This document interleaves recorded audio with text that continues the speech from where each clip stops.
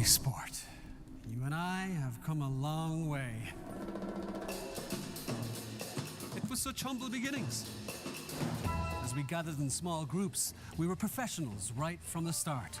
Passionate, organized, and ready to rumble.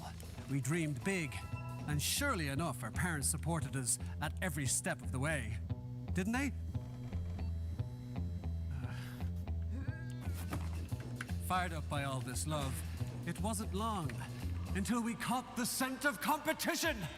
To be honest with you, it wasn't always that easy. Joe here, he had to take on 2 side jobs to afford playing professionally. It's gonna get better, Joe. Some of you dared to not even call this a sport. And look where we are today. An endless stream of esports events every year. Bet you didn't see that coming, Mom and Dad. And you know what? We have been with you every single step of the way.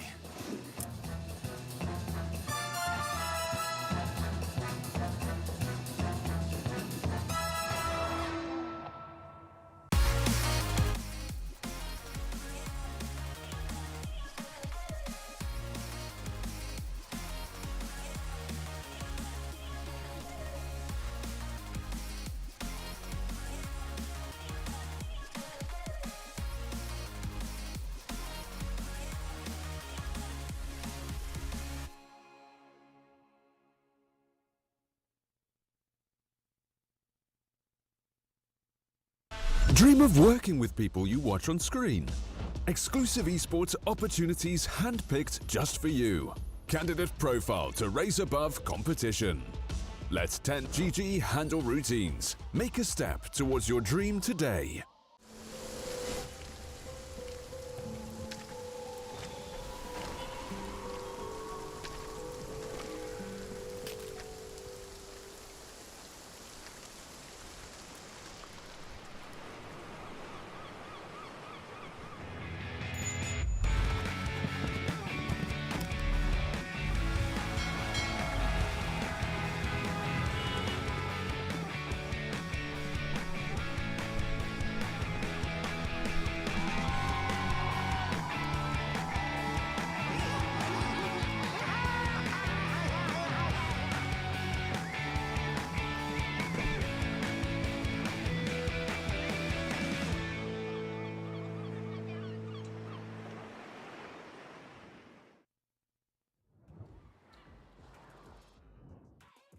The last best of 3 ended up in a 2-0, so we had an hour-long break here at the Pinnacle Cup Melt of Ice. But now, after that time is out, we're going to be hopping into the second best of 3 of the day. It's going to be Moneymakers versus OG. I'm Harry Freak, and I'm going to be bringing you the Dota action of this best of 3 series here at the Pinnacle Cup. Of course, let's just remind ourselves what matches we have today. We still have 4 best of 3 days, so a lot Dota to watch. Navi did beat the Ancient Tribe 2-0. Now we're going to be watching Moneymakers versus OG, but later on, Blue Scale will be taking over the cast, and he's going to be going into Alliance versus Hellraisers, and ending the day with Into the Breach versus Quest Esports. But we should focus now on Moneymakers OG, so we're going to be looking how Moneymakers went through the bracket to get towards OG, to get towards the big guys who they're going to be fighting right now in the third round. Directly invited team OG Moneymakers, they beat Mega Creep Gaming, then they beat Betrayed yesterday. Both of those were easy 2-0s for them yesterday. They did win $1,000 today. If they want to continue making money, as is in their name, they're going to have to beat OG.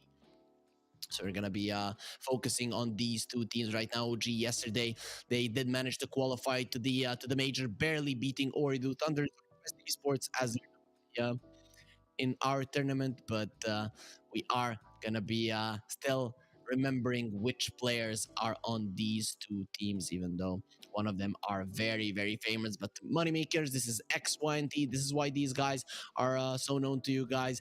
These guys know what's up. Lucas, Yegor, Vierch, Bignam, and FN are not to be underestimated, though, when on the other side, there are 5 gods of Dota: Yoragi, BZM, DM, Taiga, and Chu. Then it means it's not going to be an easy path forward.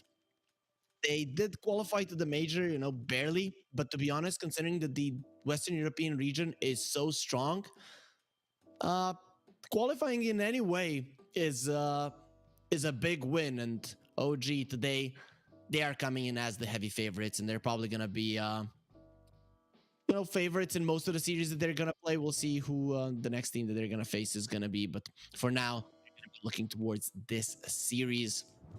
And it's gonna be interesting. I don't know how teams are gonna draft moneymakers.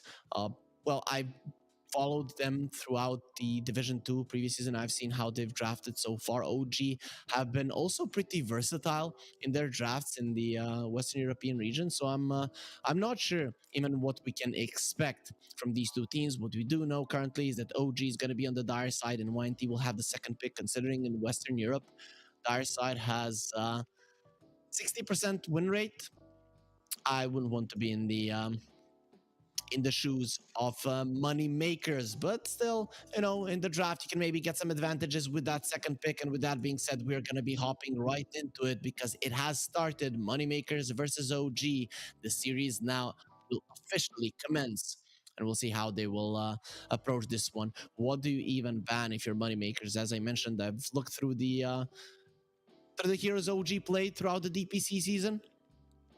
Considering they barely made it to the major, you could say, oh, they weren't that successful throughout the season. But to be honest, they still played some good games against some of the best teams in the region as well, and qualified. And the drafts were all over the place. Something that I've seen has been the constant, has been the NH Prophet. I did follow some of the games myself, but obviously so much Dota to follow and cast, and we have to get fresh air sometimes, and that's exactly what we're given to our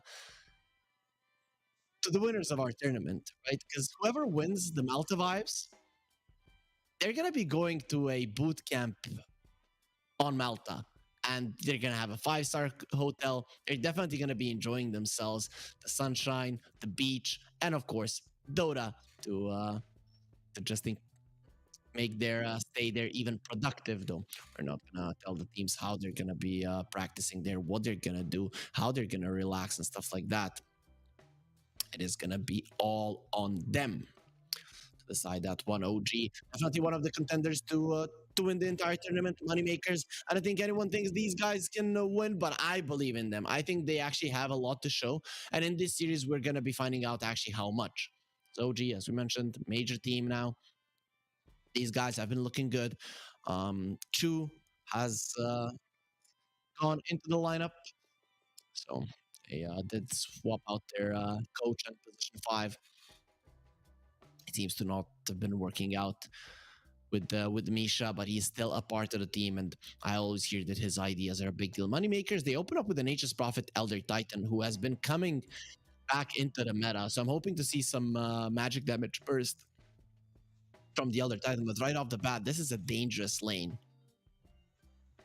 OG, they do have a Rubik, but when you have a guy with 110 damage coming to smack you in the face, in the laning phase, that Fate Bolt isn't gonna help all that much. You're still gonna be feeling the pain. And Nature's Prophet is no pushover either when it comes to physical damage. Might start with the Blightstone that we're seeing more and more Nature's Prophets actually stay away from that as a starting item, though it used to be pretty much a staple for the starting items of the Nature's Prophet.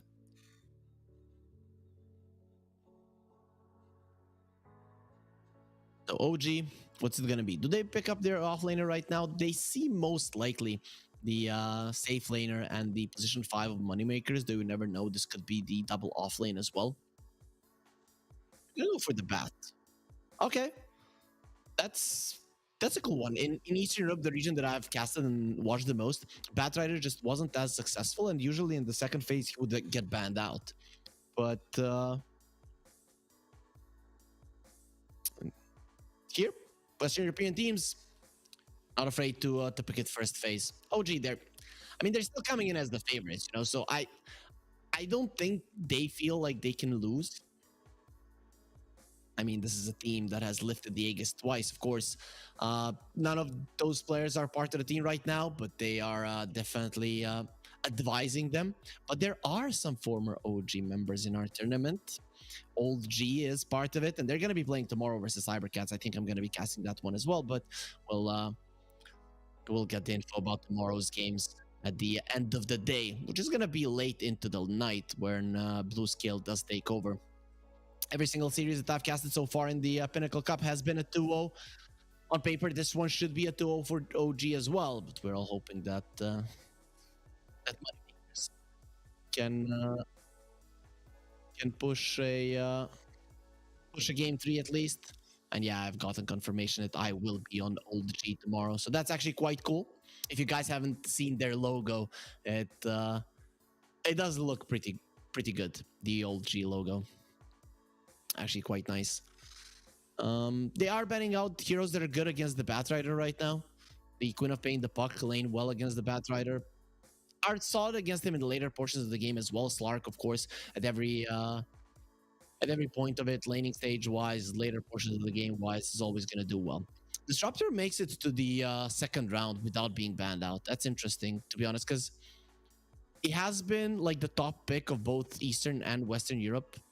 Moneymakers, of course, they weren't part of Division 1. They're going to be starting Division 2 in Eastern Europe is starting today. So I don't know when they're going to be making their debut there, but that doesn't really make much of a difference here for us till Disruptor. Quite interesting he makes it this far. In the last series, it was banned out in the first phase both times. So OG, whenever I see a Disruptor, I feel like people want to punish him. The problem here is that Disruptor and the other Titan can both lane on the safe lane and the off lane, so you don't know what you're going to be laning against it. I've even seen the Tide Hunter that is on paper should be considered countered by the Disruptor, but I've seen people just pick up a Tide just to be able to run down the Disruptor in the lane. You gush him, he's so slow, he's pretty much can't do anything to you and he dies. But I'm not sure if OG are gonna be taking that route. Oh, yesterday, what did OG play? They did play a Batrider yesterday. They're gonna go for the Tiny.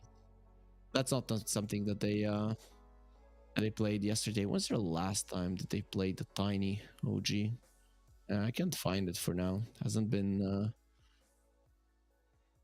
there for long. Taiga is a good Tiny player for sure. I'm guessing this is gonna be a BZM Batrider. I doubt DM would want to take that one. It is usually BZM that does take that one. It's gonna be a Tiny that puts Chu on the Rubik.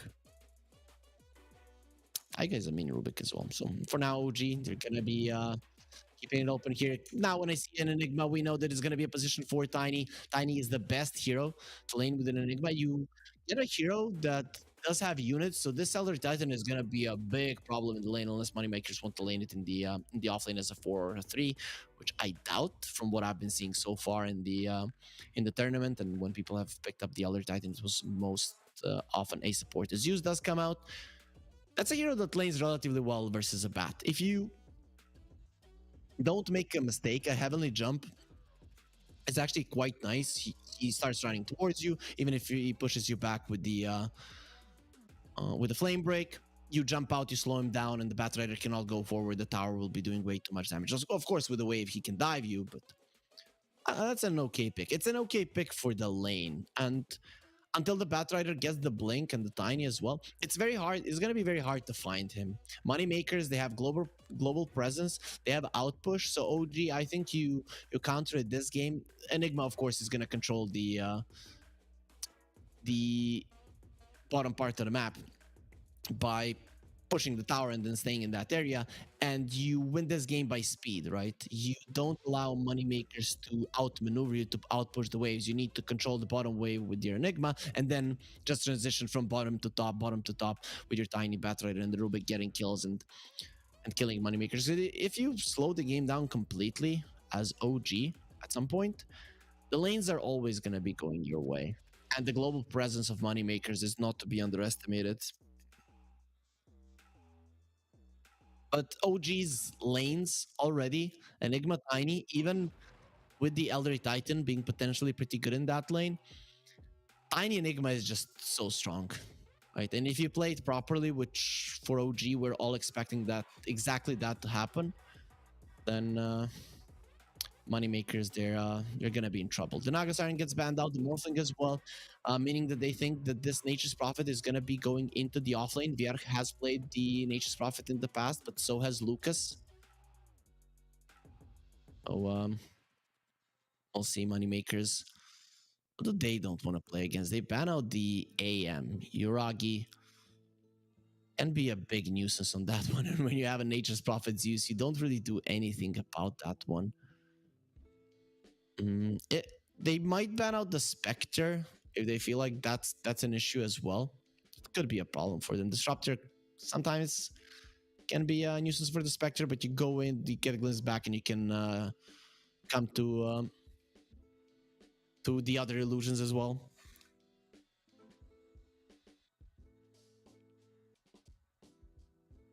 And the thing is with OG, when you have a Batrider, if the Batrider is having a good game, you don't really need an early game damage there. They ban out the Lifestealer. Okay. Interesting one. I guess if he's not inside of the Static Storm, he just eats up everybody. You're so much reliant on magical damage. It could be dangerous to let it through. So OG, what's it gonna be? So a lot of their heroes have been banned out. Naga, Anti-Mage. Though Uragi does have a big hero pool. Morphling is also banned out. A lot of these heroes is what they have played recently, but they're gonna go for a TA. Now I think you don't lane the Nature's Prophet versus a TA. That's the side blades just crush you. And when we look at moneymakers, other than the Zeus, you don't really have over time many ways to remove the TA refractions. Zeus isn't that great because we never use a spell and you're close because of once you get the shard, you're gonna get 2 refraction charges down. This is the best course of action might be to just crush her in the lane. You're gonna go for a Lycan. That's okay.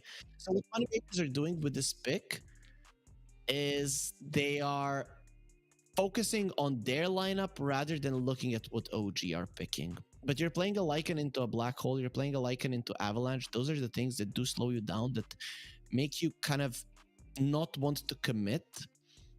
Good thing for Moneymaker's lineup is that it's fast. It pushes towers. Even when you're losing, you have a lot of map presence. It's even more outpush potential. But I feel like with a TA, the timings of OG are pretty apparent. And considering whenever I see a TA in a better team, now especially on the Dire side, I just can't help but go for that team. The timing's very easy to hit. You're the Dire side, you are better to control the Roche. The enemy team doesn't really have all that much armor. Your laning phase is gonna be pretty solid. OG could win all 3 lanes actually. I guess Slayer can change the Enigma lane maybe, but they're always gonna have the play. But that's a problem for sure. And I'm just gonna be watching which games we have today until we get a chance to hop into game number 1 of OG versus Moneymakers. And the game has started, so we should be going in just a couple. Oh, actually, there's a pause, so I can still wait for that one and don't have to jump into the game just yet. See what's happening there. Lucas is disconnected. It seems that some Eastern European players today are having some issues. So before we do hop into the game, you can enjoy the beautiful face of our casters. And guys, don't forget to follow the channel, this Pinnacle Dota channel. It is new, and you want to know when the games are going to be happening. Also, follow us on social media, Pinnacle Esports, and the casters as well, and you will get the info who is playing and when from us, and of course from the social media team of Pinnacle. That being said, It seems like everybody on Moneymakers is ready. They're gonna ask OG to go, and the thumbs up will be given. And with that thumbs up, we're gonna be jumping into the game right now. And let's see. In my mind, YNT, sorry, Moneymakers, they are X YNT, still haven't changed their logo there in the game. They're coming in as the heavy underdogs, right? I don't see their draft as being better than OG, so I don't really see them winning this one. Don't have much faith in it, but I can see how they want to play their game. Fast, outpush side lanes, try not to fight around the mid lane too much, get pickoffs on the side lanes, make the game fast in terms of switching from one side of the map to another, and never allow OG to hit their timings properly. Easy, in theory, in execution, not as easy for sure. OG, on the other hand, they want stable lanes to come out of them fairly strong, get some stacks for the Batrider, get his items early, and be able to go for kills between the Tiny Bat and the Rubik. With every kill you get on Moneymakers, you slow down their aggression that they want to have around the map, and then once you start hitting timings on utility items in the Enigma and the TA, Roche, then you just try to force fights, constantly force fights, and Moneymakers, it's going to be hard for them to always be together because that's not what they want to do. So we'll see what's going to happen in this one. Our OG gonna be able to deal with the split push potential of their enemies, and our Moneymakers gonna fight OG in this one. Mid lane Bat versus the Zeus. Zeus should not die here. There is a chance you die as Zeus if you use the Heavenly Jump, and the Flame Break has actually if Flame Break comes out, you use the Heavenly Jump and it pushes you back, so it stops your Heavenly Jump. That is how you can die. So you really need to mess up actually, because the Flame Break needs to be used beforehand, because it's not gonna get on top of you. The Heavenly Jump is pretty fast, so we'll see if that does happen. Top lane, we all know that the TA early levels not the strongest, so until you get more points in the refractions and at least 1 point in side blades, the aggression from Moneymakers is probably going to be coming out. So let's see, this early 2-3 minutes, Moneymakers are probably going to try to get the advantage on both of the side lanes. And we're seeing already the Elder Titan does have 3 CS, so he's making sure that DM's Eidolons are food for him. But it is an Enigma lane, tiny lane, so you're always going to be in the enemy tower, meaning the DM shouldn't be shut down. Mid lane, Batrider versus the Zeus. Overall should be a farm trade. Zeus has better damage, but that's not really showing the real picture because you always have the Sticky Napalm to farm with. Of course, Sticky Napalm's mana has been increased lately, and it's not the easiest to manage that one. So we'll see how easy he deals with that. Yuragi is taking a beating. He did go for refraction early on. He's gonna have to use it right now to live. Very far is at the ready, but this is not a start that he was hoping for. So Moneymakers, they're really applying pressure here to Yuragi. That Lycan pick, Vierg, he did feel confident that he can crush this TA lane, and for now, he is showing the strength of the hero. Enigma, on the other hand, will be fine. 7 CS on DM. Of course, some of those might be treants. Again, it's doesn't matter. It's still gold. Not as much as you would want, but money is money. And speaking of which, guys, yes, OG are the favorites here, but maybe if you believe in Moneymakers, or even if you believe in OG, doesn't matter. You can head on over to pinnacle.gg. We have a special promo code ready for you during the duration of this tournament, Cup 23. You use that one and you can double your first deposit for up to $100. Of course, the terms and conditions do apply. So if you're younger than 18, this will not work for you. But of course, we do encourage everybody to bet responsibly and not give away more money than you can spare. And also we have something else ready for you guys. It's not only the promo code. We have a special jersey, and it looks awesome, being prepared for this tournament, Malta vibes. And the way that you entered the giveaway, yes, we are giving those away. A couple of those will be given away throughout the tournament. just beforehand, we need to see if Chu will be surviving this one. The Wolves are hungry, but under the tower, he has enough armor to survive. That's what we're hoping for our jersey to give armor to you guys. So the way that you enter the giveaway, go to Pinnacle Esports Twitter, follow the Twitter account. Also, make sure that you retweet the pinned tweet. You're gonna see it explaining all of the things that I'm explaining right now. Write a comment on the tweet, which is your favorite team of the tournament, and you're gonna make yourself liable to win one of the jerseys. Then just continue following us on social media, and you will find out if you are one of the lucky winners throughout this tournament here. Throughout the Pinnacle Cup, and it will be lasting until the 8th of April when the grand finals, the best of 5 grand finals, will be played. And whoever wins that one, only that series, will get $16,000, $25,000 for anyone that was instantly in the tournament, and 24,000 is going to be the most that the teams that have entered the round 3 can win.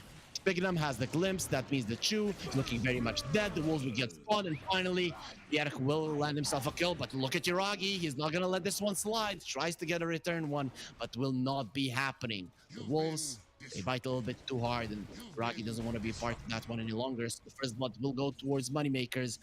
Their laning stage has started off very, very well. Not only are they doing well in CS across the board, but also their Elder Titan on the bottom lane is taking a ton of farm. Some of those are pulls, some of those are Eidolons, so it's going to be quite happy with that one.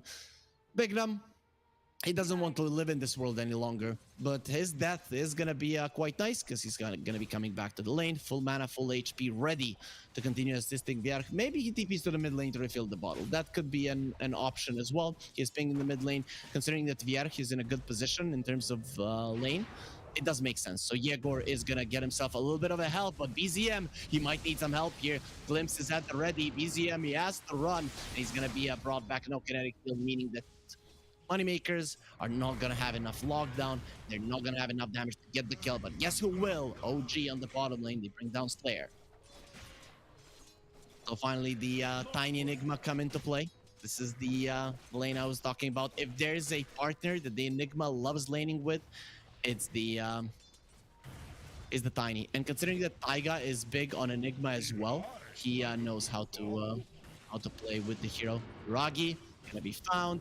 Does have the refraction charges keeping him alive. The Wolves, yep, not gonna be able to finish him off, and he does live through all of this, but he's continuing to struggle.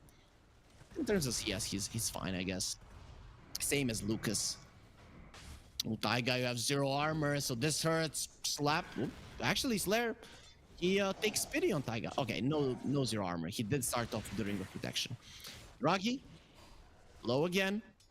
Bignum, no mana, so no glimpse will be coming out. Fairy Fire was at the ready, so with all of the resources missing on Moneymakers, no chances for a kill. OG starting to get a little bit better in terms of CS, but we'll see how that's going to affect the net worth as we switch to it now. In the coming minutes, the first power rune does go towards the Batrider.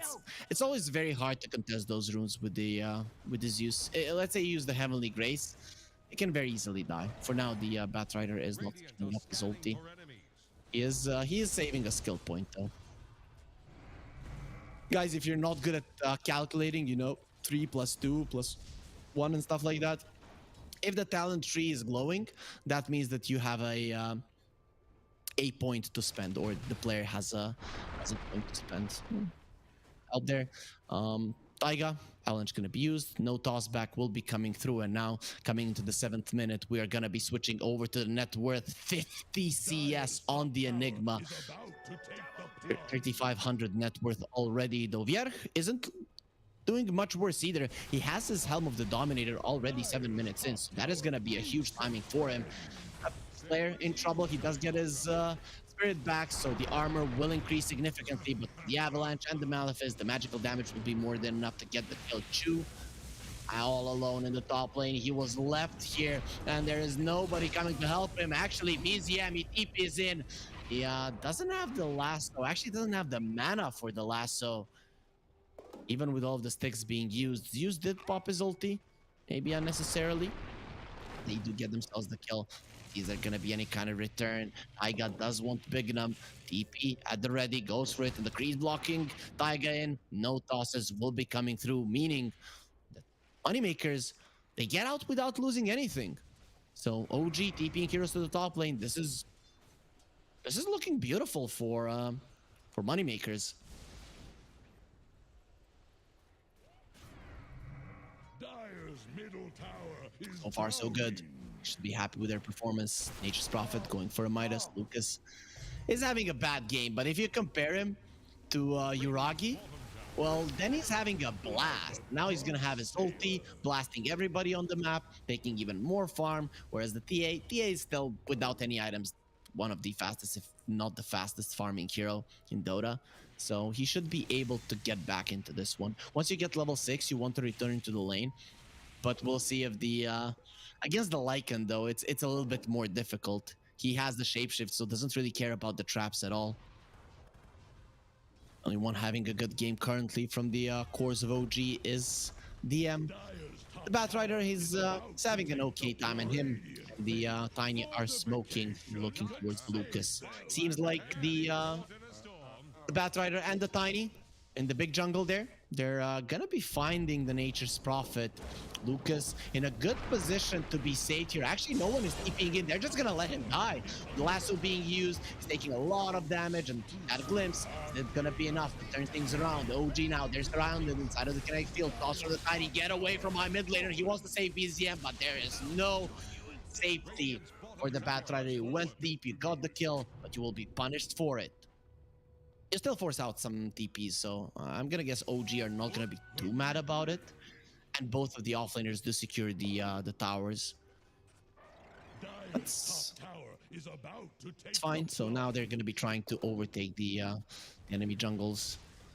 You know, how effective they are at that one. Thing is, EA, she cannot contribute right now, and the Nature's Prophet, he's contributing to a push. Where is OG? Where are OG heroes to help with this one? Well, they're nowhere to be found. Their Enigma is the only strong guy on the map, and he doesn't really want to connect here. So with the Lycan coming over, the mid lane tower is gone. This is going to be hindering the ability of OG to go for the Roche. And for a TAA lineup, that is very much important. And stealing Roche with the Lycan, Nature's Prophet, not impossible. Moneymakers, they came to play today. Major team, easy for them. For now, of course. This is only 10 minutes in the game. The gold lead, it's not there. It's still a little bit in favor of OG, but the farm distribution, moneymakers are definitely happy how it's going. Black hole gonna be used in the bottom lane. That's the first one. The light will disappear from the eyes of Slayer. It seems like he tries to put people to sleep. Not gonna be happening.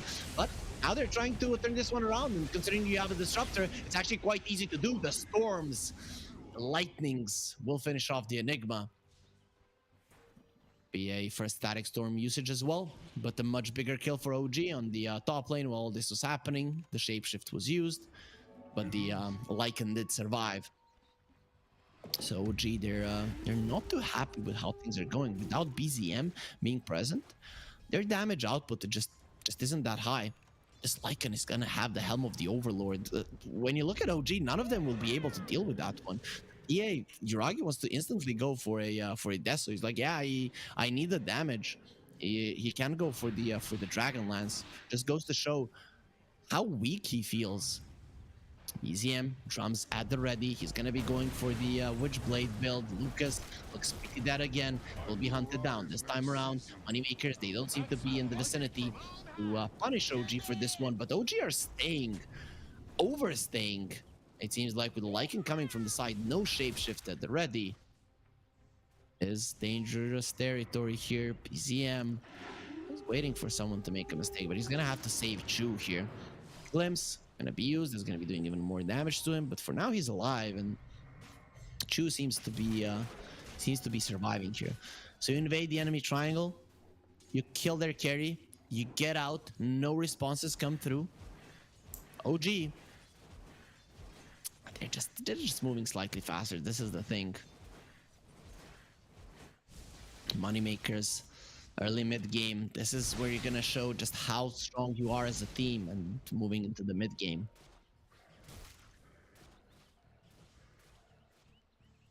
And they hold their own versus their opponents. Once there's a Helm of the Overlord, I don't see why they wouldn't go full-on aggression. A smoke will be used. Moneymakers have a regen on the Zeus. It's time to go forward. Kaya at the ready as well. So his damage output, it is not to be underestimated. 4 points in both his first and second spell. Are you going to be finding anyone? DM, very smart move away. Does have a Midas. So we have one Midas on each side, one on the Enigma. Oh, he went for a blink. Usually I want to see one defensive item on the Enigma before the blink BKB, but he's going straight into this kind of a build, and we'll see if it does work out. OG, their supports coming over, and yeah, well, the Disruptor doesn't look like he's going to be surviving this one, not even close. The blink of the Enigma gets revealed. It's going to be a nice kill. Taiga is also approaching his blink, like 700 gold away, so 1 or 2 kills, maybe a tower. Gonna be getting there. OG going for a smoke. Very fast move towards the mid lane. They would love to open up the enemy's map to be able to have a bit more of an access towards Roche Pit, or take away access to Roche for moneymakers. Getting the top part of the map again into their control also doesn't seem like a bad deal, but the smoke from OG for now isn't going to be landing them any kills unless Yegor. No, don't stay on the death camp. They're also going to see the courier coming over. Okay, he's not going to do it. Smart move. That is the camp where carries usually die. Yegor are going to be one stolen glimpse. Yeah, they saw him there having a ward behind, and we'll get the kill. Stolen glimpse from Chu. This changes that one. He was out. Right now he's going to be looking at his disruptor. How did you give him the glimpse? Why did you give him the glimpse? Taiga. Well, at least that glimpse will be used on the other side as well, landing 1 kill for moneymakers. So they're not gonna let their buddy die for nothing. Now we're trying to get the wards down. OG are ready here. They're gonna fight to protect this one, and Slayer, I don't know if you can get out. Glimpse will come out. He's not that close to OG, and the kinetic field keeping BZM away. With the Ancient Black Dragon, that's too much of a bite for OG, so they'll keep themselves away. While this is happening, we all know those Midas players, they're on the bottom lane, just making sure that they get the gold, and we can see the Dota Plus actually does favor moneymakers. So they think that this Rog ETA isn't going to be able to do much, but look at how he's climbing through the ranks, just getting more and more gold towards himself and looking to get to that #1 spot. Or at least be higher than the enemies. His Enigma does look out of reach for now. Does have the Deso, so one good fight for OG close to the Roche Pit, and the Roche is dead. DM Enigma rotating as well. Does have the blink, no BKB just yet. See if he can maybe use a good one. Stomp being used, he's under the trap, but it doesn't look like OG want to be diving.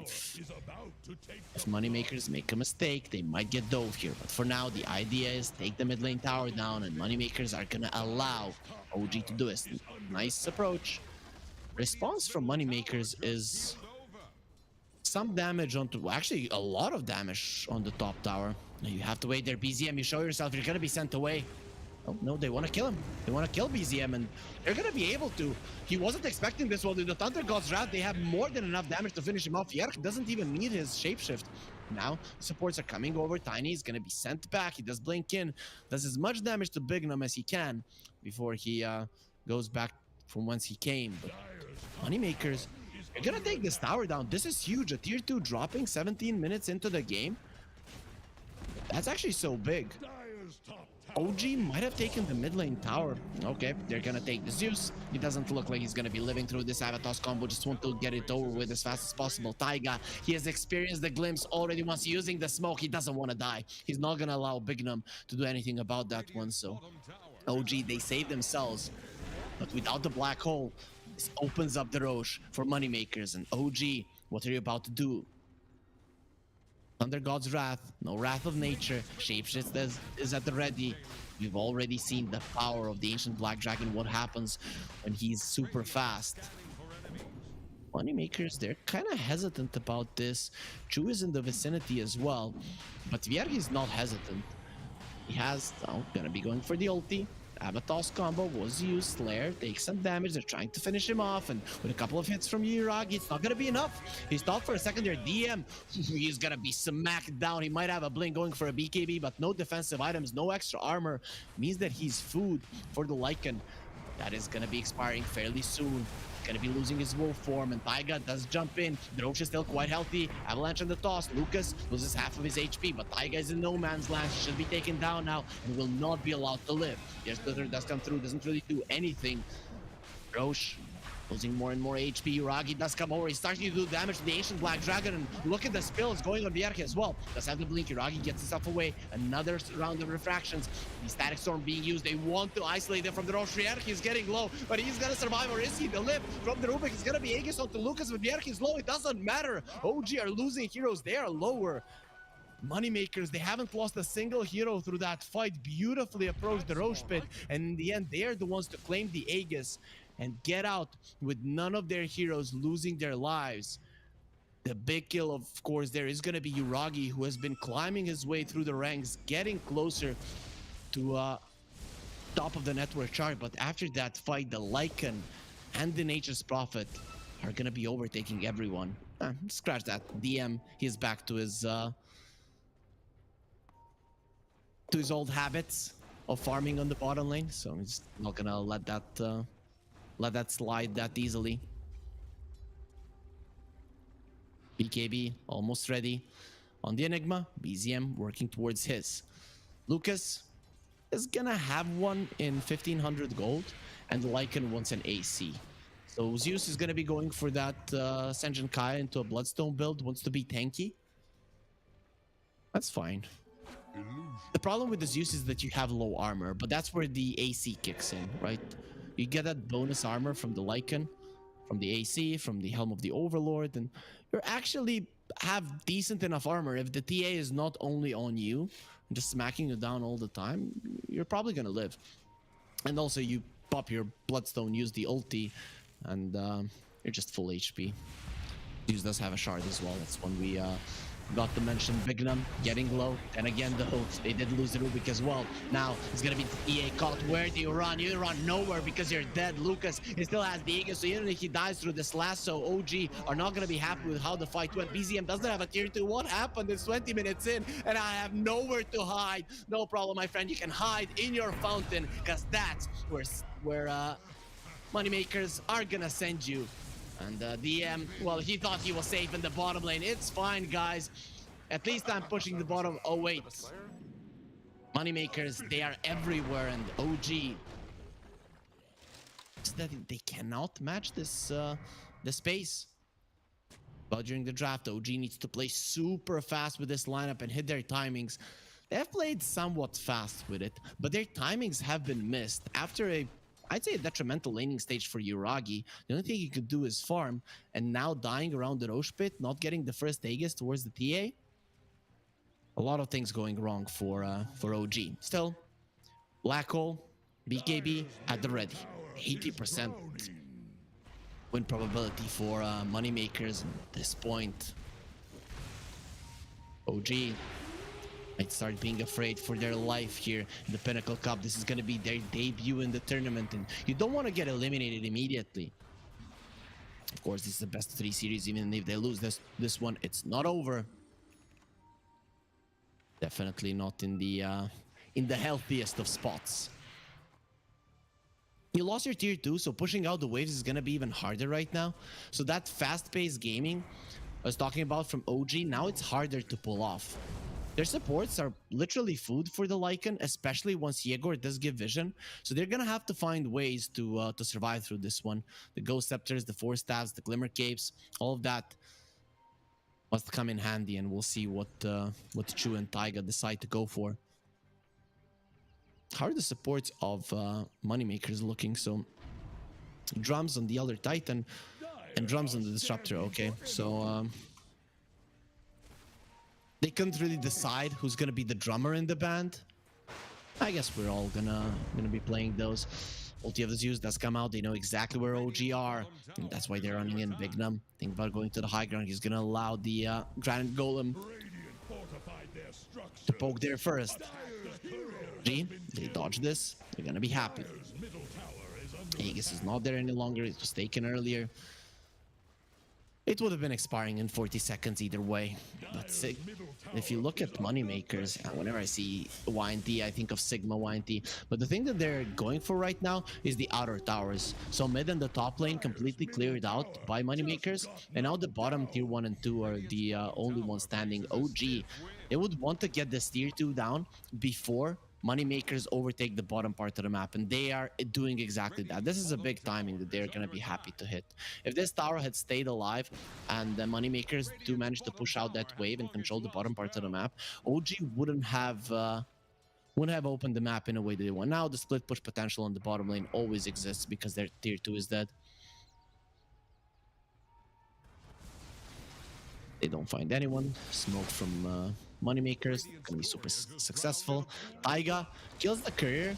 Now he's trying to TP out. He is gonna be found, but the Zeus just wasn't in place to connect with the lightning bolt. It was close, but the Tiny does live. It's nicely played from him. Gets the courier, gets a little bit of attention, a little bit of space. We still cannot write off OG. They're only 1k gold behind. It's not easy for them to find the fight, but you can always rely on the BKB black hole. That there is absolutely no way to cancel that one out, unless let's say Vier gets a abyssal blade and DM messes up and doesn't use the black hole on himself. Glimpse was used on the TA. Okay, you're a little bit out of position right now. So OG, they are coming over. Slayer, he is probably gonna die. Actually, no trap usage there. Probably should give that one to his teammates. The BKB black hole will be used in the back lines. The BZM is already dead. They're trying to finish off Vierk and Bignum. Vierk, he is caught in the cage. The doggy cannot escape. Now let's see, the DA standing his ground against the Nature's Prophet Avalanche. This is gonna be good enough. No refraction charges, and the Taiga is left alone in this world. He is gone. Lucas will get a triple, and OG, even after the reveal of the BKB black hole, they drop all of their heroes and will not be able to win this fight with 2 cores from Moneymakers surviving. I think BZM. Okay, we're gonna be seeing me. The idea here was to go for the replay, but I guess that for now it is gonna be me on the screen. So we'll be coming back. You know, production. They love me. That's the case. They didn't want to show you guys the. Yeah, they didn't want to show you the replay because they know that beauty is the most important thing. That's why they showed me, guys. If you didn't understand, I represent beauty. I'm gonna stop now anyways. 6k gold lead for moneymakers. And OG, they want to win this game. They should stop right now. Also, that trap not being used on Slayer and him surviving longer and then BZM going in the back. That's really crushed OG's fight, right? Imagine if BZM was alive there close to his teammates. He was like, I'm gonna create space here, not allow anybody to connect. Maybe he was thinking that he's gonna be able to catch the Zeus. That could have been the idea, right? Not allow the Zeus to get close, and with that prevent the immense amount of damage that he can output. But it didn't work out. So we can see the replay of that fight right now. How it went. This is pretty much where BZM died. At this point, the fight was already over. A couple of things I think that are important there. Trap of the TA not being used on Slayer, and BZM just going ham, like, I'm out of here. EA usually could do good against heroes like the Lycan and the Nature's Prophet if they didn't have their units, right? Those units do allow you to burn through the refraction charges easily. Leipner on the Nature's Prophet, he's going for a Satanic, just continuing to increase the gold, and TA being such a fast farmer, but it seems like he cannot come close to Lucas in this game on Yuragi. Roche, a relatively long respawn, somewhere in the middle, two minutes approximately. So we're gonna be seeing the second Roche. That's the shard one. I have seen TAs get the shard early, right? Not wait for the second Roche. Not gonna be the case this time around for Yuragi. And we'll see what he decides to do. And he's going full on damage right now. Daedalus into MKB. That's what he wants. But Moneymakers are gonna probably start itemizing now into hexes, halberds, things like that. And then even once he gets items, it's going to be a problem. He needs to deal with those creeps because there could be a glimpse coming through. He doesn't have his BKB any longer. He has been found by the Zeus. The God of Thunder knows where you are, but Chewy has the ability to move his teammate away. Where's the vision? They don't have it. He gets himself to the high ground. The TP away. Uragi will get sleeping on the job. That's not something that's gonna be allowed. He feels like he's already on Malta, enjoying the beach. But you're gonna first have to get there, and going through moneymakers seems to be harder than what OG had expected. Double damage. TM.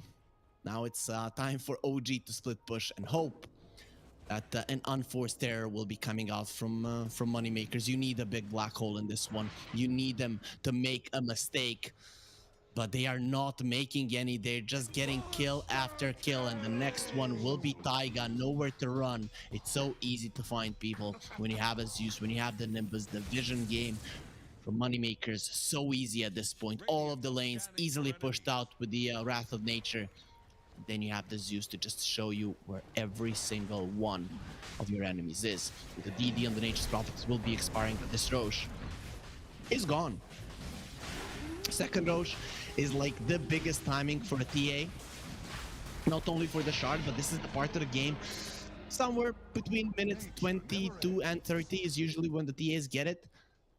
And that is a time where you increase your lead to heights that your enemies just cannot come back from, right? And, well, not only are they not increasing their lead, but they're losing, and now the enemies have a double life plus the shard. Not sure who got that one. I guess maybe they gave it to the Lycan. Yep, so there's gonna be a wolf spawning on a random lane every single time. I thought always that that's like just extra gold for the enemy, but the wolf does farm himself, so it's gonna be even more lane push. OG are gonna have to find a way to deal with. They haven't been dealing with it well. Enigma is pushing the bottom lane. Zeus already at the ready. He can join his team with the ulti, with the Nimbus, and he might not have the boots of travel, but he's thinking about buying them in the near future. BZM has the BKB. Gleipnir will connect. He doesn't want to use it. Being a little bit greedy here. That could cost him his life, but for now he's alive. Going over TA Traps. Blink away. DP out. Stomp. No way. No way. And he's just gonna die there. Slayer always on point. Will not be allowing the cores of OG to leave a battle with their lives intact, and win probability for moneymakers over 90% right now. OG, it seems like they've exerted themselves in the past days just working towards that major slot. Static Storm onto the Rubik. Taiga tries to save his buddy. Not gonna be happening. As soon as Lucas comes over, people are gonna start dying, and the supports of OG, they don't have nearly enough armor to survive this onslaught of the cores of moneymakers, with Lucas getting a double. Now he's beyond godlike. Big heroes dead just like that. Wherever you move, wherever you show, it's so easy for moneymakers to run you down.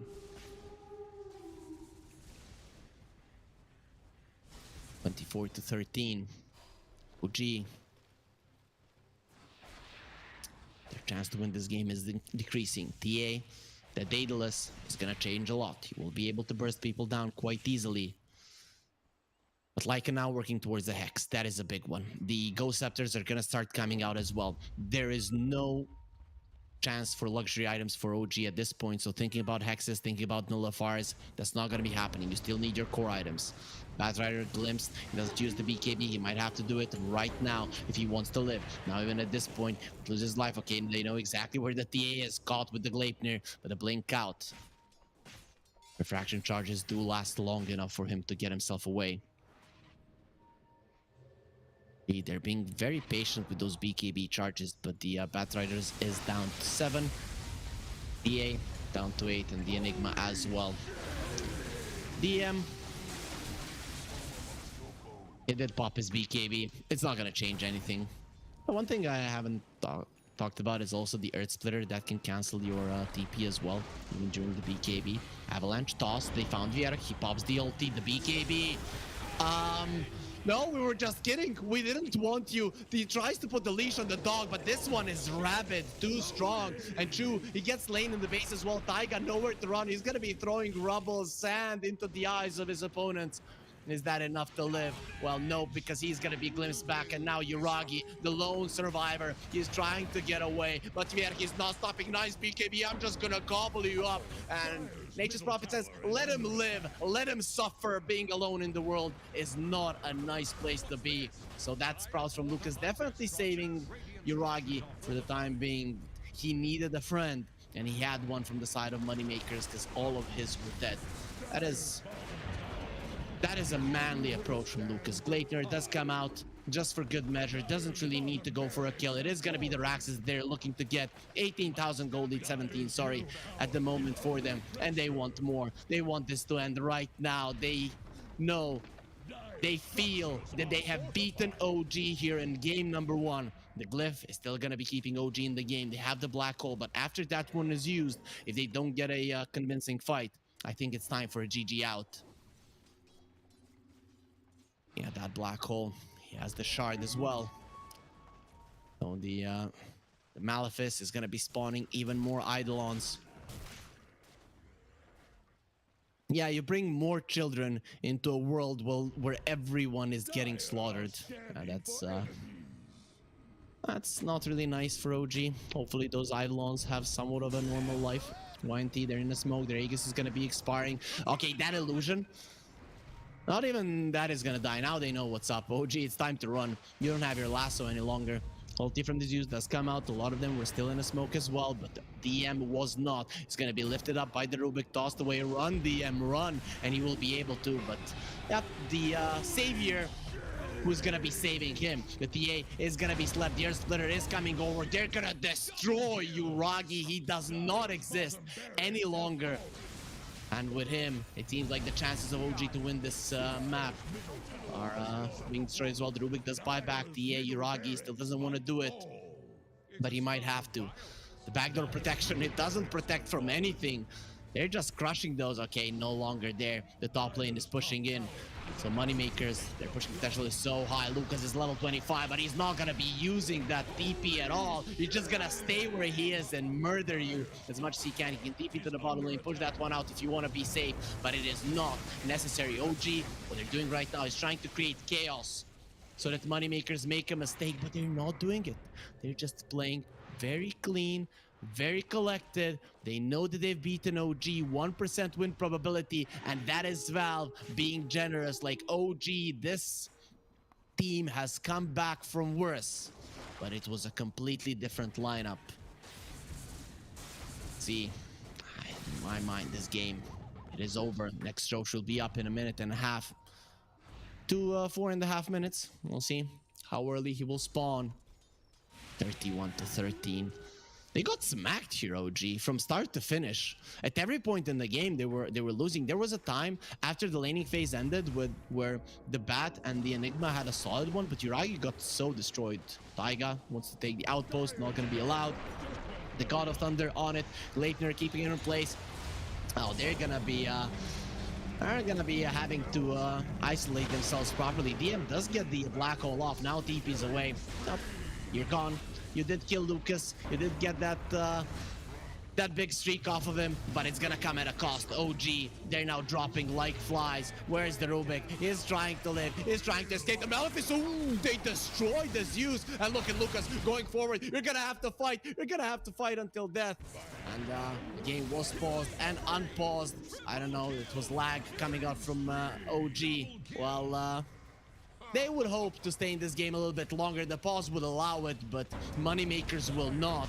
They just annihilate them. Lucas, as soon as he gets black holed and deleted, just instant buyback and comes back in the fight again. OG showed in that fight that they had the damage to kill some of the main heroes of Moneymakers, but it just was not enough. And Moneymakers, they're now leading 1-0. OG, they entered the tournament in round 3 as one of the directly invited teams, as one of the favorites to win the tournament, and now they're one game away from being eliminated, and they have to win 2 in a row.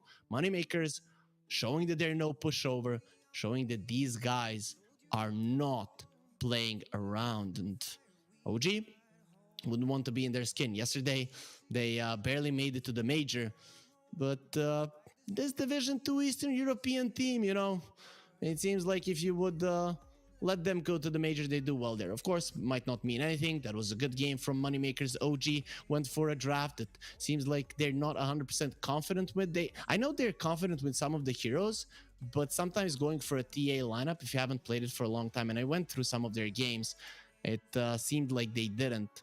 So that could be something that you're gonna have a problem with, and unfortunately for them, they're gonna be losing game number 1. But luckily for us, because when a favorite loses game number 1, that is when the series becomes interesting. And just how interesting this one is gonna be, we will find out after a short break. So stay with us. Game 2 right around the corner.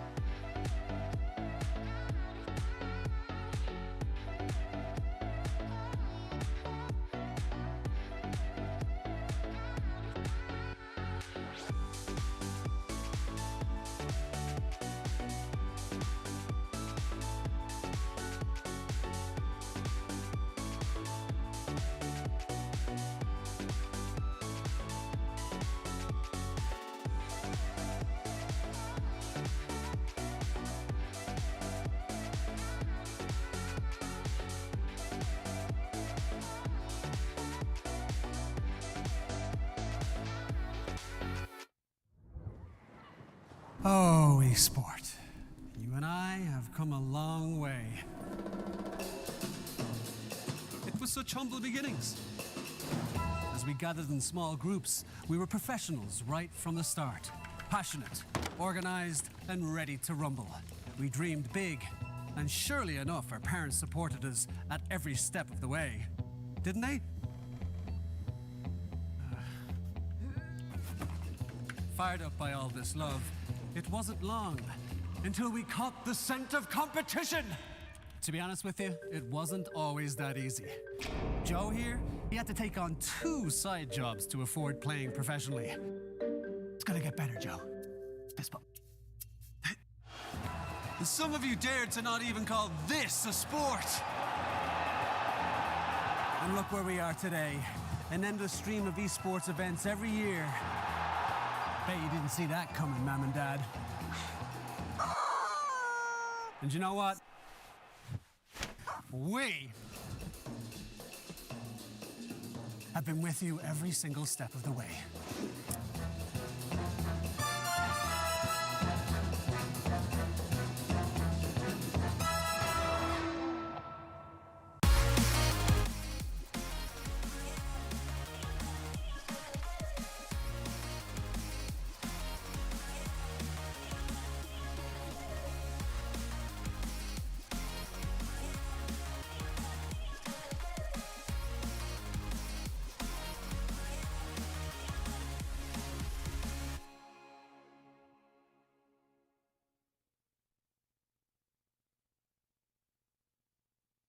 Dream of working with people you watch on screen. Exclusive esports opportunities handpicked just for you. Candidate profile to raise above competition. Let 10GG handle routines. Make a step towards your dream today.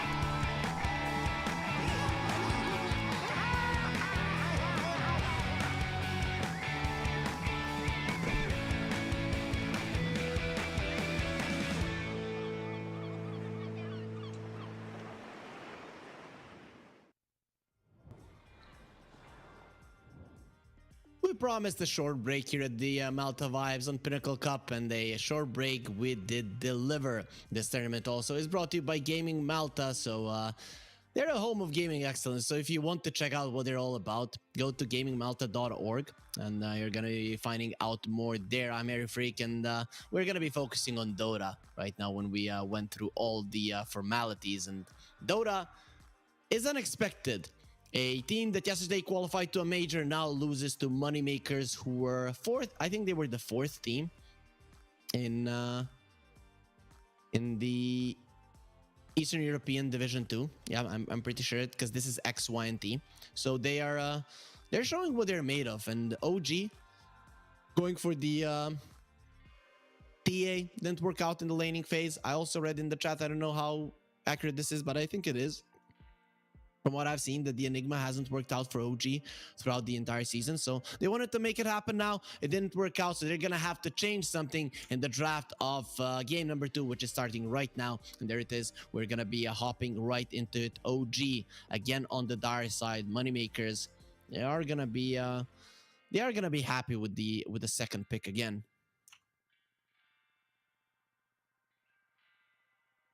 So let's see, OG, what do you change in this one? Is there any hero in the Moneymaker side that you're afraid of? Yeah, that's a big one for sure, right? Unless you're first picking it here on OG, just don't play against it. The Beastmasters, Lycans, Nature Prophets have been the staple of the Eastern European region now for a very long time, and they have utilized them perfectly. They are going to be banning out the Disruptor as well, which is like 74% in Division 1 in Eastern Europe win rate, and it is like the most picked hero. It is very popular in Western Europe as well, but you want to take as much away from Moneymakers as you can. They'll leave the Beastmaster in the pool, but they're going to be picking up an Enchantress. So right now, Moneymakers are in a pickle, because if you pick up a Beastmaster, you're probably not going to do too well throughout the game. But if you don't, then you are opening that pick for OG, right? So this is a nice opening from OG. They don't care. Moneymakers like, we're gonna take this one. You're not getting the both of those.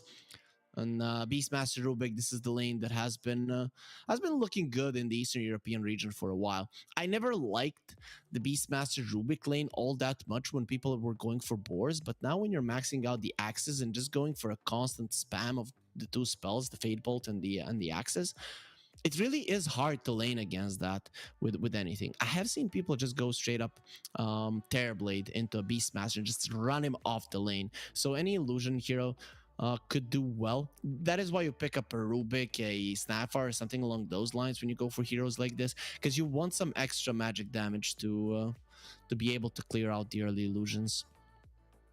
But OG, they don't have to go that route. So they know the enemy offlane, so picking up a carry, at least laning wise, wouldn't be too bad of an idea. Dragonite is in the pool if you want to go that route. That is a flex pick that is well established currently in the meta. So I'm looking at what they would want to play. Maybe later on down the line they pick up a Tidehunter, though I don't think you pick it up this early.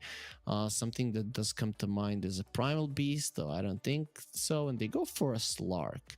Okay, this makes sense, right? Slark wouldn't do well versus the boars, but there aren't going to be that many boars. Enchantress does provide some kind of a heal. For a hero like a Slark, you want to be having some kind of extra sustain in the lane. But on the other hand, you are going to be spammed out by spells. Players don't like to be low on the Slark, so kind of mixed feelings here for the pick from OG. I'm not sure how well they're going to be able to utilize that one. I'm also looking through their picks in the DPC, and again, no Slarks. Pretty much the same story as it was with the TA. They did play something. Okay, they did play a Slark versus Game and Gladiators, and they lost in 18 minutes. So and it was versus a Beastmaster Rubik lane. They had an HN that time around, didn't have the Enchantress, but it's kind of the same thing, wouldn't you say? I don't know, my faith in OG here, it's starting to crumble. And I saw a lot of... Okay, so OG did play one TA game in the DPC. They lost in 38 minutes. That was on March the 15th. They played the TA Tiny Enigma as well. It seems like it was a mid lane TA though. That's what it looks like. Or it was a mid lane Monkey King. Doubt it. It was a Puck mid lane on the other side. So yeah, it was a mid lane TA. Yeah, they did not play a carry TA on Yuragi. That was a new thing. This is not a new thing, but didn't work out for them last time they played it. We can still look at OG as the favorites of this series somewhat, but This is looking scary for them. The Phoenix does come out. Slark is actually quite good against the Phoenix because you remove the Fire Spirits. This is interesting for Moneymakers. This has to be something that they were preparing for if they get towards the stronger teams. And they're probably like, yeah, we can knock them out right now. They would probably pull it out in the second game, even if they lost the first one. Interesting. So no Snapfire. Murana is in the pool if you want to go that route, but then you're gonna be really weak in terms of potential fighting when it comes to your supports. Anything else that comes to mind? You're not gonna be picking up an Ursa or something along those lines. This is actually quite a nice pick here. OG don't have much to work with against that one. Beastmaster also taken away, so that aura in terms of attack speed isn't there. Killing the egg isn't going to be easy whatsoever. And Moneymakers, now they have a solid amount of team fight, solid amount of damage, vision, catch, push. Everything is there. And you still don't have your mid laner and the safe laner. Phoenix can be weak in lane, but doesn't have to be weak in lane. If you're relying too much on your right clicks, the Fire Spirits are going to be hella annoying.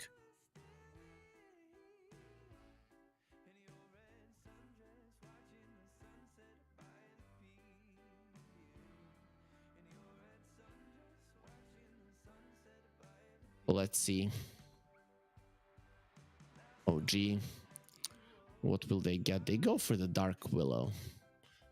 That's a Taiga special. It's a specialist hero overall. It does give you some team fight. The attack animation and attack speed of Dark Willow are okay. They did go for the Tide in the end as well. Now when I see the Phoenix, I'm not so sure about the Tide, right? Maybe use the Ravage during the egg. Just to...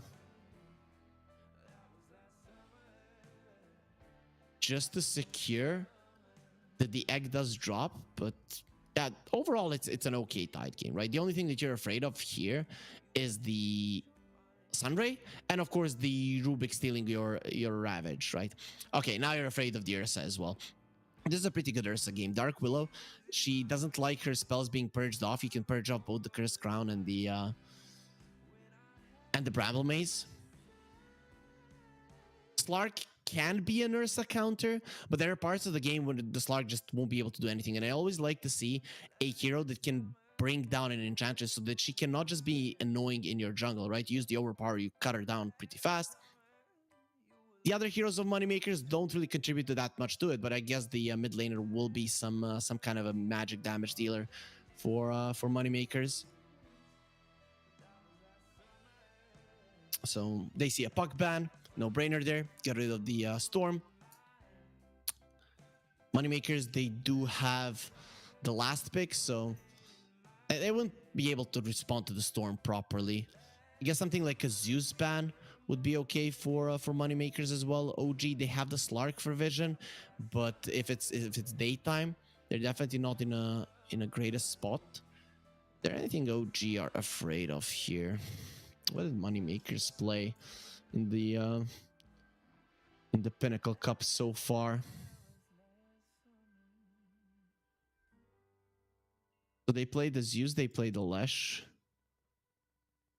they played a Puck that is banned out, and a Bat. Okay, Zeus is a good ban. I think that's pretty solid. What will BZM play? Could have been a good pick for OG. You need some magic damage if you're OG. You cannot rely only on the Dark Willow.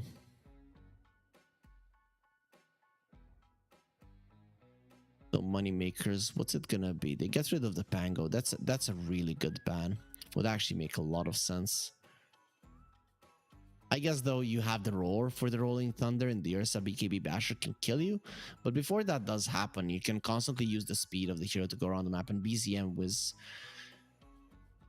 pretty good on the hero. So OG, they don't have much reserve time. Considering that the Moneymakers were given a penalty here, guys. Yeah, I forgot to mention it. They did leave their cameras turned off, so they received a penalty. It's going to be a BZM Invoker. Okay, we're up for a show. I'm hoping for a Meteor Hammer here.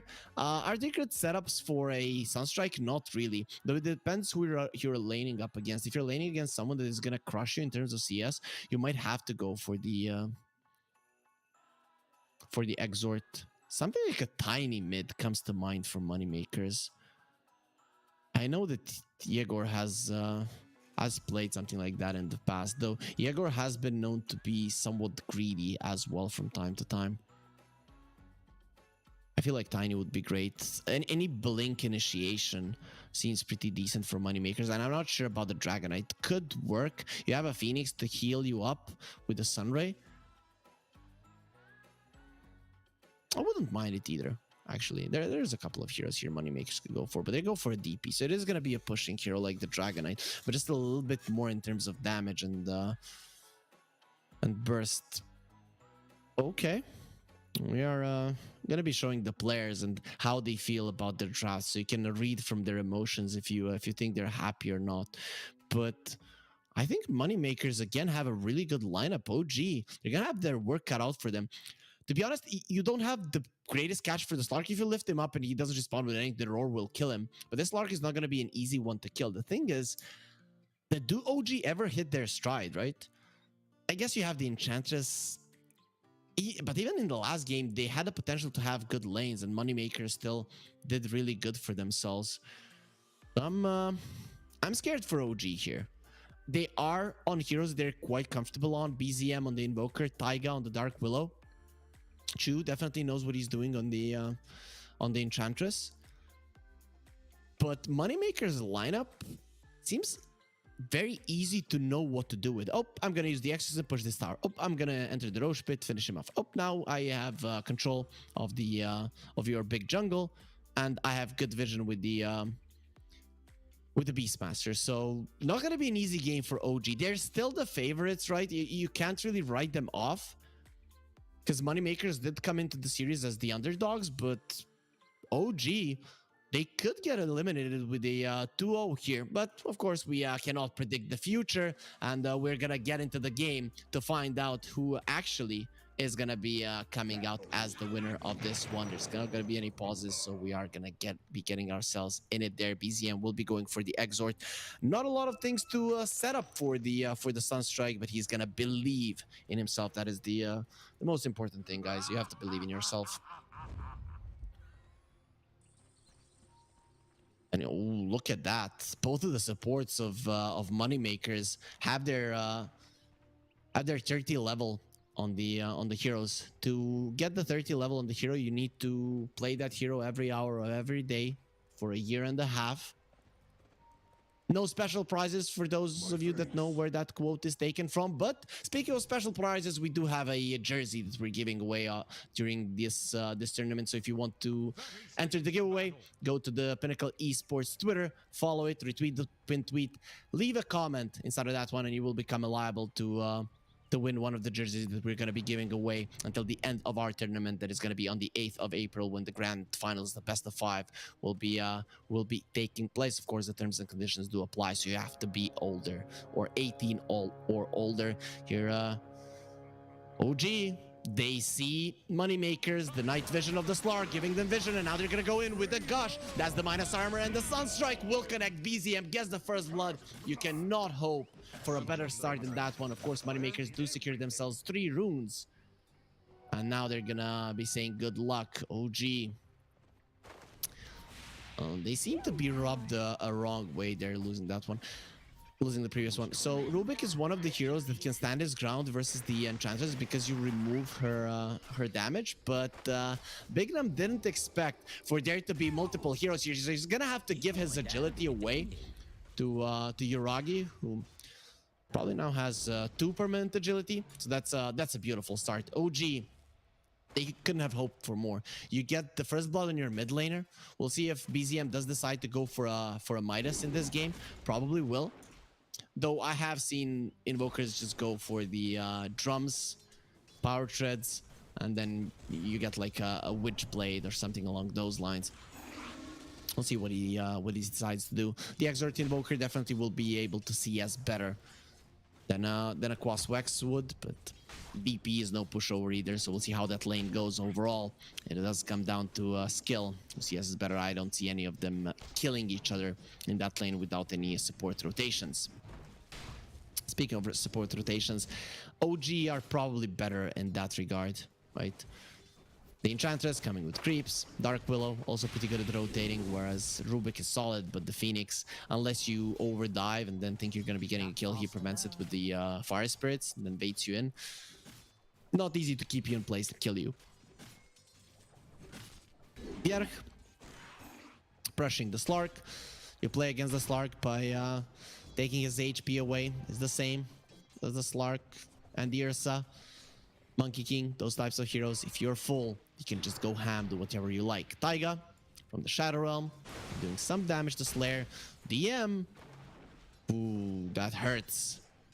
7 Fury Swipe stacks. So maybe one more would have killed him. Slayer dropping low, only 1 armor on the Phoenix. Does have a Fairy Fire, so he might just be baiting Taiga here into the arms of Lucas or into the claws of Lucas. But for now, it's not gonna come down to anything. And we can see just how much those bounty runes mean, because it's still Moneymakers having a slight net worth lead. Of course, it's literally 0 at this point, but you have 2 kills in OG, one of them being a first blood, and they don't have a... And also they're CSing quite nicely, and they're there on 0. That's because of those early bounty runes, with 3 of them going towards Moneymakers. But Yegor is going to try to be a little bit more aggressive towards the Invoker. He has to, considering the difference in damage. The Invoker is starting to get ahead. BZM, very much confident on this hero. Not a... something you want to be fighting against.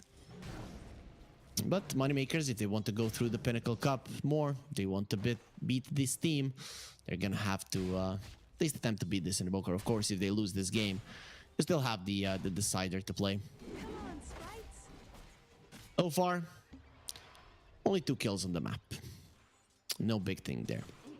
Guys, also to remind you to follow the Pinnacle Dota channel. It is quite new, so it is it's definitely gonna mean a lot to us, and of course, it will give you the info on when the games are live, and we're gonna have even more great teams here joining the tournament. OG, the first out of the 8 directly invited into round 3. They're gonna be making their appearance, not in the best way, I guess. Or sorry, actually Navi was the first one, but they did 1-2-0 quite easily.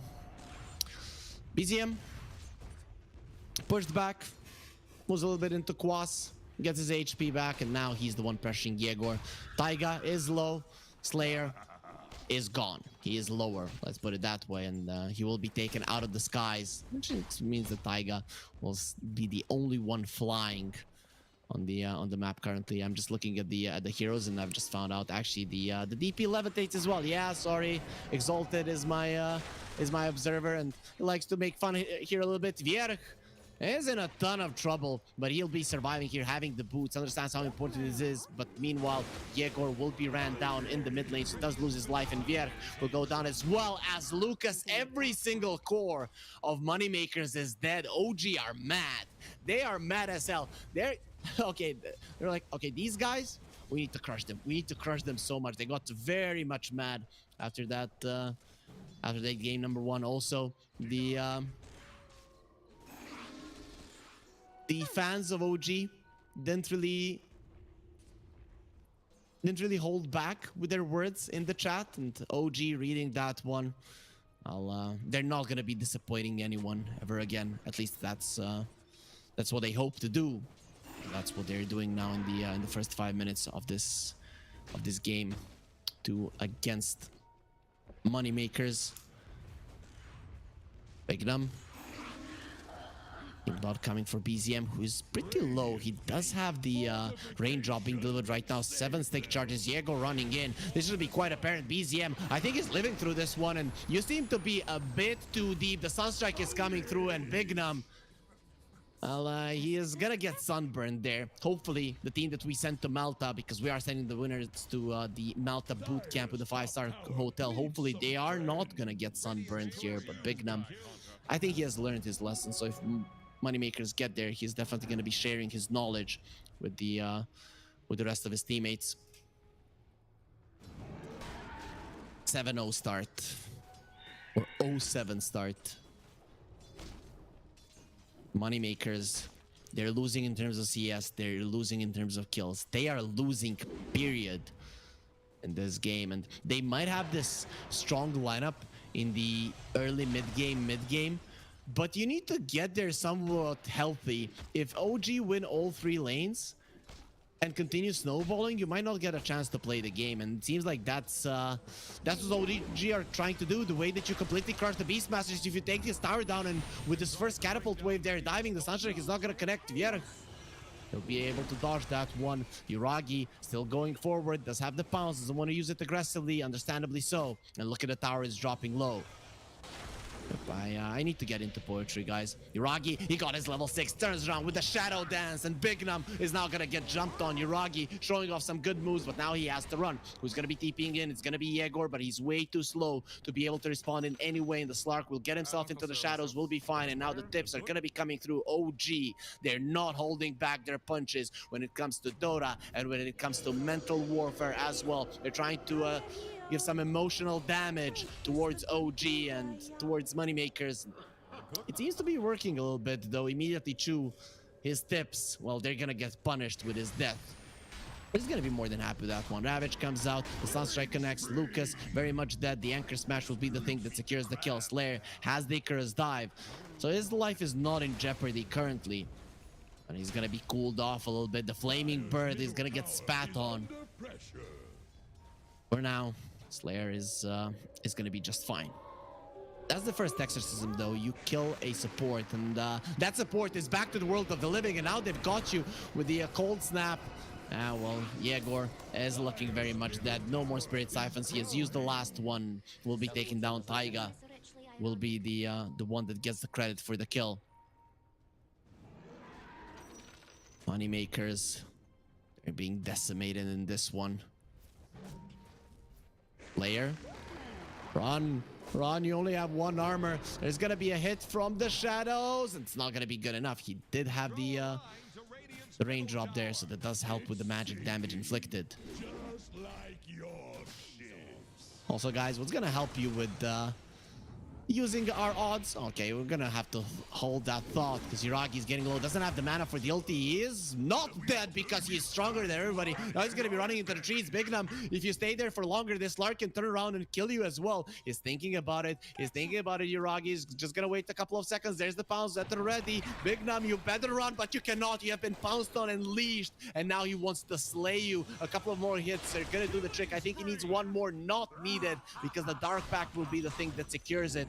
That's gonna be another one for OG, and we come back to the point, guys. You can use our live odds, and we're always gonna be helping you there with the promo code CUP23 onto the Pinnacle GG website. You can double your first investment for up to $100. So invest 100 if you're new.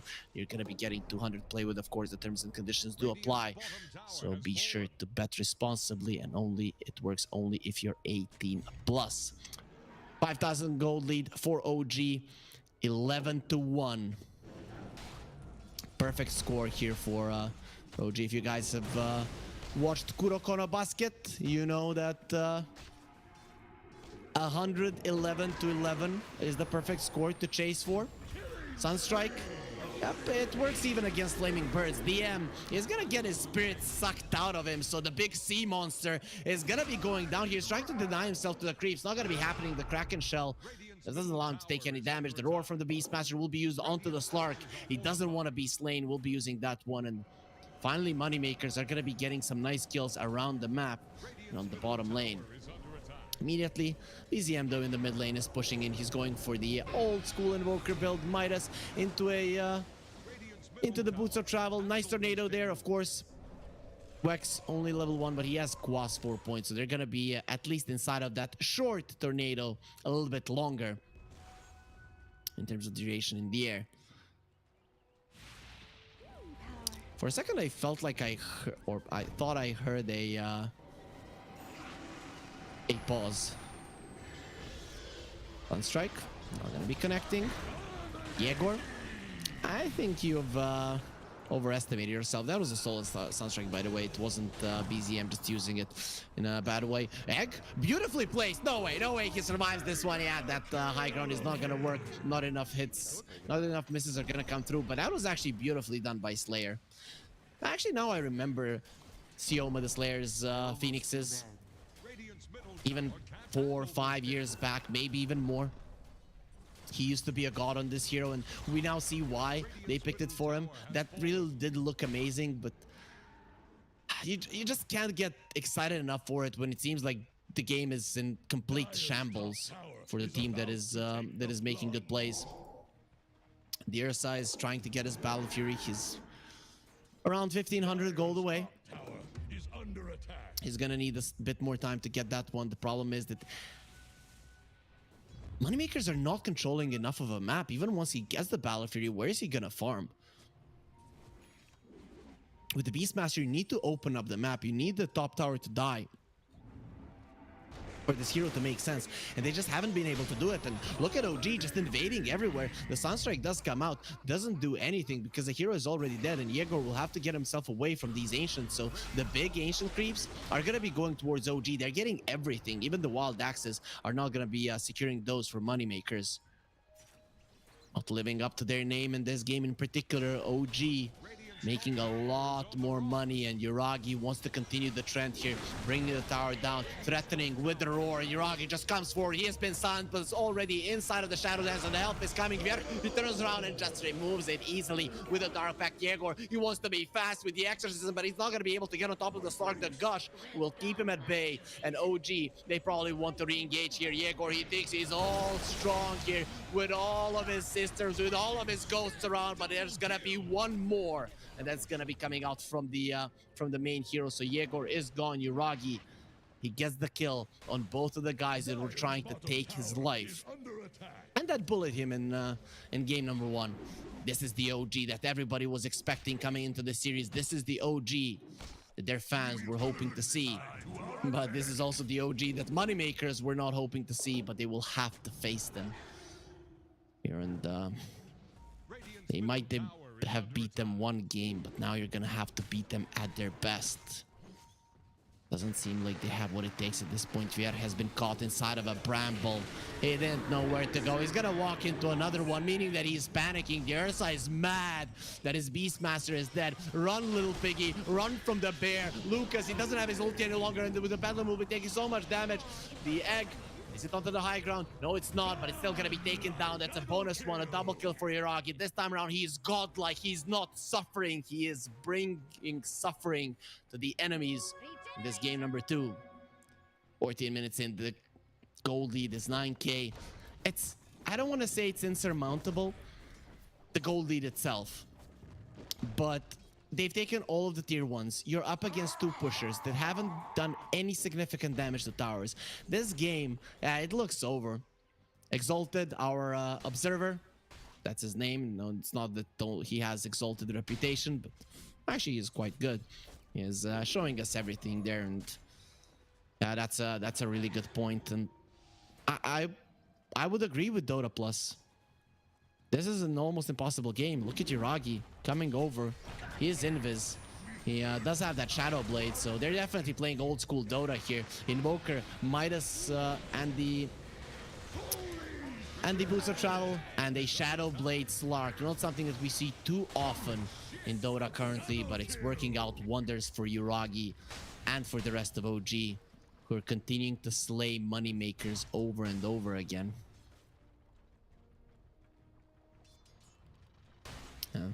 Like freaking capitalists, and you just take them down. A lot of people in today's world would want to do it, and OG, they're sticking it to Moneymakers. It seems like they should be quite happy.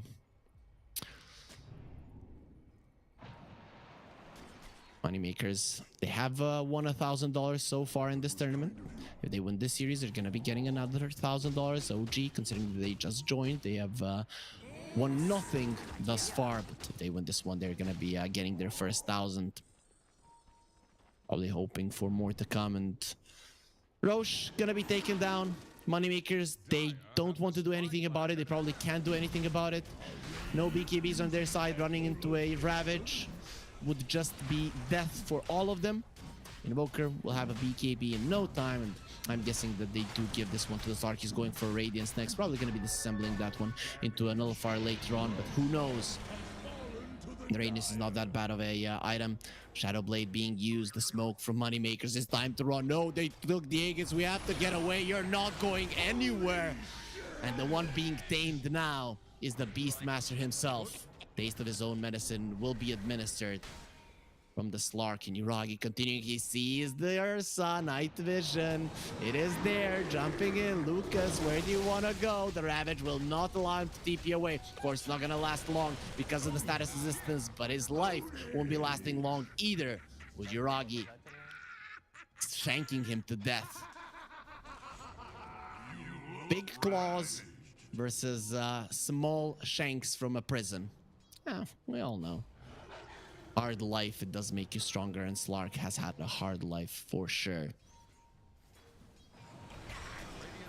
4 to 24, 4 to 25. Yeah, I can count, guys, and the Slark, even if he dies, he's not gonna be getting into that count for sure. The Terrorize is gonna be used. Nope, he actually fakes it. He's trying to force out the egg. Not gonna be happening. Yuragi, he does lose the egg. He doesn't have his teammates close. So Taiga, he has to do something. Terrorize is gonna use it. The silence is there. Where's the roar? The Beastmaster wasn't close enough, and Yuragi, because of it, he's gonna be fine.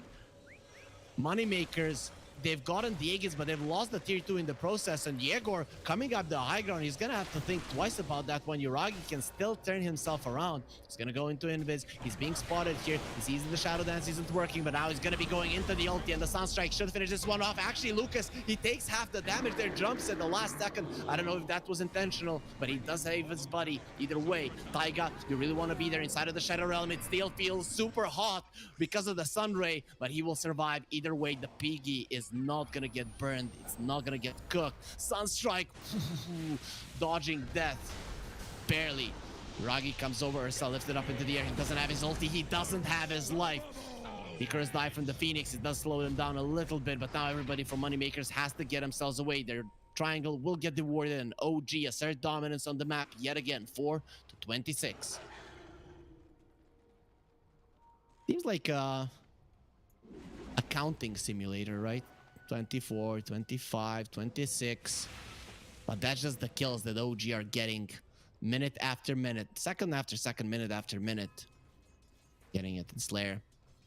Bottom line, look at that dip. 1% win probability for Moneymakers. Taiga. The Bedlam, but there's gonna be a Sun Ray. That could be enough damage to finish him off. Are we gonna have Roast Pork this time around? No. Taiga, he still has movement speed to get himself away. The Gush from the Tide will be protecting him. Sunstrike, not gonna connect on anyone. We look at DM, he goes forward. Another Gush, goes onto VR. The egg will come out, and that's a kill. The Shard from the Phoenix coming into play. There's gonna be Taiga dead, and look at this, Slark diving in the mid lane. He overextends, and Lucas gets the kill. That's gonna be a lot of gold, 1,000 of it, into the pockets of Lucas. They just allowed him to get fat for Christmas. The roar onto the Invoker. Stay in place while we kill you. They're gonna push it back as well with the Hurricane, but BZM is still living. It seems like he has that BKB. The Stolen Sunstrike not gonna be connecting, and BZM stands his ground on the high ground, and no one will have the guts to follow through. The action is never ending in this game. Kind of sad we didn't see how the Slark died, but overextension is 100% the case. That's gonna increase the win probability in favor of Moneymakers by 3 times. Considering they have 1% now, or they're 3. You see those calculations, guys? 1 times 3 equals 3. Competent, educated casters here. Taiga blinks in. Didn't the only thing he was competent of there was dying. Same can be said for Vierk. People are just dying everywhere. This looks like such a clowny game. Yeah, you know what No-Tail would say, if the game is going full retard, you kind of have to follow through, and that's what both teams are doing, just going everywhere on the map, killing each other. Doesn't seem like much tactic, but OG are just trying to crush their opponents from all sides, and well, Moneymakers, they have to respond in that way as well. You cannot think that we're gonna push the top lane, stuff like that. If you start approaching the game that way, you're just gonna get wiped. So you have to go with very weird approaches and hope that OG in all of their might make mistakes, overextend, and that gives you the opening to, let's say, take a tower, go for Roche, something along those lines. The thing is that moneymakers don't have the tools to force out a mistake from OG, so it has to be an unforced error, which for a team of this caliber, it has to be a big unforced error, not like what Taiga did, jumps it, dies, who the hell cares? It's not that big of a deal. That's why he does it anyways. But it has to be a big jump from a couple of heroes from OG that gets countered. Ursa does have a BKB. That might give you a little bit of a chance to make a play. VR has a 4-staff. So the idea here is to escape the Slark, who isn't going for an Aghanims. He went for a Scotty. So yeah, definitely the old style Slark build. Ursa. They want to force out the BKB. BZM blinks in. Gonna be putting the ice wall. The Ravage does come through, but Lucas doesn't care. He pops the BKB. BZM will do the same. Turning around onto the Phoenix. Can they bring down this egg? It's not that easy, but yeah, it's not that hard either. OG. They bring a couple of heroes, and then with the level 1 egg, 6 attacks is very easy to accomplish. Roche cannot be up for another 2 minutes. BZM will be given a regen rune. Lord Gaben, he loves OG. We all love OG, right? They've won two TIs. Not all two consecutive TIs. That roar onto the Slark. Do they have the damage? The silence will come through. He has nothing to remove it. And with a 4-staff, he'll be fine. It seems like he has survived. The Glimmer Cape will be used on him as well. And he's looking to turn this around. He has his ulti as well. Yegor is looking very much dead. Even with the exorcism out, nobody is afraid of him. And now they want more. Slark is thinking about going for more kills. But for now, he's not going to be capable of getting on top of enemy heroes. Taiga, I thought he was crazy again, TPing. Blinking into the enemies. Okay, he's going for a Midas into an Aghanim Scepter. I don't think he gets it, and it is quite cool. If you guys remember when he played for Liquid, and when he that game where he won it with the Aghanim Scepter, defending the base, in the end winning it. Then Blitz ran in, jumped into all of them, and they were all so happy. Yeah, well, then he betrayed them and came to OG. Just kidding. It is business after all, and maybe the things in the team at that point weren't looking good. But yeah, Taiga's Dark Willow has been known to do wonders in the late game. Though I'm not sure we get to that point where he has a level 25 Midas Aghanims, just, you know, dishes out a massive amount of damage. I doubt we get there, but who knows, right? OG, they might be looking to have more fun. Lucas pops his ulti. He's gonna be crowned here. You are the king, my friend. Pops the BKB. Doesn't want to be a part of this one. Goes for a TP out. The Terrorize, of course. No reason to use that one. Slark finds Big Num, and he is looking for more. Slayer hides in the trees and will be able to get himself out. But his courier, well, not gonna be so lucky. So he does give a sacrifice to live, I guess. Didn't really need to. OG chasing for more. It's not nighttime, so they're not gonna see everything, but they see the bear, and they're gonna freeze him here, so he cannot move as much as you would want. The Depth Shroud will protect the Invoker. The BKB will help with that one as well. Vierk, he's gonna get a meatball on top of him, but seems like he is gonna be going vegetarian here and just gets himself away. The Sunstrike on point. BZM, he is hitting his spells left and right, and with that, Moneymaker's heroes are falling. We'll turn this tide to our advantage. Those are good words coming from the Tidehunter, especially to after what has happened in game number 1.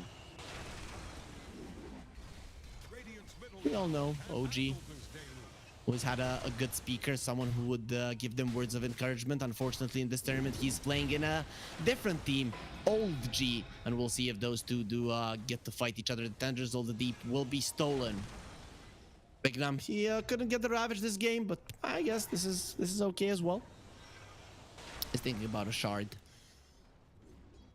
That's gonna be a nice one to save it from the Slark. Yep, there's the shard on the Slark, the Depth Shroud protecting Invoker earlier, and now he's going for a Nullifier.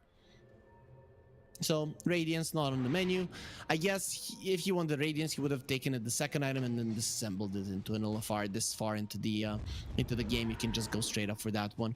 This is a last ditch smoke. Now you're gonna get destroyed and probably called GG. Lucas is gonna be stunned up. Uses his ulti, so that's not gonna last for long. The silence of the Slark immediately removed. No, actually the Dark Pact wasn't there, so he's gonna be needing some help if he wants to live. He still does have the Depth Shroud, but the Shadow Dance is on cooldown for now. He's gonna be able to heal himself back up to full.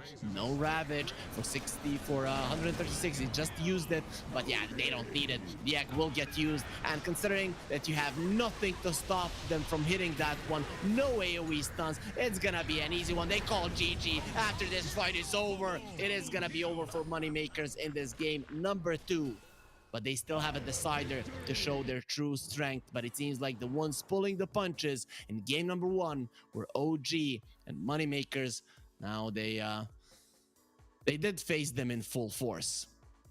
And I mean, that full force, I have to say it was pretty strong. The game, not much to analyze there in terms of, it was just a weird game with OG running everywhere and just murdering Moneymakers with a couple of mistakes, but those do tend to happen because you're just trying to go with speed, and sometimes you're just going to be jumping into 5 heroes. It happened once to the Slark, once or twice to Taiga on Dark Willow, and that was about it. OG, other than that, they had a clean game, and even those mistakes, they cannot be qualified as such when you, even after them, continue to dominate the map, continue to take every single part of it and just absolutely smack them. So, guys, that's it for the second game. Not much to talk there. OG, they even though the Slark didn't work in the DPC Division 1, that is the strongest region where it didn't work here against Moneymakers. Well, it was very, very efficient and effective. But are they gonna be this effective in game number 3? Probably, but there's one team that has something to say about it. That's Moneymakers. So we'll find out after the break if Moneymakers can take this series or will OG get their victory here in the first match they're playing in the Pinnacle Cup.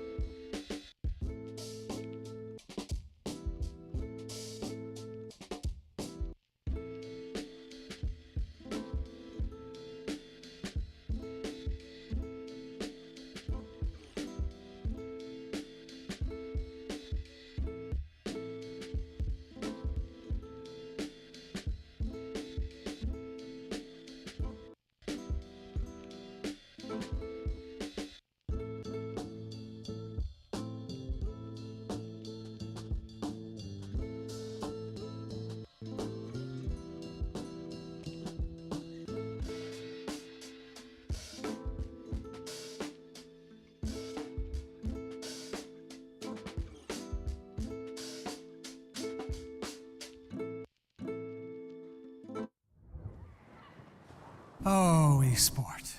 You and I have come a long way. It was such humble beginnings. As we gathered in small groups, we were professionals right from the start. Passionate, organized, and ready to rumble. We dreamed big, and surely enough, our parents supported us at every step of the way. Didn't they? Fired up by all this love, it wasn't long until we caught the scent of competition. To be honest with you, it wasn't always that easy. Joe here, he had to take on 2 side jobs to afford playing professionally. It's gonna get better, Joe. Fist bump. Some of you dared to not even call this a sport. And look where we are today. An endless stream of esports events every year. Bet you didn't see that coming, Mom and Dad. And you know what? We have been with you every single step of the way.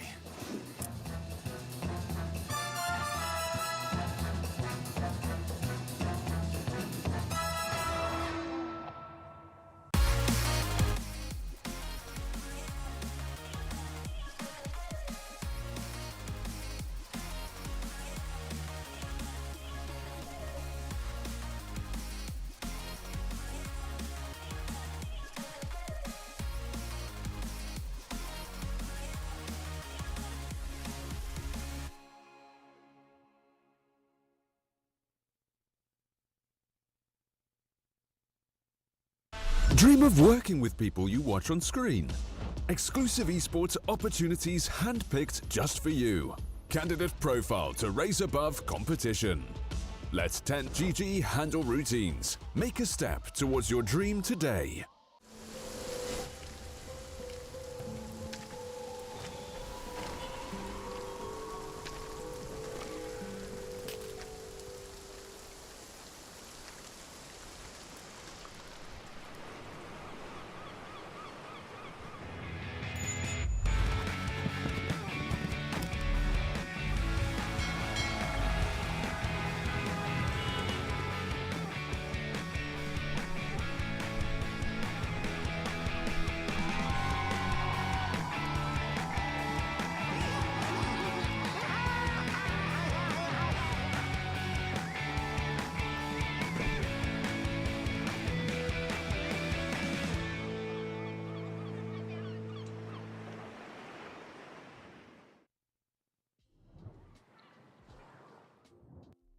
Oh, we get to have a game 3 in this best of 3 series, or I get to have it, you guys. If you've been watching the tournament, you've definitely enjoyed some full 3 game series, but this is going to be the first one that I myself am going to be casting here at the Pinnacle Cup Malta Vibes. Game 1 goes to Moneymakers. Game 2, OG show that they're definitely one of the best teams in the world, and they stick it to Moneymakers. They got really mad after the loss in game number 1, so they really showed their power. Now, I'm hoping for a close game 3, but probably not going to be the case. OG are still the better team on paper. We saw what happens when they are 100% into it. Moneymakers this time around, they are going to be on the dire side. So this is going to be OG's first time being Radiant, but then again, they're going to have the second pick as well. So we'll see how well Moneymakers can do when they are first pick, because both of the games they were second pick. This time around are not going to be having any penalties. You saw them on cameras. Everything was turned on, and they're gonna be quite happy. They're not gonna have to pick as fast as they did in the previous one. And talking about picks and drafts here, it's gonna get us into the pick and draft phase here of the decider of this best of 3 series. Whoever wins this game is gonna be getting $1,000. That would be 2,000 current winnings for Moneymakers if they do win. 1,000 for OG, given that they were a team directly invited to the third round of the tournament, alongside some of the other team, and those are Bedboom, X Hellraisers, Navi, old G, one move Quest Esports, which is Oridu Thunders and Virtus Pro so far.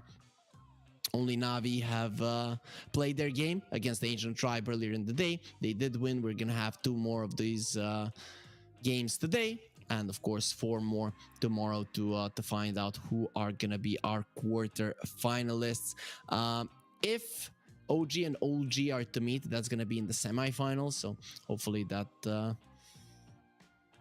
does happen, though I can't really say that I'm cheering for them. And the OG will be meeting up versus Hellraisers if they beat Cybercats tomorrow. So not the easiest opponent, right? Anyways, though, guys, let's focus on the draft here. Moneymakers open up with the Enchantress. The Beastmaster was banned out by them, which is very weird considering that they picked up the Enchantress themselves. The response from OG is going to be Mirana Dragonite. That could be the double offlane, but the Dragonite's flexibility, we've seen it so much throughout the regions. In Eastern Europe, it was played as a carry a couple of times as well by Ramses from Hellraisers. So, you know, in across regions, it does make sense that this hero is picked up, given that he's solid in the current meta. And he's solid in all 3 core positions. I've even seen him on position 5 in some games, you know, laning with a drow or a sniper or something along those lines. And when a hero is that flexible, you actually get surprised that he's not being picked up more. But I guess, you know, with the Beastmasters, with the Broods and the Nature's Prophets, it kind of makes sense that even a hero like that is a top priority pick, might get neglected. Moneymakers, they pick up a Timbersaw. Today we did see one Timbersaw lose. It was a mid Timber played by Mobe from Ancient Tribe. Didn't look too good. Looked okay in the lane later on. It definitely struggled. Oh, they saw the Dragonite. They're straight up like, let's go for a Timbersaw. I'm not sure I'm loving this, because a team like OG, they should be able to know how to counter it, especially because this team has played with Amar, right? So considering that was one of his heroes that would always get banned out, he probably taught his team exactly how to play with the hero, and that opens a lot of doors to how to play against it as well. So I'm actually surprised that Moneymakers would pull out a Timbersaw here. It doesn't seem like necessarily that great of a pick, and you're playing it against the team that should know exactly what to do against it. But then again, when you're playing against someone who is favored, you need to pull out something weird. So we'll see if this is that pick that is going to help them. OG, they're thinking, yeah, this might be a mid lane or even a safe lane Timbersaw, so they want to get rid of the Lycan, which was one of the biggest parts of the victory for Moneymakers, who themselves will be banning out the mid laners. So they are targeting BZM here. I have to say, though, BZM's hero pool is actually very big. So I guess with these bans, they're just taking away his heroes that lane well against the Timbersaw. Ursa lanes well against the Timbersaw as well, though people have found ways with an offlane Timbersaw to play against the Ursa too, just by maxing out the first and the second spell, or maxing out the second spell, mostly. But we still don't know where he's gonna go. With the Ursa ban, I'm leaning more towards the offlane Timber. OG, their last ban, what's it gonna be? Beastmaster is out of the picture. You could ban something like a Snapfire Disruptor or something along those lines. They are the ones that have the first pick, so if they want the Disruptor, they can have it themselves. Would actually be a pretty decent one and good one versus the Timbersaw. You don't have the burst for an Enchantress though. Okay, they're gonna ban it. They get the Rubik. Okay, I guess Taiga likes playing Mirana more, and it makes sense. It's probably a better hero to go with the Dragonite in the lane. Though it's debatable depending on what you're up against. If you're up against some illusions, the Rubik could do well. This is a cool draft from OG, right? It's nothing uncommon, but it's something that can be very fast on the map. You take towers, and once the DK gets the blink, you actually have set up for an arrow, and that's pretty much a secured kill on anybody. between these three when they use their spell. Sometimes people are like, yeah, these guys don't have enough burst. Yeah, well, Fade Bolt, the oh, actually, did I just forget what it's called? The Fire Breath? No, but it's Breathe Fire. Yeah, I'm crazy. Sorry about that, guys. Either way, the moneymakers are gonna go for the Undying Drow. Dragonite is actually considered a Drow counter because you have that extra armor. Yes, Undying is gonna help you laning wise, but throughout the game, the piercing shot is not gonna do much versus the Dragonite. So that right off the bat scares me if I'm moneymakers. I think right now they're just going with what they're comfortable with. That is the most obvious choice here, and they have played Drow Ranger in the past, even during their YNT days. Also, this Enchantress, imagine later on, gets the Drow aura, bam, bam, bam. Just get that extra attack speed. So OG. You could go for something like a Tusk here, but I've been hoping for a PL for a very long time against the Timbersaw. Of course, it's not good, but I would like to see it. Something like a Chaos Knight comes to mind. Monkey King also could be good if Yuragi wants to play, but they'll go for the Anti-Mage. That's nice. Timbersaw is not going to have the mana. He will be able to stand his ground if it is an offlane Timbersaw, but he won't be able to pressure you. Pure damage can be problematic for the Anti-Mage, and if he gets caught by the gods without his mana, it's a problem. But a farmed Anti-Mage in this game is a god. That's just what it is. And Yuragi, he knows how to play this one. He's definitely quite confident on his Anti-Mage. He will ban out the Slardar. The other hero that lanes really well against the Anti-Mage is an LC, but that's not the one that that's not a hero that we see too often. Though to be honest, I would like an LC here for moneymakers. Actually, it would be quite nice. Would lane well against the Anti-Mage, would be a nice save for the Dragon Tail Arrow. Very nice hero with the Drow.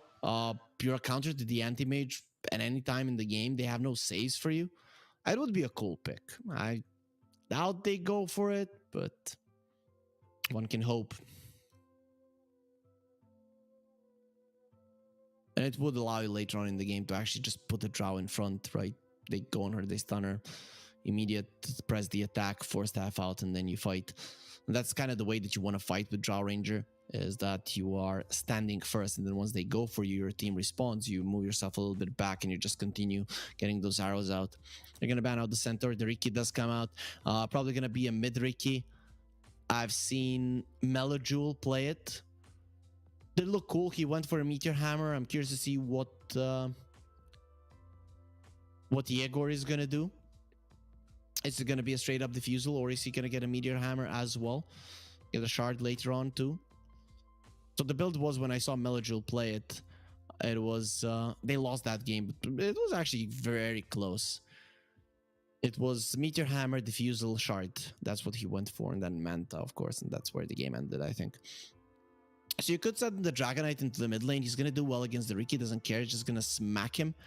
And we're going to have two guys with very high armor, high regen in the lane that just smack each other, but Riki should, or Dragonite should come out ahead there. Though,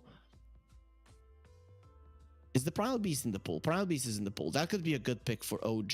Off lane, mid lane, doesn't matter. Does look good on both roles. But they are missing on some magical damage. On core magical damage, let's put it that way. Anti-Mage and the Dragonite do contribute some, but you don't have that one zap hero that just kills them.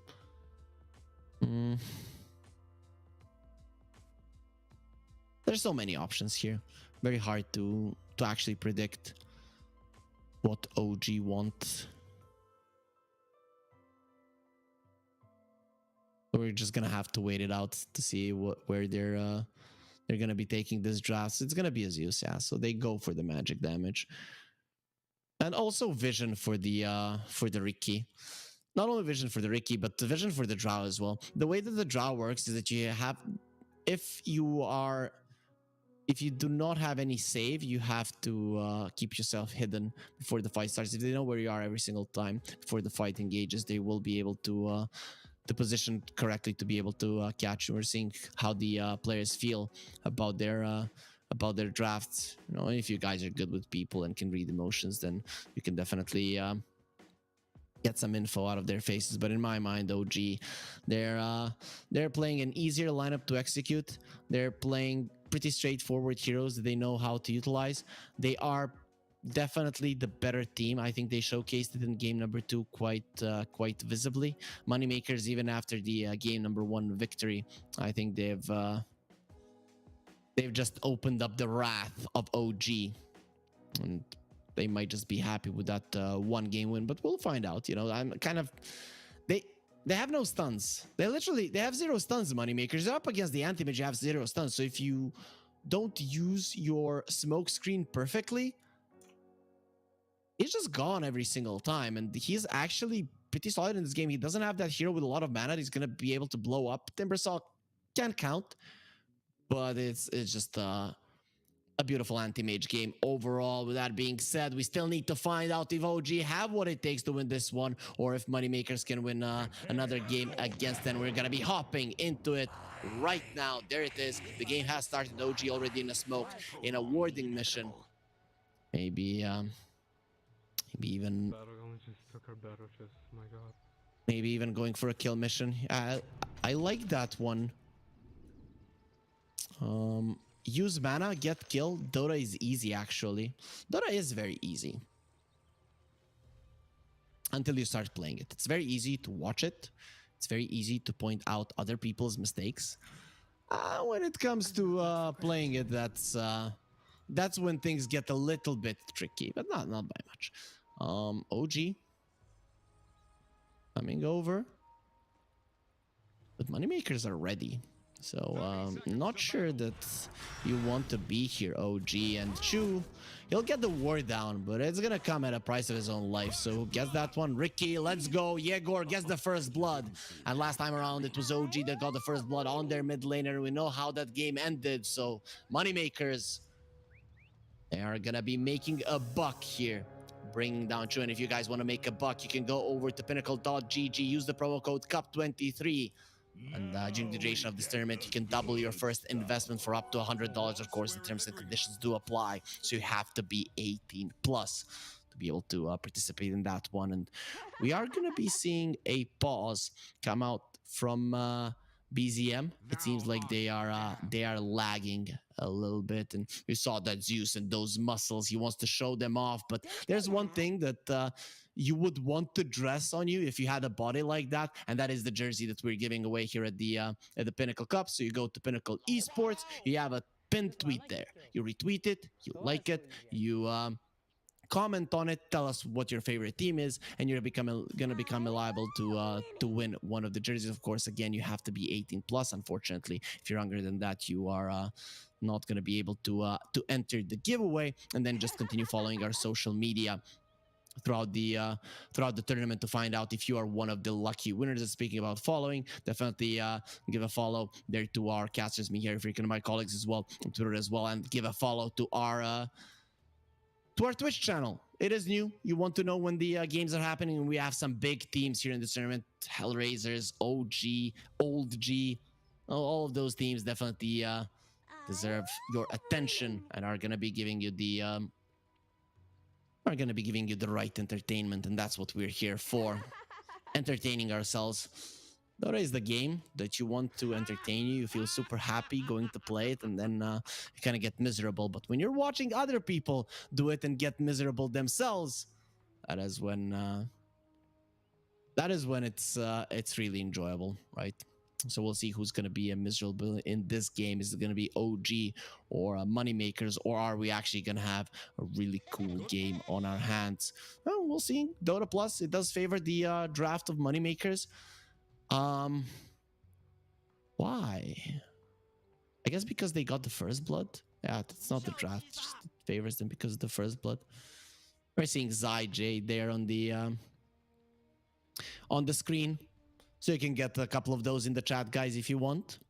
Of course, I'm 5 minutes in the future from you. But it doesn't really matter. It's actually quite nice being from the future. Oh, well, let's look at some sets here. Okay, no, we're not gonna have time. As soon as I wanted to do it, we're not gonna see them. And look at the anti-mage there, just leaving his after image. That's how fast he blinked. Like, poof, I'm out. I hope your help will be enough. Getting some Naruto vibes here. Maybe even Dragon Ball vibes. Not Dragon Ball Z, no after images in Z, but the original series. That is quite an important technique. Later on, it all came down to power. Speaking of which, Zeus, the god of thunder, has come from his throne on Olympus to defend the ancients. We'll see if this time around he'll be able to do it. They continue to spray the ground. Hopefully the river does not wash that one away. It does look pretty beautiful. Taiga, the top lane, the Dragonite. He starts off with the Starstorm. We see different starts with position 4 Miranas. Sometimes it's Starstorm, sometimes it's Arrow. On position 5, it's always the Starstorm. And on position 4, I'm a bigger fan of the Arrow. It just seems easier to play the lane that way. You secure the range creep immediately, you push in the wave. It means the first 2 waves you get killed faster. You get the level 2 and then you're not easy to kill. And also you have a Dragonite, so you can set up for that arrow if the Undying does get out of place. Bottom lane, it's gonna be an Anti-Mage and the Rubik versus the Timber and the Enchantress. Both of the heroes should be farming there. There's not gonna be much mana on the Timber going into that lane, but Enchantress probably isn't gonna have enough to harass the Anti-Mage. Sometimes I have seen Timbers buy a Orb of Venom versus an Anti-Mage. An Orb of Corrosion wouldn't make me mad even though it's not a Timber Saw item, because you lose all of the mana you want to trade, and you want to be able to trade effectively with the Anti-Mage, or even more effective than usual. So the Orb of Venom would definitely help you in that one, even though, you know, later on you don't really right-click anyone, but just for the laning phase. So we'll see if he does anything of the sort. Slayer, he is getting low. Needs to be careful. Vierk, he's thinking about the Ring of Health, so I'm guessing Meteor Hammer, Hood. There's gonna be Slayer. Does heal himself up. He's baiting in Taiga. There's 2 leaves. Okay, who's baiting in who? He has to run away. He's gonna have a DK in a second, and Taiga doesn't want to go forward. He understands the dangers of just losing some of his HP. Double Starstorm. Slayer turns around. Who's gonna be stronger here? 1 star falls, and that's gonna be a second one as well. Seeing stars, as the Murano would say, and Slayer definitely is, but he's not gonna be seeing them any longer because he's gone.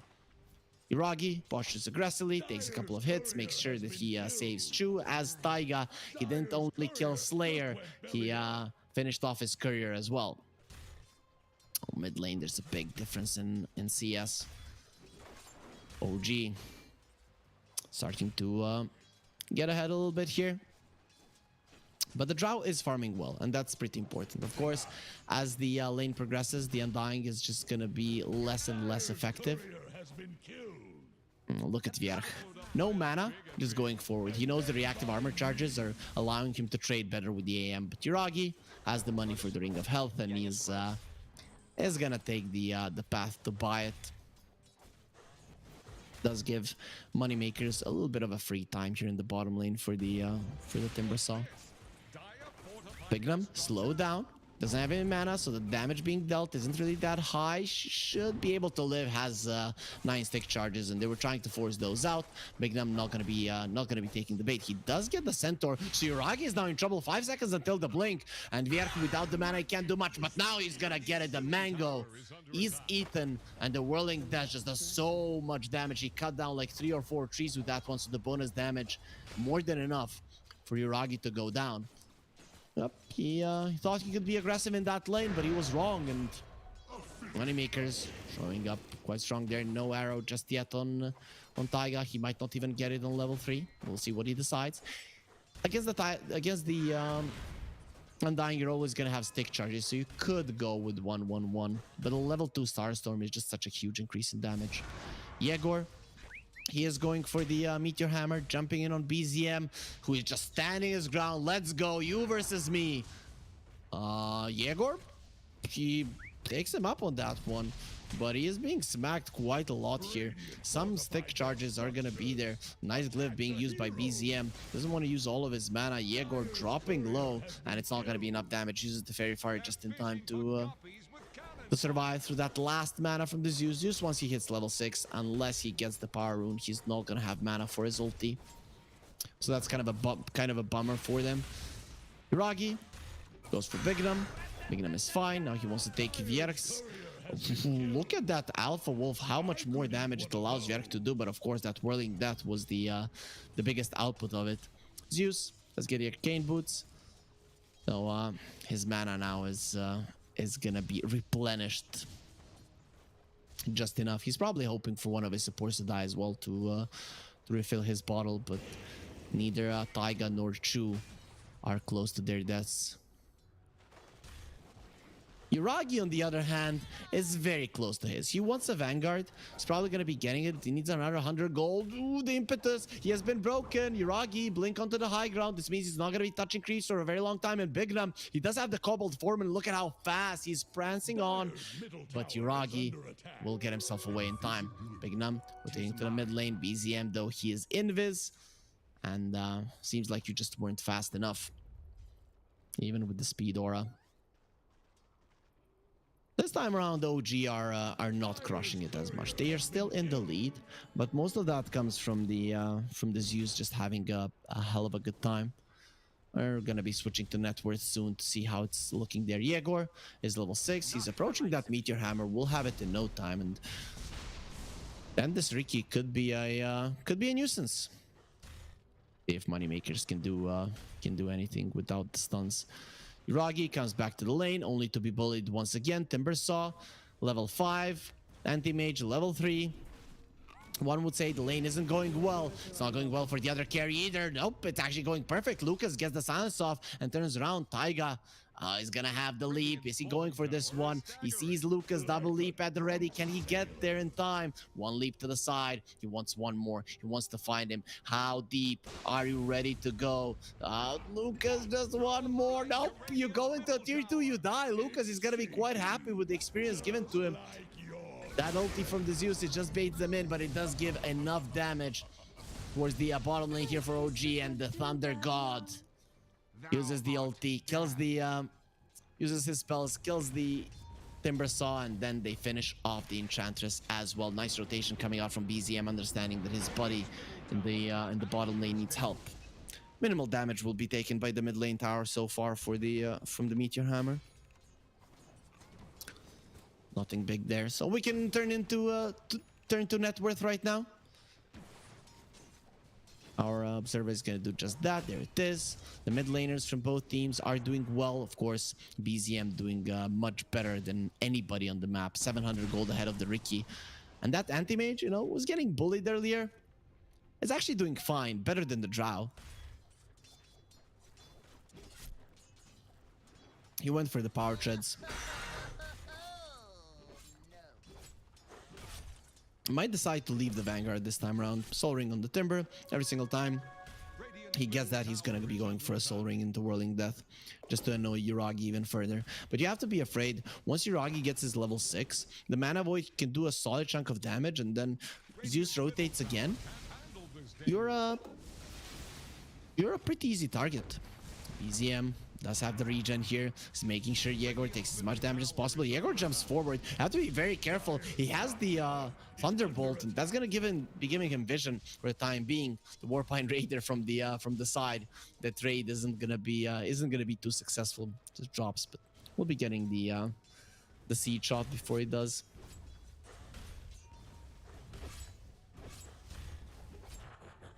Definitely slower start than in the previous game. So I was hoping for a close game. This is a close start for now. Dire's middle tower is drowning. Moneymakers, they probably would have wanted their safe lane to go slightly better, but the Drow is level 6 and still not pushed out of the lane, so he's fine. Bjerg, no mana. This is the rotation of the Zeus that I was talking about, but he did see him on vision, so having that ward and knowing that the Zeus is is missing. We'll give him the presence of mind to get himself out, so we'll be okay. Ricky with the meteor hammer is seeing if there are any stacks. We'll find out that his enemies haven't made anything for him, but he has already taken the tower down. He's thinking about the Mirana. 2 leap charges, so not easy to kill, but if the meteor hammer and the smoke screen do connect, you might have enough damage.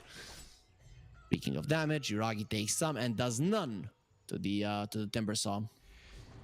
Without BZM, he's just not capable of doing anything. He might be capable of dying there. Doesn't go for the Vanguard. Okay, makes sense. The Vanguard isn't going to help you to stay longer in the lane in this game in particular as the anti-mage, so I definitely agree. Even though Vitality Booster is quite nice later on in the game, with the added HP, which is something that the anti-mage definitely needs. Look at that, less than 900 HP with his agility threads. It's still nice to get a faster Battle Fury. It really does increase your farming speed quite a lot. Warpine Raider coming over. Chu is gonna get a seed implanted in him. Slows him down a little bit, but not enough for them to take the kill. He does hit level 6 now. So let's see, what does he steal? Okay, so he wants the enchant. Takes the troll. It's gonna be summoning the army of the dead. Also playing Aragorn here, Chu. Zeus coming over, no mana on Vierg. He's taking some damage. Mana Void will be big, and Thunder God's Wrath will be big enough, strong enough to get that kill. Man, that Mana Void hurt. And this is what happens when you're a Timber Saw. Your mana pool is actually quite high, 800 on him with your Arcane Boots, and that's a big chunk of damage that the Anti-Mage can deal. Ricky, his power treads are gonna be done. Once he lands a Meteor Hammer on someone, he kill Yuragi. Ah, sentries on place. Yuragi doesn't want to play with his life. He understands the dangers. Meteor Hammer drops. Smoke screen comes out, and the damage from the Ricky might be good enough. Chu, yeah, he's not gonna be as careful as his buddy, and also he doesn't have a blink out whenever he wants, so that could also be a factor. But the slows inside of the smoke screen are big. BZM turns around, doesn't have all that much mana to work with, but he might have just enough to finish off these supports. Actually, Taiga, he will be needing to use the leap. He's gonna have one more in 2 seconds. Look at Slayer going forward, but Yuragi is back in action. No mana on Slayer. He's gonna die here. It's just a matter of time, and it was between Yuragi and the creeps who's gonna get it in the end. It's gonna be Yuragi. Yegor has been dusted. Does he have a way to get out of this one? He doesn't have the mana. He doesn't have the life, and he will be going down. That's a big kill that Yuragi will be able to claim. That propels him ahead all of the cores from the Moneymaker side. The aggression from Moneymakers not going to be paying off. Dire's middle tower is under pressure. Double damage Zeus, pushing your tower. Not the highest of damage dealers, but the attack damage of the Zeus is actually pretty high, 101. And now I'm imagining spots on the Zeus. Like a Dalmatian. 6 to 7. Lucas has been doing fine in this game. I'm guessing you get the Hurricane Pike shard into a BKB. Oh, what an arrow from Taiga, and Big Lamb comes over to help roast that lamb. Not a lamb, it's a deer. Doesn't matter. Same thing. Now there are gonna be some people who know something about animals in chat. They're gonna hate on me. Just kidding, guys. I know the difference. It's really not that hard.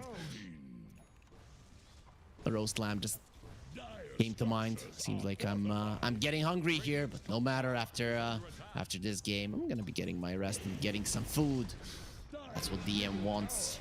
Wants some more food here to get even stronger. Arrow flying out. Close, but not close enough. Taiga is not going to be on point this time around. Regen, are they going to save that for the Zeus? I think not, right? He is on the top lane, meaning that he used the TP there. Yep. Oh yeah, BZM not going to be coming over. He's going for an E-Blade shard, so it's going to be full-on damage coming out from BZM. Makes sense. No stuns on the enemy side. Yegor, Diffusal Blade. Gonna be close to being done less than 1,000 gold. So this Riki is farmed. Moonlight Shadow. Bignum is dead. Or is he? Not doing enough here to finish him off. Okay, with the Thunder Gods Drive, they're gonna be able to do it, and it seems like the gods are favoring OG here. Goddess Celemania. Oh, what a Meteor Hammer onto the 4 of them. Won't land them a kill, but it did look very cool coming out from the Ricky. As Goddess Celemania, God Zeus, everybody on the side of OG, and how do you even attempt to win without the favor of the gods? Vierch gets into the trees, surrounded by them. He needs to get out fast. Timber saw he hates those. Yegor has been found. He has been stunned up. The Dragon Tail is there, burned up, and he's surviving a little bit longer with the tricks of the trade. One more hit. No, he's out. He is actually out. As it stays, the doesn't be used DM. He doesn't want to let this one go. The Meteor Hammer is dropping. You have overstayed your welcome, overestimated your abilities. And Yegor, he does bait that Dragonite into his death. So now the chase for Moneymakers, it could commence. The Timbersaw is back in action, but Chu, he does have that stolen Timber Chain to get himself away. Taiga finally finds Yegor, and yep, he got a little bit ahead of himself. I don't consider myself the best player, probably the right quote right now, but you should always have confidence in your abilities, Yegor, even when you make a mistake and die. BZM does come forward, finish off Bignum. Vierch could be next. His mana not looking super healthy, but he's gonna have enough for a Timber Chain. Actually, he's gonna be waiting for the draw into the Silence TP out. Is that gonna be enough? Lucas, he sees they're not gonna have enough damage. They would have had it, Lucas. You allowed him to live. You just let him live because you were greedy and you thought you knew just how much damage you and your team can do, but you were so wrong. BZM didn't deserve to live there, but Lucas is an OG fan, and then again, aren't we all? BZM is gonna have his... Oh, did he pop? Okay, he popped the Ghost Scepter, right? Am I crazy here? Yeah, I didn't see it, and I didn't hear it, but yeah, it has to be that. There's no way that he just let it through. My story was better, though. Still, Lucas now, he does have a shard. Radiant are scanning for enemies. Roggy on the top lane. He knows. He just knows. He smells out Yegor. He got super excited there and thought he had the anti-mage. Not gonna be the case. Gonna be getting tips. Does have the Yasha and the Battle Fury, so farming items are there for the anti-mage. His farm is gonna be increasing even further. Before he gets the Manta, the Silence of the Drow is a problem for him. Once he does, that is when most of the problems end for Yuragi. Moonlight Shadow again being used. Anti-mage reveals himself. Everybody needs to run DM. Does he know where Vierch is?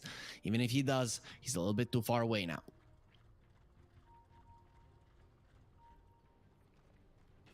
So Timbersaw wants the Sanjin Kaya. I'm guessing he's going to be going for an Aghanim Scepter.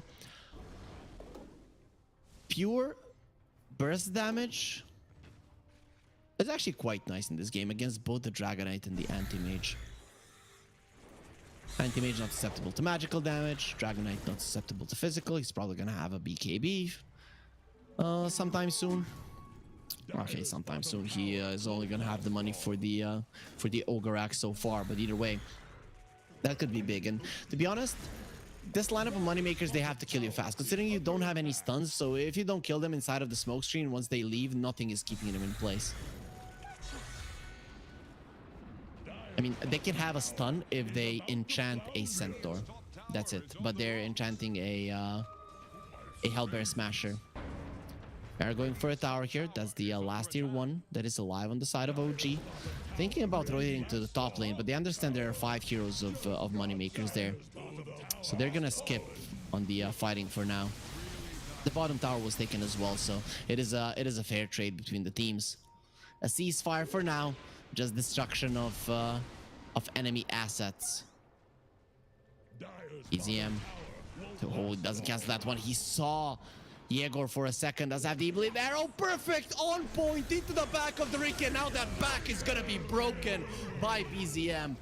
And that Timber saw TP to the bottom lane, thinking he's gonna be safe there. Not the case. OG on every side of the map. They're making things happen. Tombstone onto the high ground. They need to break this one down because those zombies, they're a problem. E-Blade on BZM. He's gonna keep himself alive. Turns around, does enough damage. And Lucas is gonna be next. Gets the silence off, but he's gonna die before he can get it. He kills Centaur. Get at least one. Bring down their god. No. Moneymakers. They lose 4 of them on the chase on the top lane. And the Timbersaw died on the bottom lane to the hands of DM and Yuragi. One of those two did manage to connect with his team, but look at the damage done by the Zeus. His teammates, they do nothing. They just pray to the god of thunder, who annihilates all of their enemies. Ooh, that is huge, really. That fight probably seals the deal for moneymakers in this tournament, but it's not over. 13% win probability. Dota Plus hasn't written him off just yet, so I'm not gonna do it either. It was close in that fight for them at least to kill the Zeus. Multiple points. Maybe they've gotten lucky with more high ground misses on the Tombstone. Maybe. We can hope. The Draw Ranger wants to go for a Shadow Blade. Doesn't want to be KB. Understandably, need more damage, and Silver Edge is a necessity against the Dragonite in particular, but it's about the crit. Taiga is gonna be silenced, taking some damage. He's looking very much dead, and he will die. DM, his blink will get cancelled out by that explosion of the shard of the Drow, and that's actually gonna land them the kill. He wasn't expecting that one to come through, but when the Drow has the shard and applies hypothermia on someone, when that hero dies or unit dies, they let out the shard that does some damage, right? And the Dragonite was close enough for it to connect on him, and that's ultimately what killed him. He would have been able to blink away. So now straight into the pit. Moneymakers, they're gonna be going for that one. The lanes, not in the greatest position, so now the scan does come through. Zeus has his ulti, but the Roche is dropping low. It's already at 5% HP, and it is gone. Lucas will get the second life. OG in the smoke, a little bit too late, but they want to fight after this one. Yeah. Resources of moneymakers, not at the greatest of spots, but they get themselves to the high ground and secure themselves. They have a better position if it does come down to an engagement. Taiga jumps onto the high ground, won't get silenced. The gust a little bit late. He knew, but he was going to be targeted immediately, so he jumps in time. Yuragi, Manta ready. Next item going to be an Abyssal Blade. Basher, of course, a classic build up to it. Philosopher's Stone going to be found. We'll see who's gonna be gaining that extra gold. For now, no one. Not the player. I think none of the players are gonna be getting it. Okay, I'm seeing more and more supports just not take the Philosopher's Stone. For an Undying, I really don't see a reason why you don't. So moneymakers, they're clearing out their jungle from enemy vision. Pretty important. They have some deep vision of their own. I'm not sure how they're going to be using that one. Yuragi on the bottom lane is going to blink out. As soon as you see the Drow, you have to expect that there are more heroes there. Plus, she has an Aegis, so you have nothing more to do there other than just get away as fast as you can and continue farming. Drow going for a Lincoln, so he's not going to be... I still... would like to see a Silver Edge. The crit is too good, but I guess if you cannot connect on him with a Dragon Tail or a lift, does allow him to force staff back and continue attacking without being caught. We'll see if that does happen for Lucas, but the Lincoln's is a really good item for the Drow. This hero just naturally does a lot of damage because of the piercing shot, so you just want some stats, some attack speed, some survivability, and you know, Lincoln's gives a little bit of everything. So it's never a bad item on Drow. And this game, of course, there's a good chunk of spells to block. Bignum gonna be stunned up. The arrow flying through, it's gonna connect onto the Ricky, so Bignum is gonna be fine. Well, Dragonite immediately went for a TP out. This is the problem. You need a shard at least on the Ricky to be able to cancel those out. As soon as he saw the smoke screen, he went for a TP out, and no matter how much damage you do, you're not going to be able to kill a hero that has jumped you in less than 3 seconds, because you understand that he has jumped you. You go in again. When all of your heroes are already there, he's 1 second before TPing out, and the damage is just not going to be sufficient. BZM getting himself away. E-Blade is there. He wants an Aghanim Scepter. Wants the Boots of Travels as well, but the Axe is probably the first on the menu. Or Staff, Mech going for the Guardian Greaves, understandable. The only thing that you're afraid of are silences. Ricky is going for a BKB. He's gonna buy a shard as well, and they have a gem. So Moneymakers, they're putting a lot of emphasis into controlling the map. The problem is that the anti-mage is getting farther and farther away in terms of net worth, and once the Abyssal comes out, whoever gets jumped, if they're not defended, they're just gone. He's gonna kill them. Taiga, is he preparing for something here? Or they're just gonna let it go. The arrow does connect. They do some damage to the Drow. Still has the Aegis for another minute and 15 seconds. And with Tombstone being dropped down, this tower will fall. Of course, it seems like OG are getting a trade of their own. And the bottom tower will fall as well. So a tier 2 on each side, mimicking each other's movements. Considering you're up against the Aegis, OG are probably gonna be happier with this. Let's see though.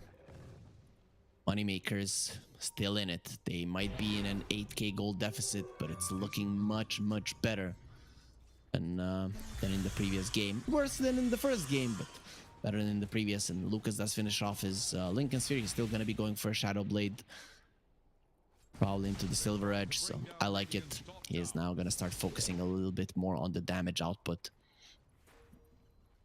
Dragon Knight BKB is going for a Halberd. Now it's time for OG to start itemizing to deal with the Drow. So you get some armor items, you get halberds and the heroes that can do it. Pretty much it's only the Dragon Knight in this one.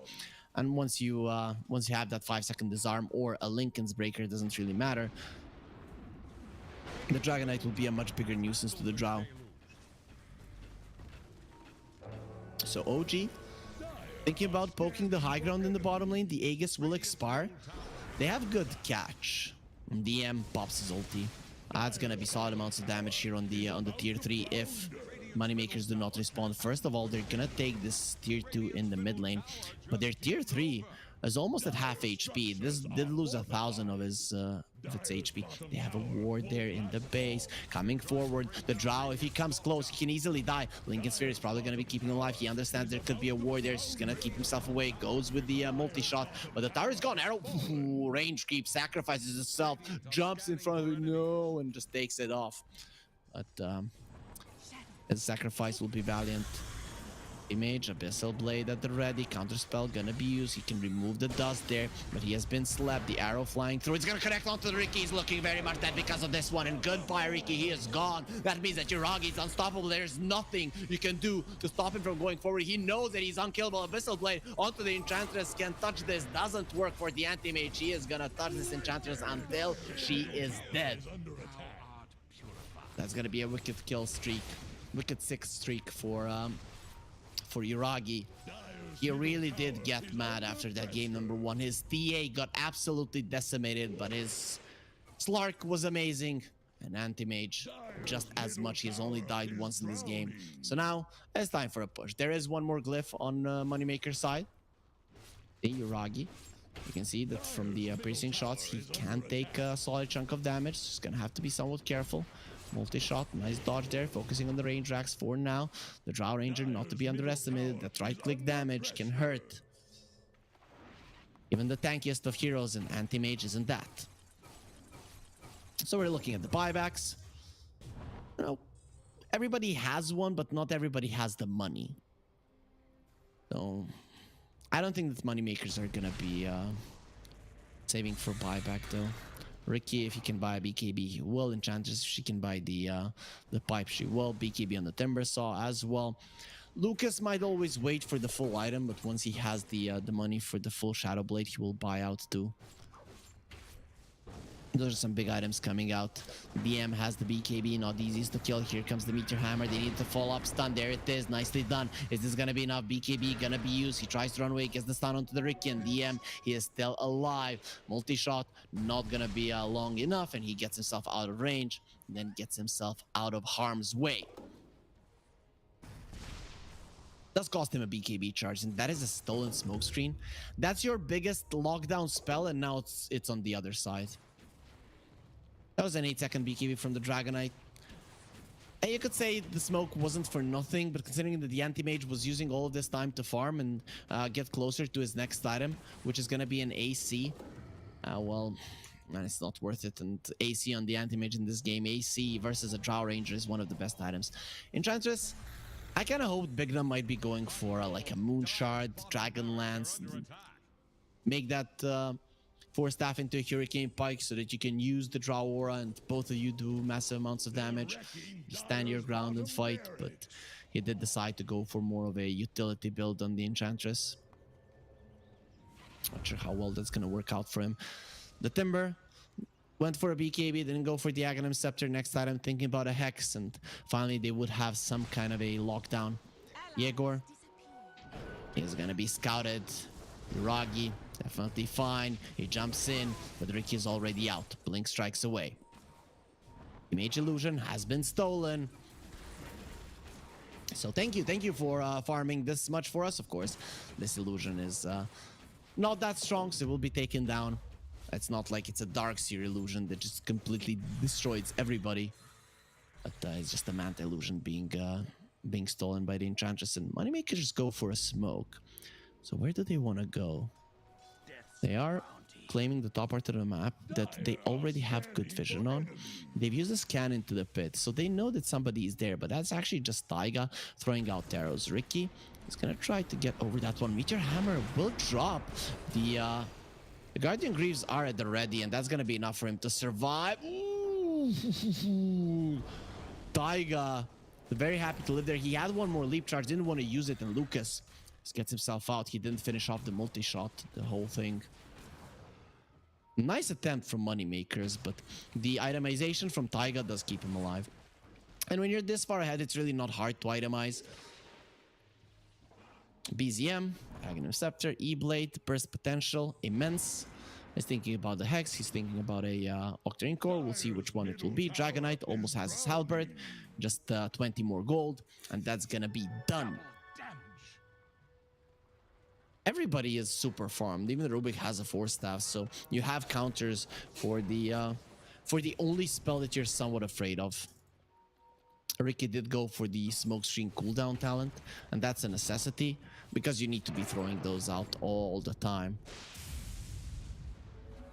Ulti comes out. They know exactly where Moneymakers are. Oh, guys, they know where we are. Oh, well, let's just walk into the pit. Let's force them to fight us when we are 5. And this is something that OG might not be able to say no to. The Roche is dropping low. You have to be there in time. And it's only half HP, so they might have time to get there when they need to. Lucas, though, BKB, he does have the Hurricane Pie. He'll get himself out of the pit.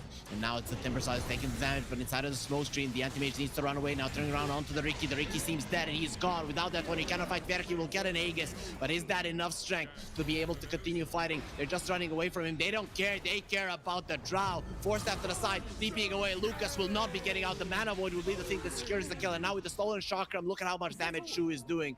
Buyback from the Ricky, a little bit too late. All of his friends are already dead, and the only one alive is the Timbersaw. He has 2 lives, but they're gonna be very lonely because everybody else has kicked the bucket on his side. Big fight for OG. They don't stop the Roche, but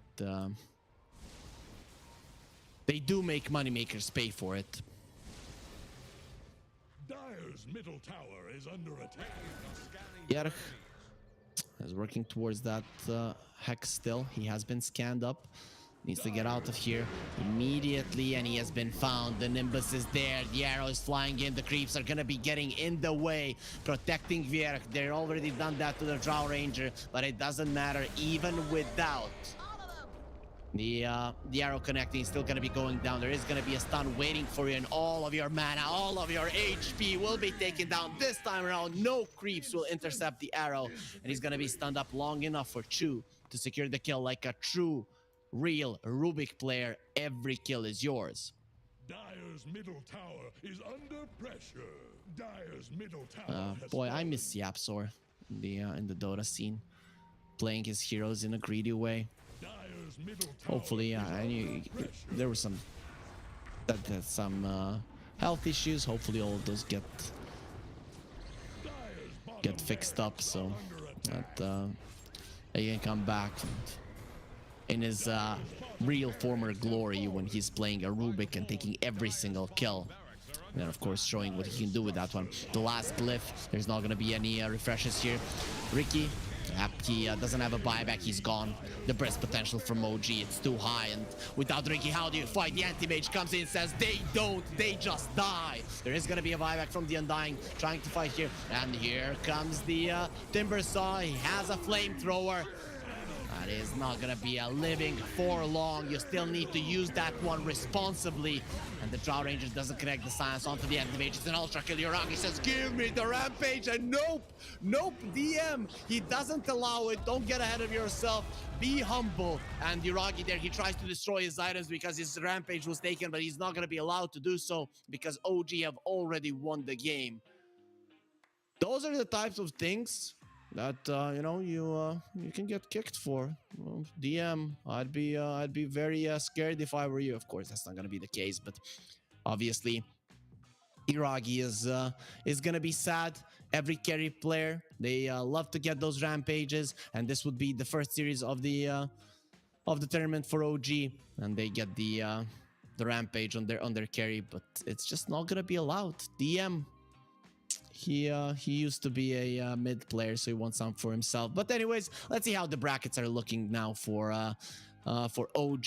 They're going to be moving forward and are going to be fighting against the winner of Virtus Pro versus Sigma YNT, and that should be the game that is played tomorrow. And also, let's see how much money OG have made from this one.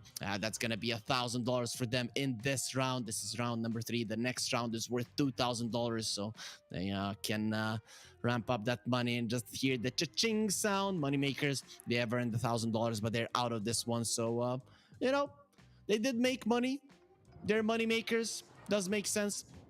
Hopefully, we wish them all the luck in the Eastern European DPC Division 2, but they're not going to be part of our tournament any longer. We did have a 3-game series. That means, guys, that you're not going to have to wait too much for the next series of the day. It's going to be Alliance versus Hellraisers. I'm going to be taking a little bit of break. I'm going to be seeing you guys tomorrow, but Bluescale is going to be taking over, so you're going to be in good hands, enjoying more Dota action here at the Pinnacle Cup. So be here in just about 10 minutes and enjoy more great Dota. Alliance versus Hellraisers, game number 1 after the break.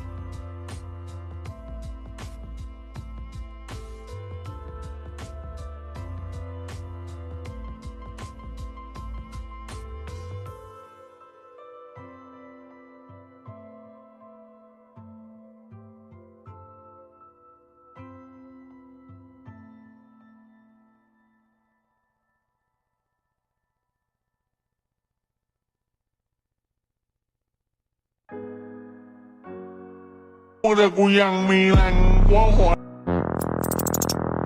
เพื่อนเรานะครับสนับสนุนเรานะครับ คำสมิดาสวัสดี เพื่อนเรานะครับเพื่อนเรานะครับเพื่อนเรานะครับสนับสนุนเรานะครับ คำสมิดาสวัสดีค่ะแต่กระเป๋าไม่มียา ชอบไปรัชดาผู้ชอบดาราไม่ดาวิกาอัมพัชราภามินพิชยาบุ๋มบรรดาพาวนภาเดยโชติกาอภิสดาอุลสยายามินชนิดาปอยยิชดาคิดโหวัง มีหนังแดงและจะกินหนังส่วงมีหนังส่วงและจะกินหนังแดงแล้วกูไม่แรงแต่กูทางมึงม่วงชีกูไม่ม่วงแต่กูยังมีแรงว่าหัวแดงแล้วก็ทำลื้อล่วง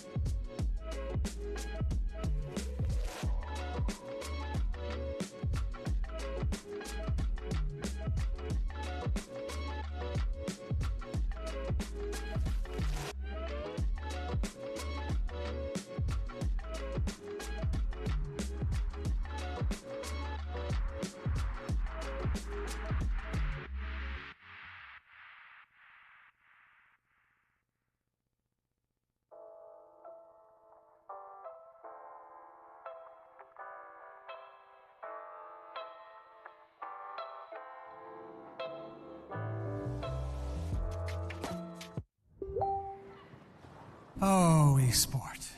You and I have come a long way. It was such humble beginnings. As we gathered in small groups, we were professionals right from the start. Passionate, organized, and ready to rumble. We dreamed big, and surely enough, our parents supported us at every step of the way. Didn't they? Fired up by all this love, it wasn't long until we caught the scent of competition. To be honest with you, it wasn't always that easy. Joe here, he had to take on 2 side jobs to afford playing professionally. It's gonna get better, Joe. Fist bump. Some of you dared to not even call this a sport. And look where we are today. An endless stream of esports events every year. Bet you didn't see that coming, Mom and Dad. And you know what? We have been with you every single step of the way.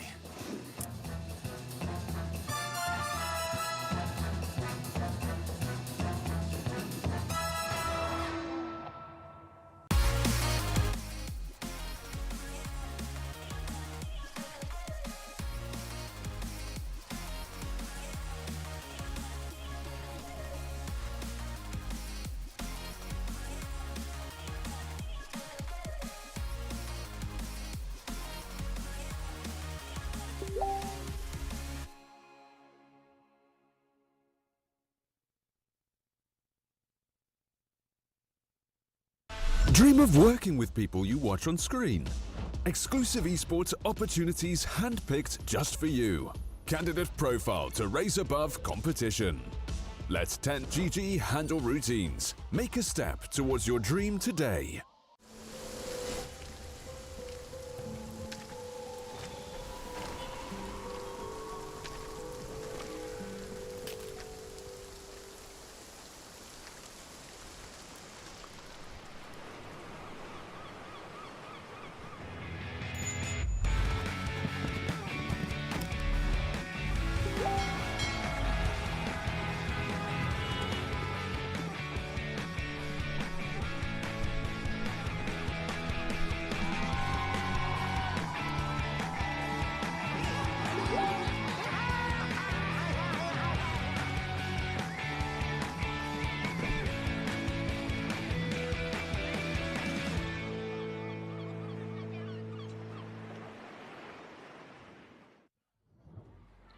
Good afternoon, ladies and gentlemen, boys and girls. Welcome back into the stream for the continuation of the Pinnacle Cup Malta Vibes tournament here. This is day number 7. And obviously, the second half, we've already seen 2 teams go home today. We've seen plenty of teams get knocked out so far throughout this tournament. And we're going to see some more today, as obviously we've got a couple more matches still yet to go before we close it all out. And the first match of that is going to be Alliance versus ex-Hellraisers. The ex-Hellraisers, they were invited into the third stage here of this tournament, but Alliance have had to claw themselves through it. Obviously already taken out Dogchamp as well as Team Faith. Ex-Hellraisers as well, obviously. They've sort of had a bit of a weird situation with their org, which is why they're now called ex-Hellraisers, but they are still the strong team who have been having absolutely fantastic series before this. And the next series after this one is going to be Into the Breach Shuffle versus Quest Esports, which again is going to be an exciting one to watch and see how that plays out, as Into the Breach have been in the tournament since the beginning, where Quest have been invited into this stage. So who's going to win that one? Only time will tell, and eventually we will get there. And yeah, with this Alliance Hellraisers matchup, both of these teams have been performing really, really well in their sort of recent games with DPC. So it does sort of feel like it could go either way. I'm not really too sure who my favorites would be. Obviously, Alliance has just been a really strong organization to begin with throughout the years, but it really does feel like it could be a toss-up. All going to come down to the draft, which honestly I do prefer. You can say one team's better than the other, but when you say it's going to be 50-50 and the drafts look kind of even, it means you're going to get some really, really exciting games in there. And I can't wait. I can't wait for that series to come in. It's going to be a very, very exciting one for sure. Maybe we could see some weird little strategies coming about.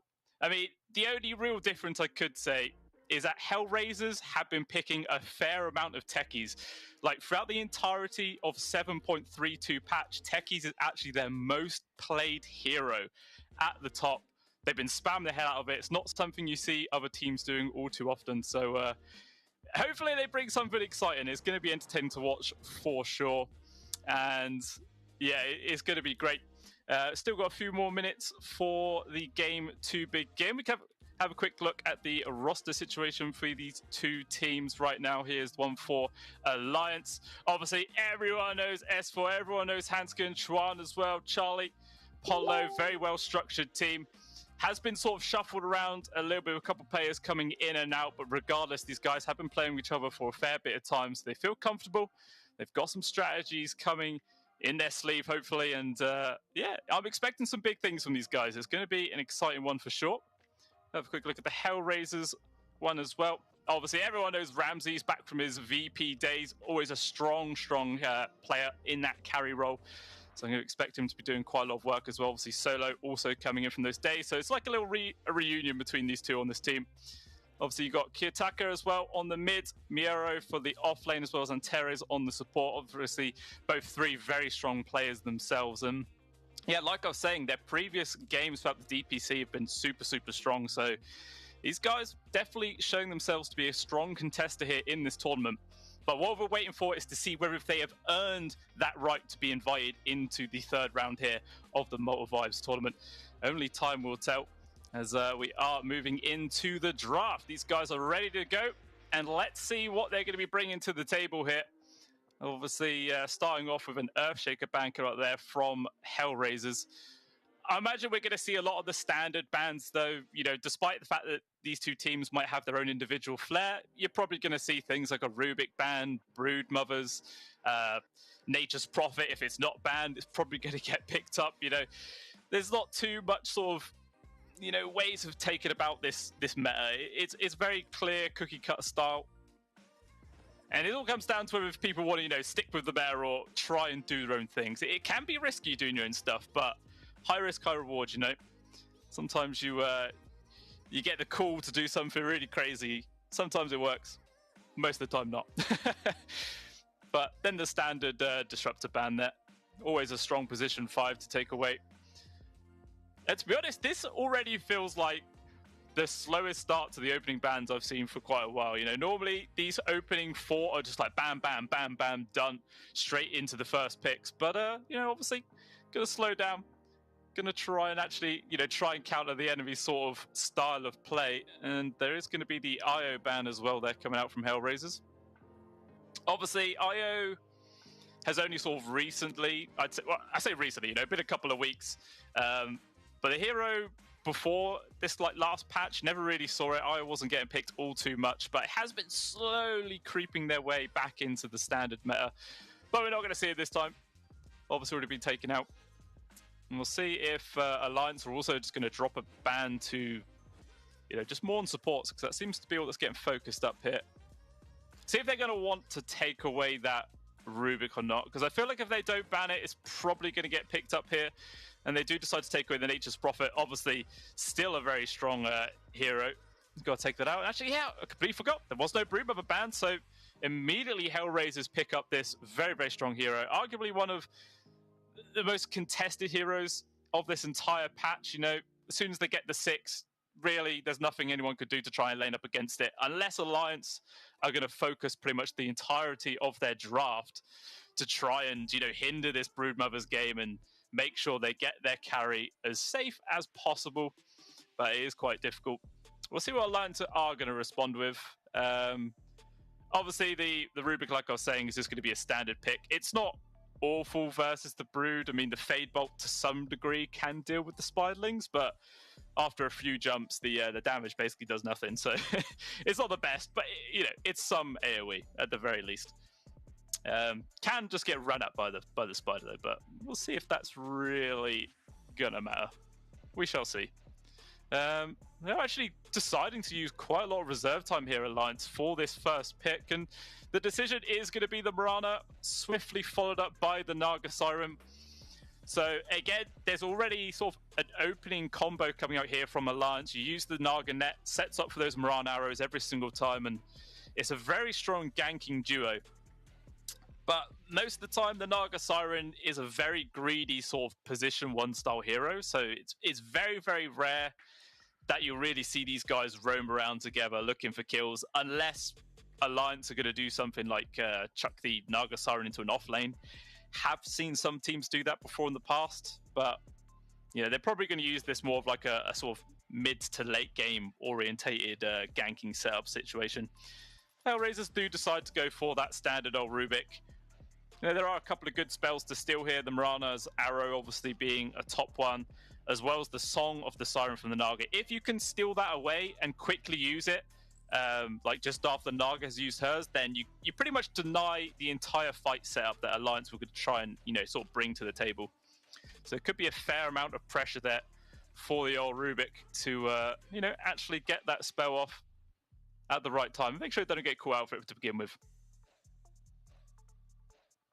And it's looking like the second bans, taking away the Zeus and the old Dragon Knight. So just a bit of focus towards the mid laners right now. I mean, Hellraiser, I'm sure they're probably just going to assume that this is a carry Naga Siren, right? It's like I was saying, it's very, very rare that she really ends up in any other role, so I wouldn't be too surprised. And we'll see what Hellraisers are going to decide to pick up to be their sort of carry matchup versus them. Also, I think one of the main reasons going for the Naga as well is that this hero has a fair amount of AoE damage with the illusions, you know, the Riptide chance, and it can easily deal with the Brood Mother's Spiderlings. So maybe the idea is you know, the Naga Siren doesn't have to concede the lane as soon as the Brood hits 6. So they can actually stay there and still carry on farming up to get the most value out of that lane. If that is going to be the case, it's going to be kind of crucial then for Hellraisers to bring in some rotations to actually, you know, try and shut down this Naga and give the space of the Broodmother that they do need to get that tower and start getting some work done into that off-lane area. Only time will tell, though. Also removing the Pangolier. Again, good AoE control to deal with the Broodmother. Can't really go wrong. We'll see if Alliance are just going to keep on barreling bans towards the mid. And yeah, they're going to take away the Ember Spirit as well. What's the sort of next highly contested hero for the mid that Hellraiser like to play? And it looks like it's the Death Prophet, according to the statistics that I have to hand. Which, you know, that's kind of standard with most teams, right? You're always going to see someone playing this DP. It's always strong. And it's very hard to, like, counter a DP in the laning phase as well. Like, most of the time, they could just do what they want. If you're in a melee matchup as well, it's just even better for the DP. But I wouldn't be too surprised if we see one of these teams pick it up. I think so far it just works with either draft right now, as it's still very, very open. And this Hellraiser's also going to ban another mid laner potential. I mean, Alliance do have the pick priority here going into this final grab. Or I say the first grab of the second picking stage, I should say. So I don't know if they're maybe fearing the Death Prophet perhaps and maybe want to ban it themselves. Maybe giving it some consideration, but it looks like of all the mid laners, they've actually been preferring the Leshrac. They've not played it for a little while, mind you, but that is still one of their most highly prioritized mid laners. Very strong win rate on it as well. So I wouldn't be too surprised if they decide to go for that. Because again, it's more AoE damage for the Broodmother. So you'll have multiple ways of shutting this hero down here in this game number 1, which can be pretty good. And they actually decision to remove the Snapfire there coming out from Hellraisers. Maybe expecting that to be the mid. Even if it's not going to be the mid, it's still a very strong support. Especially with like the Song the Siren setup for the Mormons Kisses. And whoever you land on the arrow as well. It's just guarantees a ton of damage. Very, very hard to deal with indeed.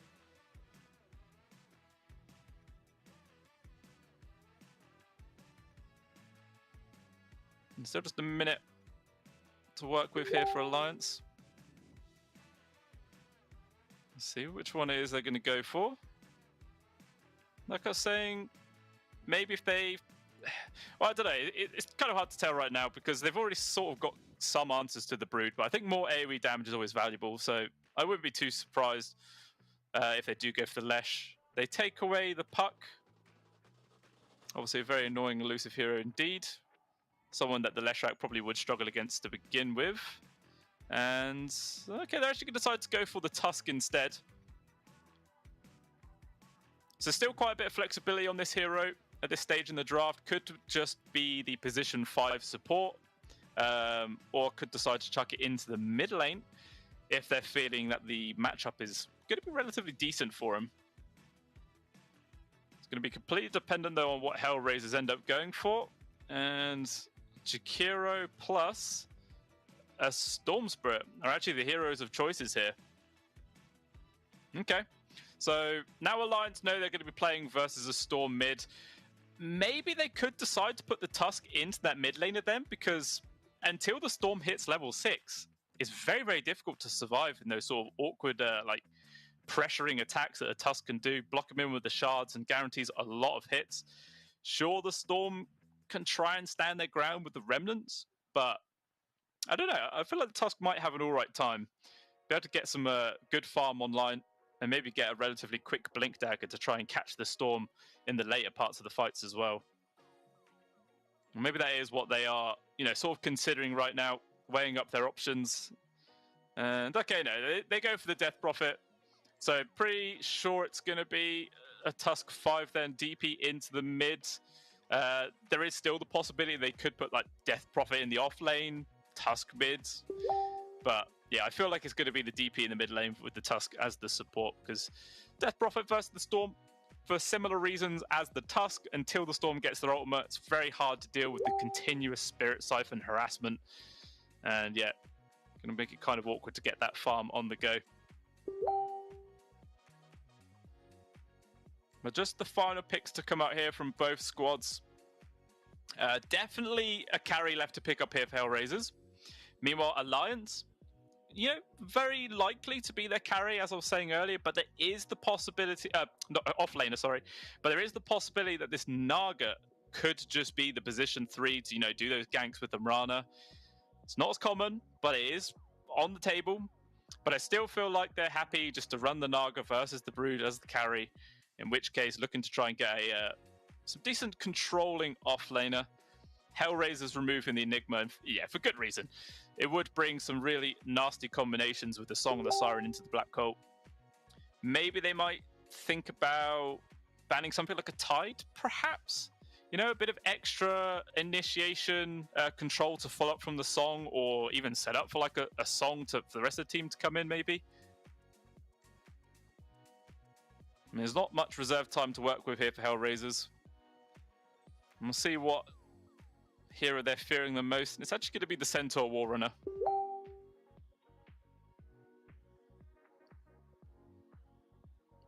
I mean, one thing I will say is that Hellraisers not got the greatest amount of disables in the world. I mean, they got Telekinesis from the Rubik, Ice Path, which is always strong, but sometimes awkward to land, and Storm Spirit just having the Electric Vortex there.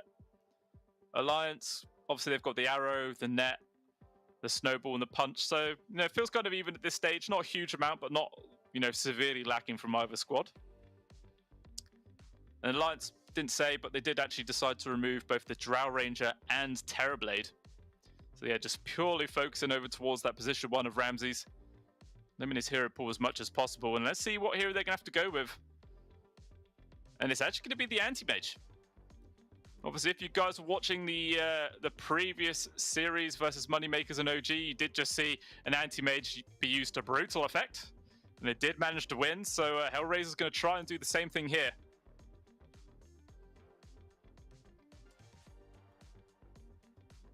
And what do Alliance want to go to match up this? I mean, the Naga's not terrible versus the Anti-Mage, by all means. Sort of like the Battle Fury Cleave can sort of deal with the illusions a little bit when the AM's actually hitting like a truck. But, you know, a lot of situations you can just sort of swarm him as the Naga Siren, so it's not awful. And their last hero of choice is actually going to be the tiny pickup there, which is quite an interesting choice to go for. And we're going to show into the players' cameras. Have a look, see what these boys are doing as they're getting prepared here, moving into the first game of the best of 3. So moving over in a second. But yeah, as a whole, looking at this draft, not too sure who I'm leaning towards. Yeah, we have a look at the players and see them all stern faces, pure concentration, and they're eager, ready to get into this game and see if they can get the first win of the board or the best of 3. Because as the rest of this tournament has been going, it's been single elimination, so not any room for mistakes from any squads here in the entirety of this tournament. So you really got to come into this ready to take, you know, the best of 3 as strong as you can. Try and clear it up in a 2-0 to be as safe as possible. It just depends if either squad's going to be able to do it. Like I was saying, I'm not too sure who it is I'm going to be leaning here in this game number 1. Maybe Alliance. Depends how Charlie's going to be building up this Naga Siren, whether they want to try and just build for like a sort of late game based carry to match up versus the Anti-Mage, you know, go pure farming style, or maybe wants to try and go semi-early to assist the rest of his team, applying pressure and maybe shut the game down before the AM gets big and scary. We'll see which choice it is that they are going to make as we will be moving in momentarily. But there is a pause, so nothing to jump into just yet. Gonna have to look at my very lovely face. And yeah, make sure you guys as well, if you haven't already, if you want to get involved with the true enjoyment of Pinnacle Esports, do go over to pinnacle.gg/welcome, and you can do a 100% deposit bonus for your first deposit. And you can obviously use that to bet on all these games. There are continuous odds coming through. Make sure, though, if you are going to do that, that you are doing it in a safe environment. You don't, spend more than you're willing to lose. All the terms and conditions do apply. Obviously, you've got to be 18 plus as well. But it is good fun at the end of the day. So if you want to, do get involved. There is also a jersey giveaway. I'm sure you guys might have heard of it before, but if you want to have a chance to win the jersey for yourselves, do make sure you head over to Pinnacle Esports Twitter, find the pinned tweet about the jersey, comment on it, who your favorite team is. Make sure you give it a retweet and a like, and you will be entered in for the chance to win that very, very nice prize, because they do look pretty good. I do quite want one myself, but I don't think we're allowed to enter. You guys are, though. So good luck to you if you guys are going to enter into that one. And, why not? Doesn't cost you anything. You may as well give it a go. As we are just still going to be waiting for it. It's just a DC coming out from Antares on the side of Hellraisers, but it's going to, it's to be expected. We'll have a look at the player cameras. You don't want to get tired of staring at my face the whole time. Make sure you see someone a bit better looking. Yeah, like I say, it's just Antares we're waiting for. You do get people having bad connections in online tournaments. It's just the nature of the beast. You can't expect everyone to have perfect connection all the time. But hopefully it is just a minor pause and we can get underway relatively quickly. And yeah, it's like I said, looking at this draft, I was feeling relatively 50-50 about who could come out ahead. And considering the previous series that these guys have all played, like a lot of their last games have been really, really strong. Hellraisers doing very well in a lot of their DPC matches, as well as obviously Alliance managing to take out 2 other teams on their way here to the round 3. So really are going to push it as best as possible. It wasn't actually a connection problem either. The reason why we are paused is actually a PC crash that comes out there from Antares, which is not good. Actually, I don't know. What would I prefer? Would I prefer lag or a PC crash? PC crash could be fixed, Just restart it, you come back in. But lag, you never know when that might strike. And that could, always hit you at the wrong times. But again, so could a PC crash. You can never really predict that either. It's just sort of luck of the draw. You just got to make sure you're not trying to play on a Fisher Price PC, because that's never going to work, Made of plastic, could just melt on you. Not much gaming potential there. And yeah, as well, generally when I see quite even-ish drafts, I like to base it on which team has superior team fight and AoE control, which really is into the hands of Alliance, but it's not a huge margin. They've got the Song of the Siren Shore as well as the EXO, which is really what they're bringing to those 5-on-5 engagements. Meanwhile, Hellraisers, all they've really got team fight wise is the spells that come out from the Jakiro. So you've got the Ice Buff, you've got the Macropire, but that's really it. It's a very limited sort of area that you can actually land those spells, and it's not like there's a huge amount of control for Hellraisers either to keep people inside those macros. So it might just come down to what spells Antares is going to be able to take up in this game. Maybe if he can get the song, like I was saying earlier, and try and set up for those really strong ice paths into macros, we could see that happening. Again, only time will tell whether if the Rubik's going to be in the right situation or the right time. But Antares is actually back, so we should be jumping in any second now. Yeah, the game is unpausing, and we shall be going back on into the game. And we'll see what sort of sneaky moves either of these two teams could be bringing out. Obviously, the standard immediate smoke from both sides, just to try and get down those fast wards and whatnot. Doesn't look like there's going to be any sort of ganking coming out, which, I always like to see a level 1 fight. They're always the most entertaining. Both teams are very even standing.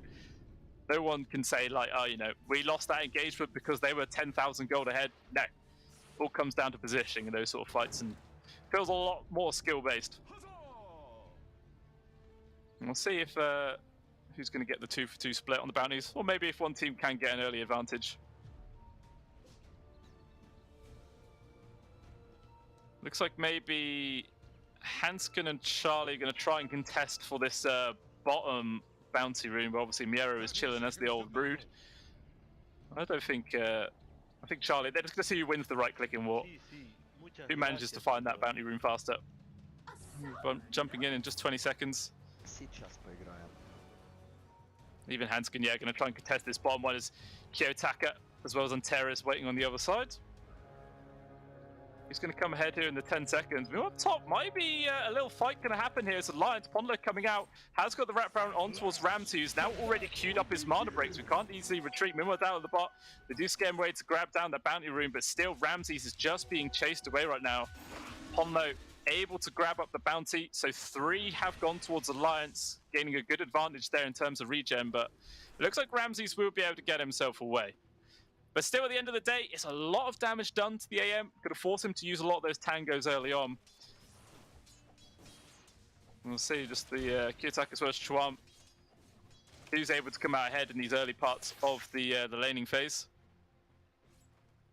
Obviously, as the tree, you're always good to be able to, or Tiny, good to be able to get those last hits with the tree. Makes it a bit easier. Yeah. See if Ramsey's going to get pressured all too much as well here from S4 as well as Podlo. Imagine once he gets a couple of points into Blink, he should feel relatively safe. Meanwhile, down at the bot lane, First Blood is actually picked up there. Hansken looking like he decided to sacrifice himself for a courier kill, which I think Miero still got his items before the courier even died, so not achieving too much. And a big chunk of gold going over towards the Brood. Not an ideal way to start the lane. And hopefully, for Alliance's sake, that it doesn't end up messing up Charlie's start. Oof, up top as well. Ramsey's getting extremely low. Tons of pressure being applied to Hellraiser's safe lane. And Ramsey's already out of tangos. Only 1 left there for solo as well. So gonna have to, get some more regen coming out soon.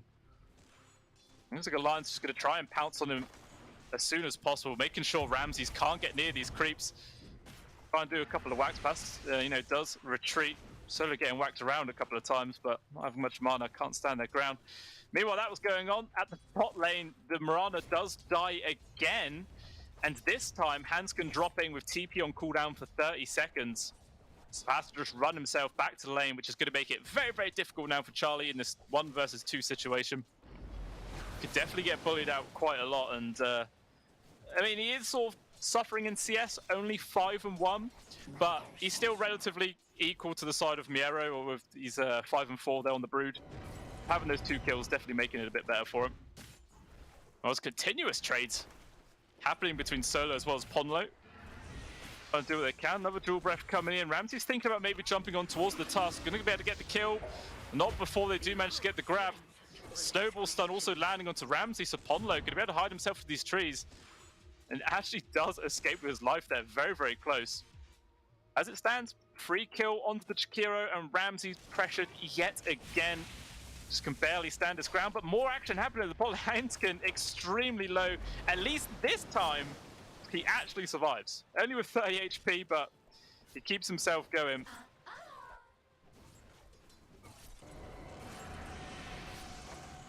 S4 trying to harass that onto the Chikiro. Ramses is trading away, but there's not much mana left from either one, so not getting the bonus damage raining in. Instead, though, the Snowball chasing forwards, and Ponlo gets a freebie there onto Ramses. And this anti-mage is getting punished extremely hard here at the beginning of this best-of-3 series. He might actually be forced to take an early point into a counterspell to try and sort of disjoint those snowballs. Sounds kind of rough to take it this early on, but sometimes you got to do what you got to do, So in terms of CS, it's looking like the mid lane is very, very even. 23-1 to Kiyotaka, and the 21-3 there to Schwam. So not really either one pulling ahead just yet. They're both very close to their level 5s as well. I'm going to hit that at a very similar timing. Just constant pressure, man, being applied. Charlie really can't do anything. Still only 10-2. Meanwhile, S4 ends up getting punished this time. Hellraiser's finally able to bounce back here in their safe lane, getting that kill onto the enemy offlaner. With Solo just running straight into Ponlo at the moment. But yeah, every single time we see Charlie step close to these creeps, he just gets bullied and shoved back towards his tower. Just not really any space. Okay, looks like Podlo was able to get the kill there on towards Solo.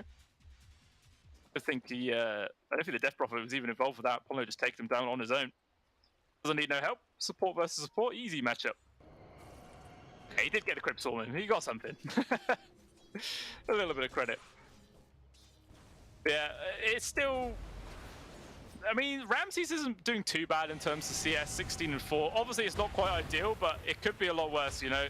Snowball coming forward does actually land, but it's just to apply pressure and force Ramses away from these creeps and, yeah, making this lane as difficult for him as they possibly can.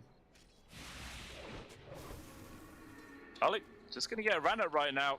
Insatiable Hunger used Miero, just chasing the Naga all the way back to the tier 1. Fortunately enough, the Naga, though, having the South, going to be able to heal back up. Should be fine. And still, 3 for 3 is the scoreline, just less the 1k gold advantage here. 5.5 minutes in. And yeah, still pretty much in terms of CS, everyone doing equally as awkward as their counterparts, you know. Pretty much an advantage being built either way. Maybe Soda, though, is going to go down here. The Shards does trap him in. Snowball's well to make the space, but Ramsey's just beating into S4 the entire time with the dual breath on top. The damage just rains on in. Ramsey picks up the easiest kill he's going to have. That's pretty nice. They were just so distracted on the Jakiro.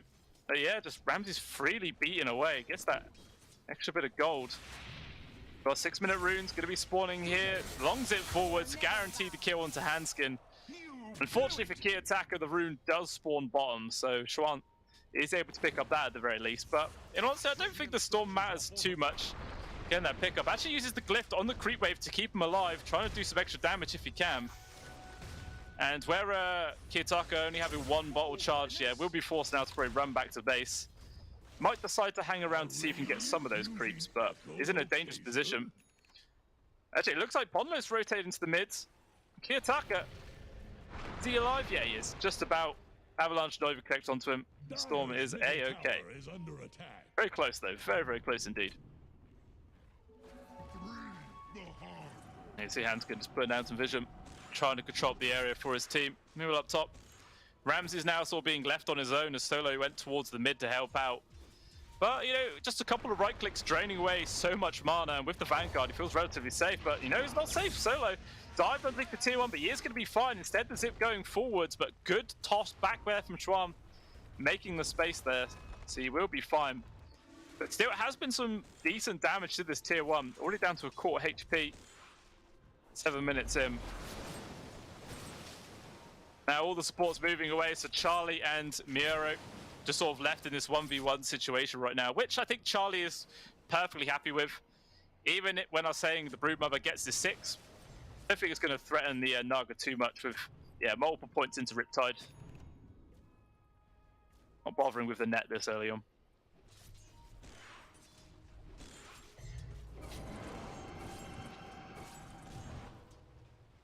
I think Ramsey's tried to get the counter spell there on towards the Spirit Siphon, but I think he just about missed it. Just hanging around. Maybe if Ramsey shows himself, Pondo might try and go for the kill. Who knows? Meanwhile, fight down towards the bot, and Sarah's in some real danger.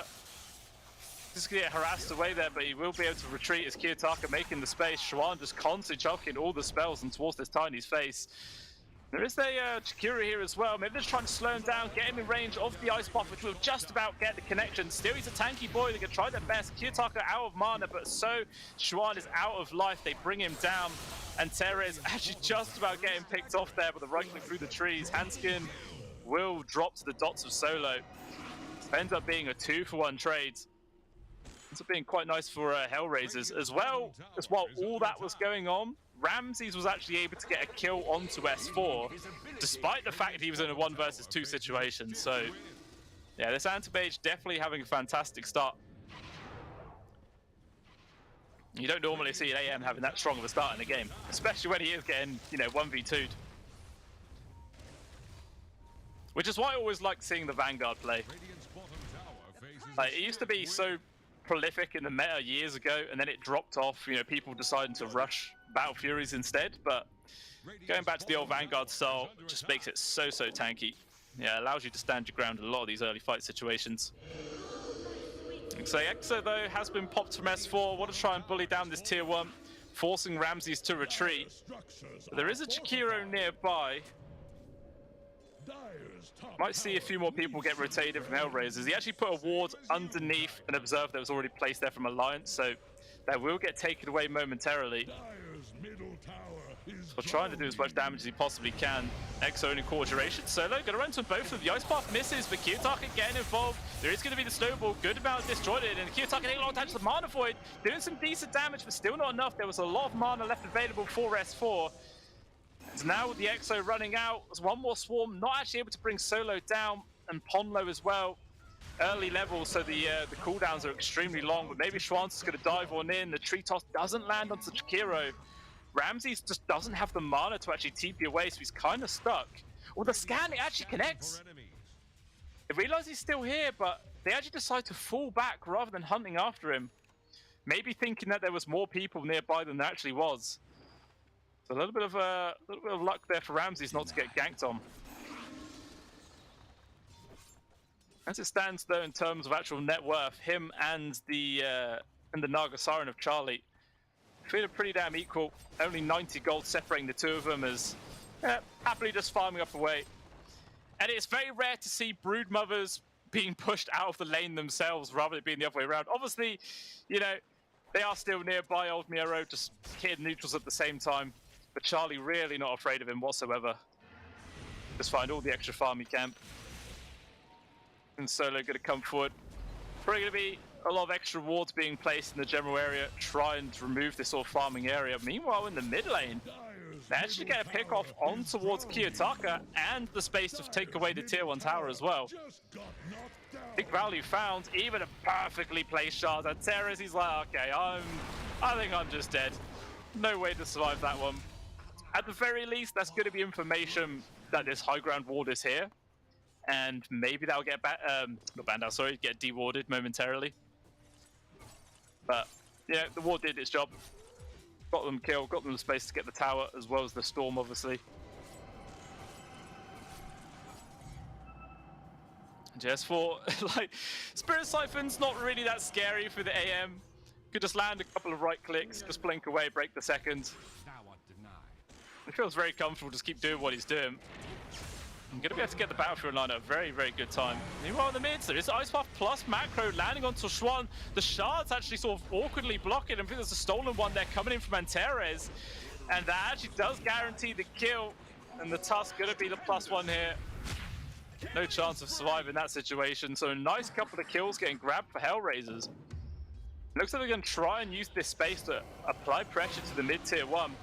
There is S4 coming into the backline, so maybe try and get a stab onto Antares, but still feels kind of awkward trying to force the fight on him on his own.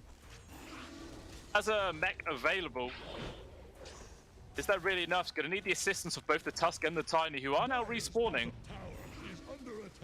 And it looks like, yeah, Hellraiser seeing that, they will fall back. Not going to choose to overcommit. Very wise, disciplined style of play. Not putting all your eggs in one basket. Radiant's middle tower can't handle this deluge. Yeah, just bit by bit though, Charlie has managed to gain a lead here. Top of the net worth chart so far, but it's not a massive lead by any means. Nero just constantly saying hello, chucking down all the webs. Maybe Charlie thinks there's going to be a gank coming in, and yeah, immediately just TPs. He's like, okay, this spider is playing really, really aggressively. I just want to run away right now. The rest of his squad, though, 3-man smoke here from Alliance. And they are pinging out the bottom there onto Miero, but there was also a ping from Solo. So clearly they're saying, be careful, there's probably a gank coming your way. They're pinging exactly where he is right now, but still, they don't quite commit for it. Smoke's only core of the duration left. Charlie's just trying to show himself, maybe bait out the broods. Because he's not in his webs here. Okay, does place another one. Shards doesn't actually end up tossing them away, and all the webs get committed. And yeah, Miro just going to be able to hide himself in the trees. It's wasting a lot of Alliance's time, which is obviously big, largely beneficial for the AM to keep doing what they're doing. But by the looks of it, Ramses has just been completely left to his own devices there at the top lane. Not a single hero around him for miles. Yeah, gonna be able to get this Battle Fury online pretty soon, just the Claymore money away. Along with Tommy Oshua, making a jump on towards Solar right now. Snowball also coming through. They're going to try and lock down Shakira as best they can. The damage is there to bring him down. And Terrace, though, with these stolen Spirit Ciphers being a real menace, actually even takes the Mirana ultimate. Not like a hugely impactful ability, but it's something. Maybe they can use this invis to potentially set up for a kill, but nah, they're probably not going to. Jakiro's dead. Everyone else kind of split apart. Just using it to run around in circles. Another attempt. Smoke number 2 here from Alliance. It looks like this time the target is going to be the anti-mage. Just depends if they can actually find him or not. He's obviously by the tier 1, bullying into S4s. Now committed the Exos. They want to try and take down the tier 1 tower as well. Ramses, I'm sure his spidey senses are tingling. But this gank is coming his way. He drops the Mana Void, but the stuns already came in for Schwan with the arrow set up. No chance to survive that one, and he does die. Tower also dropping down, and that is the perfect target to find there for the side of Alliance. Like 550 gold was how much that AM kill was worth. So relatively sizable gold swing just from that alone. It really does show you got to pay attention to these blink timings, and according to the graph though, as you just saw, it's still pretty damn even between these two teams. Not really a sizable lead at this stage of the game, but Schwan's going to try and make that lead even bigger as he's found a jump onto Solo. The arrow does miss. Not what they really needed though. More than enough damage to deal with the old Dragon Boy. Maybe HR wanted to make a sort of counter initiation though. With the Arcane Rune activated, too much control. Podlo not able to even get Snowball off. I think it was actually on cooldown. A little bit of a response there from the side of Hellraisers. Charlie actually just taking away the enemy triangle. It feels like both these squads have swapped sides right now. Actually, Kiyotaka, very aggressive zips. And Charlie, yeah, just going to pop the old TPUA. Doesn't really want to risk like more people for HR being nearby. Well, Schwan has found Ramses. Oh, the arrow setup was nearly there. It just needed like another third of a second. I think that would have connected. Probably would have been a death of Ramses, but yeah, his TP still on cooldown for another 30 seconds, so he's kind of stuck in this awkward spot. In all honesty, for the side of Alliance, it's not even like essential that they kill him there, you know? As long as if they disrupt his farm, push him back, and just, yeah, try and create a larger sort of net worth rift between himself and the Naga Siren, then they can consider it as a win for sure.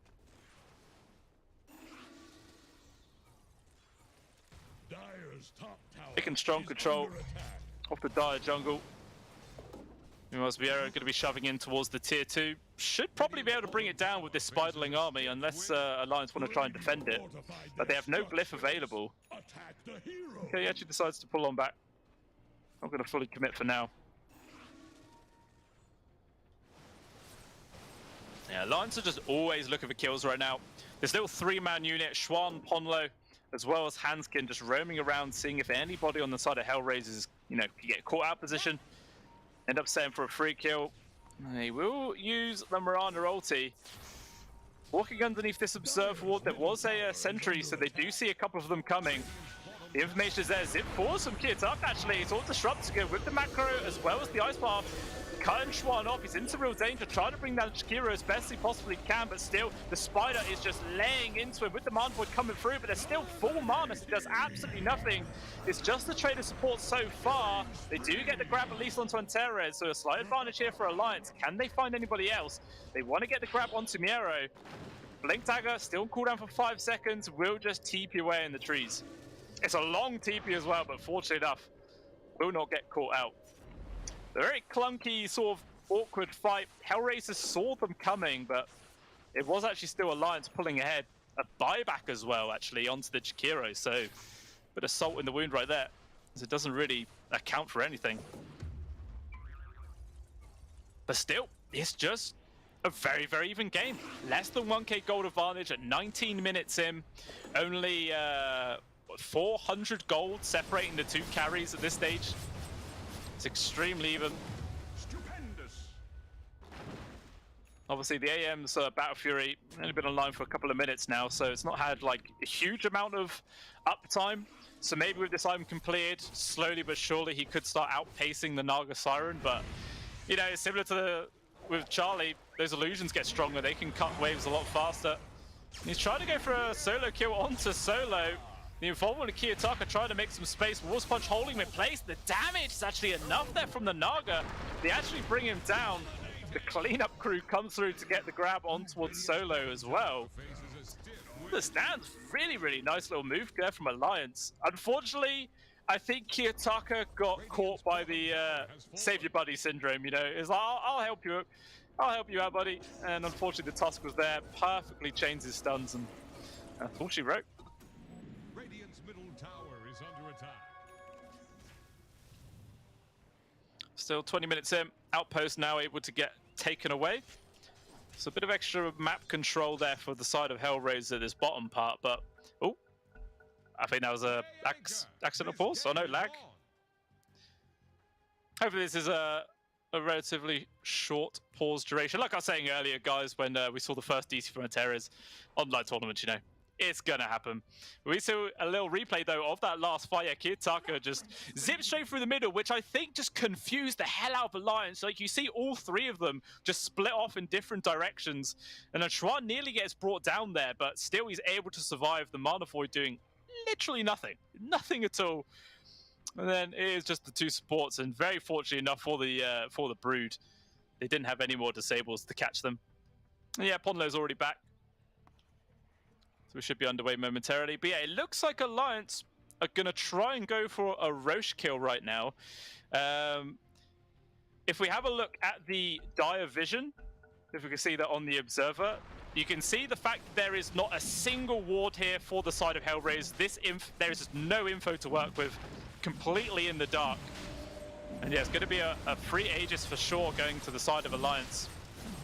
I'm wondering if they even put it into the hands of Charlie. Maybe they give it to Schwan, maybe even S4, as you know, the Naga Siren's just been chilling and farming for a while. It's really them that have been getting involved in a lot of the action, but you know, they will decide to put it into the hands of Charlie. With the Orchid now getting picked up, so maybe the cue is just to go full aggression. Try and find some fights and get some kills with the rest of his team. I mean, this silence is very strong versus Ramses before he's able to finish up his Manta style, which is still about 1,000 gold away. A little 4-man smoke though from Hellraisers. See if they're able to find much out of this maneuver. They just want to make space for Ramses. Maybe actually just want to try and bait him out, as majority of Alliance are actually up here. It's a very ambitious move to smoke into an Aegis. They're going to go for it. Big zip forwards. Kiyotaka able to get the initiation on towards the Tiny. With Ramses jumping in, he's locked in place. He will die. Oh, actually, it's going to be a bit of a disjoint coming in from this Snowball. Can he blink dagger away? Not going to matter, because the Song of the Siren is there. But then the stolen Snowball rolling forward. They got the AoE silence onto it too. The Storm Spirit is dead. AM in some danger. Is there enough damage to kill him? There is. He will die. Looks like Solo as well going to be following his 2 calls to the grave momentarily. As actually Alliance, they're going to sort of split their maneuver, trying to go for them both. Instead, yeah, they will just get the grab onto Solo. So sure, they kill the enemy mid laner of Tiny, but it cost them so much, losing both their, their first 2 major cores. And now we can actually see the first big advantage of the game being built up here. 3k gold advantage now for Alliance, and they're going to try and bully down this tier 2. Actually, I say that and they completely disengage. Not interested in doing that. You will see on this replay, like, it looked really good start there, that they were just going immediately on towards the Tiny. They had good lockdown. Technically, it's making it kind of awkward, but that snowball just in time to keep him alive. Then the Song of the Siren comes in, completely resets the fight. Oh yeah, like I was saying, sure, the Tiny does die, but who really cares, man? It grouped him up. The silence was devastating. And yeah, before there's the Manta style online for the AM, those silences are absolutely pinnacle to finding those kills. And it was just complete disarray from them. Looks like in the live game, Charlie did just get a freebie onto Antares. Looks like the tier 2 will still fall as well. So they're just using that sort of window where the Storm and the AM were, kind of just respawning as best they can. Dire's middle tower is under attack. Yeah, in that sort of situation, in that last fight, it would make perfect sense for us saying that the, given the Aegis to the Tiny, because he wouldn't have died. But maybe if they gave the Aegis to the Tiny, Hellraisers wouldn't have gone for him, and that whole situation would not have, come about. So, yeah, maybe it doesn't matter. Yeah, they'll accept that death regardless. Yeah, Charlie, looks like he's getting pretty close to the heart of Tarask right now. Got the old Reaver in his pocket. And only about 1,200 gold away from the completed heart, and then it's just going to be even harder to find that kill. Quite difficult for the side of Hellraisers to try and bully them down. Definitely, like, the weight on Ramsey's shoulders starting to feel bigger and bigger.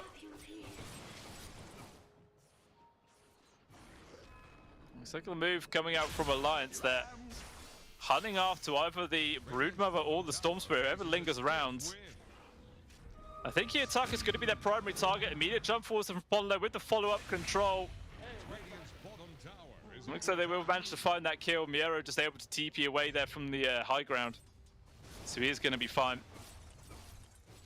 Yes, poor old Storm is just getting punished quite a damn lot in this game. Second from bottom in terms of net worth. Only 1,000 gold behind his counterpart Tidy. Meanwhile at the top, S4 looks like he has managed to find Solo here. It's a really nice place for a Macropier, but unfortunately, it just doesn't do that much damage. It's still only level 1 at 25 minutes into the game. So the damage is pretty damn poor. Mira just trying to force the Naga away from the tier 2. He's a scary hero at the end of the day.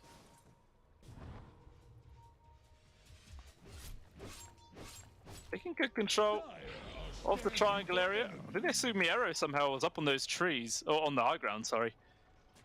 They will not get the catcher. Actually, never mind. Schwan will find him.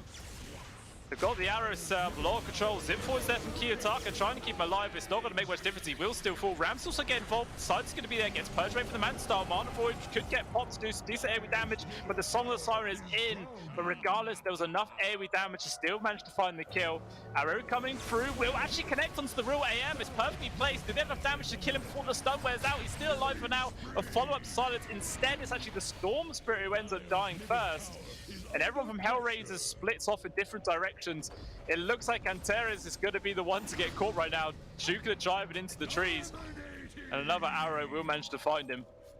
So as it stands, another 3-for-1 engagement there going towards Alliance.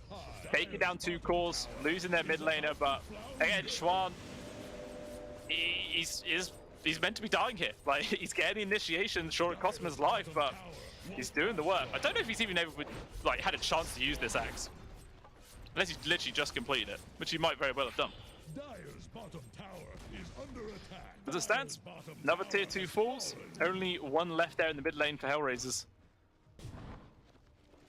Bit by bit, this map is shrinking. Ramsey's trying to find what space he can. Farming up on different parts of the map.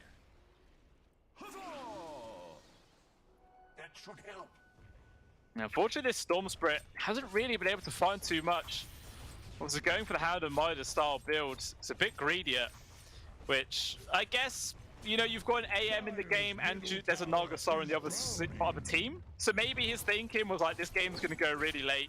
I should get a Hand and Midas to get maximum value out of it, which kind of makes sense. Ramses is getting quite beefy now with the Basher online as well as the Manta. It's quite scary to deal with.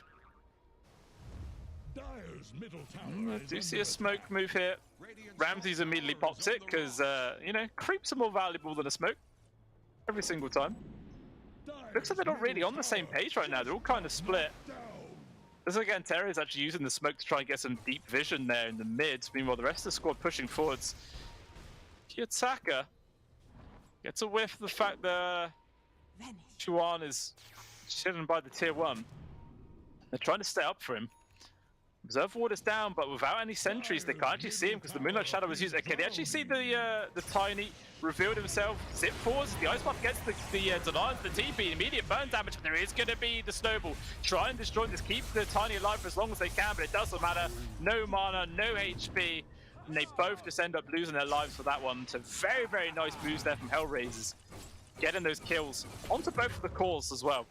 But at the very least, for the side of Alliance, on the other side of the map, Charlie was actually able to get a kill onto Miero. And yeah, bumping up his farm a little bit more. But still, 2-for-1 trade, always going to favor Hellraisers in that situation. Yeah, Butterfly plus the heart makes Charlie a very, very tanky person indeed. Like, you know, AM doesn't normally like building into an MKB, but when you're versus a Butterfly, it just feels kind of essential to do so. Otherwise, maybe you just kind of grief your game a little bit. I was wondering if maybe this could have been a really good Radiance game, actually, from the Broodmother, like, to deal with all the Naga illusions. Like, it looks like they have actually got one queued up. I don't know if they're going to be able to build it in time for the next engagement. I mean, they're not far off, to be honest. Like 1,800 gold, and they will have a complete Radiance. So maybe that could be the power spike that Hellraisers are waiting for, and they might try and make an engagement happen then. As obviously Roshan number 2 could potentially respawn any second now, for Hellraisers or Alliance, but it is still another 2 minutes away at the very least.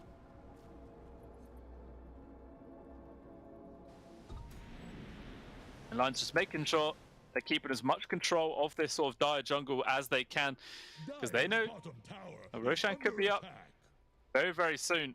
And they want to try and have the best odds of taking that fight when it does eventually happen. Yeah, fortunately with that extra minute and 30 seconds till it is up, there is time for Hellraisers to get those next items.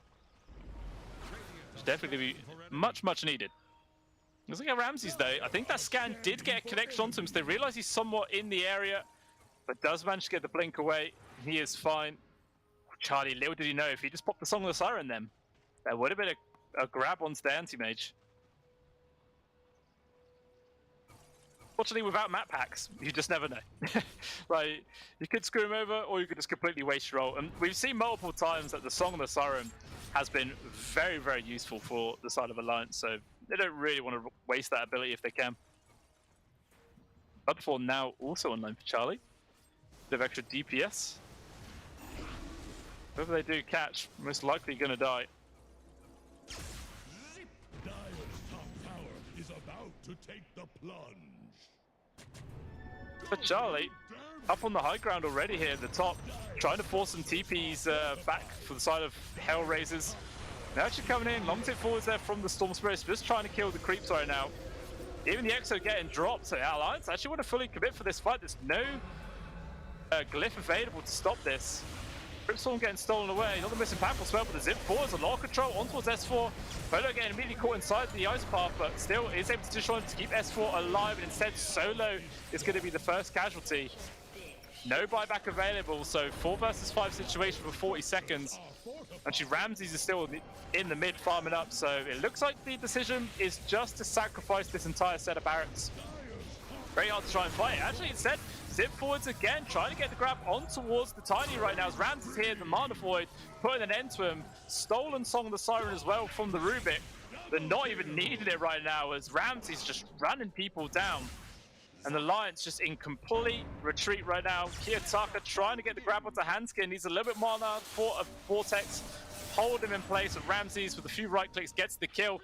Looking like he might even chase after S4, because why not? Instead, actually, Roshan is up. That's a big old target to find. With 3 people dead, there's not a single thing Alliance can do to stop this one. That is a big, big shift in momentum for this game. As you can see there, it's like 2,400 gold swing, 4,000 experience. Big old shift change. Actually, aggressive move again from Ramses, jumping up to the high ground, drained away all the mana of S4. The Death Prophet can't do anything. Now the Naga Siren caught amongst 3 enemy heroes. Charlie desperately trying to sliver themselves away. Obviously, with no mana left, the damage from the AM is pretty negligible, but regardless, they still force them away. Jump force from Schwan, they're trying to get the burst on towards the Storm Spirit, but good stop there from the Ice Path, keeping them alive. 4 staff push them around. Stolen Song trying to set up. There's going to be the AoE Vortex, sucking them 2 of them backward in. Ramses getting the kill onto them both. Actually, Miro getting the one onto Schwan there, but it's just more kills for Alliance. That was also a buyback for S4.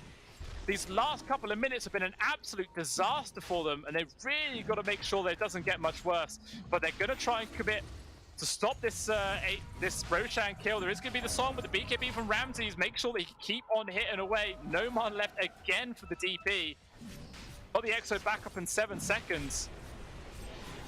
See if they can get much done with. Obviously, no BKB left for the anti-mage. The constant illusions throwing in, making sure Alliance have some vision of seeing what is going on right now. But they've already fallen back, deciding to sacrifice the Aegis. And it is now into the hands of Ramses. And as you can see there, less than 1k gold advantage now for the side of Hellraisers. I think at one point it was about 6k, but it's been brought down nicely. And yeah, just see that very aggressive move. Ramses just jumping straight into the high ground. I don't think they even have any vision. Like, he just blinked straight up there, sort of knowing someone was going to be around, and yet allows them to capitalize perfectly, getting that free kill. And then forcing a buyback, and then getting 2 more kills. The Ice Path as well, perfectly placed. Completely stopped the tree volley, which would have got Kiyotaka killed. Like, he was so close to being brought to death, but the save from the Ice Path, the save from the song with the Vortex follow-up, it was just absolutely beautiful stuff. And Hellraisers really show that they are not out of this game whatsoever. And the Alliance definitely be shaken up right now. I mean, sure, they've been able to find an entire set of barracks there at the top, but it's kind of a minor consolation prize when you consider the momentum that has just completely shifted here in this game. Like, sometimes Dota 2 is, you know, a game of mistakes and a game of capitalizing on your enemy's mistakes, and you just got to make sure you don't make too many of them. Alliance, that is probably their one. If they make another sort of move like that and it goes wrong, it's going to be just super, super difficult for them to turn around. Meanwhile, big tip forwards, 3-man Vortex there coming up from Kiyotaka. There is going to be the song disjoin this a bit, allowing Alliance to disengage. So far, that's not a bad little fight there for the side of Hellraisers. Big Ultimates gets committed for not really any commitment whatsoever from themselves, just the Vortex, that is it. It's like Alliance though, they're still lingering nearby, doing a 3-man smoke. Maybe they want to try and still force this fight, even without the Naga's ulti ready available. Instead, they got the grab on towards Ponlo onto the side there. The AM beat it into it, but the damage raining on it. Ramsey's getting brought low. Can he survive? He's still alive for now. Might choose to disengage, but no. Stands his ground as he has the age. He's going to be coming back into this momentarily. Kiyotaka super low. The silence barely does end. He will retreat, but still Schwan is just gone. Eventually, the Storm does die. So it's a trade of mid laners. And then so they got the grab onto S4, caught in the trees. Ice Path on top with the Mana Void. Makes it a 2-for-1 exchange there. And it looks like they're going to use this as best they can, Hellraisers, and push into this tier 2, maybe even high ground, as they do have a couple of catapults here. At the very least, they could be thinking, let's force a buyback. If not, let's do some decent damage. Looks like the decision is actually to fall back, as there's a big old creep wave inside the Dire base right now. Doing some work. No one else is really going to go back to deal with it. Get a look at this replay. Just how it all started going down. It's just a good job there. Solo getting the initiation stun on towards the Tusk. Ponlo, he does actually manage to get 4-star away, which is extremely close. Could have been a nice pick-off at the very start of the fight. I mean, the beginning isn't that bad for Alliance, in all honesty. Like, they get the first life of the AM. They nearly killed the Storm Spirit as well. But it's just like a sort of couple of quick turnarounds, which sort of balances it out. Still, at the end of the day, I didn't think it was too bad. Meanwhile, in the live game there, we do see Miro getting brought down from a nice little move coming out from Alliance, even the playing field a bit. It's worth a good amount of money. Like, in total, that's 1,000 gold Miro just gave away. That's pretty nice. Nice if you're if you're an Alliance fan. Not so nice if you're a Hellraisers fan. But being the caster I am, I've got to stay as impartial as ever. So no matter what happens, I'm saying it's nice. You guys are good. You got to deal with that. You have to deal with that. There is going to be the MKB pickup from Ramses. It does have that answer to the butterfly from the Naga Siren. Going to be able to just beat into them relentlessly right now. I'm not really too worried about the mischance. And I think, yeah, the Radiance as well from the Broodmother is very, very close just 760 gold away. And then we will see the item picked up.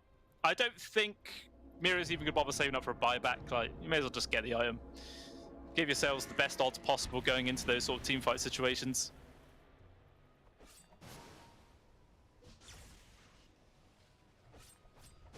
But still, this game really does feel like it could just go either way right now. Only 3k gold advantage at 38.5 minutes in. That is basically nothing at all.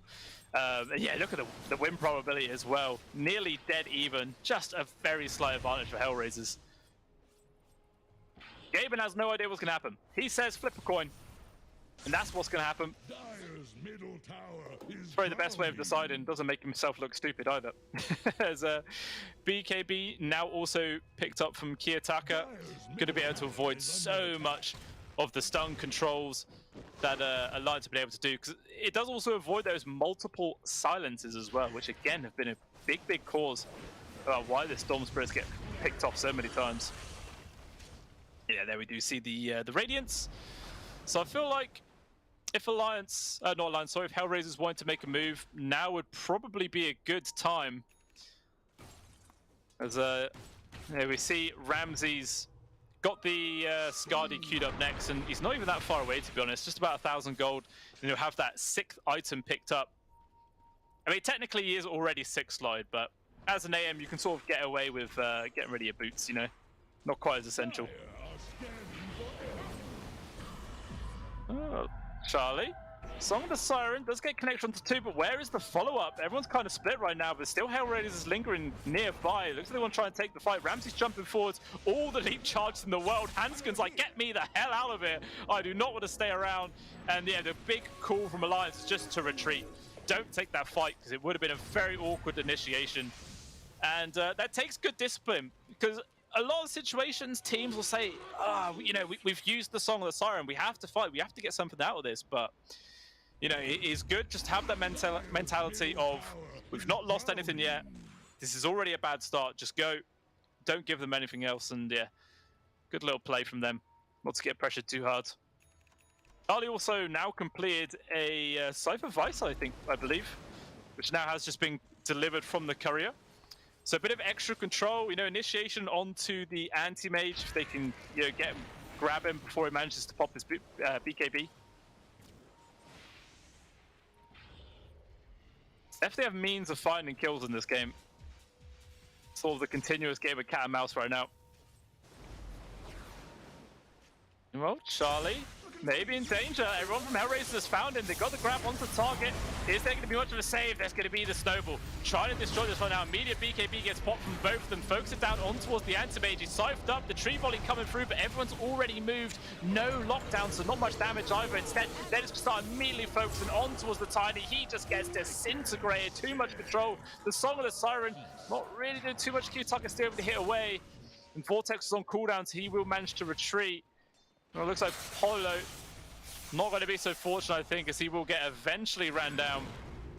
Oh, the Centaur! He's paid him off! But the heat bits runs out anyway. that was almost a really big Minotaur stun, but fortunately he still gets caught out. And there is the pause for lag. So, as it stands, out of that entire fight, it's actually only the Tuscan Tiny to fall. Looked like it should have been more, but everyone's just pretty damn tanky. And again, just the quick jump in from Ponlo, saving Charlie's life, making sure that Naga didn't die. Because that is really the big boy. If Charlie drops, Alliance can't really do anything at all in those fights. Like, they are just screwed. And you will see right now, just immediate jump from Kiyotaka. This is a good thing about the Ags on the Storm Spirit. You don't have to click on the right one. Just press W. You'll hit her regardless. And the big turnaround, try to focus on towards the Storm. But again, the push away with the Force Staff, the tree volley just doing absolutely nothing. And yeah, Hellraiser's like, hey, we could just kill him. Let's just jump on his face. Yeah, it looks like Ramsey's just having to do a quick restart. He's having some serious FPS problems there, which is never good. You know, we've all had it before. Playing with lag or playing with frame drops, just, oh, it's absolutely horrible. Feels like you're playing the game through Microsoft PowerPoint. Try to get through the slides until you're eventually just dead. It looks like Hellraiser as well. They wanted to try and go for the Roshan after that fight to try and scoop us up in 50 seconds. Have a quick look at the player cams. See how they're all chilling during this pause, but the pause isn't going to be for long as we are saying go. Rams is saying, yeah, let's test that. Hopefully my FPS is fine right now. Yeah, obviously already got the Skadi completed with a Moon Shard next as he's 6 slotted right now, desperately trying to find sort of ways of using his gold. After that, it will be the Aghanim's Blessing plus Aghanim Shards. There's still a fair amount of things he can buy before he's completely maxed out this game. Yeah, Solo is just making sure he finds Roshan as soon as it spawns, but the illusions actually do scout him out. Same time, take away the vision, trying to control up as much as possible. But the Jump Force, they found the grab onto Hanskin. Nothing the support can do when 2 of the main cores jump onto his face. Charlie also forced to pop the Song of the Siren just to run away. Now, any hopes of trying to fight into this Roche pit are now just gone, as it is now respawning, going to get scouted out immediately from Antares. And that is Ags plus Cheese and the Refresher Shard. I mean, there's not even like any huge ultimates you want to use the Refresher Shard for. So I imagine they're just going to give it to probably the Storm Spirit. Get the double BKB, you know. Allow him to keep zipping around in these fights. There's some argument to maybe give it to Ramsey, so he also has double BKB, but it just feels a bit more clunky, you know. He needs the slots more. And yeah, they do give it to Kiyotaka. I mean, there is an argument that you could say give it towards the Shakira, maybe. Actually, meanwhile, Ponlo just gets eviscerated, completely brought down. Ram's actually going to try and stand his ground versus both Charlie as well as Chuan. But right now, the Naga starting to get completely bullied down. A lot of the attacks get evaded, which allows them to survive a little bit longer. But that's all it does. It just delays the inevitable. Big zip forwards coming through. Vortex lands on the 2 of them. At least the Avalanche disjointed Ramses for a second right now. With BKB as a ring, Ramses is going to stand his ground, beating away. The Tiny in danger, gets pushed off a little bit from the 4-star, but he will still die. And the fight's over. Another 2-man Vortex. Kiyotaka doing so much work for his team. And it's a 5-man wipe. They are all in the grave. Only 1 buyback from Hanskin. And we'll see how much damage Hellraisers are going to be able to do. It's going to be 1 set of barracks for sure, probably 2. Fortunately for the side of Alliance, though, they have the tier 2 still standing at the top, so they can't get Mega'd right now. But actually, Hellraisers like, Mega Creeps be damned. We just want to end this game. We'll force out the first glyph, but still 40 seconds pretty much before any of the cores are alive. 30 for the Naga. Probably going to see the buyback 4-star from Hanskin momentarily, but what can they really do on their own? It will be down to him and Ponlo to try and keep them their whole team in this one. It's going to be a hard one for sure. Ice Path just completely catches him off. He can't do anything. Does have a buyback, and actually Alliance just called GG. Not even going to bother attempting to try and hold on to that game there with the sports, and they just call it tap out, and Hellraisers take the first game of the best of 3 here. What an exciting game it was. It felt even through so much of it. And all it took was pretty much that 1 kill onto the Naga Siren, and they got completely shut down. Somehow, S4, not S4, sorry, Charlie did not have a buyback available. Kind of questionable, to be honest. Maybe he just thought he was that unkillable. He didn't really need one. I don't know, because that was his first death the entire game as well, ending 4-1-9. So yeah, maybe he just thought he was invincible and didn't really bother picking it up. I don't know. It's an interesting choice here not to have the buyback, and it does obviously cost them at the end of the day. And Hellraisers, very happy about that indeed. And we will see if they're going to be able to close out this series in a clean 2-0, or maybe Alliance can bounce back and push it to a 3rd one. Only time will tell. But we will see you guys after the break, so stick around.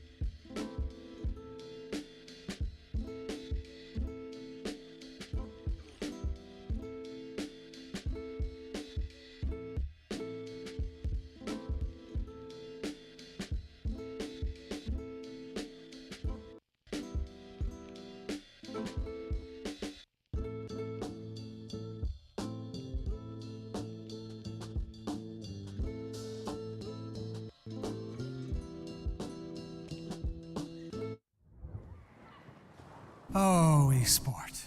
You and I have come a long way. It was such humble beginnings. As we gathered in small groups, we were professionals right from the start. Passionate, organized, and ready to rumble. We dreamed big, and surely enough, our parents supported us at every step of the way. Didn't they? Fired up by all this love, it wasn't long until we caught the scent of competition. To be honest with you, it wasn't always that easy. Joe here, he had to take on 2 side jobs to afford playing professionally. It's gonna get better, Joe. Fist bump. Some of you dared to not even call this a sport. And look where we are today. An endless stream of esports events every year. Bet you didn't see that coming, Mom and Dad. And you know what? we have been with you every single step of the way.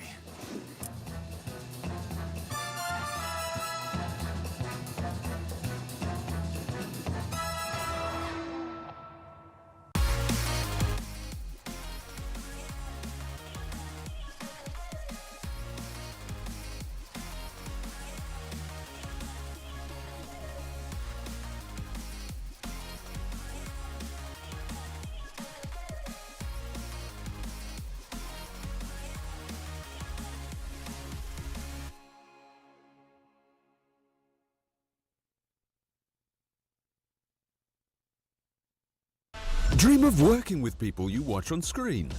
Exclusive esports opportunities handpicked just for you.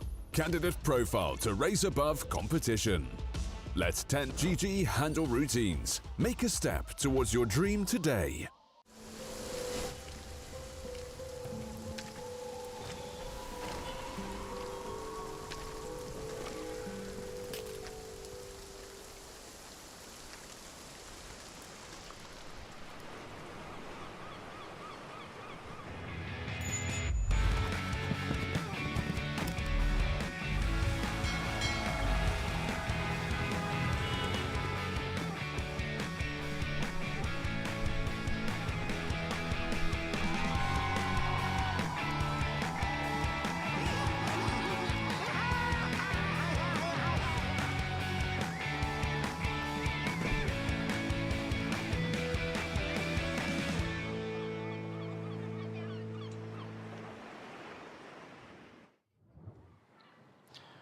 Welcome back, ladies and gentlemen, to the Pinnacle Cup Malta Vibes, the tournament brought to you by Gaming Malta, the home of gaming excellence. And as we just saw in that game number one, Hellraisers able to bring down Alliance after what felt like a game-long stalemate of like really back and forth fights. It's hard to tell who was really coming out ahead, but it feels like it was just the one mistake of Charlie getting caught out without his buyback available, and Hellraisers immediately punished it, charged down through the lane, swept the rest of the team out of the way, and just ended the game in just a matter of seconds. Really, of it all unfolded. There wasn't much they could really do to stop them. It's great as well because Charlie and Ramsey's farm was pretty much neck and neck the entire time as well, both ending the game, I think, with 35k net worth. But it just feels like Ramses was able to do a bit more with that than the Naga Siren was, and that's all they really needed to push the advantage and end up clearing out the entire game. So yeah, we'll see if they're going to be able to do that again in the game number 2 coming up in a bit, guys. But if you haven't already, do head on over to pinnacle.gg/welcome, and you can use the sign-up bonus of Cup 32 to get 100% deposit bonus, and you'll be able to get involved in the betting of the tournament for good fun. But we have the draft now underway, and let's see what sort of twists and turns this game number 2 is going to bring us. Whether if the bans are going to be the same. I think it was Alliance deciding, Hellraisers, sorry, they banned out the Earthshaker, I believe, and the IO to start off with game number 1. We'll see if there's anything that Alliance brought in that game number 1, which maybe they're going to be a bit more afraid of and could decide to drop the respect ban towards. Obviously, they have decided to take away the Broodmother as they do not have the first pick priority this time around. So Miro going to be forced to play a different hero this time at the very, very least. But still, Alliance will be taking away the Nature's Prophet. Just to start things off with, always a strong hero. Yeah, will they maybe drop sort of bans towards some of the earlier supports that came out from the side of Alliance? Their initial opener was well, their own opener was the Marana plus the Naga Siren, which obviously didn't really end up panning out as like a combination itself for a majority of the game. We'll see what Hellraiser is going to go for, as the Death Prophet just been banned away as well. So already 2 of the heroes we saw in the last game not going to be making an appearance here in this game number 2. Just going to force things to be changed around a little bit. Obviously, S4 did have a relatively, it was all an okay lane in the early parts of that match, where they did get quite a few kills onto the Chikiro, but there wasn't really anything they could do against the anti-mage. And yeah, Ramsey just had really a fantastic game just running away, doing whatever the hell he wanted. And Alliance, their first pick of the game is actually going to be the Dragon Knight. That was banned in the second phase from Hellraisers in that game number 1. So they think it's going to happen again, and they just want to secure it here and now, and just snapped it up straight away. So whether it's going to be the mid lane for Schwarm, or possibly they might chuck it into the hands of S4 for the off lane, still early days, so it remains to be seen. Going to see what the follow-up duo is going to be, though, from Hellraisers. Again, the key suspect of Rubik still in the pool, so I would not be surprised whatsoever if we see this hero make an appearance yet again, because why not? Just keep sending it. He's a stronger hero. Obviously didn't do much in the last game. They did still lose, but regardless, they will grab it. Actually, no, it did lose. It was on the side of Hellraiser, wasn't it? What am I talking about? It did its job. It did good. As he got multiple, I think, stole Song the Siren a couple of times, which did sort of help with a little turnaround. Yeah, it's going to send it back yet again, followed up with the Doom as well this time round, which I'm sure, yeah, is going to be Miro's hero for the position 3. Sort of towards the early parts of this patch, we were seeing a bit of Doom mid as well. I even saw once or twice carry Doom. I can tell you, it felt pretty weird. It was a very odd, role to see this Doom in. It did actually work, though. I think I saw it 2 times played in position 1, and it did actually win both games. I'm not saying it's going to happen this time, but it's possible, guys. It is possible. Keep it in mind. There might be that little swap around from Hellraiser's last minute. Depends if Ramsey's is obviously a bit used to it. You don't want to just chuck him on a hero he has absolutely no clue how to play as a carry. But hey, these guys are professionals. They can play anything carry. They could do carry Witch Doctor if they want, and I'm sure it'd still work out. And the second pick from Alliance. And the choice, it's going to be the Mirana, okay? It's going to see that yet again, probably back into the hands of Hanscom. Already a much better setup for it than game number 1. Because like I was saying, they had the Naga net setup, but with a carry Naga, you're not really going to be in the right position, and you don't really want to spend skill points early on for that skill either way. But with a Dragon Knight, it's a perfect duo. The Dragon Tail stun, I think it is still the highest duration stun guaranteed level 1 out of all the heroes. So whether if they want to run this as their position 3 to try and bully out Ramses and set up for those stun combos, they can. Or if they want to chuck the Dragon Knight into the mid, and the Mirana can just rotate in at a moment's notice, really, and set up with the Dragon Tail stun for the arrows again, and maybe get some free kills onto Kiyotaka. So I'm very much liking the beginnings here for Alliance, already off to a better start.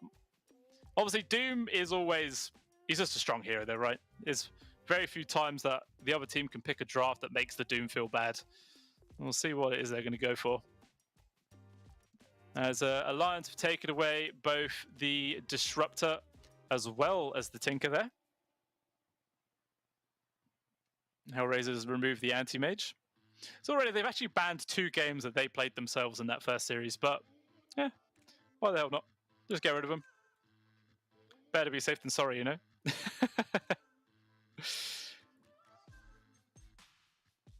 We'll see if they're just going to keep focusing towards Charlie. Because,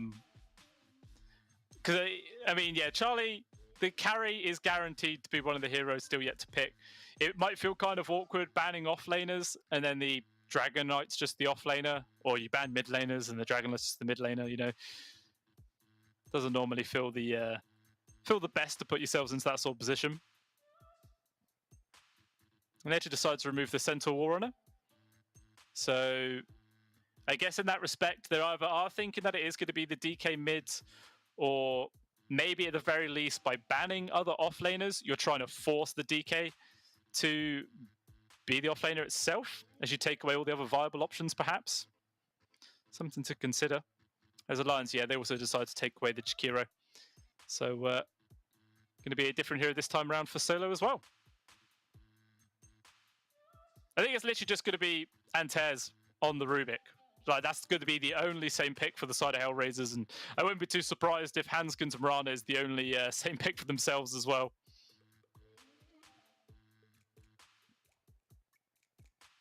One final ban to come here from Hellraisers. And yeah, Alliance, Okay, they actually decide to take away the Drow. So they do drop one little focus towards Charlie there. Obviously, you want to try and make sure that he doesn't get free harassment onto the Dune in the laning phase, which I guess is guaranteeing this Doom to be the position 3 now. As the Drow's always a relatively strong hero to lane versus them. Be strong. There are many ways they can counter lane versus them. Be strong. There are many ways they can counter lane versus them. Decide to go for the silencer pick there. There are many ways they can counter lane versus them. That is going to be their position 5 most likely for the side of Solo. That is going to be their position 5 most likely for the side of Solo. Any hero pickups at the back line or anything like that is immediately just a no-go. Pickups through the Nova, even Enigma, immediately not going to see that hero making a pickups through the Nova, even Enigma, immediately not going to see that hero making a pickups versus Silencer and Ruben. Probably the biggest brief ever. You're never going to see that. Probably if you do, you give away a strong ultimate, or you just get your whole team silence, because that will give the time that silence presses are. You just get your whole team silence, that will give the time that silence presses are. If there is, that will give the time that silence presses are. If there is, that will give the time that silence presses are. But look at the current odds so far, guys. Looking to get involved in this game is 6.63 to the side of the line. So quite a big return on there. It's 6.63 to the side of the line. Just been updated. 6.13 to the side of and 6.1 to the side of the line. So a little bit on the drop there. Still is heavily favouring Exhale Rivers right now. Still is heavily favouring Exhale Rivers. I can see why. It does feel like it's kept a little bit longer, but we'll see if this IO plus Electric combination from the line C is going to be able to turn the table. Perhaps push this to a third line C is going to be able to turn the table. It's a lot of sustains just on these two. All the heals that Electric gets from just Bloodstone, it's just guaranteed to be built on cast negative Bloodstone.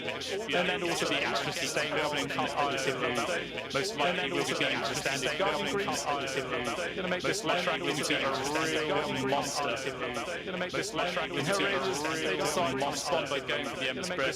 Which makes perfect sense. It's not too bad lane phase.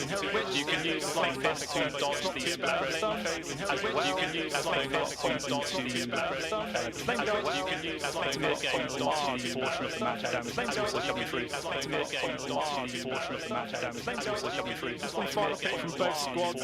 It is looking to be the carries from both sides. Both squads. It is looking to be the carries. See which one of these two teams prioritising their bans. See which TV gets removed from the line to start things off in their bans. Both got exactly the same amount of reserve time as well. Minute and 7 seconds in their pocket. The same amount of reserve time as well. Minute and 7 seconds to work through. Even banning the observe there. I mean, it's very rare to see a carrier banning, but it has been done in this recent patch. It's very rare. And it's not too bad versus like the silent observe. The other doesn't really do too much. It's not too bad versus like the silent. You're always going to be able to get that option underground. You don't get it from the silent. You're always going to be able to get that option underground. You don't get it from completely disregard that option.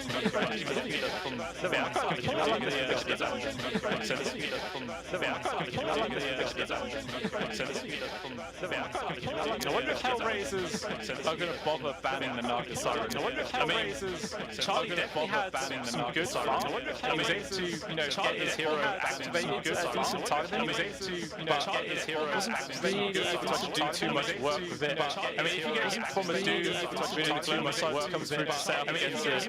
Dude wouldn't really too much work comes through out in that situation.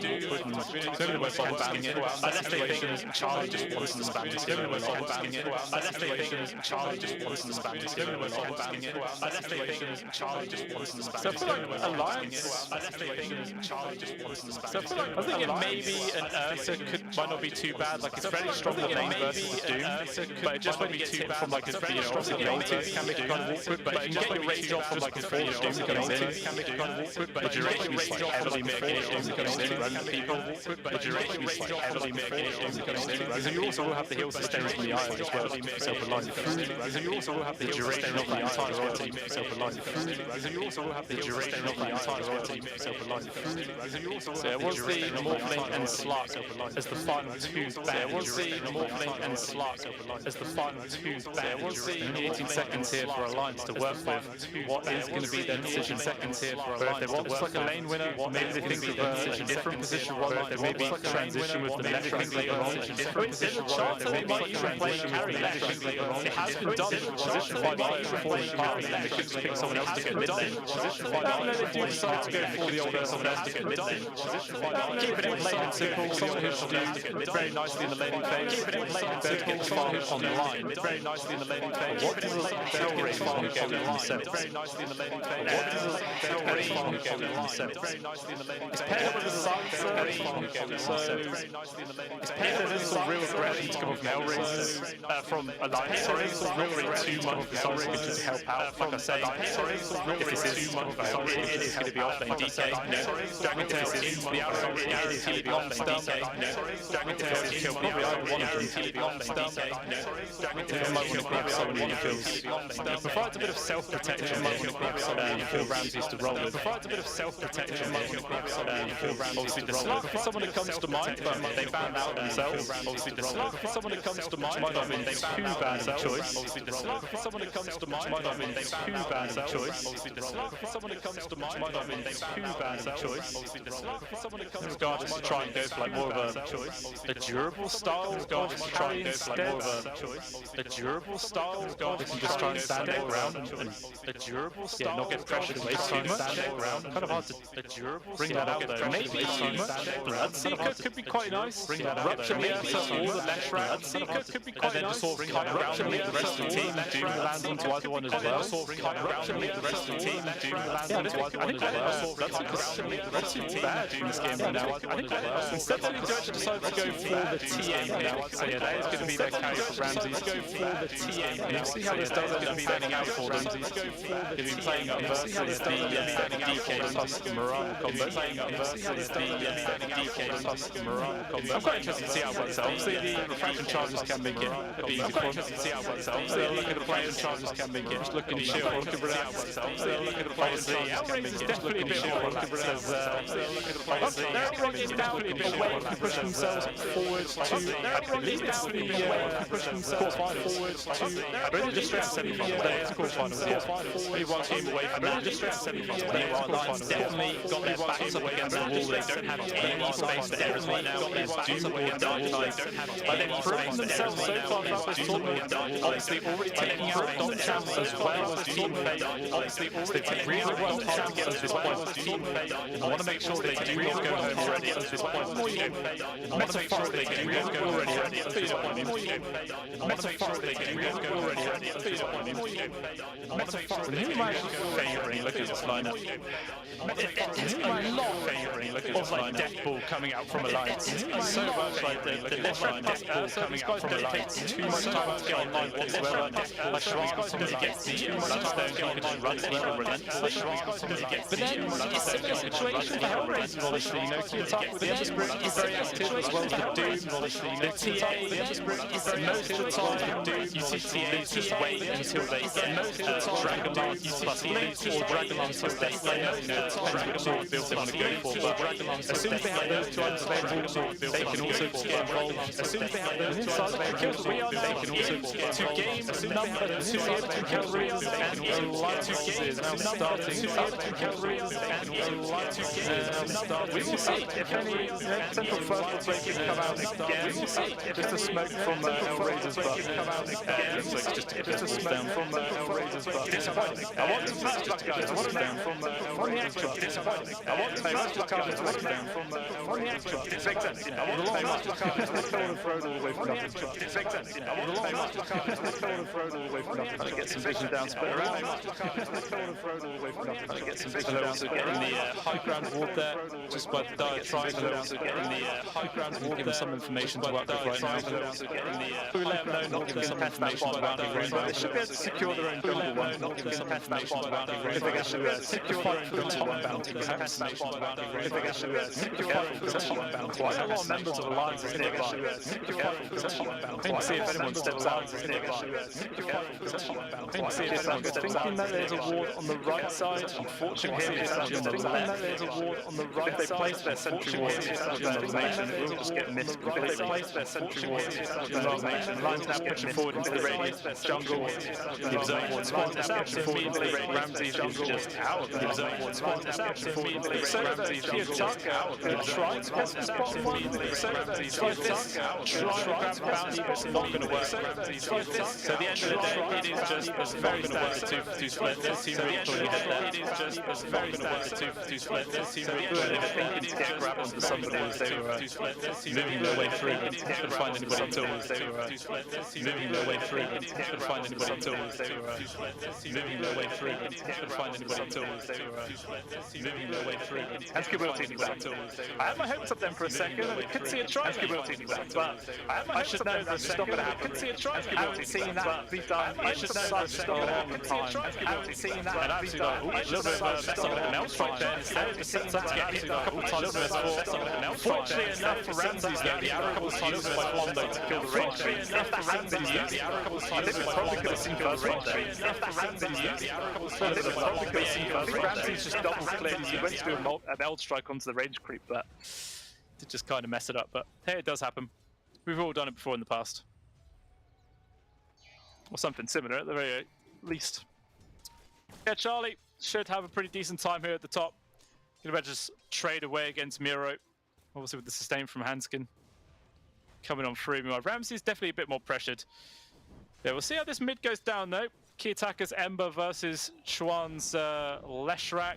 Just a slight lead for Lesh so far. A couple of CS ahead, but again, it is early levels. Maybe once Kiyotaka gets a couple of points into Flame Guard, we might see the power dynamic of this lane shift a bit.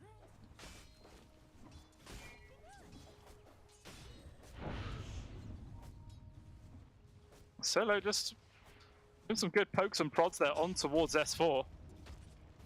Push them away.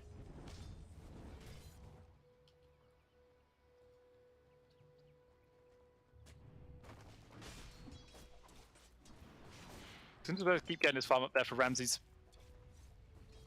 Now S4 though is in a pretty decent position. Creep wave right in front of his tier 1.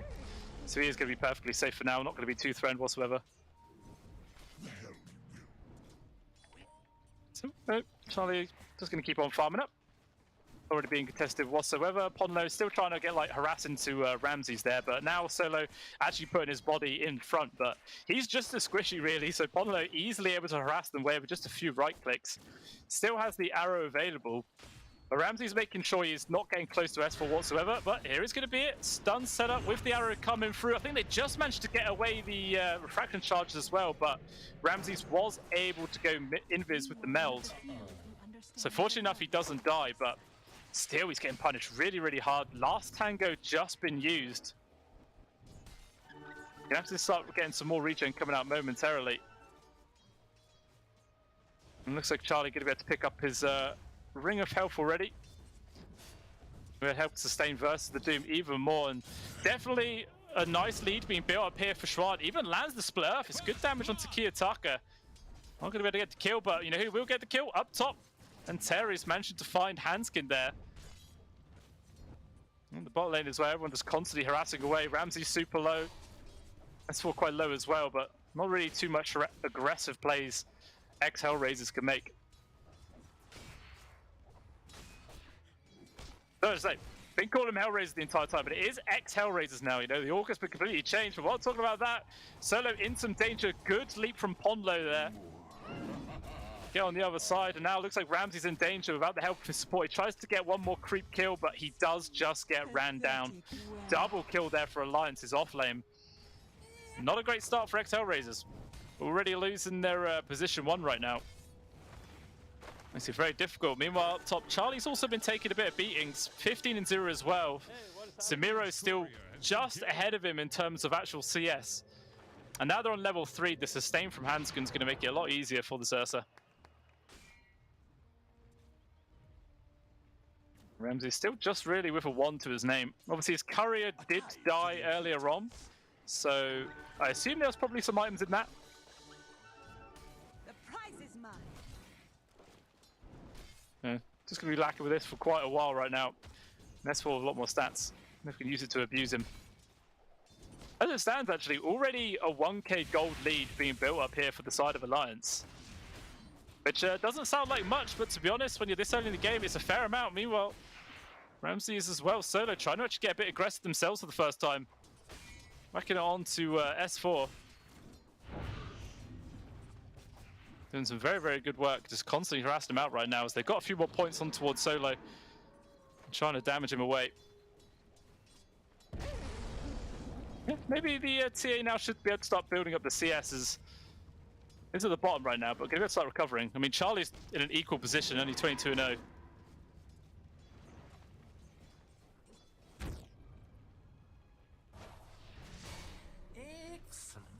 Looks like in the mid lane though, the Leshrac was actually forced to run all the way back to base, so a bit of extra space there for Kiyotaka to get his CS back and recovering. And as a result, it is now pretty much equal between the two of them, 31-30. I'm pretty damn happy about that one.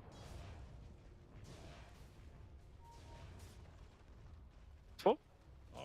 Down the bottom, just charging after Ramses. Will not show himself with the Meteor Hammer already picked up. Arrow's not gonna land. Looks like Ramsey's still in danger right now, trying to juke and drive in through the trees, but it's just no way he can really go. He actually shows himself out of invis, but I think he had dust still on him either way. There's another kill onto Ramses. Definitely punishing this TA pretty damn hard. Charlie just gonna be able to try and last it underneath his tier 1 towers. He's pretty low, but he's safe for now. Well, it looks like quite a lot of people are gathering up in the mid lane. 3 heroes on both squads. We will now sort of disperse, but Kiyotaka been able to do some good damage to the tier 1, but the arrow comes through, actually kills the catapult, taking away that extra bit of tower damage. So maybe that should be enough there for Hellraisers to force X, or Alliance to force X Hellraisers away. Actually going to jump very aggressive right now, and the damage is enough. Schwan dies. They're going to change the target over towards Hanskin as well. See if they can get the +1. Slideface up in a couple of seconds. Telekinesis dragging him back. Is it going to be enough damage to find him? One more slight and he will guarantee the double. At the very least though, for side of Alliance, they were able to get the kill onto Ramses at the bot lane in response. It is still a global 2-for-1 trade there, favouring ex-Hellraisers, but regardless, losing their carry plus this tier 1 tower might be dropping pretty quickly with Catapult and Dragon Form used. No one's really going to be able to defend it. Not much space for Ramses really to work with. Okay, attacker jumping back into the mids with the assistance of Antez, trying to get the grab here onto Schwan, but the help from Hanskin. Keeping the Lesh relatively healthy. He's able to fall back. Oh, actually, never mind. They're still chasing forwards. The Slideface plus Chains gets the 2 of them. Easy peasy kills there for Kiyotaka. Very nicely done. Meanwhile, even Miro was able to get the grab there on towards the Ursa Bear. And ex-Hellraisers, man, really are starting to pop off in this game number 2. I mean, it's still only a less than 1k gold advantage, but it definitely feels like they're starting to build up a bit of momentum. And as long as if they hold on to that, they can start running away with this game. The only thing really letting them down is Ramses' start. It's been pretty poor. Like, obviously already losing his tier 1 at just 8 minutes in. Not really an ideal situation to be in by any means. Obviously we do have another pause, bit of extra lag. Hopefully it won't be long. But do remember, guys, if you want, you can head on over to pinnacle.gg/welcome to sign up with the promo code of CUP32 to get 100% deposit, so up to $100 as well. You put 100 in, we'll give you 100 back, so you can spend that in the games and have as much fun as possible. But do make sure, guys, that you always gamble in a very safe and responsible area. Don't spend more than you're willing to lose, and all the terms and conditions do apply. Got to be 18 plus to get involved. But if you are down to do it, do head on over and give it a go, as it is all incorporated into the tournament. And it adds an extra layer of fun to it at the end of the day. You've got to make sure you do it responsibly. There is obviously also the jersey giveaway, guys, if you haven't known already. But if you head on over to Pinnacle Esports Twitter, and you can find the pinned tweet relating to the jersey, all you have to do is give it all a follow, give it a retweet, and then make sure you comment on the pinned tweet who your favorite team is, and then you will be entered in for the chance to win your own jersey. And yeah, just as much chance as everyone else to win, so there's literally no reason not to. Doesn't cost you a single thing, so you may as well head on in and give it a go. You might get lucky, guys. I would enter if I could, but I'm absolutely awful with luck. Absolutely awful. I never won anything in my entire life. Actually, I lie. I think when I was like 10 years old, I won a box of Maltesers in a school raffle. which isn't great. But hey, it's something, I guess. It is something. But we are now back in. Hopefully, the lag situation has now been sorted, and yeah, we can resume the chaos that is Dota 2. Kiyotaka right now just heavily aggressing on Charlie underneath the tier 1 tower. Like, the Ursa came here to try and find some farm, but the Ember Spirit, he's able to force him away. Not an easy spot to be in by any means. Dire's middle tower is under attack. And you can just sort of see now Hanskin just constantly following around Chuan, keeping this Leshrac fueled with as much mana and HP as possible to accelerate his farm. And wants to try and get that Bloodstone on as quickly as possible. Meanwhile, rotation from S4, just in range there for the Dragon Tail stuns, going Meteor Hammer into the arrow as well. So much stun connection, but still Miro going to try and run himself away. He's pretty quick, but nice body blocks in from Ponlo. Guarantees the kill. And ex-Hellraisers loses their offlaner. But at the very least, they were able to clear up the mid tier 1 in response. So, in all honesty, I think they're happy with that trade. I think they take that any day of the week. Looks like S4's going to try and take a tower of his own, though, obviously with the help of the Meteor Hammer.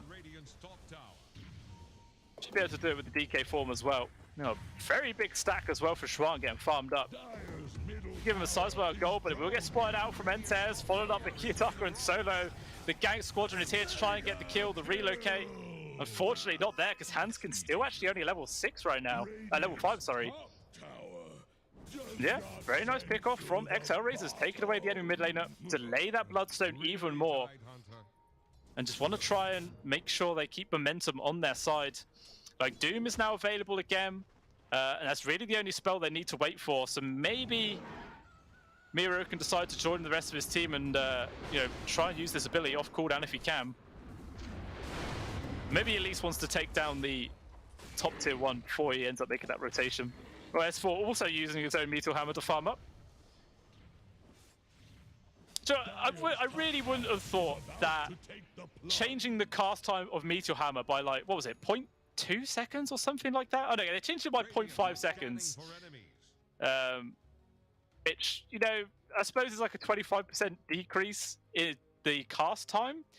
But making that one change, the item just appears absolutely everywhere. And like all the pubs and everything, man, you just see it non-stop. Even with heroes where it makes no sense.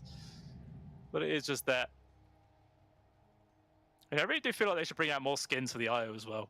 It's still just so plain. There are a couple. I think there was one with the Day of the Dead patch, which looks kind of cool, but I don't think I've seen a single person using it right now. It is very rare, I suppose, at the end of the day. But it is still Alliance commanding a 67% win probability.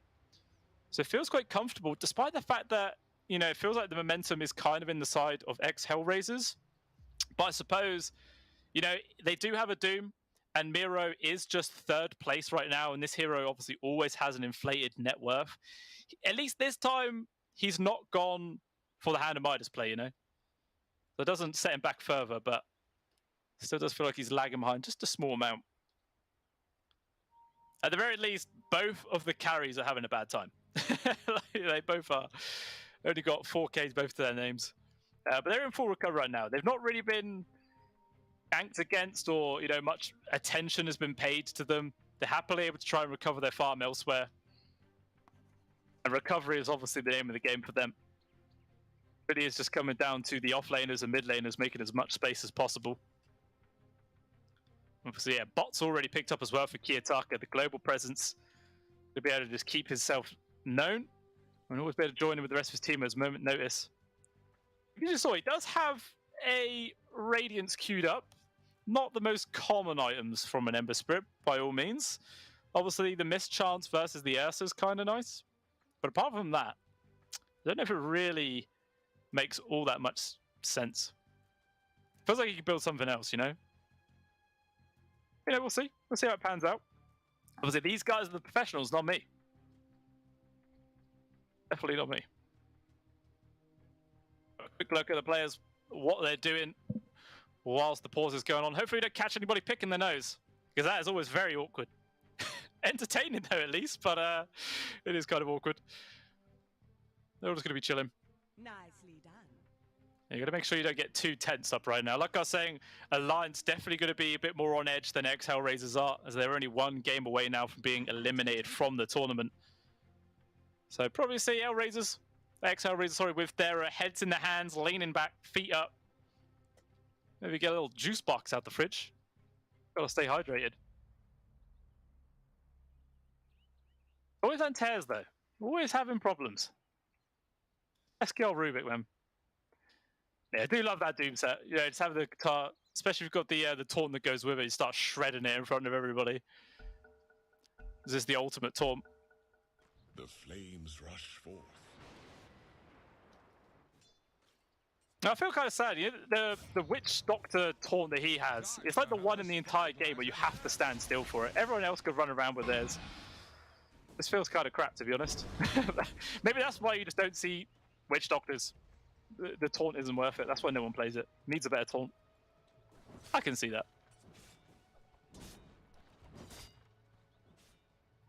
As it stands, though, both supports of ex-Hellraisers just lurking behind Kiyotaka, and they're actually now going to go for a three-man smoke.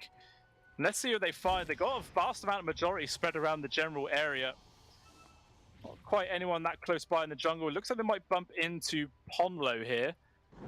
Unless it's going to be the Syrian chain setup followed by further disable. Very hard to find the kill. And actually, Kiyotaka just jumping straight forwards, gets the grab onto S4, cancelling the TP. This man is in some real danger right now. We'll get hit from the Dragon Tail, but there is going to be the Doom coming through. Arrow actually gets landed straight into his face, and he body blocks up Ember Spirit a little bit there, so they're definitely trying to run away, but still, persistence is key, and S4 not a hope in hell's chance of surviving that one. And down he goes. There should be this tier 1 tower also going down momentarily. The Ember Spirit actually TP's bottom as well to try and start soaking up some farm there himself. He's just playing very aggressively, always looking for kills right now. So we see Schwam still quite a ways away from his Bloodstone, to be fair. He's got now the point booster coming out. Not the point booster, sorry. The soul booster? I've actually forgot what it's called. Oh, when you get the 3 items all combined. Hey, he's about to build it. In a minute. I can't remember what it's called, man. There's too many items in this game to remember all of them. Way too many. So that 2k gold advantage now built up here for ex-Hellraisers. Able to hold on to this lead.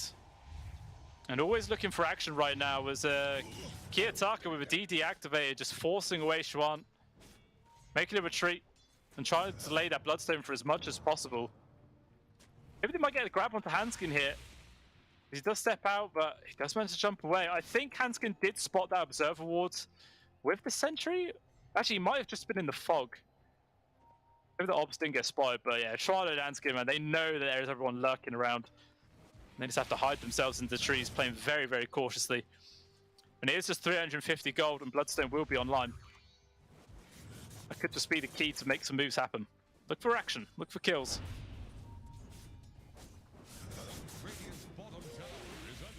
Constant stacks being taken away here. I'm not sure if those stacks were actually already there or if they just made it themselves just to farm up. Which could have very well been the case, you know, give it a bit of extra efficiency off the map. And down bottom, Kiyotaka may be in danger. S4 is here, pops the Dragon form, but not close enough, and Kiyotaka just sort of taunting him there with the high five, making sure he doesn't turn left too much to maybe get caught from a stray Dragon Tail stun and just zips away. As it stands, you know, that's a DK ultimate used, pretty much wasted. And perhaps ex-Hellraisers can use that as a window of opportunity to make some work happen. Global Silence comes out, but Charlie was able to get the rage off beforehand, so it doesn't last long. He does just back on out. So really, it actually just ends up being a trade of ultis across the map. No one really coming ahead too much there, but it is now Schwan complete up the Bloodstone and the immediate smoke to follow up. Looking for the kill. I mean, there's still core duration as well with this DK form. If they can find a grab while it's still here, it will be pretty nice. Ponlo trying to scout people out will actually find Solo. Not a single thing the poor old Silencer could do to survive that one. a free kill, down for 20 seconds, and maybe Alliance can use this window to take down the mid-tier 1. I'm definitely going to try and do so. It doesn't look like Hellraisers are really going to try and defend it. Meanwhile, in the Radiant jungle, looks like Antes has been found and brought low. Like I was saying in the draft, man, this combination is just really, really scary. The Blink Dagger forward stun into the arrow, into the follow-up Meteor Hammer stun if they need it. There's so much guaranteed lockdown. And really, you know, this combination is effective throughout the entirety of the game, you know. Even if it's like an hour, hour and a half in, it's still going to be a perfect way to initiate onto people. But they are actually heading bottom towards Kiyotaka, who's farming up right now. But again, zip away. He is fine. All three cores on the side of Hellraisers now at the top of the net worth. Not really by a massive margin, but they are still in the lead. But despite the fact they have that net worth advantage just about, it's still a win probability advantage there going towards Alliance. So Gable knows who he's going to try and bet on. Now we do see the first Roshan attempt of the game. Ramsey's even getting very lucky with a DD room. Yeah, not any vision at all again for Alliance in the area. No clue this is happening, no way to stop it. And this could be the beginning of where Hellraisers could start really applying a lot of pressure across the map. Maybe start looking for some tier 2s. As you know, the TA, it's got the Dragonlance, got the Desolator, with, I'm assuming it's going to be a Blink Dagger queued up next. Just feels like a very standard item progression. Nothing yet, but could be something.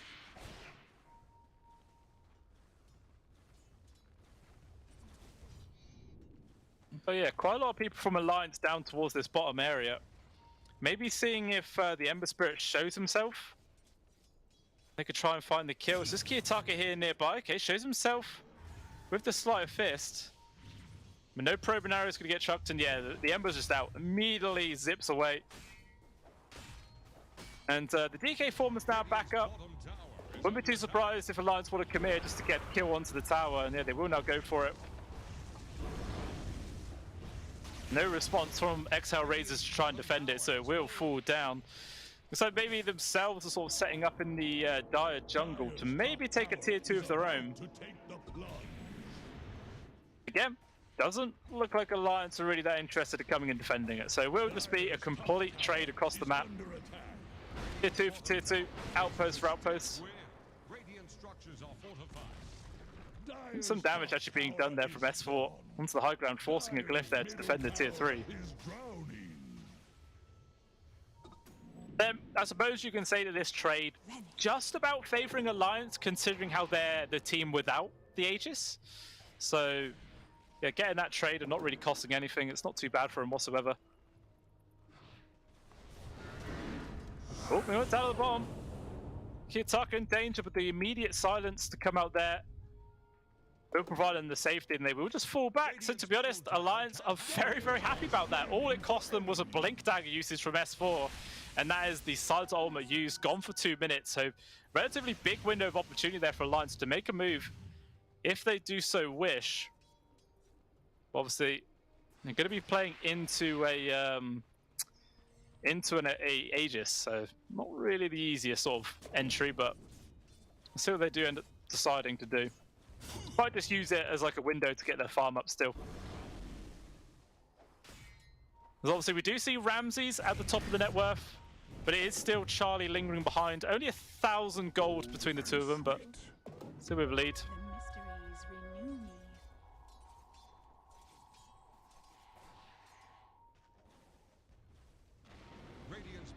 Hendersford always lurking down at the spot, continuously using that Meteor Hammer to push in the tier 3, sending the creeps. Even going to use the next DK form to do it. Does Hellraisers want to come back and defend it? It doesn't look like it, as they're actually in the sort of dire triangle area, looking for a kill onto Hanskin. They should be able to get this grab onto the IO for free. Never mind, tether away, Meld Strike chasing after them though. Is it going to be enough damage? Not quite. The Lions get away there with the skin of their teeth. Hellraiser's not able to find anything. Meanwhile, the damage is still just piling on at this bottom tier 3 right now. S4 just being a real thorn in their side. Trying to take a tier 2 of their own in the mid lane right now. I kind of think Alliance are happy with this trade. TP coming back from Kiyotaka.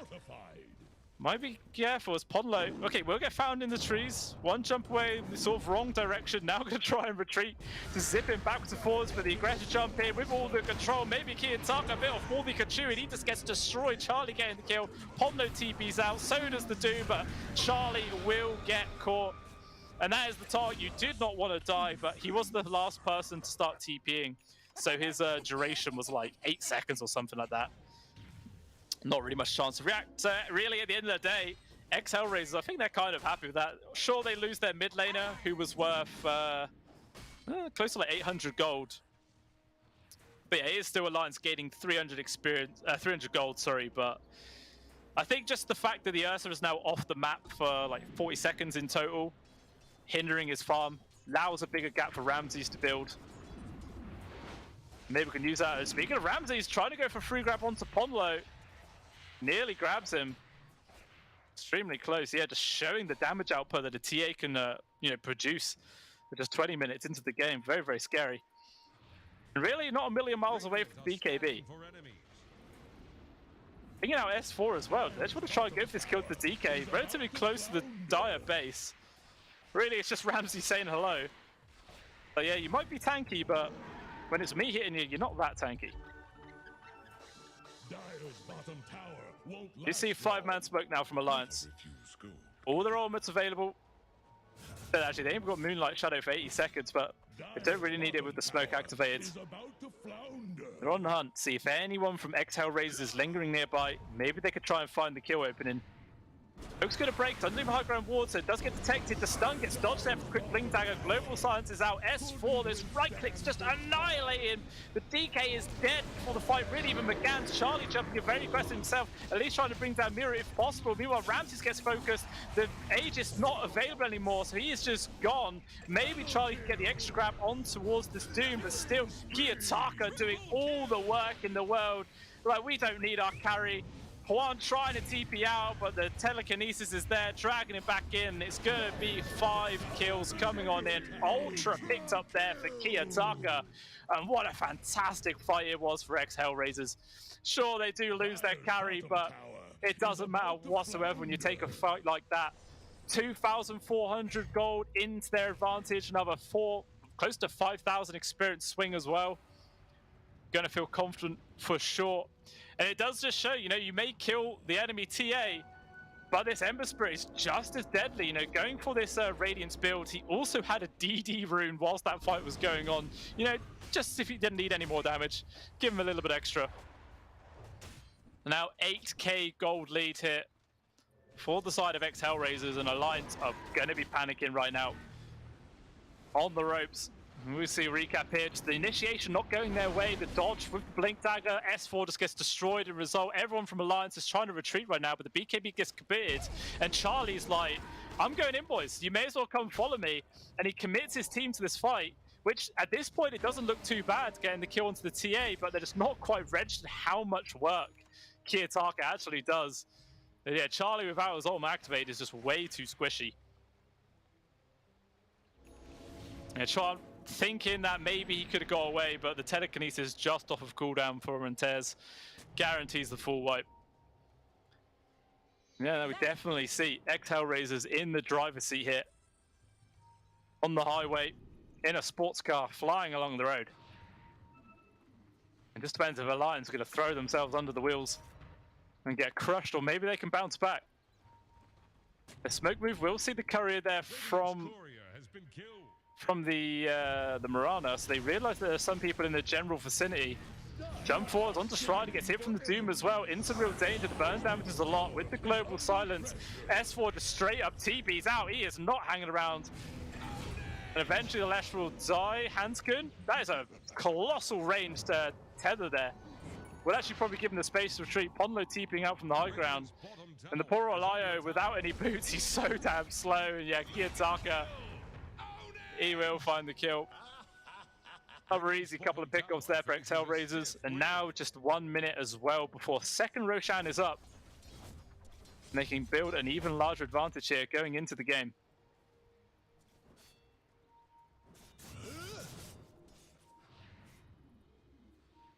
Wasn't sure if S4 was thinking about making a jump there on towards Kiyotaka. It's a very dangerous one to go for, but they are going to commit for either way. With Charlie getting involved, his right leg's hurt a lot. The Guardian Grease trying to keep him alive, but it does not work out. There is going to be the Yules making space, trying to allow Charlie to retreat. He will get the jump to the low ground, and he is away. Good stun connection as well on towards Ramses, but the BKB is going to be in. The TA just focusing on towards the Dragon Knight. Everyone in full retreat. Ramses just able to get the blink off there before the right clicks came through. It looks like he should be able to fully retreat. But that is exactly what Alliance needed, really. Get a free grab on towards the Ember Spirit. That is the first BKB as well for the TA, so 9 seconds in the bin. You know, it's not like a colossal victory. It's not going to change the pace of the game on its own, but it is a start. And now, Roshan number 2 respawns. Does get scouted out by the TA trap. I'm not sure if Alliance spotted it, but instead they're just going immediately for another kill. 4-star pushing Miro into the arrow's path. Another free kill there onto the enemy offlaner. And now this is the perfect opportunity to take the Roshan. Like I said, I don't think they know it's up. They need to check it. And the arrow will do that. Obviously the trap from the TA is going to give this information until someone dewards it. Do they have a sentry? Hope they have a sentry. Someone should have one. Still Kiyotaka here though, being a real nuisance, jumping in and out. Like I say, he's the one real doing damage here in this fight. The global silence coming into effect, but Ponlo is the first casualty with the immediate buyback. Charlie taking a lot of hits from Ramses, but there is going to be the ultimate, allowing him to disengage. But Kiyotaka's like, you ain't going anywhere, little bear. Chase after him, chains onto 2, tons of damage, easy peasy double kill. S4's going to quickly follow them to the grave. Meanwhile, Ramses also doing tons of work himself, getting the double. And it's an effective team wipe as Ponlo actually bought back at the start of that engagement. He even drops the smiley face there. Ramses feeling confident here in this game number 2, and for good reason. These guys may have just, you know, tipped the balance too far. Oh, XL, sorry, an Alliance. They're going to struggle like hell to try and recover from this one now. 15k gold behind. Aegis and Shards into the hands of Hellraisers, and an immediate jump up there from the graphs, as you can see. Now an 83% win probability. You see here in the replay, Charlie trying to retreat, but Kiyotaka, you know, Ember Spirit is all about AoE damage. He doesn't even have to right-click anybody. He just walks away, lets all the damage do the work for him. Yeah, finds the free kill, and everyone just can't get away whatsoever. Gets disintegrated. Dire's bottom tower won't last long. You know, most of the time, when you're in this sort of position for Alliance, you could try and rely on a ability like a Ravage or a Black Hole, you know, some really big teamfight ultimate that if you land it onto like 3, 4, 5 heroes, you can flip the game on its head. But they just don't have anything like that in the bank. Literally nothing at all. They're all about sort of skirmishing, pick-off based drafts. You know, a lot of it was reliant on the S4 initiation with the Pondo Arrow follow-up, which has worked several times, don't get me wrong, but they just haven't really found the right targets that they need with it. And they are sort of splitting up right now. Going to this 3-man unit, it looks like they will find Kiyotaka. He's a fantastic hero to get. Can he survive? There is going to be the global that actually disjoints the arrow coming through, and Kiyotaka should be able to retreat away. Meanwhile, the rest were Letrak does end up dying. Arrow coming through, but Antez going to tank it up for his core. And now Ponlo, he's out of link charges, he's out of life, and he will die. S4 though, still hanging around. They want to try and go for the fight with the help of Charlie, going on towards Solo, pushing him in towards the stolen sort of Earth Splitter stuns there from Antez, keeping the Silencer alive, dragging him back in, and Charlie is just gone. S4's hammer landing on one to the low ground, but Hansman's TP ain't gonna work, and it's just a complete disaster. One by one, they're all dropping down, and S4 gonna be the final casualty for Alliance as it's another team wipe. Now 23k gold behind. Ramsey's got an entire set of barracks in the mid. He's focusing on towards the top as well. And in all honesty, I wouldn't be too surprised if we see a GG call coming out momentarily. Like, really does feel quite overwhelming as Hellraisers, man, just been absolutely popping off here in this series. Obviously, game number 1 did feel a lot closer. Like the largest net worth lead, without it being the end of the game, was like 4k, 5k, something like that. But 26,000 built up in this one. Gonna be able to secure megas, most likely. I mean, 10, 12 seconds about the DK and Ursa, one more glyph. We'll actually give him a little bit of window. So it's not over yet. The fat lady has not started singing. But it feels like it's close. It's going to be the last hurrah here from Alliance. They're going to put all their eggs into this one little play. Bringing out Ramses, they found the initiation, jumping immediately. There's going to be the friendly telekinesis, dragging him out of danger. And then it's just the Ember Spirit jumping into the backlines with the BKB doing all the work in the world. Charlie has to pop his rage at BKB just to survive. It's Kiyotaka, man. He's doing so much work. Podlo is dead. It's also going to be a stomp for Miro, blocking the retreat from the Lashrak, who will also fall down. 3, make that 4 people dead. It's just the Ursa left alive. There is still 2 buybacks available, but even if they expend them, what is it really going to do? I don't think anything. Because even if they got that kill onto the TA, they had the Aegis, so it means absolutely nothing. And that's it. GG is called Alliance. They tap out. They are done. And ex-Hellraisers winning this best-of-3 series in a very clean 2-0, push themselves forwards onto the quarter-finals of the Pinnacle Cup Malta Vibes tournament. Fantastic show for them, but unfortunately, we do say goodbye to Alliance. Someone's got to lose, someone has to go home, and it is their turn to do so. They've managed to push themselves forwards to this stage, taking out DocChamp and Team Faith, but just not enough to compete against ex-Hellraisers, sorry. And yeah, that is all she wrote. So hats off to ex-Hellraisers to push themselves forwards to the quarterfinals, and I believe we should get a look at the brackets. Here we go, and see what the sort of outcome for the rest of this part of the tournament is. Just got Old G to come up versus Cybercats, and the winner of that series will determine who has to go up against versus ex-Hellraisers. And I do not envy whoever has to go up against them, because they are such a struggle to deal with right now. Look at the 1v1s. We go through, and obviously, yeah, just what a fantastic show. Ex-Hellraisers gaining an extra 1,000 guaranteed earnings. Very nice themselves. And Alliance, they do still get $1,000 themselves. So, you know, 200 split between the all 5 of them. It's not a huge amount, don't get me wrong, but it is still something. And that just shows you, though, Dota 2, it's a cutthroat game. Only the best get to go forwards and claim those big, big prizes. And it just was not meant to be theirs today. And yeah, Hellraisers obviously going to wait a couple of days, maybe just one, before their next series comes up. But obviously, guys, we still have one more series to come for you today, and it is going to be Into the Breach Shuffle versus Quest Team, or Quest Esports, sorry. That game does have, what's that, about a 40-minute break until it does start, because there is a fixed schedule. Don't just start up things early. So do stick around, guys. We will be back momentarily for the continuation of the Pinnacle Cup Malta Vibes tournament. So we'll see you all then.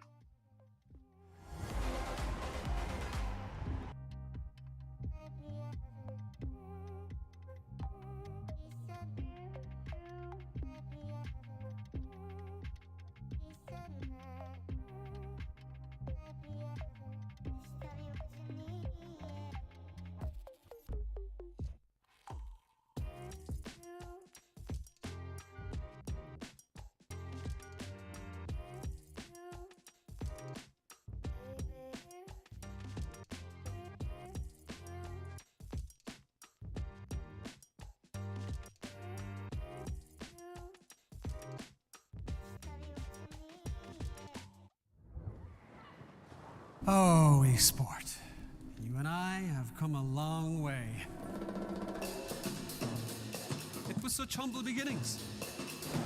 As we gathered in small groups, we were professionals right from the start. Passionate, organized, and ready to rumble.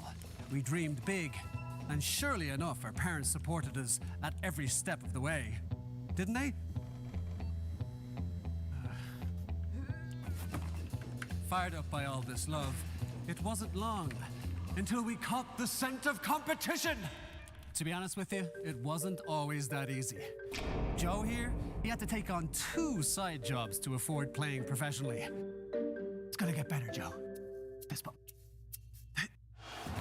Some of you dared to not even call this a sport. And look where we are today. An endless stream of esports events every year. Bet you didn't see that coming, Mom and Dad. And you know what? We have been with you every single step of the way.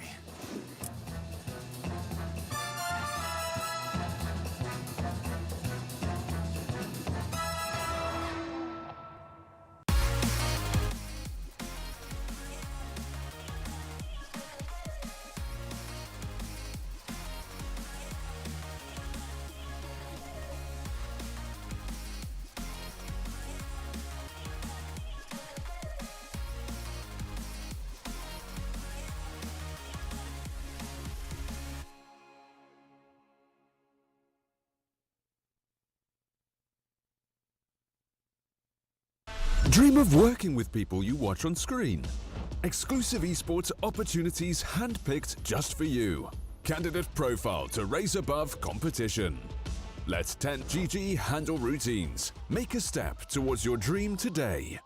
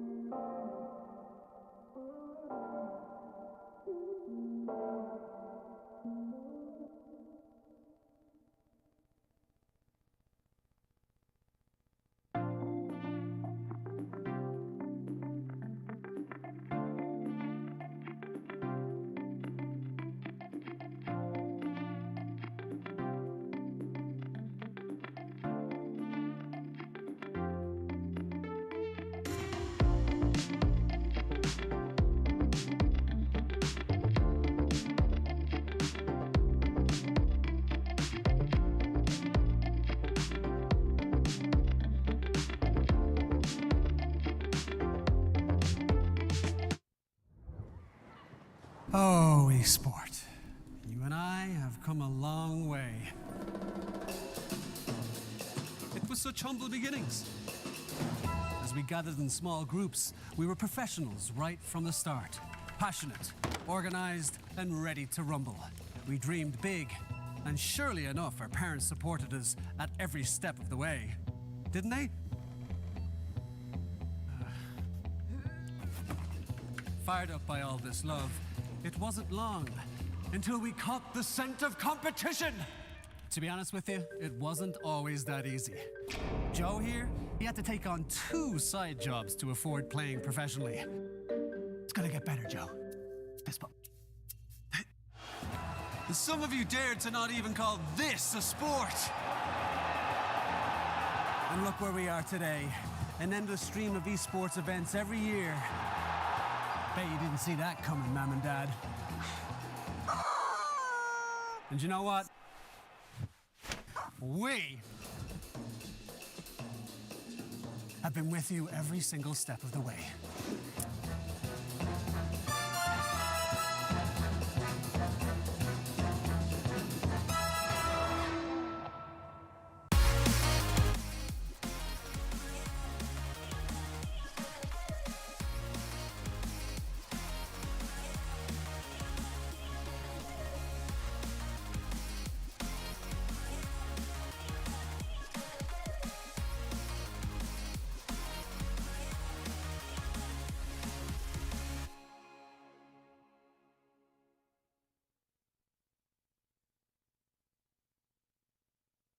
Dream of working with people you watch on screen. Exclusive esports opportunities handpicked just for you. Candidate profile to raise above competition. Let 10GG handle routines. Make a step towards your dream today.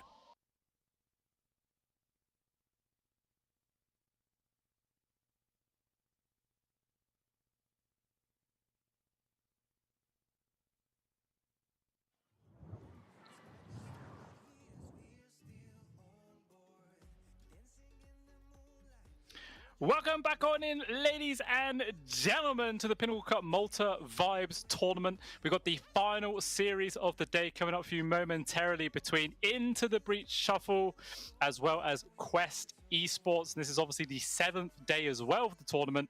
So we've seen lots of teams come and go. Obviously, if you guys have been watching before, for the rest of the day, the games today, we've seen Ancient Tribe go, Moneymakers, as well as Alliance. So looking to see who the 4th one to drop is going to be. And it shouldn't be too far away coming up for you guys. We'll have a look at the situation of the brackets right now, just to see how this series will play out and then who they will go up against. There's another one with the not the Hellraisers game on it, the other one. Obviously, that's the old G versus Cybercast game still to go.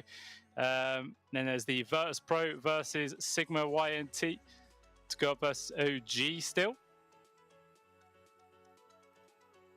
And then on this part, we've still got One Move versus D2 Hustlers to come. These are the matches that will be coming up tomorrow, guys, as well as Bet Boom versus Monaspar. And then obviously the winner of those two will go on to the end part of the finals. And then obviously the final game of the day here is Quest Esports versus Into the Breach Shuffle. The person or team really that wins this one will go forwards to play up versus Na'Vi. Going to be a hard game, that one. Is obviously a very dominant team. So looking like whoever wins this series has to do it pretty convincingly. Otherwise, it can make it pretty damn awkward indeed. But yeah, it's not a huge amount of information to work off for the side of Quest Esports. They do have some sort of well-known players, but it's still relatively newly formed team. Into the Breach Shuffle as well. Obviously, Into the Breach, the overall org has been around for quite a while, but the Shuffle one, it's sort of a newly formed team. This tournament is sort of like the first trial grounds for it. Obviously, they've done scrims and all sorts with each other before, but it has sort of been their first run, and they've been doing very well. You know, obviously beating 2 teams before this. We'll have a quick look at the rosters of both of them. There is Otaka on the carry there, Supreme mid, obviously a very well-known player. Zibe as well for the offlane. Immersion on the support as well as Respect on the follow position 5 support as well. Very well, rounded team. some well-known names out there. It's all been bouncing between Div 1 and 2 teams for the vast majority, but they have now settled to play with each other on this roster. And like I was saying, it's been going pretty well up until now. So we'll see how it's going to end up going down.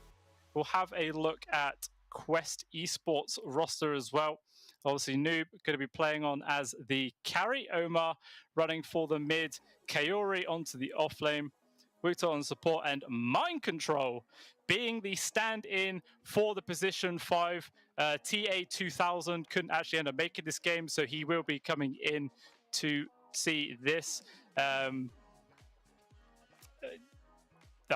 positions move around a little bit on there, so yeah, Noob is going to still be staying on that carry role. Carry onto the off lane. And yeah, so it's going to be quite interesting to see how introducing Mind Control into this team last minute changes the dynamic of it at all. Obviously, this is sort of their debut regardless for the tournament, so it's going to be quite a cool one to see. Obviously, everyone knows Mind Control, right? He is a household name for the Dota 2 community. Everybody loves him for his years of playing on Team Liquid, and it all depends how it's going to go down. Obviously, we'll actually be playing the carry, as I've just been told. Not going to be Noob on the position 1, Mind Control going to be running with it. So again, it's going to be quite an interesting one, and Noob going to be playing on into the mid lane as well. So a few shuffles around, and they're not even playing as ITB shuffle, but they're the ones shuffling. It's going to be quite an interesting one to say for sure, guys. We do have the draft now going underway, and the first bans are going to be coming in right now. Enchantress as well as Silencer have been removed, as well as Broodmob obviously being the main one there. It's coming up as Aridu Thunders, but it is Quest Esports, guys, just like a little tag that they've put on. But it doesn't matter. It's sort of like a subsidiary. You can see it on the bottom of the banner there. It is all part of it. It's one big giant conglomerate. But yeah, we'll see what their second ban is actually going to be right now. Still a few meta heroes being removed. Obviously, the Enchantress and Silencer have been picked up a fair amount throughout the majority of this tournament as well, but generally not the most common first phase ban ones whatsoever. And we'll see what quests are going to take with us theirs, and it's actually going to be the Ember Spirit. So there are still things like the Rubik that's still in the pool, still a Tusk, these other very highly prioritized heroes. And we'll see which teams are, probably going to go up, but either one, because I imagine we're going to see them in this game regardless. The Rubik for sure, either ITB will pick it now, or they'll grab something else, and 100% Quest Esports will decide to pick it up in response. Okay, and they go for the Undying. And do Quest Esports decide to go for the Rubik? It's not too bad, because, there's already the Tombstone that you can steal. Even Decay isn't actually that bad in the hands of Rubik either. But it actually makes him relatively tanky in those sort of team fight situations, as well as it doing a decent amount of damage as well. So I think they'd be happy going for the Rubik regardless, Even if you've got a player that isn't really super comfortable on the hero, just throw it on him anyway. Who cares? It's that strong right now. You've got such great team fight capabilities, as well as the save potential, that you can't really go wrong. And looks like they're going to respond with the Pangolier, and yet there is going to be the Rubik grab. So Shuffle, they do have the ability right now to pick up an immediate Pangolier counter. Something like a Bloodseeker's pretty good. There's a lot of position 5s that can counter out. Obviously, like the Bane, the Grimstroke. These sort of heroes are good at dealing with the Pango as well. But as they've already got the Undying, it's very unlikely we're going to see one of those come about. So I'm sure the Bloodseeker is just a safe pick. And okay, they actually decide to go for the Puck.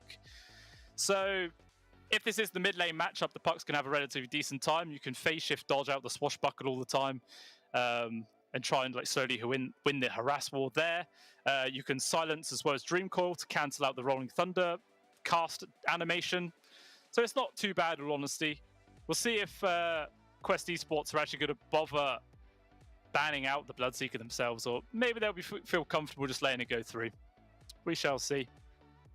But if you guys haven't already, do make sure that you head on over to pinnacle.gg/welcome to sign up into the betting system there with the promo code of CUP23.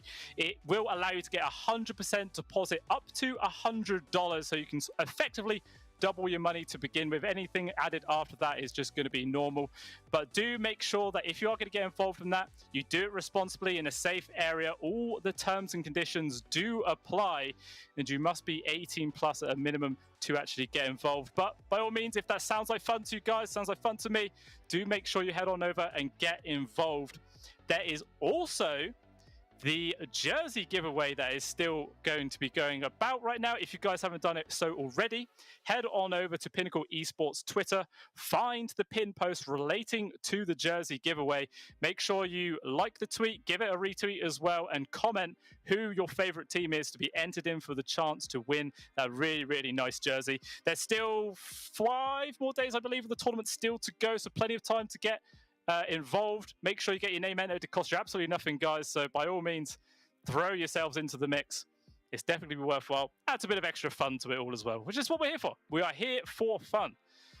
And let's have a quick jump back into the draft, obviously, as into the Breach Shuffle, removing both the Disruptor as well as the Darkseer, so sort of mixing it around a little bit between support and offlaners.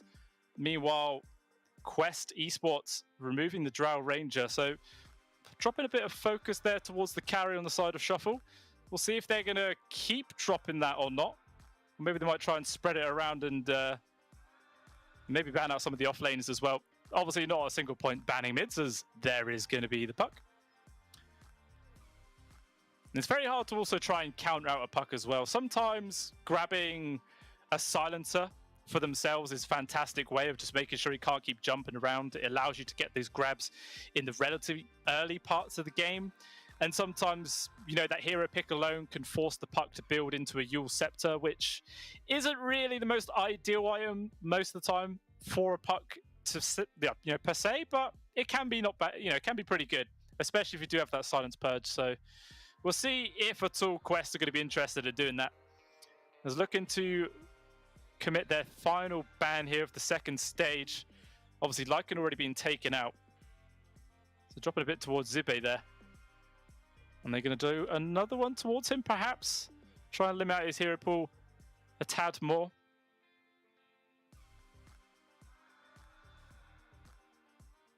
I think probably one of the favoured offlaners so far for the side of Shuffle has actually been a Beastmaster, which obviously is still in the pool. It's not a bad grab as well for the Pangolier. Gives you another sort of BKB piercing disable. Extra means of catch and control for him. The only downside is that obviously there's a chance you can give the Roar away to the Rubik, but you know, it's a Rubik. Something like that's going to happen regardless. So yeah, I wouldn't be too surprised if I see a Beastmaster come out. Now, Quest are actually going to pick up a Shadow Shaman. Not really a hero you see all too much nowadays. Did receive a few slight changes in the last patch, a couple of buffs, but nothing really astronomical, you know, just a couple of small little points here and there. So we'll see how this hero does end up performing. Obviously, it's fantastic grab versus the puck. If you can get a timely Blink Dagger, the Blink Hex into the shackles pretty much guarantees the death of the puck, unless there's some really good safe mechanic that Into the Breach Shuffle can actually, you know, get to the table right now. So far, there's just the Undying Soul Rip heal, which will help, but not really, you know, something to completely change the situation. Looks like ITB are actually going to commit for both the Terrorblade as well as the Beastmaster. So they've actually already committed 3 of their cores already at this part of the draft, looking like it's their position 4 as the final pick. Unless they're going to do some pretty old meta right now and run the puck as the support. Maybe. I've not seen that been done for quite a long time, to be honest with you. So it's going to be interesting if they do actually bring that out. But I don't know. It could throw a little spanner in the works there for Quest Esports. You know, keep them on their toes. As maybe they might try and pick their mid lane to just focus against the puck, and it doesn't even end up being that matchup. Could make it kind of awkward for them. But Naga Siren, though, being the 4th pickup, sorry, there for the side of Quest.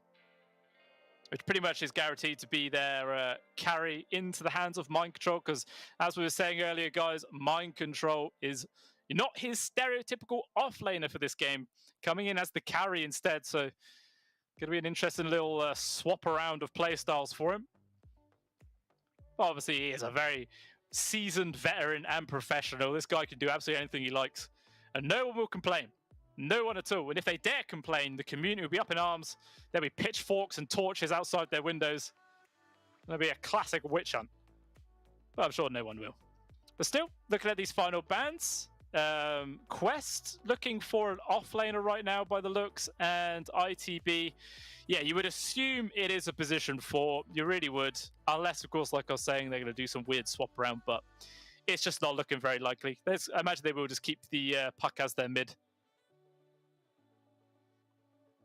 And we'll see what position 4 they're going to want to go with. Someone to pair up with the Beastmaster to help deal with the Naga Siren, and I'm assuming Shadow Shaman is going to be the 5. You know, you normally see quite a lot of variance between the Rubik as well as the Shadow Shaman about who can go in which role.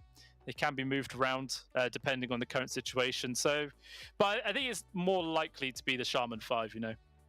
Even still, it could potentially keep Into the Breach shuffle guessing just for a little bit longer, you know.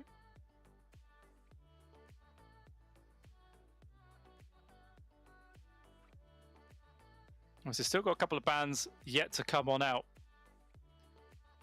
We'll see where it's all going to end up going forward from here, of what other sort of heroes Into the Breach want to take away. And it is going to be the Tidehunter, obviously a standard offlaner, brings a bit of team fight to the table, which, you know, could have been a good like setup in combination with the Naga Siren Sleep. You know, Sleep into the Ravage really would have been devastating. I mean, there is still an Enigma that they could possibly go for. Does a similar sort of job there as the Naga. And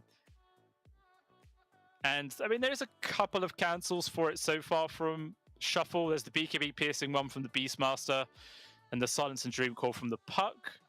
But so far, it is literally just one BKB piercing ability to actually put a stop to that black hole. And, you know, it feels like Into the Breach is going to have to grab something else extra, because you can't really just rely on that one disable. You need a bit of extra crowd control happening here. See if they actually go for it, though. And, okay, the final pick is going to be the Mirana. So there is the raw setup into the Arrow, but that is about it. That is literally all they have to set up for this skill shot stun. Not really ideal. Undying can't do anything. I suppose the Puck can Dream Core, which makes it slightly easier for the Mirana to land it, but it's not at all like some clear wombo combo stun initiation that we've seen through a lot of the other, you know, matches and tournaments in this current meta. It's not even like it kills any creeps or anything that Quest are going to be bringing to the table here in this game. Don't know. It just sort of feels like a chuck in of Mirana. It's just like, what do I want to play? I'll play Mirana. It's not really going to do too much else, but whatever. So the final pick, though, here, coming out from Quest Esports momentarily. 20 seconds to work with. And the choice, it's actually going to be a Primal Beast. Okay, so it does actually bring some teamfight to the table, to be fair. The Pulverize is obviously quite a large AoE mini-stun that can disrupt quite a lot of action happening in those teamfight situations, as well as just being a fantastic hero to run over the Terrorblade in the early parts of the game and just, yeah, make as much space as possible. And a quick look at the players, see what sort of mindset they're currently in right now. Imagine they're going to be quite cool, quite collected. They're ready to take this series and push themselves forward in the Pinnacle Cup Malta Vibes tournament here. Not ready to go home this early, or want to, at the very least, make it forward into the semis and give themselves a good shot, winning some extra bit of dollar, which is what we're all here for.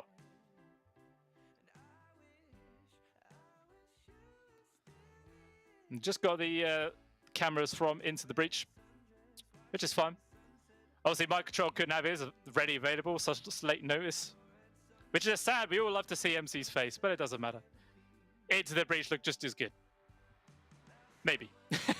But yeah, looking at these two lineups, it definitely feels like there's a lot more momentum on the side of Quest Esports in the sort of early parts of the game. The TB obviously requiring a fair amount of time before he becomes quite scary and hard to deal with. Similar kind of situation to the Naga, you know. Hero that takes a fair bit of time to sit back, hit creeps, and build up those early items. But it feels like maybe you can actually, you know, build the hero to come online just that tiny bit sooner than what the Terrorblade is actually able to do. But we are now into the game. It is rolling here between Into the Breach Shuffle and Quest Esports. Everyone just has to ignore Quest Esports tag, obviously. Rita Thunder being the parent org, if you will, but not quite the team then that they are playing under here in this tournament. It looks like they used their smoke just to get down some early wards, where the entirety of Into the Breach Shuffle hanging about in their own triangle area right now, maybe seeing if anyone from the side of Quest tries to step forwards for potentially a first per play and they could catch them out unawares. Not quite going to happen this time though. Everyone's just going to keep chilling. They have to move momentarily, they're going to miss out on some bounties. They ain't got it forever.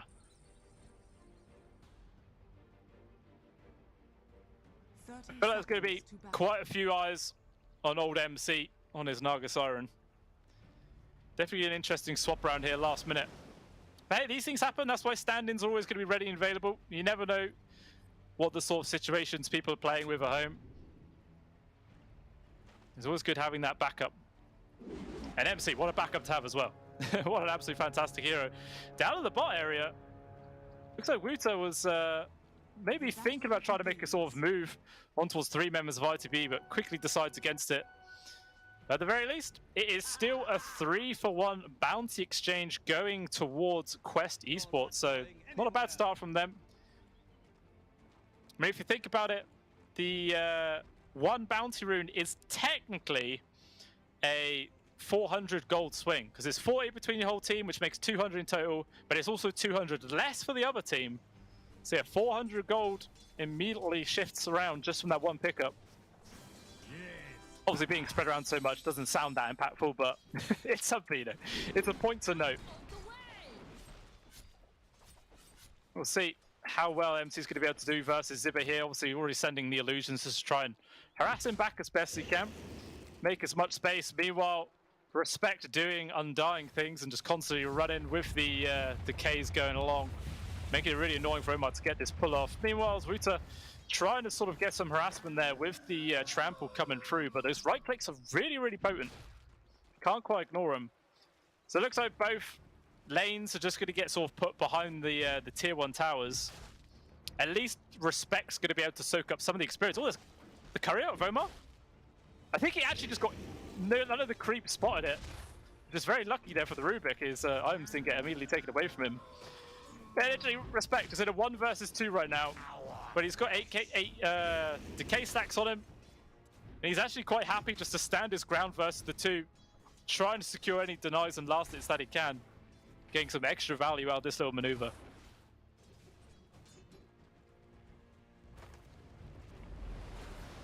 And quite a large wave pushing in towards MC under his tower. Gonna find what farm he can. Kind of awkward. Meanwhile, yeah, the TB got the entire lane completely last hit up and denied as well for himself. So pretty good turn of events there for the old safe lane carry from Into the Breach Shuffle. Meanwhile, this mid lane, 9-1 so far from Noob. 8-0 there of Supreme. So still relatively even here at the early parts. We'll see, still level 3 just been hit, so we might see the power dynamics shift a bit as the harassment from Swashbuckle comes in relatively soon. Meanwhile, Kaori, every single time he steps up, man, the ball help plus the right clicks from immersion. It does hurt. Can't stick around for too long. Normally, trading against the Shadow Shaman is one of the most difficult things in the game because his right clicks are ridiculous. Hitting for 73 a whack plus the Ether Shock on top. It's very, very hard to actually get effective trades, but seems to be going quite well just with the assistance of that boar. Or creep pull-in shenanigans from Omar.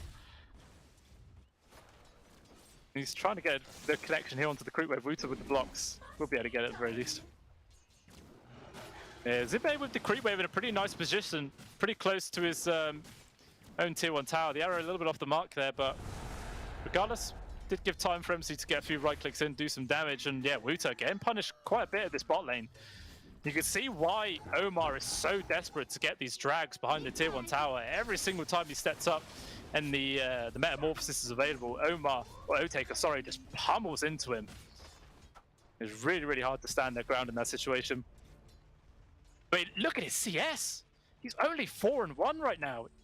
He's a mile and a half behind, 15-11 to Otaker. This Primal Beast is not a happy boy. He's going to rely on a relatively early rotation, I think, from the Pangolier to try and, balance out the status quo of this lane. Meanwhile, Immersion just continuously being a thorn in the side of both Kaori and MC. It's pushing them back, trying to deny as much farm, because likewise, MC is also only 12-2 right now.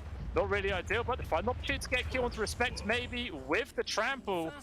They are actually able to pick up the first blood. Omar somehow getting that one rather than the actual Primal himself, which I'm sure they would have loved to give it to the Primal. How desperately he actually does need that to recover, but it kills a kill. They're happy regardless. Even Kaori, dangerously up top, the Starstorm, just enough to get the kill as well. And now MC in real danger. Once again, arrow off the mark, but with a couple of balls nearby, still doing some decent harassment. The illusions just get sent to the balls, which makes them have to fall back, but at the very least, they'll be able to clear them up. It's only 6 gold apiece, but continuous 6 golds do add up. I'm just going to focus down on towards this boar as well. MC will get the last hit on that one. There was an attempt for a deny there from Immersion, but the timing was a bit off. Not quite going to succeed in that one.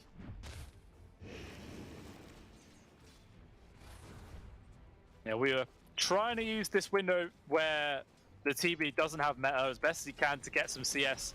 Much needed CS. Yeah, he's still a mile behind. Only 9-3 right now. But it's not even like the meta is the biggest problem. It's just these constant decays coming out make it even harder right now. He's going to just trample, try and deal some damage to TP and force him back, but the Undying doesn't care about that whatsoever. Keep on whacking away. I haven't looked down in the mid lanes for quite a while, but it actually looks like Noob is starting to pull ahead by a fair margin. 31-8 right now here for the Pangolier versus the 23-0 of Supreme. Already on his level 6. Meanwhile, Supreme still, he's almost there. He's nearly got his ultimate available. But obviously, with both of these ultis up, we could see a rotation come out from either one to try and balance out how the side lanes are actually going. So far, Quest needed a hell of a lot more, though. 6-minute runes, it spawns bottom, and Omar has to grab it there. It's no bottle refills, but still, the Rubik getting a nice little regen rune pickup. That's always nice. Looks like MC just continues to get pressured as soon as his supports are away. Not much he can really do to make the space. Every single time he sends illusions in, like the axes plus the balls just kill him off. It'd be quite awkward for him to actually get any farm going. Still lagging behind. But it's really this Otaker on the TB whose farm is doing really, really well. 36-22 is his current CS scores. Absolute fantastic amount of denies, which obviously setting the balance of XP. And they really can't find too much at all to get accomplished here at the bot lane.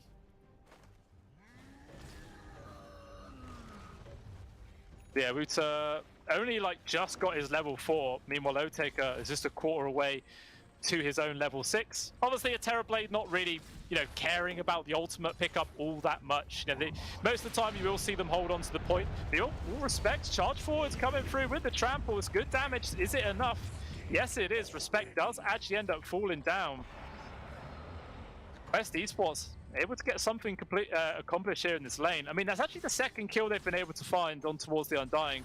So sure, the Primal not able to get much in the actual CS department, but killing heroes, that's definitely something he can do. Who needs the rotation from your mid laner, This is like my pubs. Mid laner just sits there forever, never rotates, doesn't want to gank, just wants to hit creeps. It's fine, if that's the plan. Might see something happen with the 8-minute runes, which potentially, are up in 10 seconds time. Double supports though from Into the Breach are nearby to try and secure it. Actually just going to go for the kill right now. Silence into the Dream Core, but the damage reduction there from the shield crash, keeping him alive for now. They kill the Tombstone pretty quickly, and now the focus is on towards Supreme. Out comes the Roller Thunder, but the orb just in time to avoid it. Instead, it looks like they are going to have to try and focus down for the kill onto Immersion. They will get that one. Thinking about diving after Respect, yeah, they are just going to try and go for it. Kieran leading the charge.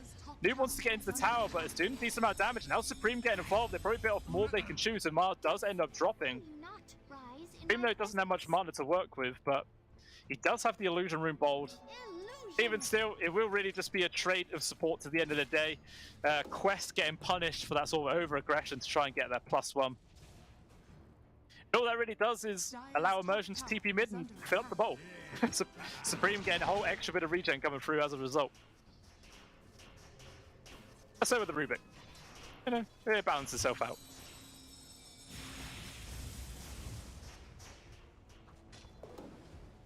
Still both supports though from Quest are nearby. They're not choosing to, you know, go back to their side lane. So I'm wondering if they were thinking about trying to set up for a gank potential onto the puck. I say that and everyone just starts dispersing. Dire's top tower is under attack. Zibe seems to be having a really free time now at the top lane. Second in terms of net worth, just slightly behind that at the Pangolier. But he's going to have this Helm of the Dominator online at a very good timing. And really, the Helm of the Overlord, not going to be far off it. Go on the mids. Trying to make a move on towards the park, but instead there's going to be the Dream Core with the Tombstone drop. Kaori probably going to end up drawing there to the decay. And Noob, it was a valiant attempt at trying to make space there for his support with the Rolling Thunder, but it doesn't actually end up working. Moving up top, Immersion takes a heck of a beating there from MC. He's able to get away with stick charges, as well as the old water drops? No, use raindrops, that's the one. Water drops! And tripping. Completely wrong thing. 10-minute room, also getting just denied away there from Omar. Already able to be, not much getting accomplished from that one. Even if it was, you know, Nineveh's rune doesn't really get too much done. But the early parts, sure, does actually set up for some decent ganks, but we're still yet to see a single mid laner move to anywhere else apart from the sort of mid lane area. They just want to keep getting their own farm going, not really paying much attention to any rotations towards the side lanes. Looks like they were pinging Otake in there. Didn't have any observer wards nearby, but maybe they thought he could just be in the general area. He is going to be fine. Well, up top. Well, looks like Omar, he just got dived underneath the tier 1 tower. It looks like there was actually raw used though. So that's something that Quest could consider, that any sort of Beast Blaster rotations. He doesn't have the ult available, but at this early part of the game, having those ult, like, you know, ults always available doesn't really make much difference. It's better just to use it, guarantee a kill, get a bit of extra money and gold. They should also be able to take down this tier 1 tower. It's just getting pretty damn low, but same for the bot lane. Serpent Wards gets dropped with the assistance of a catapult as well. Unless Into the Breach Shuffle want to start committing a few TP rotations, this tower will end up falling down. Meanwhile, in the mid, Noob once again getting aggressed here, close to his tier 1, but still not forced to snap the Dream Coil. He will be fine. A couple of his supports rotating as well to provide him the extra bit of assistance. Not much really accomplished there, but just a trade of tier 1s from across the map.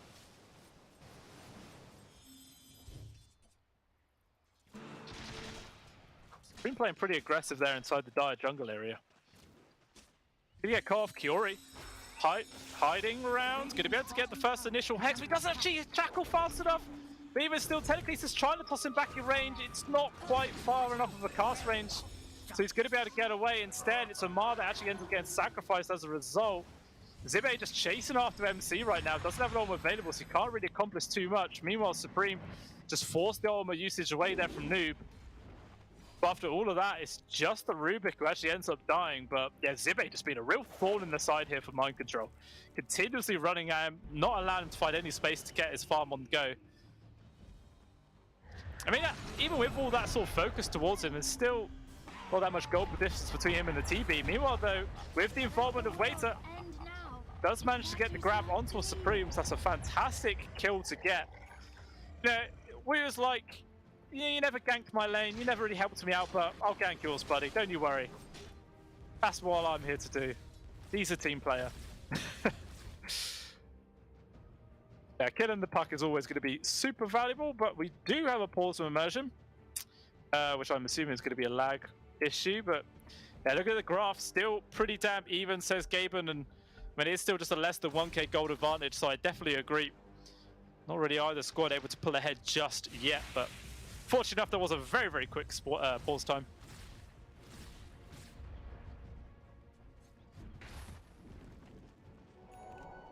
So we're trying to get his farm elsewhere. I imagine he's going for the first time BKB, very standard Primal B stuff. Meanwhile, in the mid lane, looks like we could be getting a fight pretty soon.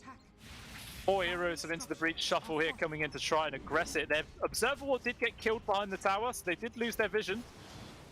But regardless of not having that anymore, they still feel comfortable trying to commit for this one. Just do a little bit of damage to tower, but not really that much in the grand scheme of things, and they are forced to go back. So, you know, successful defense there from Quest. Got tier 1 tower alive for as long as they possibly can.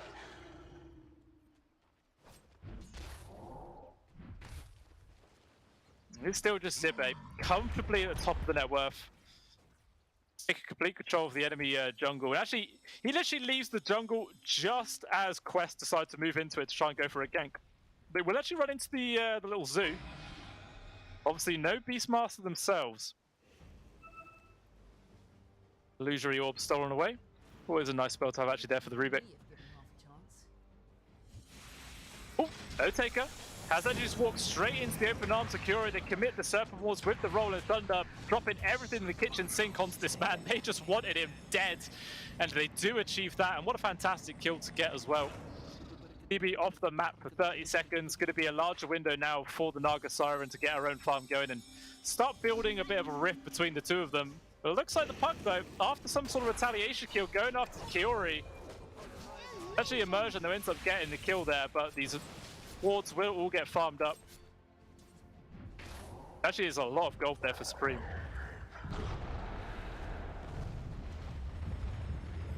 Yeah, we're closing in towards that BKB right now. 950 gold. And then he could definitely start just getting involved with the rest of his team. Continuously look for fights. So then, to be honest, if he pops the BKB and he just runs in, the only thing to stop him is a Roar. And if they're forced to use a Roar just for him, he's probably going to be happy about that. It looks like this mid-tier 1 for the side of Quest Esports is just going to fall down. Not a single person coming around to defend it. Maybe if they had Rolling Thunder available, they could have done it. Instead, though, into the breach. Obviously, already taken down tier 1 mid, tier 1 top. Nez can roll straight into the Roche, but it is actually scanned. There's no vision here for Quest, but with that fantastic placement, they will realize it's going on. But even still, nobody is moving towards this location. They're just saying, yeah, let them have it. It's just going to be an Aegis into the hands of a TB, so they're not going to do too much. And I say that, and they actually do put it into the hands of Supreme instead. Clearly, you want to just try and use the aggression that a puck can bring to the table as much as possible and just constantly look for fights and make space for Otaker to get his farm online that way.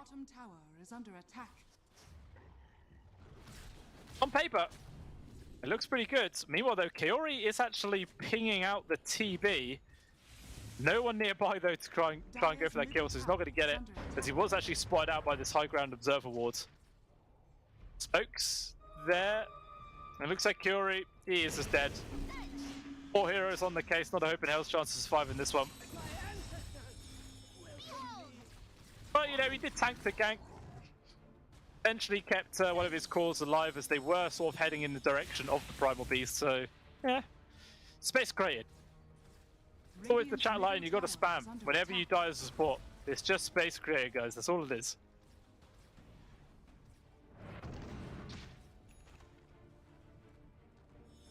Yeah, is that BKB now up for Wooter? I'm sure that's going to be the cue to, you know, potentially group up and look for a gank. You know, just leave the Naga Siren to keep farming up. The rest of the squad as a 4-man unit can definitely start making some action happen. Try and get a couple of kills if they can. Obviously, the Terrorblade going to be the creme de la creme of gank targets. And if they can find him, though. It looks like into the breach. Making sort of aggressive move themselves. They do actually break this smoke onto 2. And I think Supreme actually got it. He jumps very aggressively up to the high ground right now, trying to get himself away with the telekinesis, make sure it denies the retreat, and the Aegis is gone. Looks like Curie will get traded away. He manages to get the snakes down at the very least, but still 1-for-1 with the buyback being committed. And everyone from Into the Breach is just trying to retreat as fast as possible. Noob on the case though. Maybe get the kill to respect, the immediate turnaround, and Noob gets punished for his over-aggression. The rest of his team was killing the Mud Golem, or the Granite Golem, which they do kill that, but it costs them the life of their mid laner, so not really the best trade at the end of the day. So it is 2 kills for Into the Breach with a buyback, and all they really lose is their Aegis. So they're very happy about that one. Ends up being a full 1,000 gold swing, 1,800 gold experience as well. The Wuta trying to find immersion, but Zibe is here with a fresh ancient creep. Sending him in. So they're trying to chase him quite far, yeah. Forces him to stampede away. Or onslaught away, I should say. I think the one good thing about that last fight for the side of Quest Esports is that they didn't have to expend the BKB. Instead, though, Omar just gets he just dies. He just gets picked off pretty damn easily, chilling behind the tier 2 tower sort of area. And that should set up for the tier 2 to actually end up dropping down there with the Zoo from the Beastmaster. Well, looks like Dream Call commits. Kaori trying to survive, the silence about to run out, but still there is going to be the phase shift. Still Supreme going to be able to dodge it. The arrow even hits onto Wuta whilst he was charging forwards, perfectly placed from immersion. Still with the BKB, the Primal Beast just going to go for the straight up TP out, and T will make it. And the Pangolier just has to use the rest of his ultimate to roll away. But again, another successful engagement there for Into the Breach Shuffle. They use Dream Call, they get killed into support, and it forces out Rolling Thunder as well as the BKB from the Primal. 9-second one as well to boot, so just extra value there. They're actually not even done. They found mind control. He was just chilling, farming up in this area, probably thinking that everyone from Into the Breach was just going elsewhere to farm up, and yeah, he just gets caught with his pants down. Easy peasy kill. And it is still Zibe at the top of the net worth, man. 10,500 gold to his general net worth name. He's feeling very, very happy here in this game. Very happy indeed. Even outpacing his own carry of the Terrorblade. I mean, eventually, the Primal Beast does drop off. He stops being this pretty relatively huge power spike in the early parts of the game. He's still useful though, don't get me wrong. Still 100% useful, but up top, it looks like grab on towards the Primal here. Dreamcore trying to deny the retreat. We'll try and tramp in for the trees. BKB still on cooldown for another 10 seconds. And as a result, it signs his death warrant. Now a 4k gold advantage is here for Into the Breach Shuffle. 20 minutes into the game. Looks like they're at tier 1 tower mid. It's now being aggressed from the Serpent Wards dropped, with the Terrorblade descends in his illusions to try and farm it up. He managed to kill his Zibe Thunderhide though, so it's a bit of extra gold. But even still, all the money that just got fed away from those Serpent Wards is quite a lot. They're like, I think it's 25 to 30 gold is the bounty. And you drop, was it 10? 10 of them? Is it 10 snakes? Yeah, 10 snakes. So it's like 250 to 300 gold for killing all those wards. So it's a fair amount. Can't just drop it willy-nilly.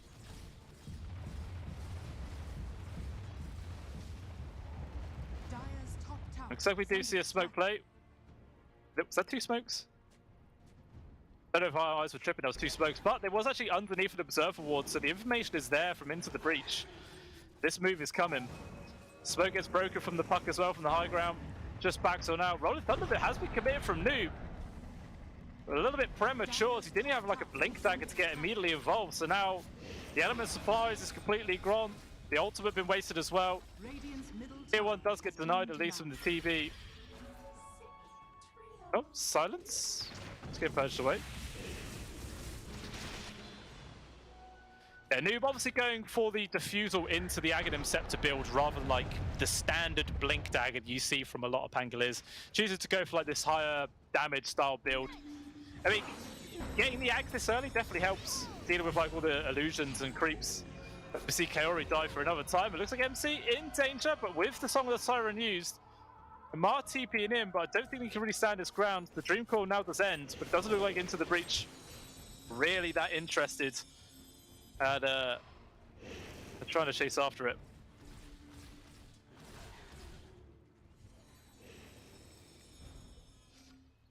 So net worth lead hasn't really grown for quite a while. Sort of been balancing around between this 3 to 4k, and with the Metamorphosis being commit, Oteka bullying down this tier 2, no glyph available to protect this. This is going to be falling down. I'm sure they would absolutely love to just roll into the Roach Pit right now if it was up, but still another minimum of 30 seconds away before that is going to be available.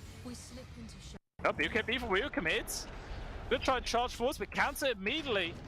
So already things gone completely pear-shaped. Now Supreme trying to chase after, deny the retreat. Dream Coil still on cooldown, but Kaori cannot get himself away. Just gets run down into the ground. MC trying to hide underneath the tier 2 tower, but they smell blood. They are chasing after him. Noob going to commit the Rolling Thunder. It's going to be some good AoE control stuck in this area with the Roar, locking them in place. The right clicks from TB2, but actually the meta runs out. The Stolen Roar is in. They're trying to lock down Oteka. MC do what he can, but he doesn't have any damage, doesn't have any sustain. He is gone.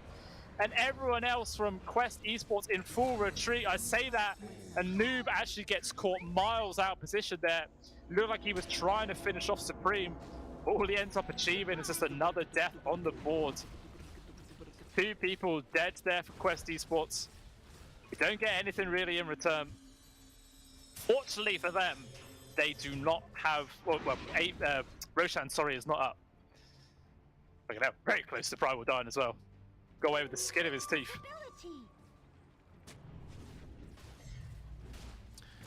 But this game isn't looking too great so far here for Quest Esports.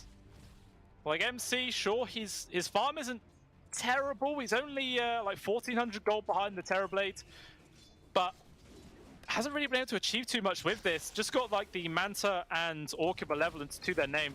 Still trying to build in towards that Heart of Tarask, but a long ways off. Needs a lot more space to be made from the rest of his team before he can start getting work done. And unfortunately for him, his ancient camp has been blocked by the sentry for ages, so he can't even get that farm.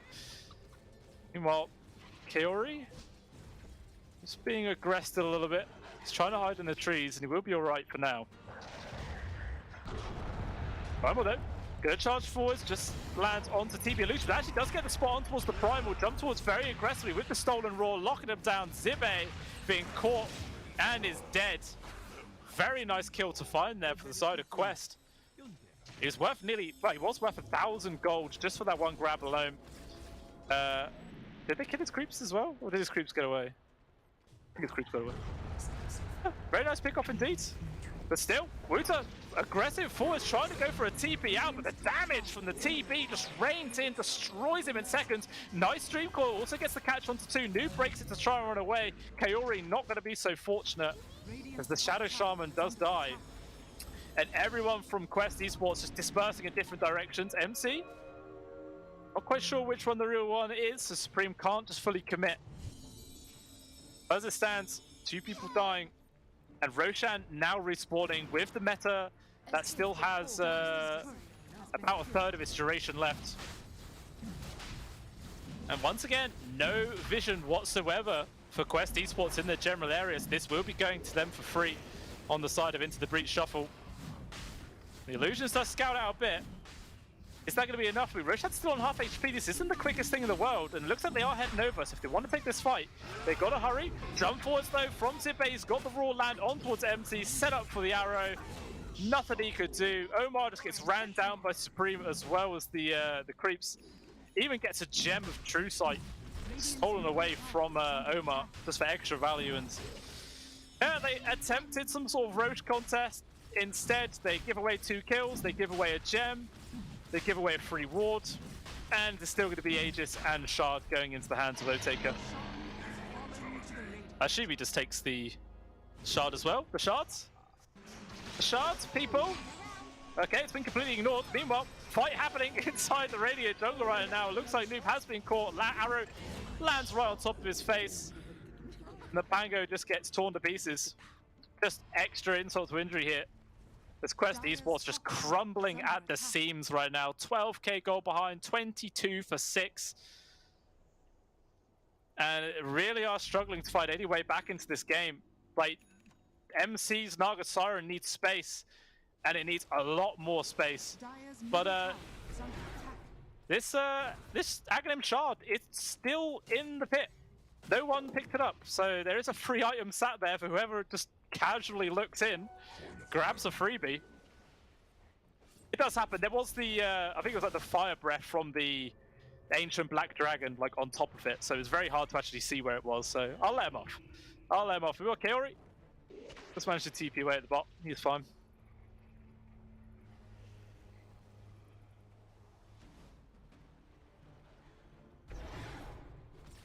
I imagine for the side of Into the Breach shuffle, it looks like they are just going to go. Obviously, Meta now off of cooldown. They've got all their ults. I suppose they... Okay, yeah, Nella got Dream Coil. I was going to say that's still down, but not for long. They're just going to take the fight immediately towards Quest. Meta pop, and the siege does begin. We'll see if Quest have got what it takes to try and actually defend this and push them back.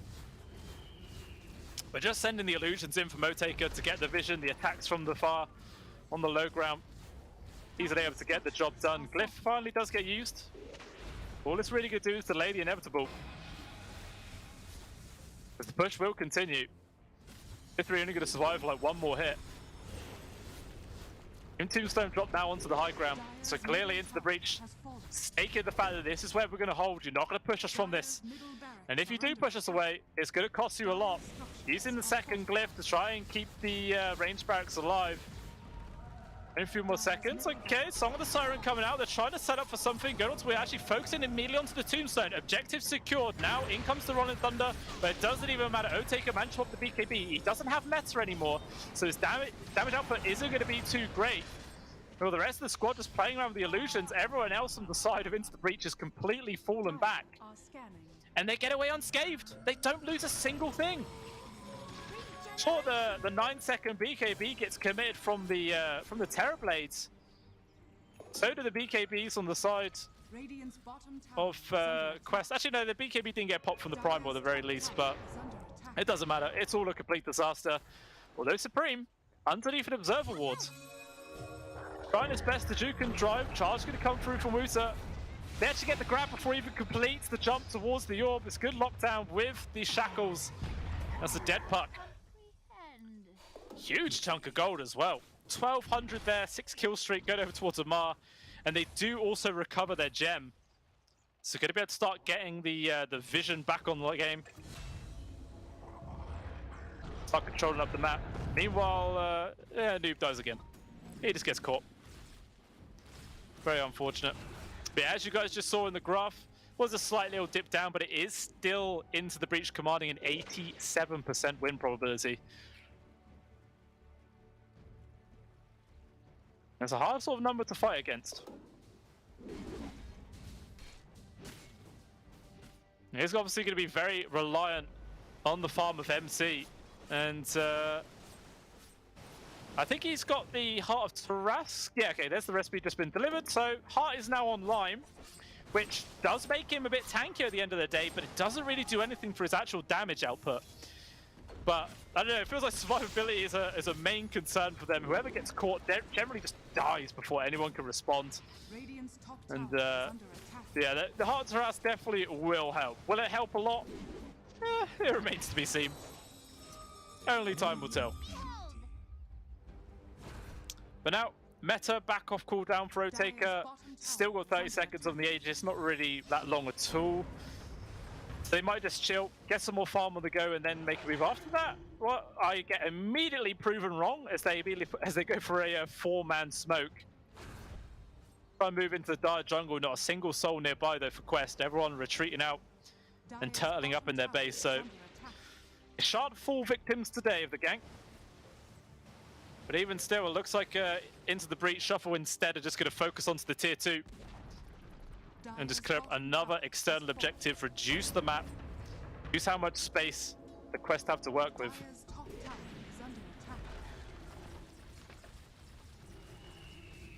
Down it goes. There's still no glyph available for another minute and 40 seconds there from Into the Breach. What if they might just, shove high ground? It looks like that might be the case. Was the god decent side creep army with the illusions? Holding on to the meta though. Otake not going to fully commit.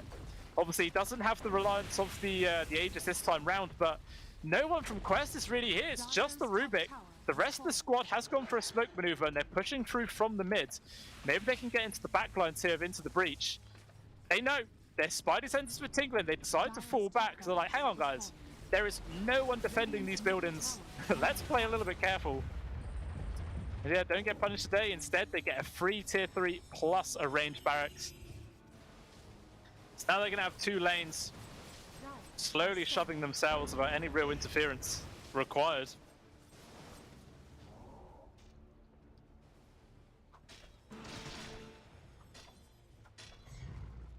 It's still 16k gold lead.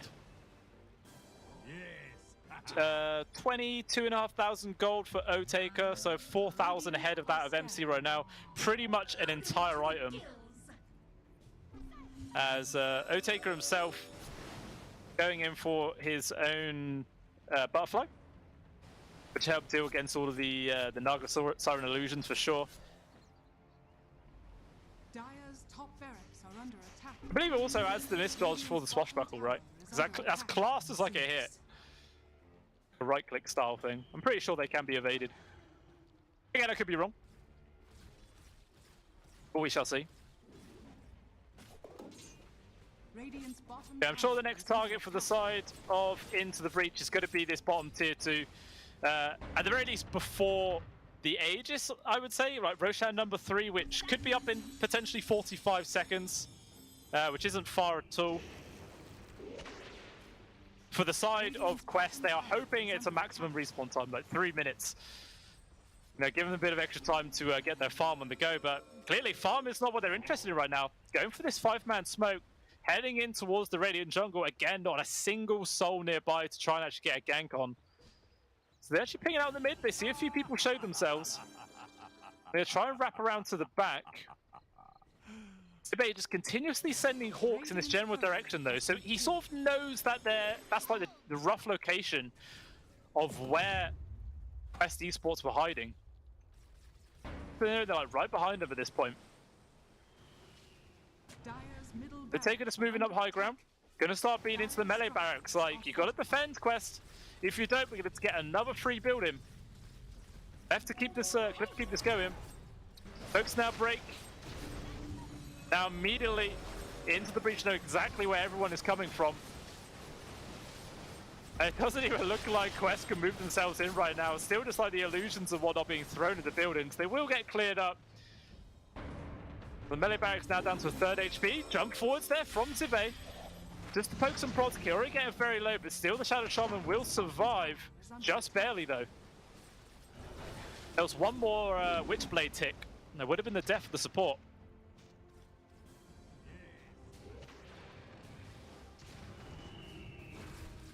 Roshan number 3 as well has actually respawned now. That's going to be the next clear objective. But it looks like we might get a fight by the tier 2. The BKB's already committed from Wuta, but the immediate blink tag is out. It gets completely wasted. Now they're going to be lacking that. The next team fight, Casual Arrow lands onto Mar by the tier 3s right now. He's in some real danger, but it doesn't look like Shuffle actually going to dive too hard for it. Instead, Telekinesis dragging back onto Supreme. Some heals and support is there. It will allow the puck to disengage. But at the very least, the tier 2 is already dead. And Into the Breach doesn't have to commit anything at all. And now they can look for that 3rd Roche and get the next clear objective on the board. And yeah, start taking this game. That shard is still there! It's still there! Well, that's going to be a nice little surprise for them when they do walk into the pit. There's an Axe Shard as well as a full Axe. Meanwhile though, there is a fight happening. Kawari has been caught, he is gone. They're trying to make a move onto Zibe, but with his BKB, it avoids both this Trample as well as the Rolling Thunder. Instead, they've got the lockdown on towards the puck. Supreme is gone. And that is actually really, really good. Taking him down. And they're going to try and use that as best they can in 60 seconds. Even gets a little free grab on towards the tombstone there, so a bit of extra gold can get given away.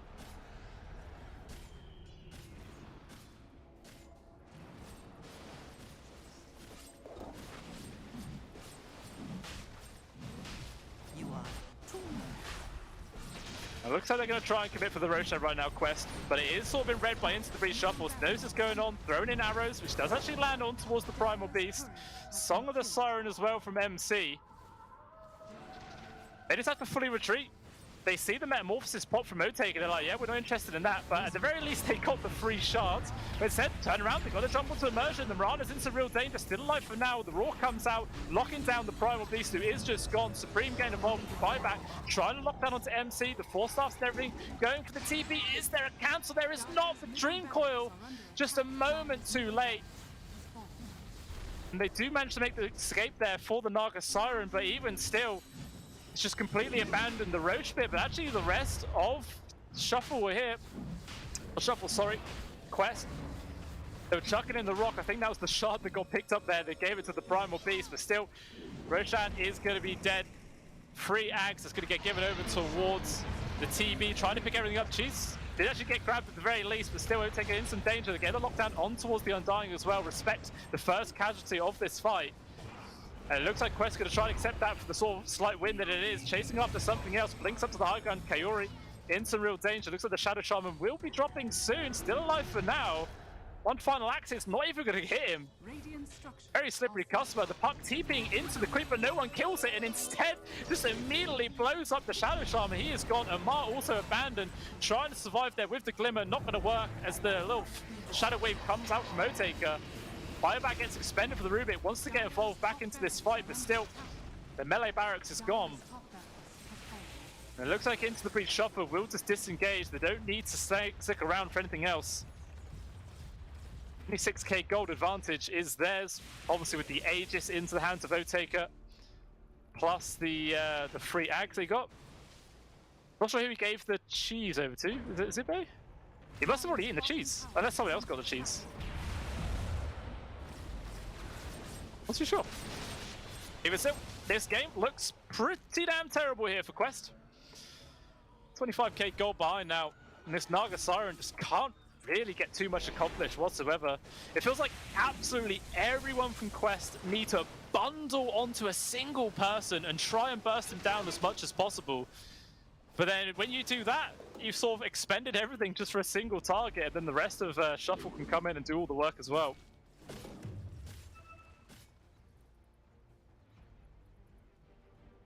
Looks like the ping from Shuffle is just to go back up to the high ground. I think it was just the illusions though. They were actually going to go. They're all quite spread. Maybe they want to try and get some more items on the go, as obviously Otaker completing that butterfly. And now with a Demon Edge in his pocket, which I assume is going to be a Daedalus. Just for some extra DPS. Why the hell not? Yeah, they are more than ready to take a fight. Got all their ults back online. BKBs are up. Metamorphosis is up. Kaori is down. And no Shadow Shaman for 40 seconds. Be the window of opportunity for potentially the last high ground push of the game to come here from Into the Breach Shuffle.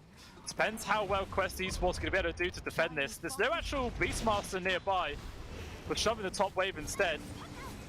Maybe Quest could use like a 4 versus 4 situation. Look for the other jump forwards, try to lock down to the TB. Still alive for now, manages to get the BKB off. He uses ultimate, but it's just onto an illusion. He doesn't get any HP back. He's still super damn low. The Rolling Thunder there from Noob, trying to make some space as best as they can. It looks like everyone just disengages. It's a trade of abilities at the end of the day. Still got half the duration of this meta. So maybe Into the Breach can, reset and go again. Because why not? Use this ability while you have it. They've also got the Terror Wave still left on standby. Chucking out the net. Want to stay up against Otaker, jump forwards, the Roar is in. MC just gets locked out, but the actual Stolen Sunder keeping his carry alive. 4 staffs as well, but it's not going to make any difference. MC still dies with the buyback. And immediately Shuffle just retreat on out. It's a big win in their book, so they don't need to throw it away for anything more. It's a lot of damage on towards the Thunderhide, and they will manage to get that at least. 250 gold for MC, but nothing really to rely on. Still a big advantage there for Shuffle. The tier 3 surviving with a sliver of HP. Look at that win probability, 99%. Just a 1% chance right here for Quest to turn this game around, and That's going to be completely dependent on this move. Okay, they use Bloodthorn and Illusion, not realizing that the smoke didn't break. Hey, we've all done that. We've all done that. You get a little bit excited. And it looks like this little smoke move, unfortunately for them, is not going to find a single thing. Instead, Into the Breach Shuffle just fell back, securing more farm on the other parts of the map, and yeah, just bit by bit, the lead gets larger and larger. Not that it even really needs to. It just fell that far ahead already. Dire's bottom tower is under attack. DB Illusion gets a free kill.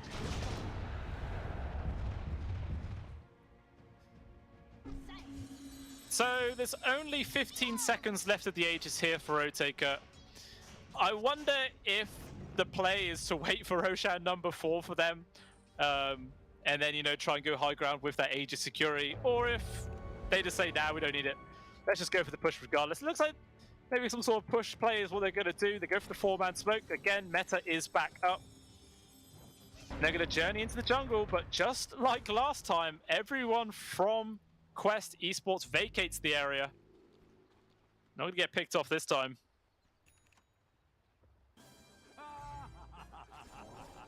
Radiant's top tower is under attack. But still, as soon as they catch a whiff of any aggression coming out from ITB, they just have to run. That's all they can do, is just run away and just hope beyond hope that MC's Illusions can get enough farm for him to actually get some more items on the board. I mean, he's got a Daedalus queued up next, which, you know, he's still, what, 1,300 gold away? But it's not like he has a buyback to, you know, save up for. That's already been expended. So maybe the Daedalus will help. You know, they do have some damage issues focused on those targets, so it could be the big game changer.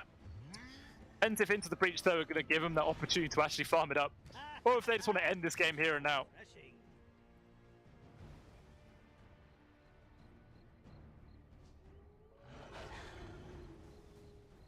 And still just spread him. Just make sure they keep permanent control of the triangle area, shove in the mid as well. They want to go for like a pincer maneuver, keep them distracted with the creeps in the mid, whilst they also go for the bot lane.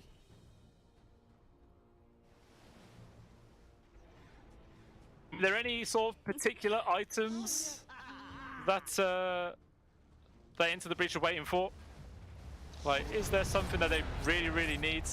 Well, Supreme's already spent out his money, nothing to save up for there. Otaker's got a casual 7.3 thousand gold in his pocket. You know, he's just saving up. Because why not? It looks like he's going to go for the Swift Blink, which I think he could just immediately buy out. He doesn't need buyback. He really doesn't, I don't think. Maybe they are just waiting for the 4th Roche. I mean, this is the part of this tournament, you know, it is single elimination. You have to treat every single series as if you are in the lower bracket, because all it takes is a couple of mistakes and you're just gone. All your chances of progressing further in the tournament just vanish, and they vanish as quickly as that range barracks does.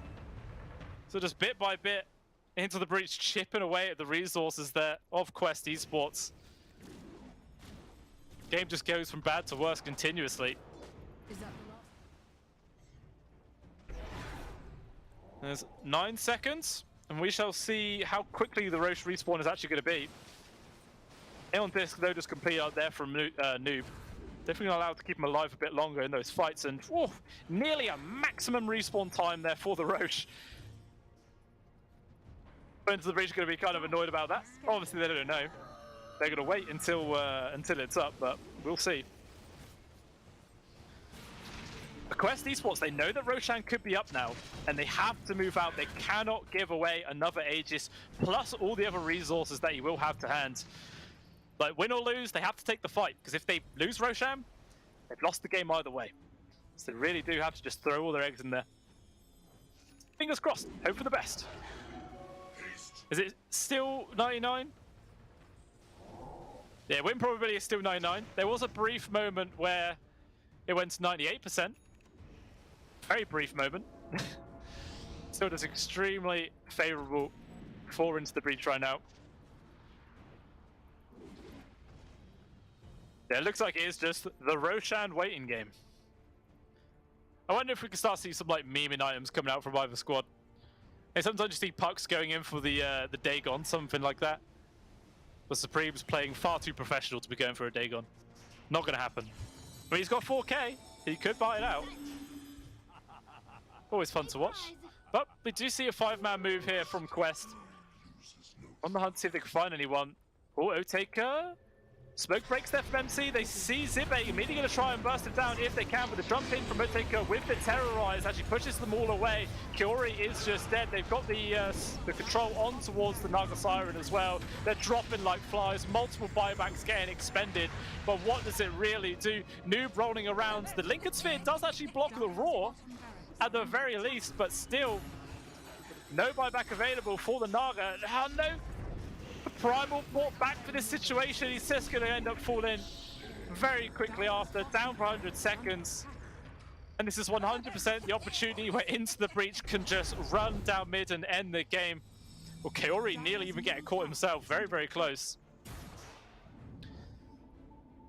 And it looks like they're not even going to bother attempting any sort of desperation play. GG is called. They tap out. And that is a pretty clean win there from Into the Breach Lonsty. The only sort of lane which went all right for them was the mid lane, where it's just like kind of a trade between the Pangolier and the Puck. Like a few of them died here and there, but apart from that, everything was just really Into the Breach shuffle, and bit by bit, they were able to build up their lead and just completely shut down the game. And I think it mainly comes out of Zibe. He just destroyed MC safe lane. The Naga Siren couldn't really get that much work done, where the Terrorblade just had that bit more room, and he was able to get a lot more done with it. That's all it takes to end up closing out the game. Obviously, that is just best of one, guys. We do obviously have another one coming up for you momentarily. So just a few minutes wait, and we will be back for game number 2 between Into the Breach Shuffle and Quest Esports. So I will see you then, guys.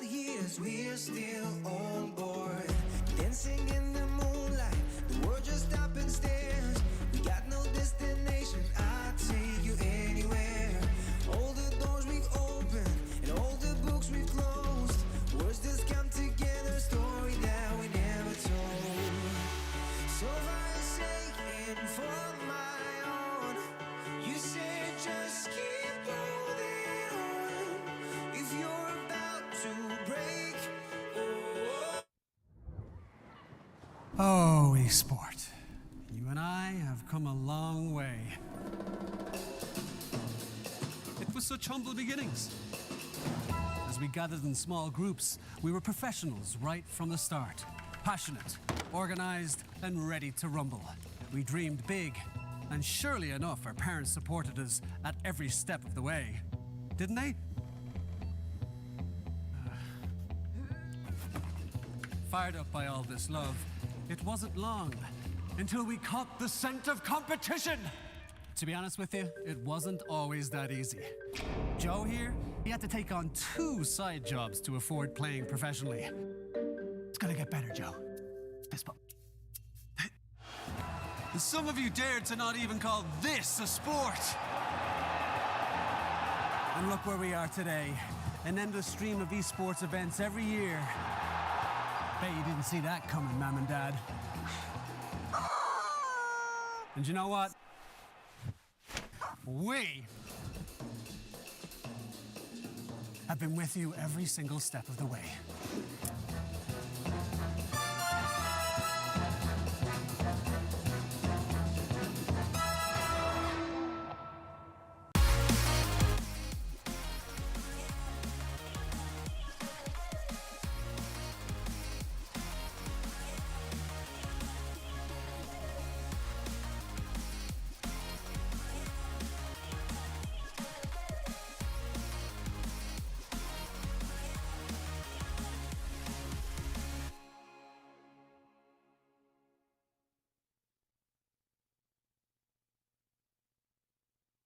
Dream of working with people you watch on screen. Exclusive esports opportunities handpicked just for you. Candidate profile to raise above competition. Let 10GG handle routines. Make a step towards your dream today.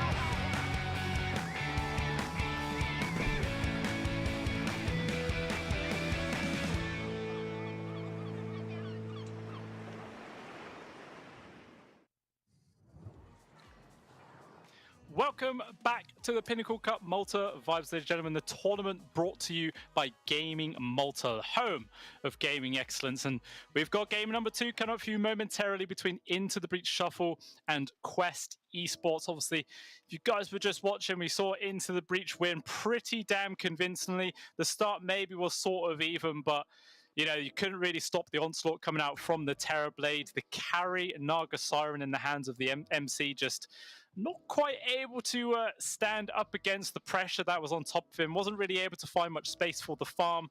And eventually their whole team just got completely closed out and nothing they could really do. So we'll see maybe what sort of changes they could be bringing into game number 2 right now. Maybe it feels like a different hero for MC. I don't know. Like, obviously, we all know MC from Liquid, well, the old Liquid days, Nigma now, sorry. But yeah, mainly just an off-lane player. So coming into this one as their carry is maybe dragging him out of his comfort zone just a little bit, which is maybe the reason why his performance wasn't great. Maybe just needed a bit of warm-up. Who knows? You know, you can't really put everything on him. There was a lot of factors into that game, but why it was so one-sided. Obviously, Zibe in the hands of Into Breach Shuffles for his Beastmaster was very, very strong, and it was very hard to deal with that one. Applying constant pressure, obviously with the assistance of Supreme's Puck as well. And it's all they really needed to just completely close out the game. And yeah, it's going to be interesting to see what changes they do make. I mean, I feel like the draft could have worked just maybe need to be played a little bit different. But yeah, only time will tell.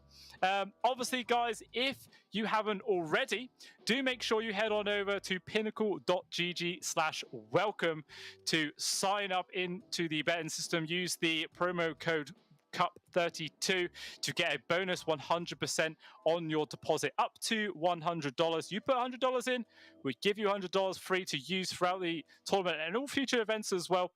So do make sure you take advantage of that. Obviously, all the terms and conditions do apply. You've got to be 18 plus to do it as well. And you have to make sure you do it in a very safe environment, guys. Make sure you're not, betting more than you're willing to lose, because that can be a problem. But make sure you're doing it safe, and you can have plenty of fun there for sure.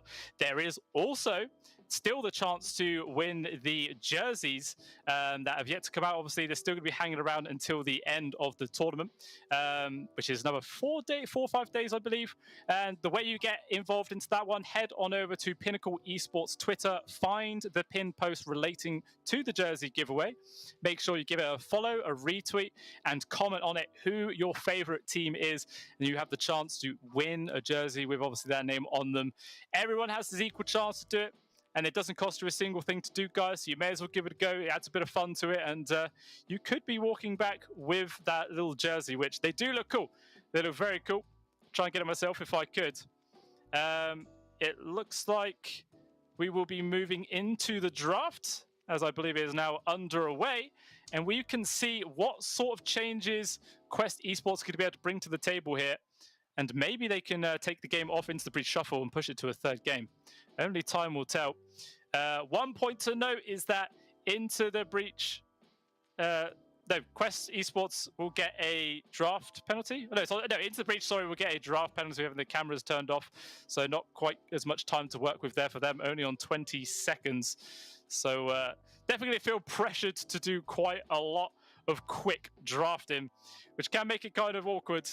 Put yourselves into real bad situations sometimes with that sort of, deficit. But hey, that's all part of the game. It's all part of the rules. Or was it the right one? Nope, we are going to get the remake of the lobby. So I think it was meant to be Quest Esports that got the draft penalty there. So we will be moving on into the other lobby. Just gonna make sure I find it. Yeah, so it was just the penalty time got put onto the wrong team there. But it's only gonna be a quick turnaround, guys. Everyone will move into the lobby, and we will be back underway. Make sure I get the right password. And in. All right, okay. We're in, and yeah, we're just waiting now. Wait for all the players to sort of rejoin, and then we'll be starting up momentarily. Fortunately, I don't think anyone showed any bans, did they? Or did they? I think there was a Beastmaster ban, so into the Breach Shuffle, know that's coming their way. It's not going to make any difference because it's a first phase ban, but hey, they know something that's going to happen. They can predict the future. But I could just sort of feel the amount of pressure that is probably on Quest Esports right now. Like, not only are you now just one loss away from getting kicked out of the tournament, but you're also doing it with a stand-in, which, it's not their fault. Some people, things crop up. There could be technical issues. There could be personal issues. Why TA2000 couldn't actually be in here for this game. So it is kind of unfortunate. As well-known and good of a player MC is, dragging a player from a different team into yours is still going to make things a little bit not cohesive, shall I say, because, it's not the person you've been practicing with. You haven't got all these strategies. You don't know how they lane as well. And it can make a huge difference. So hopefully they worked out those kinks in the game, number one. And MC as well as Kaori maybe figured each other out, and they can have a real solid start here in the game number 2, which I think should be starting soon. Actually, we're just waiting for one more person to rejoin, and it won't be far off whatsoever. Yeah, not long at all, guys. Yeah, just one more person coming, and they will be underway. And yeah, I think into the Breach. After that game number 1, I guess they'll just try and rinse, repeat, get as many heroes they can that worked in the last game. Obviously, they know there's not going to be a Beastmaster. like Zibe is going to be forced onto a different hero at the very least. So I'm kind of thinking that Quest Esports, they're going to ban Beastmaster, and I think they're probably going to ban Broodmother as well. I'm using my big brain predictions. Actually, no, it is Quest Esports picking first, but the draft is now back underway, so we will jump on in, guys, and let's have a look to see how this draft is going down. And I saw it. I predicted the Beastmaster ban. I am so intelligent. But they also ban out the Lycan and immediately decide to pick up the Nature's Prophet, which obviously is a very versatile hero, very high up in the meta. Tons of teams like to prioritize it as their carry, and it's actually a hero that MC loves to play as well. So I think maybe he was just a little bit out of his comfort zone in that game number 1, and now they're going to chuck it on a hero he actually, he fully knows, and he should be able to play it in the carry role as well. Shuffle, though, respond by picking up the Rubik and Undying. So, sometimes it feels kind of weird starting off the game with your support duo already revealed. But we'll see how it ends up panning out. Like, they're two very strong supports at the end of the day. You'd happily pick up the Rubik in a lot of, support position 4 positions, support roles. Words, man, I'm getting all tongue twisted. And the Undying as well is always just pretty versatile in whatever lane situation he is in. But Tusk is actually the second pick there, coming out for Quest. So most likely going to be the position 5, I think, to pair up with the Nature's Prophet. Like, that combination can be absolutely devastating. You can just block everyone in with the shards. You have the tag team damage coming through with the treants on top. Most likely going to be a corrosion orb as well, just to reduce some of the armor, and can be very, very hard to survive, especially if the target is going to be someone like the Rubik. Might have to have a position 3 from Into the Breach shuffle that can, disengage from those shards relatively easy, or, maybe make them just super tanky so they don't care. Something like, I feel like an Underlord could be quite good, because if they both go on you, you just drop the pit, you drop the Firestorm, and all of a sudden it makes it really dangerous for the Tusk to stand his ground. You'll kill all the treants as well. I think it could be quite a good little choice. Obviously, it's still very early days, Still very early days. Looks like the second set of bans, Terrorblade as well as the Naga Siren getting taken away there from Quest Esports. Meanwhile, Into the Breach shuffle, deciding to remove the Silencer and Phoenix, so just focusing on towards the support roles themselves. I mean, most of the time you see a Silencer as a 5, so maybe they'll think that this is a 3-4 Nature's Prophet Tusk, perhaps. Or maybe they think the Tusk is going to be the mid. Like, there is still a fair amount of flexibility in this draft coming out here. It could really go in a lot of different directions. But Into the Breach, they decided to go for the Dawnbreaker.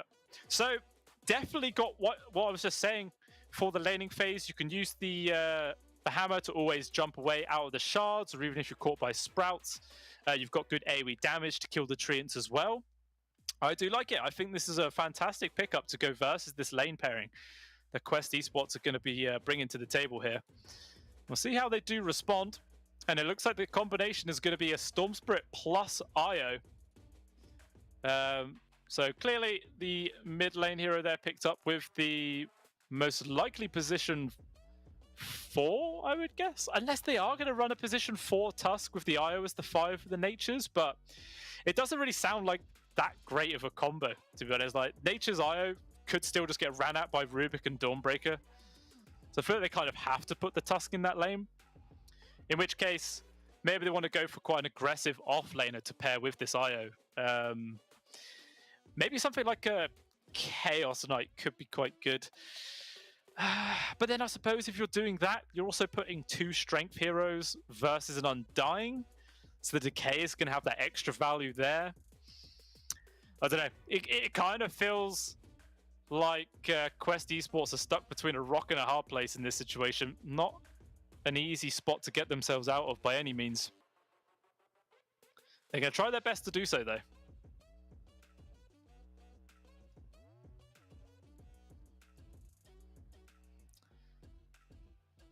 Obviously, Into the Breach Shuffle having plenty of reserve time to work with as they weren't the ones with the penalty. So they can take all the time they want to really get these picks right.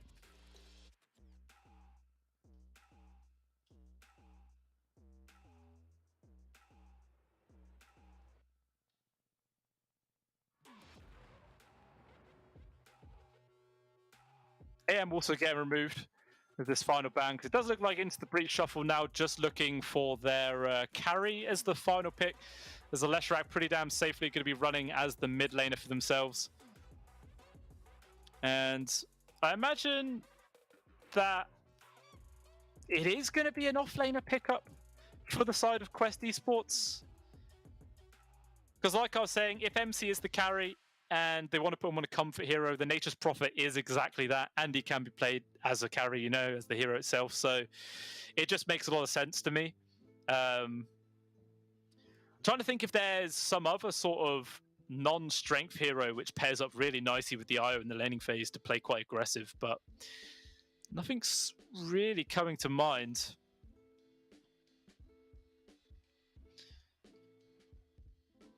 Yeah, not too sure. Maybe a Viper could be quite good. You know, the constant harassment coming out from the poison attacks can make it hard for the Undying to trade. You'll have the mana regen coming in from the IO to make it a bit easier. You'll have your Viper Strike later on versus the Leshrac to reduce his mobility in those team fights by quite a lot. Same sort of applies to the Dawnbreaker. I mean, there's not really anything that the Toxin Pit, whatever the hell it's called, like breaks any sort of passives, but I don't think that's really essential to make the hero worth picking.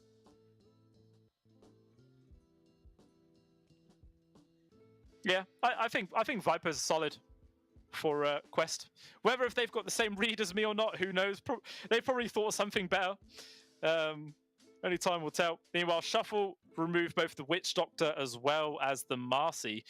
So they're pretty convinced that it's a core Tusk into the position 3 role, which does work with the IO, to be fair. Like, I didn't point this out, but the overcharge from the IO providing the extra bit of attack speed, which allows the tag team damage to come in faster, does definitely sound nice on paper. But yeah, it looks like they will leave it as the Tusk then support, and they've decided to go for the LC there as their actual position 3. So again, it's a hero which can benefit from the attack speed, but it is a melee strength hero, which makes it a bit easier for the Undying to, you know, land those decays, especially considering how, you know, he's going to be tethered up with the IO. So getting those 2-man hits from decays, not actually that hard in all honesty. Well, it's easier than a lot of other matchups. The still final pick to come out here from Into the Breach Shuffle. What carry do they want to pick up to go versus an LC and IO? Trying to think right now. Maybe they could just go for like a standard Ursa. Lanes up pretty nicely versus the Legion. Can also just get like good kill turns around as well.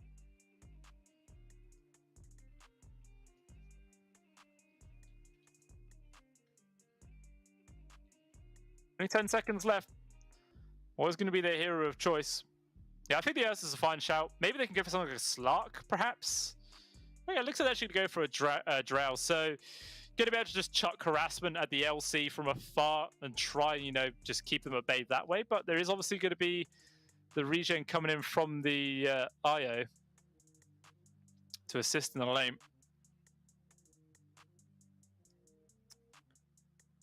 Let's have a look at the player camps. Don't know if Quest is still back down. Probably not. It's not like they can get too much more of a draft penalty. It's already happened. But yeah, I mean, looking at these, they're all... I don't know.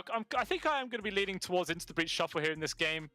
As long as if the lanes go all right, it feels like the Dawnbreaker plus the Leshrac should be able to build up enough momentum and just run over everyone on the side of Quest Esports. But on the flip side of that, if Wuta is not punished too hard in the laning phase, we could maybe see the LC getting a lot of work done.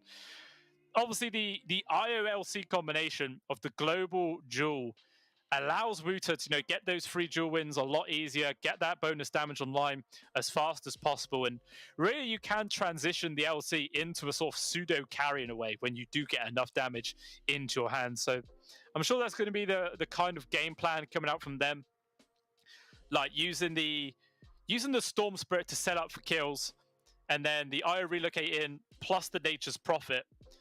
The global presence that they've got coming out is very, very scary. But at the same time, Into the Breach with their Dawnbreaker pickup can do kind of the same thing, just joining on that global fighting and maybe completely flip the games around. But we now have the game underway.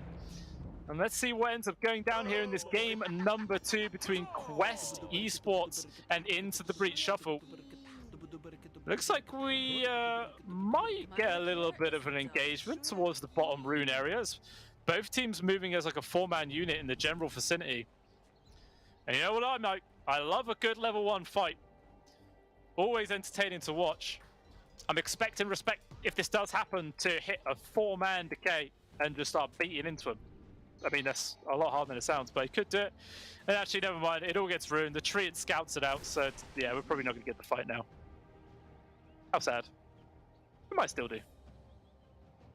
Oob spending all of his hard-earned money on his skins. I'm pretty sure that hat is very expensive. And what else have professional players got to spend their money on? Just skins. Skins all day, every day.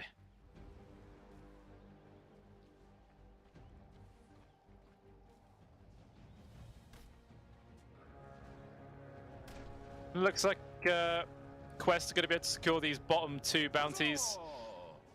Maybe MC might try and fight for the top one, but it doesn't look like it. Actually, Zibe just gets behind both Kiori and Wuta and just grabs a bounty rune for himself. So it's actually a 3-for-1 exchange going into the favor there of Into the Breach Shuffle. It's a pretty good start. One thing to note as well is that Quest Esports are actually sort of shuffling their lanes around a little bit. We've got Kiori and Wuta, normally the off-lane pairing running as the safe lane right now, and MC back into his traditional off-lane position there at the top. Whether or not he's actually playing the carry from the off-lane, or he's actually, the position 3 now, remains to be seen. Obviously, we don't quite have access to their comms to know the full decision-making there, but it's going to be interesting to see how this last-second change does end up panning out for the entire squad.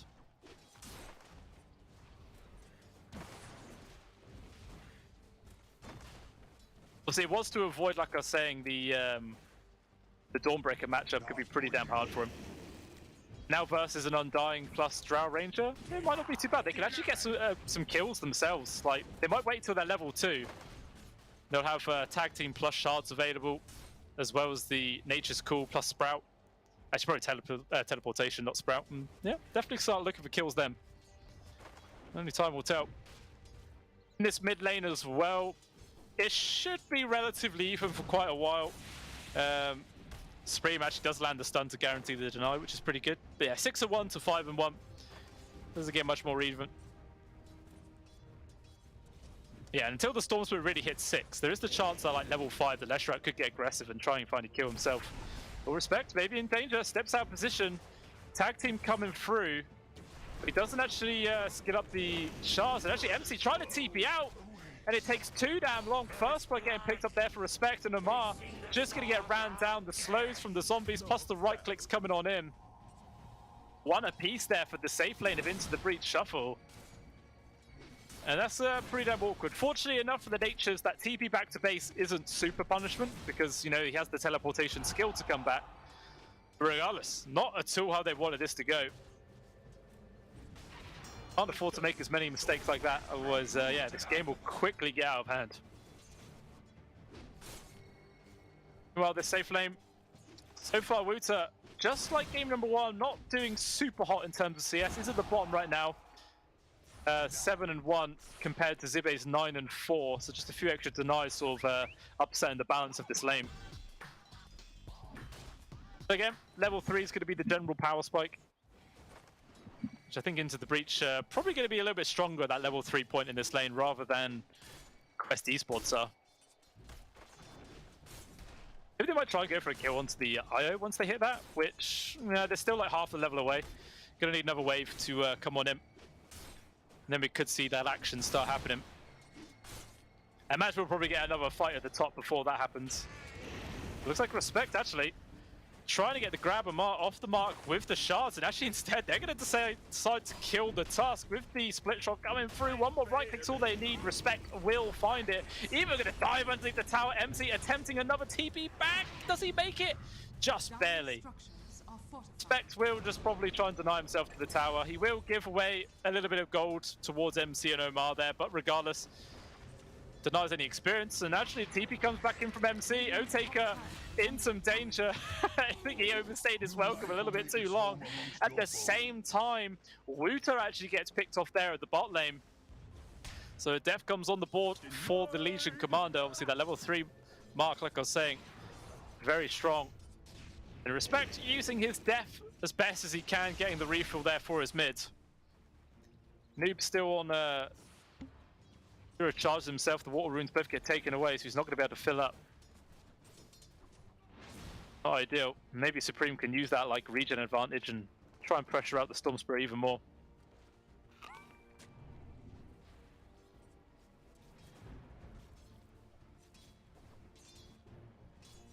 Now, shards up towards the top. They've got to lock onto Otaker. Drow Ranger getting punished a little bit, trying to run himself away, but the slows that coming from the tag team is too damn much. And Otaker can't actually sustain through it, and it will be the second death on the board there for the Drow Ranger at just 4.5 minutes into the game. So after a bumpy start for the offlane there of Quest Esports, they have managed to bounce back and actually find those very high priority kills. And still, feels like this bot lane is also relatively even. Obviously, there was the kill earlier on to the Legion Commander, but wasn't able to find too much else. Meanwhile, rotation towards the mid, Kaori helping out with Noob getting the kill onto Supreme, and they will find that one. Just the slow that comes in from the Tether plus the overcharge attack speed. Easily able to find the kill. Now, it looks like the Lesh might be requiring a gank coming pretty soon himself. Try and balance this lane out. MC getting pretty low there. Drow Ranger had to run all the way back to the base. Obviously when he died earlier with the TP on cooldown. Very unfortunate. So Zibe is getting constantly poked and prod. Feels like he can be left on his own right now. The Rubik heading towards the mid. Obviously 6-minute rune spawning in just 10 seconds time. Supreme though still hitting creeps, so he's not going to be there to secure the top. It looks like they're actually both going to commit for the bottom one. Just going to gamble on the 50-50. And he is actually top lane instead. They're going to keep going for the kill right now. Zip forward, Supreme in danger, brought down. And nothing he could do to survive, and Noob should still be able to even grab that top arcane room. Just extra value there. The Respect using the opportunity where there's no Tusk to try and bully out MC as much as possible. We'll make a bit of space there for the Drow, but too much. Just the trader farm with the bot lane.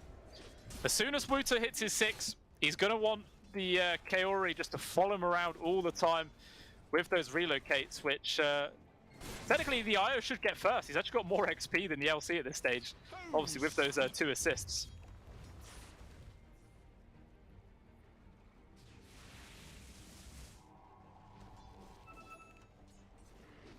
Level 7 online for Noob, maybe halfway on towards his 8. It looks like Supreme's actually had to go into the triangle to try and find his farm there wherever he can. It's deep recovery mode right now. It looks like there was a line drawn on the map. Call is there from Omar and Noob to try and run up towards the top and look for a kill. The Noob getting distracted by hitting neutral creeps. So Omar will find Respect pretty low. Does he land the shards? No, actually commit for it. Meanwhile, all that's going down to the bot lane. Supreme actually makes his first appearance there, and they do secure a kill onto Kaori.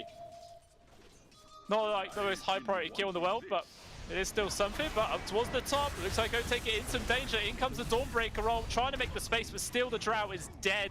They get the trade on towards Omar as well as MC. So it does end up being a 2-for-1 trade at the end of the day. Still favourable for Into the Breach, but obviously it does cost them the life of their position 1. Not really the most ideal situation, but, you know, a favourable trade is a favourable trade, you know? You gotta just take it.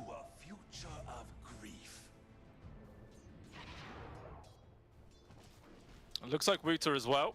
Extremely close now to his 6. And then maybe might call for a gank to come in from Noob.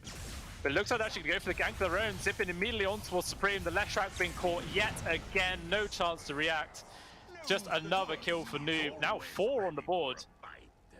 Man is having an absolute fantastic game right now. And we'll see what item he's going to queue up first. He's got 1,500 gold stashed away. Imagine it's probably going to be like the standard Witchblade pickup that you see a lot of Storm Spirits go for. Maybe they might go for like a fast Kaya instead. Time will tell, but gonna be able to do some decent damage to the tier 1. Immersion is here, they're pinging out to try and go for Q and Security. There's going to be Telekinesis pulling him back into the stun, which lands onto the 2 of them from Ark, coming in from behind. They try and turn this fight around. They will lose the IO, but Supreme, definitely the favourable trade, even getting the kill on towards Immersion.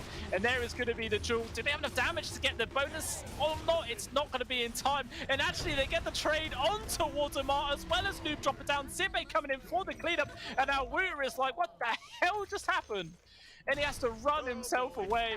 Respect on the Undying, does eventually die, but as a result he survived long enough to completely flip that fight. Just look at the amount of damage and chaos that ensued. It was still the Lesh that did the most. A close second there of the Undying, and yeah, very nuts fight. 4 for 3 with the golden XP advantage there towards Into the Breach. If they got the dual damage there for Wouter, I would say that Quest Esports came out ahead, but the fact they didn't definitely, it does upset that a little bit.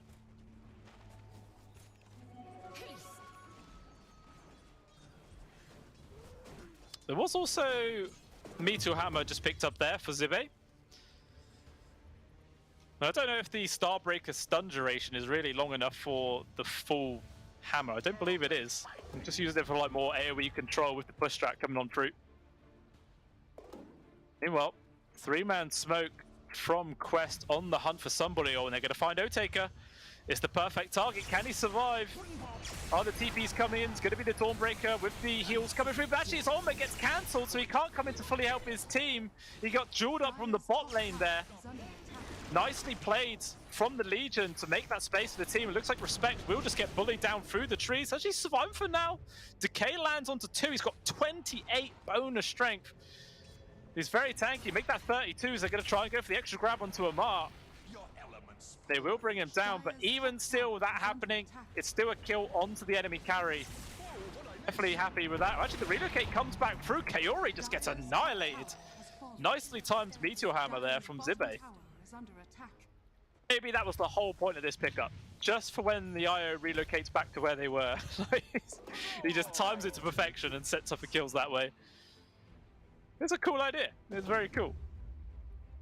Has to do it all the time though, which is very hard. Even still, is Zibe once again at the top of the net worth, just like the first one. The first map that we saw.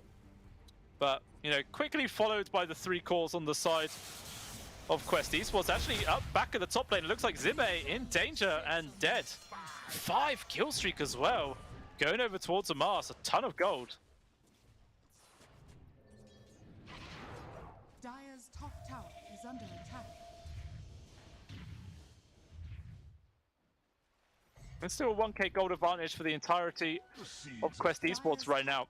And looks like they're going to run into each other. Noob leading the charge, will find Respect. Not really the most ideal target. The roll, their Snowball comes through, lands onto all 3 of them, making plenty of space into the backline. The Supreme does force away the Tusk instead. Noob going to commit for Respect right now. They're dying to tanky man, and Noob's running out of mana. He's got to be careful. There's some sustain coming in from Kaori, but the stun control coming in with the damage from Zibe. They bring down the Storm Spirit just at the cost of their position 5. That's a big old trade there for Into the Breach Shuffle. They're happy with that one. And yeah, it was just that little bit of over-aggression. I mean, in later parts of the games, you know, the Storm Spirit will have the mana pool to actually get away with that. But this early on, not so much. Really got to be careful. I mean, maybe if Kaori had his Arcane Boots online or something, maybe the mana burst from that could have kept him going, but didn't work out.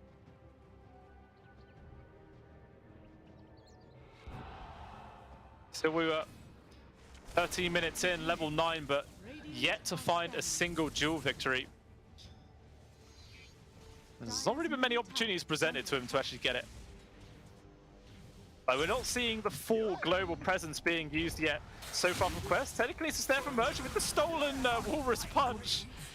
He does still get Quell there because the Sprouts of MC denying any chance of retreat. It made it look funny though. Got some laughs out there from Kaori. Well, actually relocate towards the bomb. Looks like they got the control on towards the Dawnbreaker with the Blade Bell coming through. There's going to be the first duel of the game win. Wuta getting that one. Even the +1 grab of respect. Lands a 3-man decay, but it means absolutely nothing. 3 heroes dying there from Into the Breach Shuffle in quick succession. And they're just going to tank the tower to get the grab. Actually, Glyph will force him to disengage. Actually, we're just going to hang about for it. We get punished there from Immersion, which does actually manage to steal away, press the attack. Only level 1, but having that purge is still very strong.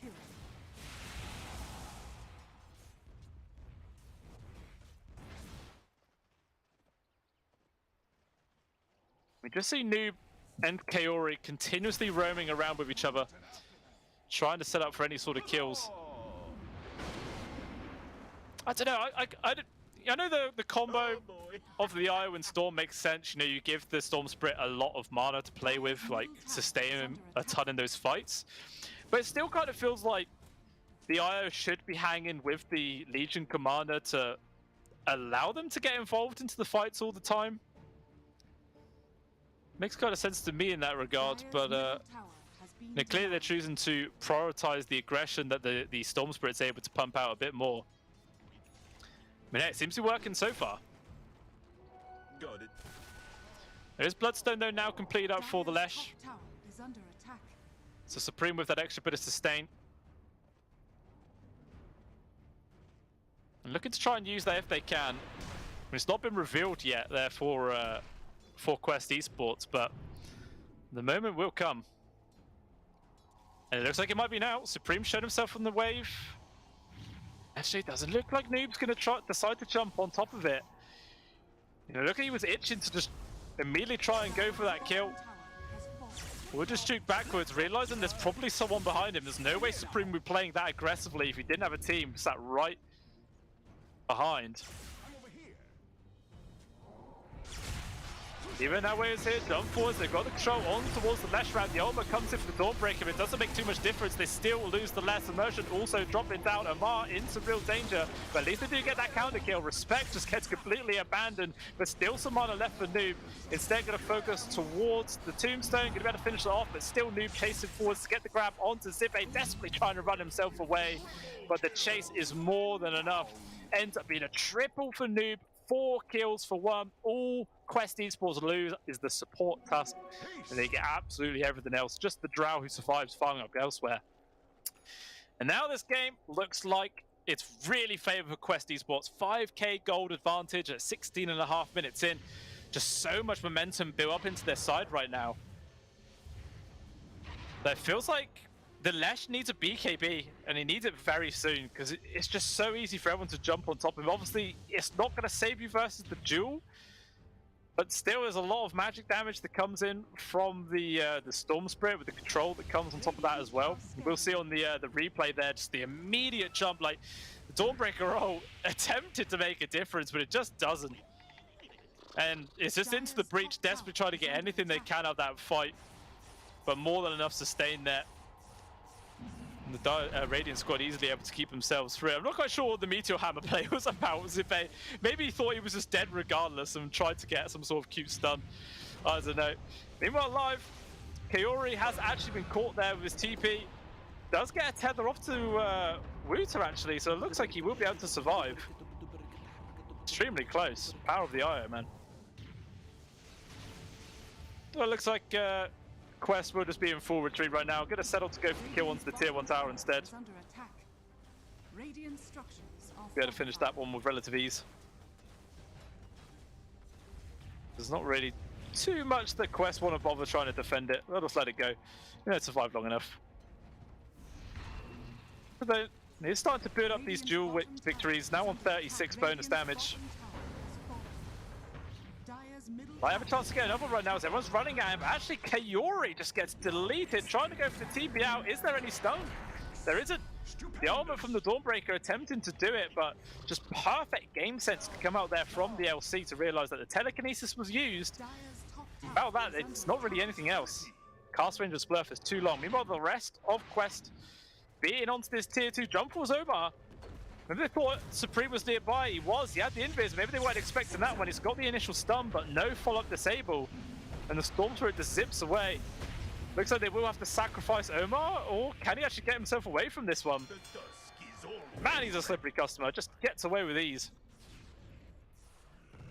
Obviously, that play did cost them the high ground ward. Because, you know, you can't make that snowball play without having that high ground vision. But, you know, the ward did its job. It saved his life.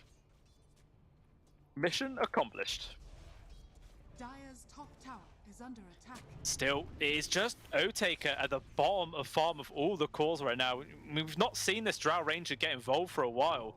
Just desperately trying to recover as best as he can, and he's getting there, but not getting there quickly. He's taking a lot of time still. And I'm not sure if Quest Esports are really going to give him the opportunity to actually get that farm going.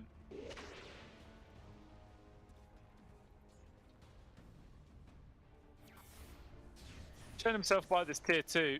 There's quite a lot of people from Quest nearby. Maybe they want to try and jump for the kill. Looks like they will decide against it though. Both teams have all their ults, all their abilities available. And it feels like if Quest wanted to make a move, they definitely could, but instead it looks like Supreme might be running into him. Splurf's off the mark. Not going to get anything there.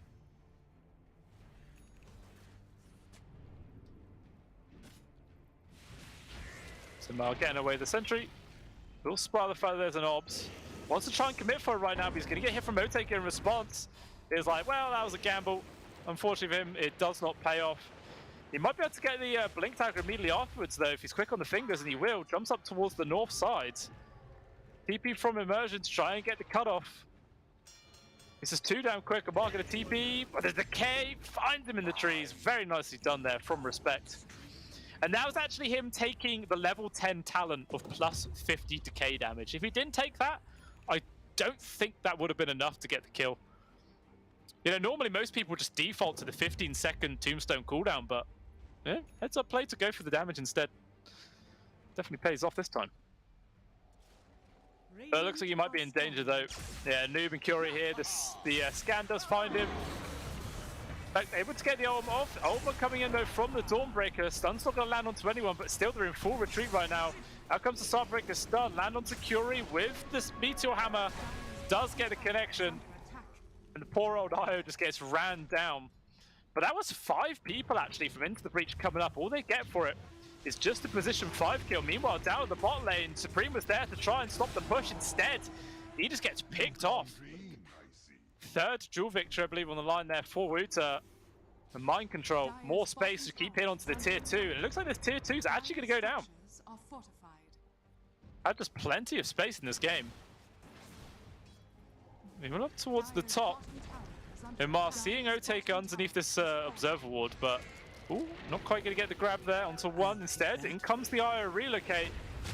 I think it might just be the kill onto Respect, but a big zip forwards there from Noob. Nice fingers there from O-Taker. Hits him away. All they lose for that is just their position 5 undying. Yeah, that's fine. I'll take that.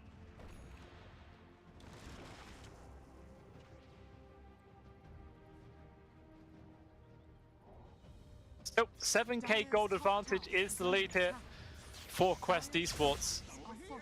Currently saying, yeah, about 70% win rate. Oh, win probability, I should say. It's definitely a comfortable position here in this game number 2, but we do see a 3-man smoke maneuver coming out here from Into the Breach. They will find Noob. Can they actually get the kill? Nice 4-star forwards into the silence. Do they have the full-up stun before he can zip? Don't even need the stun. The damage is more than enough. And they do bring him down. And that's a fantastic kill to get. Basically 1,000 gold gets given away there. Majority of it going towards Immersion, obviously. But some space made. Get a bit of gold added on top. maybe they might try and go for like a consecutive move, because they didn't actually have to expend anything really significant for that kill. Dire's Pretty much free. is under attack. Well, respect up towards the top. Okay, got a D-ward. Maybe Mind Control was just trying to scare him there with that teleport.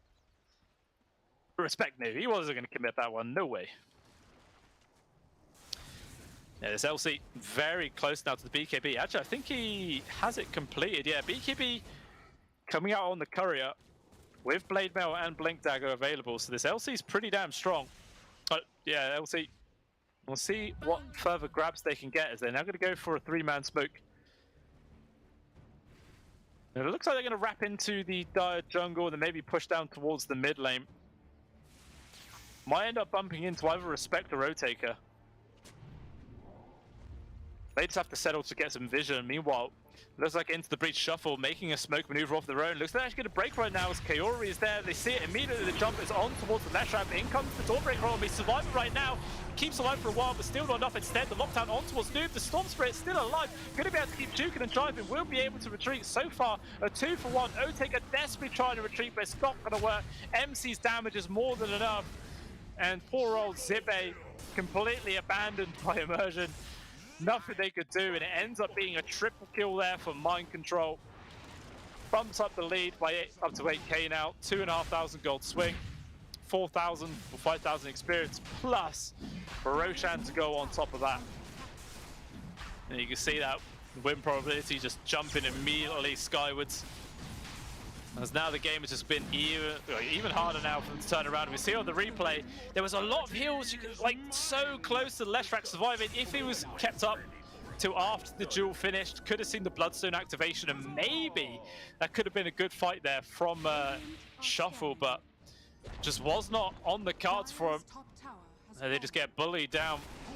Obviously, there was actually the buyback from the Tusk, which is, you know, something. But who cares about that? Tons of space, tons of farm. And this keeps on getting better.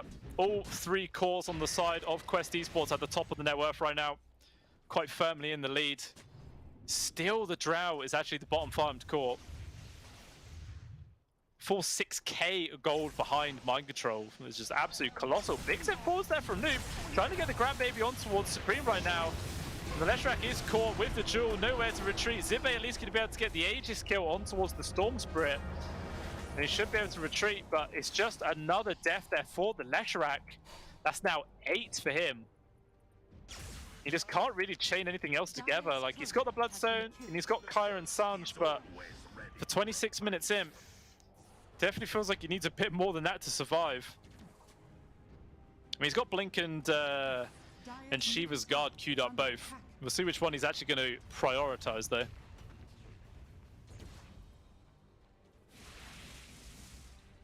Dire's middle tower is under attack.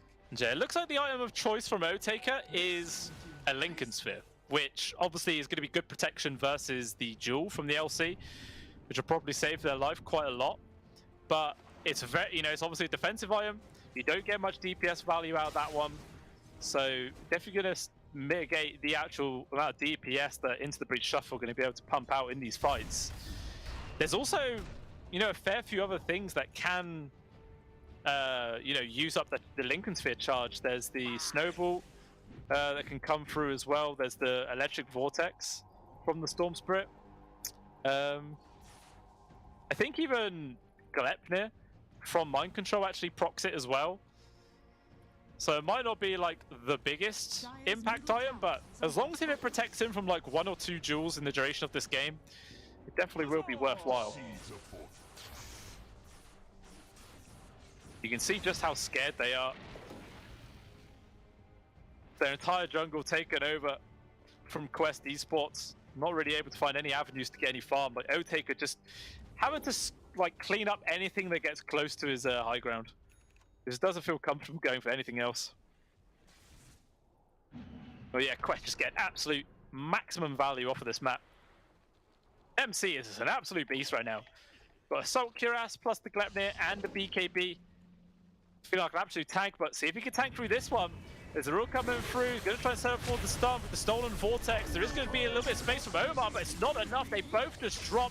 Nublo getting involved with BKB and double damage. Going to focus on towards immersion. Looks like they will get the kill into Rubik. He just zip TPs out of there. So there is that minor consolation prize there for Noob, but regardless, into the breach. What a fantastic little play there from them. Obviously, that Nature's Prophet is worth a ton of gold, like 1,300 for him. Plus another 500 for the Tusk as well. A sizable chunk. I'm sure they've absolutely loved if O-Taker was involved and he could have got some of the gold himself as a means of, you know, covering his game. But as it stands, getting that kill, I'll gladly take. Yeah, O-Taker is closing in towards that Lincoln's. Still ways to go. Well, using this little window of opportunity where there's no Nature's Prophet, no Tusk, and try to find what farm they can. Meanwhile, it looked like Wuta was trying to get a jump on towards the Lesh, but Supreme just falling back in the nick of time. If he didn't, he was dead, 100%. Radiant's bottom tower is under attack. It looks like he is going to commit for the Shiva's Guard rather than going for the Blink first. And, you know, the bonus armor going to allow him to tank through the right clicks of the Natures, of the Legion Commander, even to the Storm Spirit to some degree. Definitely a worthwhile item this game. I imagine we're going to see an AC also coming out from Zibe at some point. I mean, he's got his BKB and he's got a Ags completed in, what, 300 gold? So it'll be a nice little power spike. Yeah, I definitely feel like their own Assault Cuirass is going to be pretty essential to help balance out the one coming out from Mind Control. So I was just giving his whole team that bit of extra tank ability. Dire's top tower is under attack. So it just seems like Quest still just patrolling around the Dire side of the map. Maybe seeing if anybody steps out of position, they could just jump and get a free kill. They will get the regen rune, one of the best damn things in the game for a Storm Spirit. Feels so great. Nice little TP out from Respect, not going to get caught from MC today. They're down this mid. A lot of groups up. Maybe they're trying to bait out Noob instead. There is going to be a jump forwards from the LC. There's the hills coming in though from the Dawnbreaker. It's still alive for now. Supreme is so damn tanky, but still in comes the rest of the damage. Just rains in seconds. Supreme and Respect vanish. And now it's just full retreat here from into the breach. Zibe's able to get himself away. Just barely though. Oh, did he? Noob zipping forwards. He has this regen rune activated. He's got tons of mana to work with. And with the snowball rolling through, he gets lots of stun connections. O-Taker was already dead. And everyone else just falls in quick succession. 3 killing sprees getting picked up there for Quest Esports. And a full 5-man wipe, not losing anybody. It's a 4k gold swing, 10,000 experience. And it's just straight into the high ground. Tier 3 is going to fall down. And a full set of barracks to follow. I mean, this is a large creep wave plus catapult. And yeah, they're actually going to go for the tier 4s. Glyph has been expended. They might be able to wait and then go back in for it. Lesh now respawning. Drow up in 18 seconds. Looks like the decision is just to go for the barracks. And yeah, we'll see on the replay, but the Lesh surviving for so long. But then all of a sudden, bam! The damage just comes out absolutely nowhere and everyone gets annihilated. And yeah, forced to retreat. Actually back on in the live game, the fight continues. Supreme gets brought down. He steps forwards a little bit too far. And in all honesty, it seems like the death throes now of into the breach. Unfortunate O-Taker is trying to get some sort of little extra grab if they can. It's going to be Telekinesis pulling him back with the Dawnbreaker on. They can move because there is the Aegis now picked up. Gets a stun onto Noob, he doesn't. The BKB is there. Instead, O-Taker is able to get down the kill onto Omar, but MC just stepping up to the high ground. Those right clicks just terrible to pieces. This man has no fear whatsoever, just killing everyone and anyone who dares step up. And it's another huge win there coming out for Quest Esports. Another 5 kills. All they lose is their 2 supports. And it's also a buyback there from the Rubik. I don't know. I'm not sure if there's much way they can recover into this game. They just go straight back to hitting it. And yet, GG is called into the breach. Tap on out. And we have a game number 3 coming in, ladies and gentlemen. As, yeah, Quest Esports, they do not give up. They take a very strong game number 2. And they're going to be happy about that one. And hey, we're happy as well. Getting to see a game number 3 is always great. We're here to watch Dota, and we always love to see more Dota coming out. And hopefully if, you know, Quest Esports can play the way they did in that game number 2, and Into the Breach can play the way they did in game number 1, we could have a really solid, even game coming out here. But as it stands, that was still a very exciting game number 2 for sure, and now all tied up 1-1. So we're into that best of 1 position on who can keep the dream alive here in the Pinnacle Cup Malta Vibes tournament, and who will sadly get knocked out. Only time will tell, but game number 3, guys, will be coming up soon. So stick around, we will return.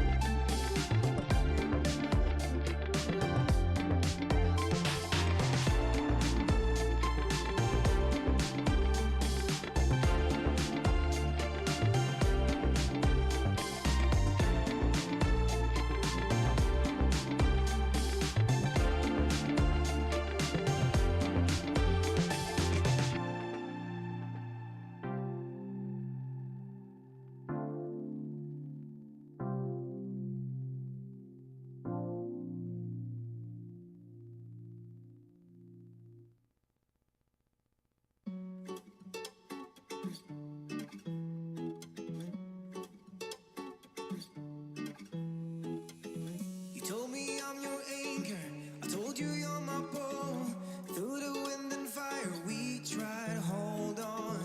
We build this ship together, searching for our home. Despite the storm that hit us, we're still on board. Dancing in the moonlight, the world just stopped and stares. We got no destination, I'll take you anywhere. All the doors we've opened and all the books we've closed. Words just come together, story that we never told. So far forsaken for my own. You said just keep holding on. If you're about to break, I'll always be your captain. From our failures we have grown. You said just keep holding on. If you're about to break, I'll always be your captain. I'll be your captain. I'll always be your captain.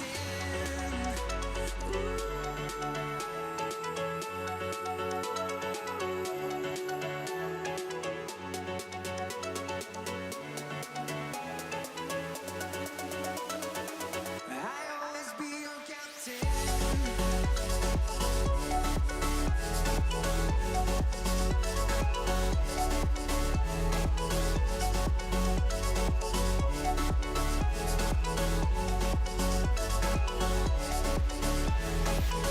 You told me I'm your anchor. I told you you're my pole. Through the wind and fire, we try to hold on. All the doors we've opened and all the books we've closed. Words that come together, a story that we never told. So far forsaken for my own. You said just keep holding on. If you're about to break, I'll always be your captain. From our failures we have grown. You said just keep holding on. Oh, Esport. You and I have come a long way. It was such humble beginnings. As we gathered in small groups, we were professionals right from the start. Passionate, organized, and ready to rumble. We dreamed big, and surely enough, our parents supported us at every step of the way. Didn't they? Fired up by all this love, it wasn't long until we caught the scent of competition. To be honest with you, it wasn't always that easy. Joe here, he had to take on 2 side jobs to afford playing professionally. It's gonna get better, Joe. Fist bump. Some of you dared to not even call this a sport. And look where we are today. An endless stream of esports events every year. Bet you didn't see that coming, Mom and Dad. And you know what? We have been with you every single step of the way.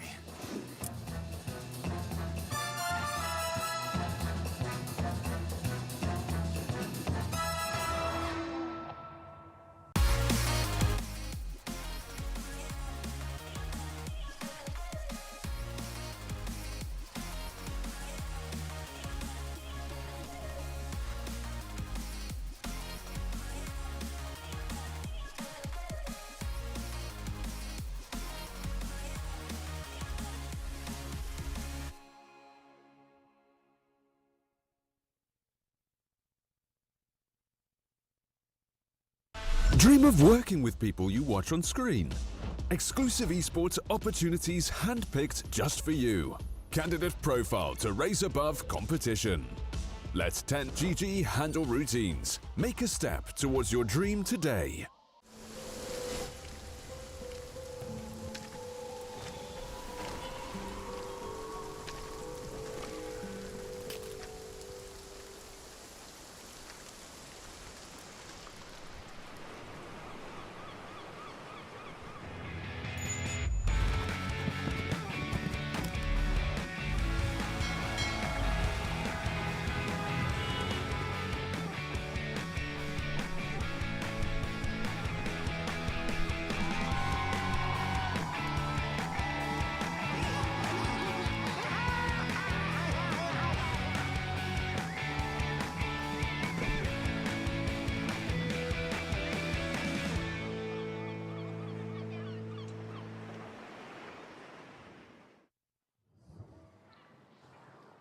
Welcome back on into the stream, ladies and gentlemen, for the Pinnacle Cup Malta Vibes Tournament. We have the final game of the day coming up for you in a few minutes between Quest Esports and Into the Breach Shuffle. Obviously, if you guys have been watching the rest of the series, we've seen some, it feels relatively one-sided how those two games have been going down right now.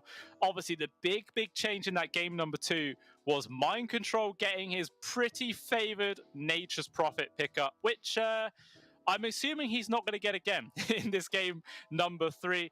If Into the Breach Shuffle do not ban it in the opening phase, surely that means they're going to pick it up themselves. If they don't, they're maybe just, intentionally playing on hard mode rather than want to grab a free win. Well, I won't say free win. That's the wrong word. It can definitely still be even. But, making sure that MC's not on that, big bad boy Nature's Prophet can make the games a lot easier for them for sure. As well as obviously, just mitigating some of the global presence, perhaps like the IOLC was able to do tons of work. Maybe the relocates with the LC weren't like the biggest thing. It was mainly always reloading with the Storm, but having the Natures on top of that, it made it very, very difficult for Into the Breach to play around. Every single time someone got caught, they tried to recover with the Dawnbreaker, but there was just so much damage. There's so much damage. Everyone just got completely destroyed. And that's how the game goes. So hopefully game number 3 will get it. It's going to be bang, bang, super even draft. And we could see it, maybe even be an hour long. Who knows? I mean, an hour long could be a long one. That definitely is. I'm not sure if there's been an hour long game yet in this tournament. I know the ones I've cast, there definitely hasn't been. There's been close to one, definitely close, but not quite able to go for it. The Dota 2 coordinator is being dodgy, guys. If you guys have been, watching through the Dota 2 client itself, you would have realized that there was an update that literally happened at the end of that game. There was an update that came through, and it appears the update is messing up with the Dota 2 coordinator. Standard stuff, guys. Standard stuff. We are all very used to this throughout our entirety of playing Dota 2. There's no such thing as a simple patch. There's always going to be something to throw a spanner into the works. But, whilst we're waiting for that, I can talk about the sign up that you guys could do.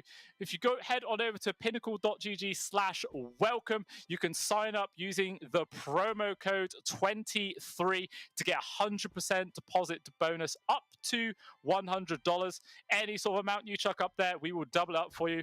Up to $100, of course. All terms and conditions do apply. You've got to be 18 plus to get involved. And if you are going to get involved, make sure you're doing it in a safe environment. And you're never sort of trying to commit more than you're actually able to lose. Always got to make sure you keep yourselves nice and safe there. As it looks like the draft is now underway. We should be able to jump on into this one. And let's see how game number 3 is actually going to go down.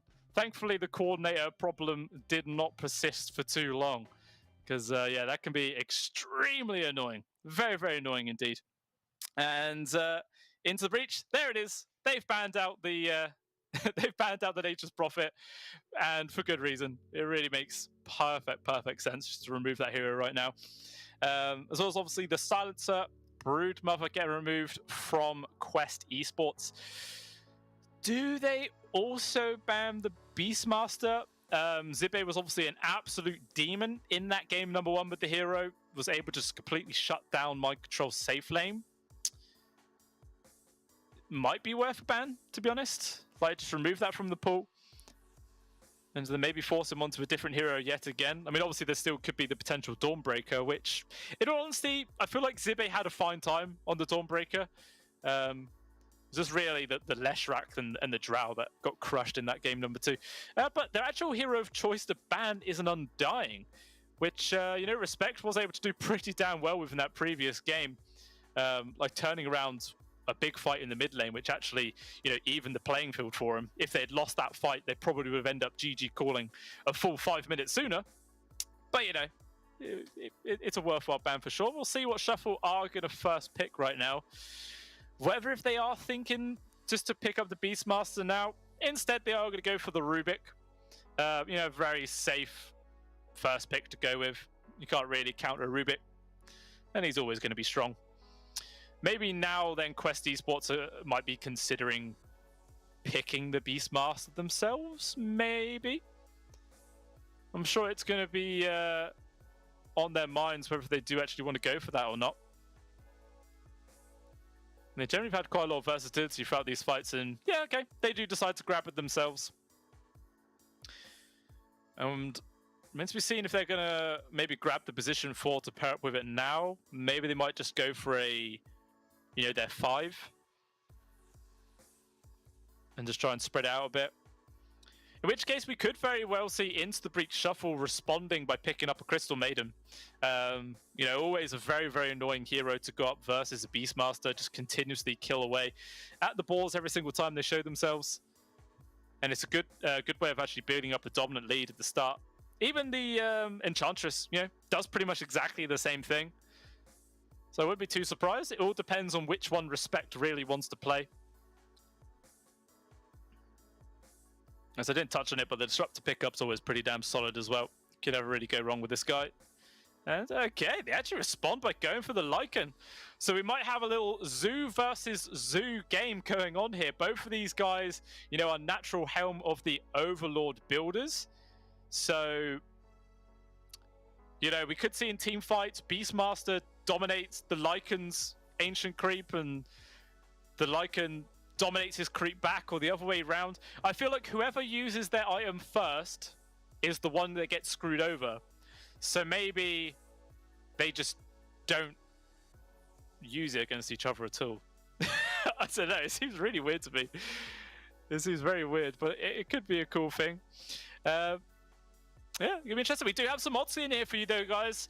Quest currently sat on 1.45 compared to Into the Breach Shuffle's 2.78. So in all honesty, that is like the evenest odds I have seen all day. So it really is a toss-up between, but obviously there is still that extra value there if you were to go towards Into the Breach Shuffle, but it really does feel like this game could go either way. It's all down to your own discretion, guys. Remember to do it in a safe way. Not throw everything down the kitchen sink. Yeah, it's always good to get involved.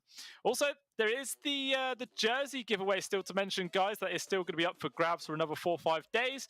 And the way that you get entered in to gain that one is you head over to the Pinnacle Esports Twitter.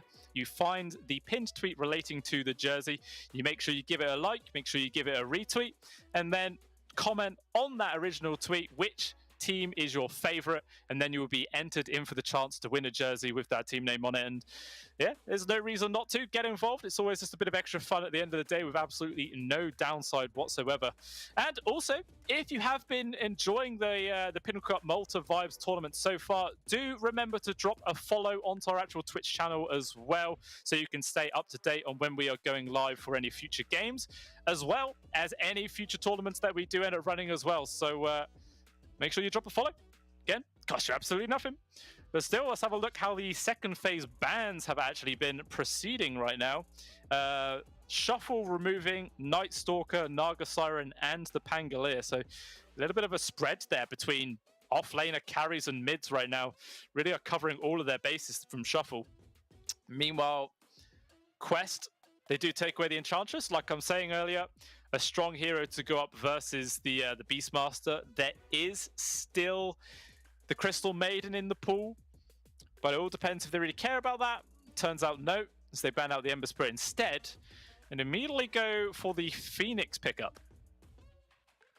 Which, yeah, is just going to be the standard position 4 in the hands of Kaori. And we'll see how Into the Breach Shuffle are going to respond to that hit. Most likely going to be, I would assume they're follow-up support plus mid laner. Leave their final, the carries as their last pick, but it is actually Quest Esports to have the final pick of the entire game. So they're always going to be caught in that awkward position, and actually they're just going to go for the CK here and now, which I am going to assume is their carry into the hands of Oteka this game, with Zibe running as the Lycan. There is a chance they might swap those around, and you could run a carry Lycan with offlane CK, which could be interesting.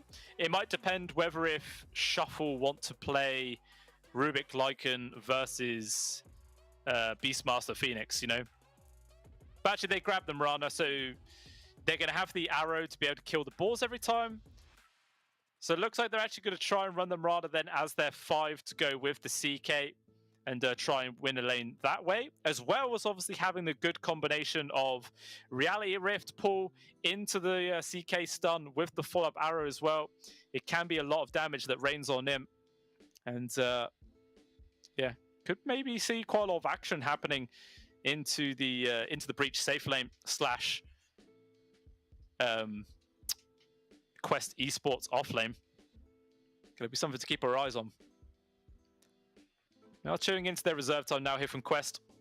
What is the final hero of choice gonna be? Well, I say final hero of the second picking phase, I should say. Minute and 30 seconds to work with. And maybe they might just grab their carry now, considering how they probably know their matchup already of the Chaos Knight. Or maybe they could just go for something like a Lesharak. You know, tons of AoE damage to deal with the CK and his illusions, as well as having the AoE damage versus the Lycan Zoo as well at the same time. So it's kind of a 2 birds, 1 stone situation there. I mean, we have seen it been done before in the past of teams actually running the Lesharak as a position 1 rather than the standard mid laner. Depends whether if Mind Control is going to be back to the standard, but back to his carry position, or maybe he might be running an off lane again. I mean, he was still the carry in that last game, despite the fact that he was in the off lane area. Okay, it looks like the hero choice is actually the Dawnbreaker, which I assume then is going to be their carry into the hands of Mind Control this time round. Obviously, again, it still works up quite nicely versus the Chaos Knight. You got the AoE damage to deal with the illusions once again. Likewise for the Lycan. Yeah, I think it's a pretty decent match pickup, to be honest. So, just the mid laners left to pick for both sides right now. Let's see what ones it is they're going to go for. I mean, into the breach shuffle, they're kind of lacking team fight, in all honesty. But they've got good burst damage and chase, but yeah, they're definitely lacking some good AoE control, in which case a puck could be a good pickup / good bam. What other sort of big team fights can you come in from the mid lane? Obviously the puck ban is there. That's very standard. Has the Death Prophet also been removed? I'm trying to think of what other sort of key mid laners you can get, which really excels in those 5 versus 5 engagements, because the Pangolier has obviously been banned as well. Because the Quest Esports, they're definitely not lacking teamfight themselves. They've got the Stack Storm from the Disruptor, they've got the Egg from the Phoenix, they've got the Ultima from the Dawnbreaker as well, Beastmaster Raw on top of that, just a little cherry on the cake. So in terms of their AoE teamfight control, they've got it coming out of their ears right now. So it's not a problem they have to worry about. It really does feel like Shuffle need to. In which case, yeah, considering how they don't need any more AoE teamfight control, maybe the Lesharak is still a strong bet. Because they have a lot of that coming out from his teammates, and he can just run around freely and hit people with his ultimate and whatnot, deal with those illusions and creeps. Yeah, I'd still be happy to see the Lesharak.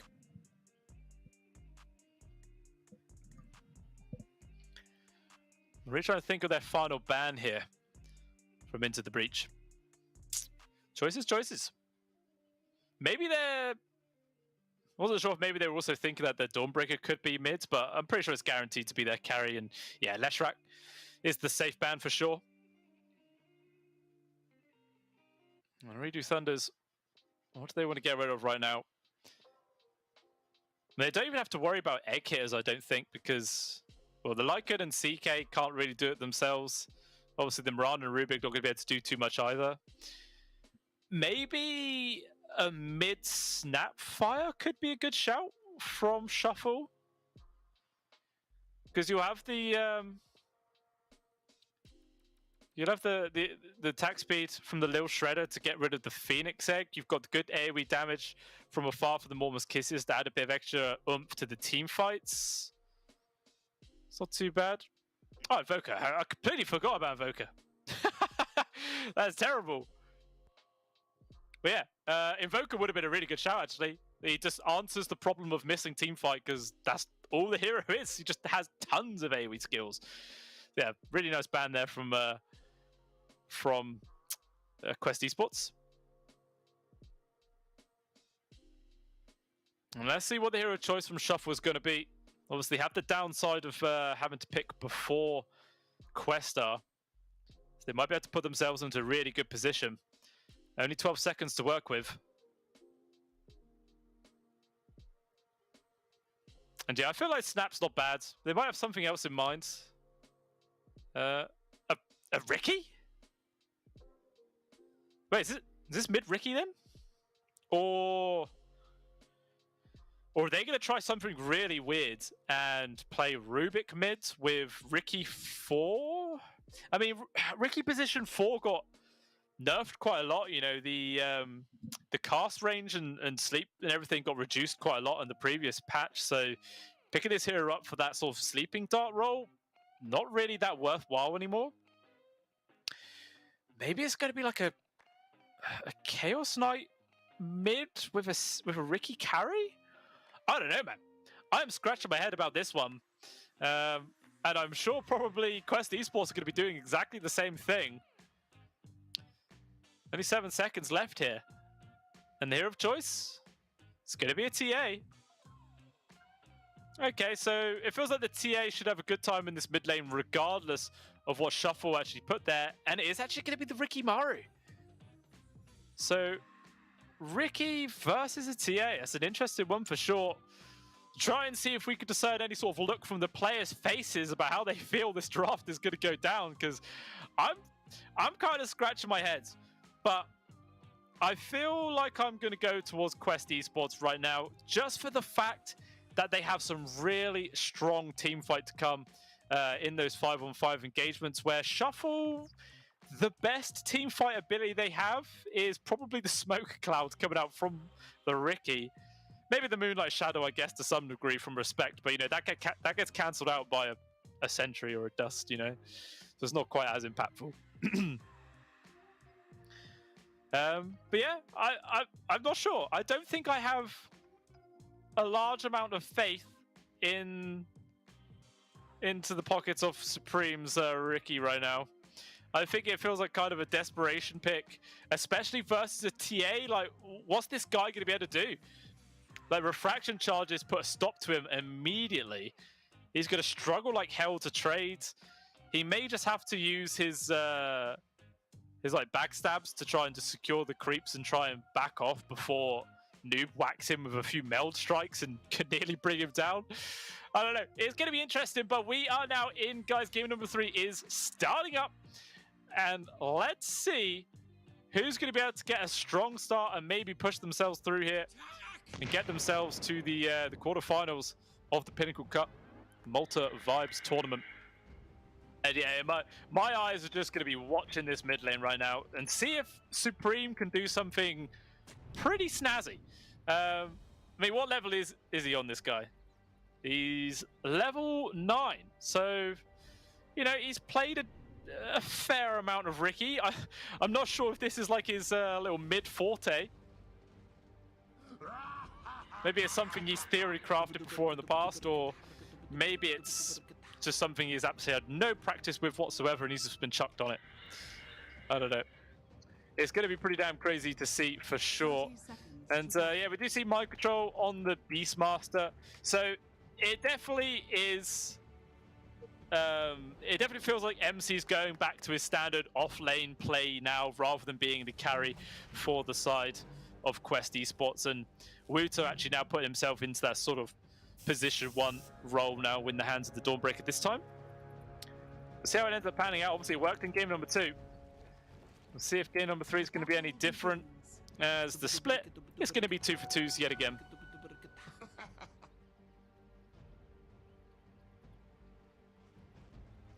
And not really a big advantage there.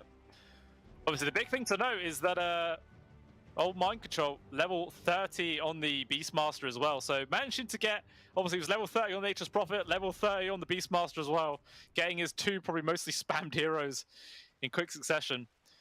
just going to make him feel pretty damn comfortable. But yeah, let's see what Supreme is going to be able to do here. Going to be interesting for sure. Obviously, the first couple levels aren't going to be super bad for him, but level 3, once there's a couple of points into the meld strike, can start making it very, very hard for him indeed. So this mid lane goes down as well.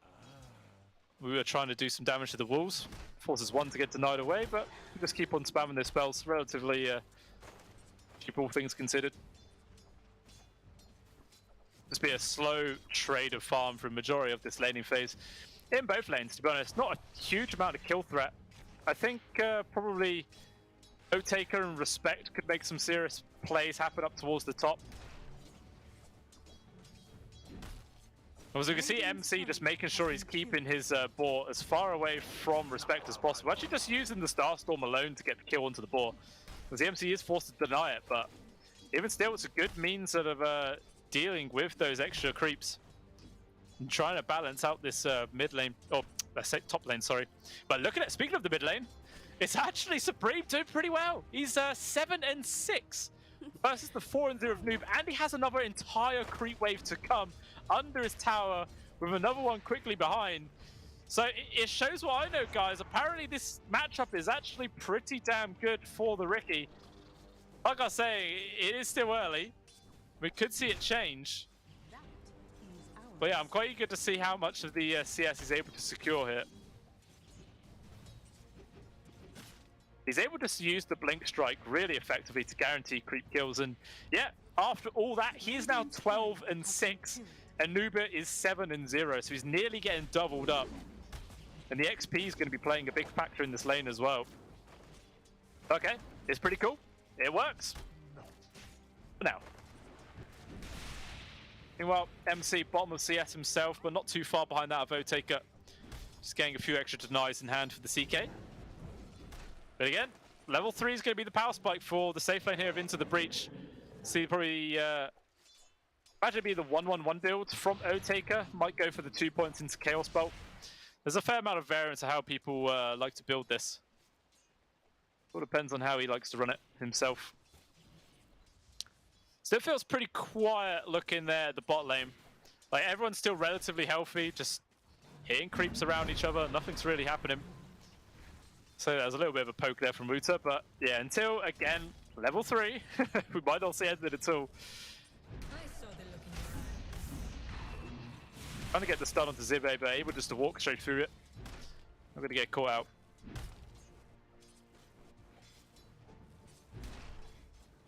Yeah, we'll see what Supreme's first item is going to be. He actually, this Riki has a Meteor Hammer queued up for his first item. So wants to just try to go for some sort of like ratty style pushing potential, or even just go straight away for the shard to go for the kill. Meanwhile, at the top, looks like they're trying to apply some pressure onto MC, but he's actually trying to stand his ground right now. The Thunder Strike plus the Axe is doing some good work. The arrow actually gets tanked up from the creeps.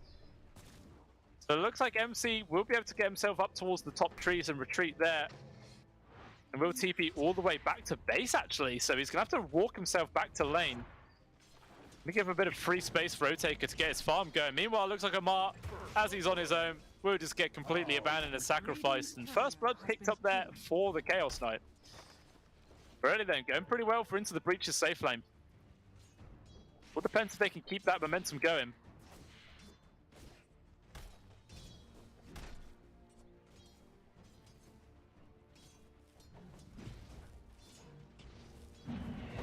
Just going to stay equally even here at the bot lane. Merchant getting gone a little bit there from Wuta, but actually looks like they changed the target over towards Zibe. The stun does land this time round. But even still, with the Helm of the Iron Will in his inventory, Zibe is pretty damn tanky. He's able to tank, survive away through a lot of that aggression. He did actually send his Wolves to get a free kill on towards Kaori's courier, though. There's always a nice little bonus. We see in the mid, looks like Noob's been able to do some decent harassment over there towards Supreme. There's melds. Definitely need to be, looked at. Supreme can't get too many free hits out, as he will get brought down. Riki is a squishy hero at the end of the day. But we are starting to see the CS difference here in the mid lane balancing out. Now only 24-12 to Supreme versus the 23-6 of Noob. I mean, sure, he's still doubling up in denies, but you know, it's becoming less impactful as the levels start piling onto the T8. And Supreme might have to rely on a rotation soon to actually keep himself in this lane. Looking great now.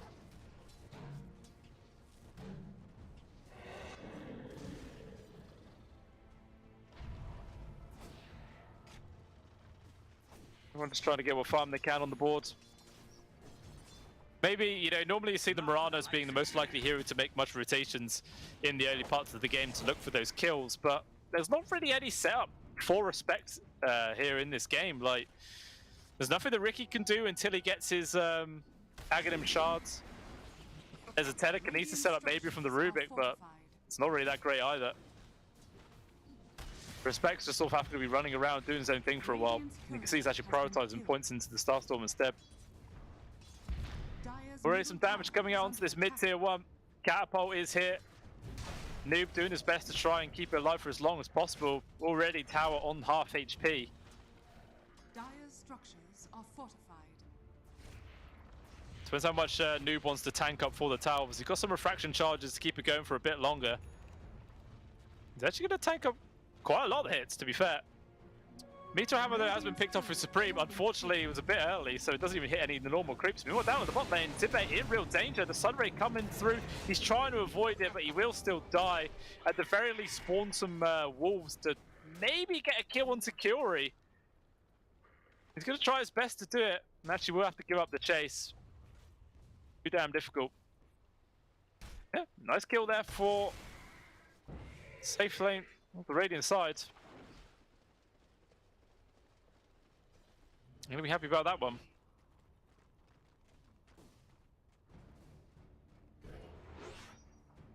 So in the mid, man, Supreme getting bullied pretty hard. Has to drop down the smoke cloud there, which will allow him to back on up. But yeah, this lane, there's nothing he can really do anymore. It is just an absolute beatdown. Every single time he shows himself, Noob just pummels into him.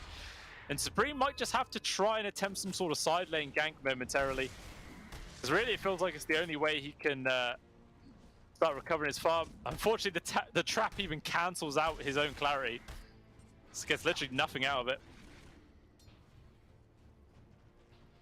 I suppose the hammer is actually a good way of dealing with the refraction charges, you know, with the dot damage that comes in from that.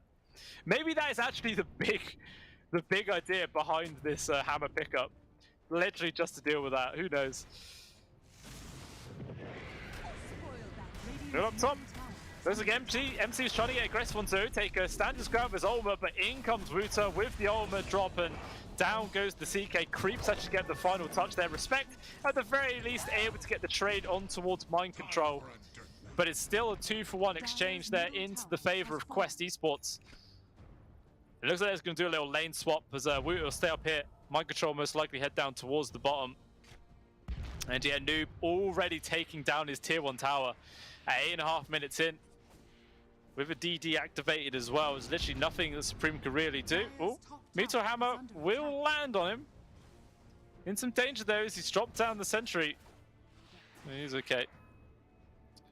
Yeah, very dangerous though, yeah. Supreme, I mean, this is the thing about Ricky as well. He's not one of those heroes that wants to spend all of his time hitting creeps, you know. He's not really great at that. Feels kind of slow and clunky for him. Definitely sort of excels more at getting kills onto actual heroes themselves. He's going to be forced to make a rotation soon. Well, the Phoenix just, you know, doing the standard Sunray up over the map to TP out, gets a few tips in response. Because why not? But it looks like this bottom tier 1 is going to go down momentarily, exactly the same time as the top does. But hey, Respect gets a very nice little deny there. At least taking away some of that bonus gold. Well, there's a nice little bonus there. Still coming up to the 10-minute mark. Less than 1k gold lead so far. Actually, Supreme gonna try and get this kill onto Omar and is actually successful. So first kill on the board for the Ricky. He even got the bonus value of the hammer hit in the tier 1 as well for the you know, extra damage. He should be able to get the tier 1 of his own pretty soon. And keep spamming the hammer as much as possible. A glyph just to make sure they don't get as much value out of it. And still, Supreme will quickly jump away before a mark can get close enough with those glimpses. Once again, you know, standard disruptor build, maxing out Glimpse over everything else. 3 points into it already. Got a good means of catch.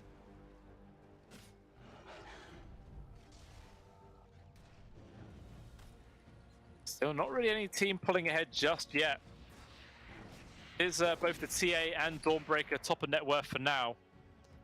And, well, you know, still a slight little win probability there going into the hands of Into the Breach. It is a bit. Supreme getting pressure once again from Noob, but with that hammer drop, he's able to get the tower kill at the very least. Tricks of the trade, even dodging the glimpse. You know, Ricky's always been a pretty slippery, elusive hero. Just proving it there. And easily able to avoid that sort of gank potential from the disruptor every single time.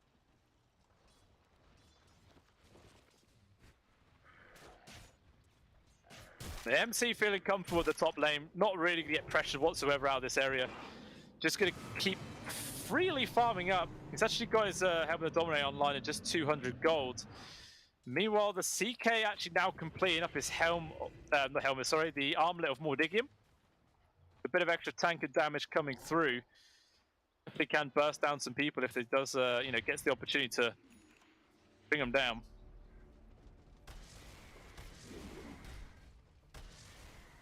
Actually, MC's farm is actually pretty damn atrocious, considering the fact that they've already taken down their tier 1. He's only 3.7k, a full 1200 gold behind the next position up, which isn't great. Not great at all. And it seems like he's not even able to get that much farm out the lanes. Maybe just a bit wary of showing himself to any like potential Ricky gank coming in. Which he definitely has to pay a lot of consideration to. Spirit stolen away there from Merchant. Not some of the best spells in the world, but it's alright. Better than nothing, you know. Radiant are scanning.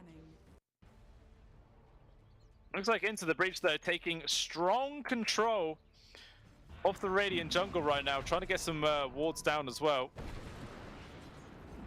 So far, there's still just a Radiant one off to the side. Trying to keep tabs on anyone that does walk by.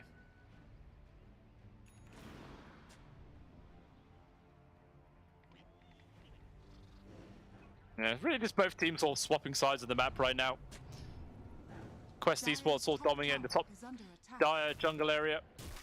SLA actually also up online for Noob.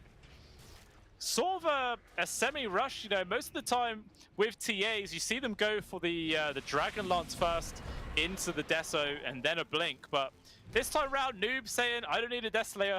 He's going to be like hitting people melee range regardless, which actually makes, it makes perfect sense, because the 3 cores on Into the Breach are all melee heroes, so what does he really need bonus attack range for? Not much at all. As a result, this first Roshan going down pretty damn quick. No response from Into the Breach shuffle, as they have no idea it's even happening. Now, we're going to have to contend with a TA Aegis. And the aggression can keep on coming out here.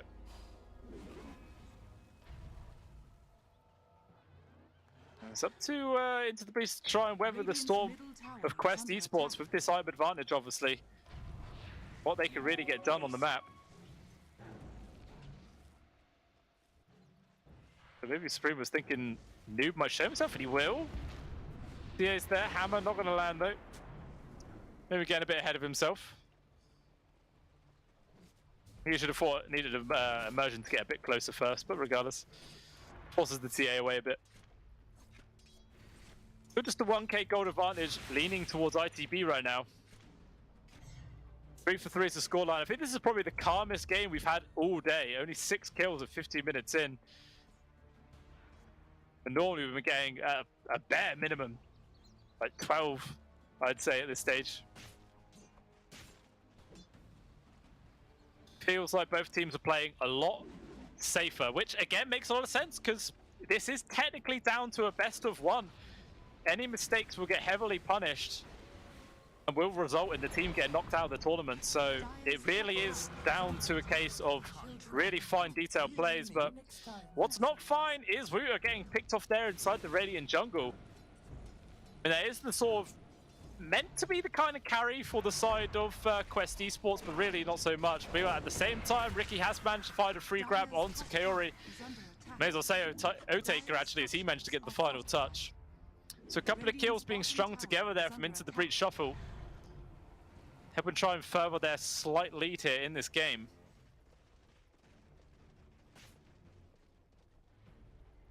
It's just little games of inches and miles though. There's still not really that much of a lead being brought up. MC at the very least having his helmet of the Dominate online with the Vladimir's offering coming out in just a couple of golds. But then just the recipe away from the Overlord, and you'll have that one ready and available to use. Meanwhile, Zibe's Lycan already having his own helm with the Overlord online, but he actually has no other items. He's got Quelling Blade to his name, and that is about it. So at least MC does have a pair of brown boots and a magic stick, which is something. Meanwhile, looks like a free grab on towards the Disruptor. Omar was able to get himself out of that one, and yeah, Supreme making sure he's continuously looking for kills now.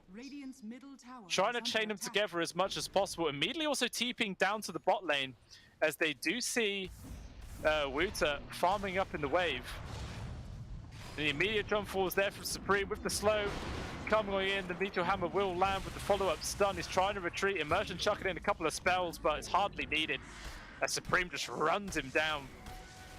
So easy to find those kills, and he's even going to have his shard online in just 170 gold as well. And then he's going to have the shard in towards the hammer setups. Even is going to get another free grab on towards Kaori, and my word, this bit Ricky, he's actually starting to get some work done. Now dominating Spree, making plenty of space now for the rest of his squad, and in just a couple of minutes, he's actually managed to build up the lead to a 3k gold advantage. And the entire team now sort of coalescing towards the top area where there are 3 members of Quest Esports hanging around.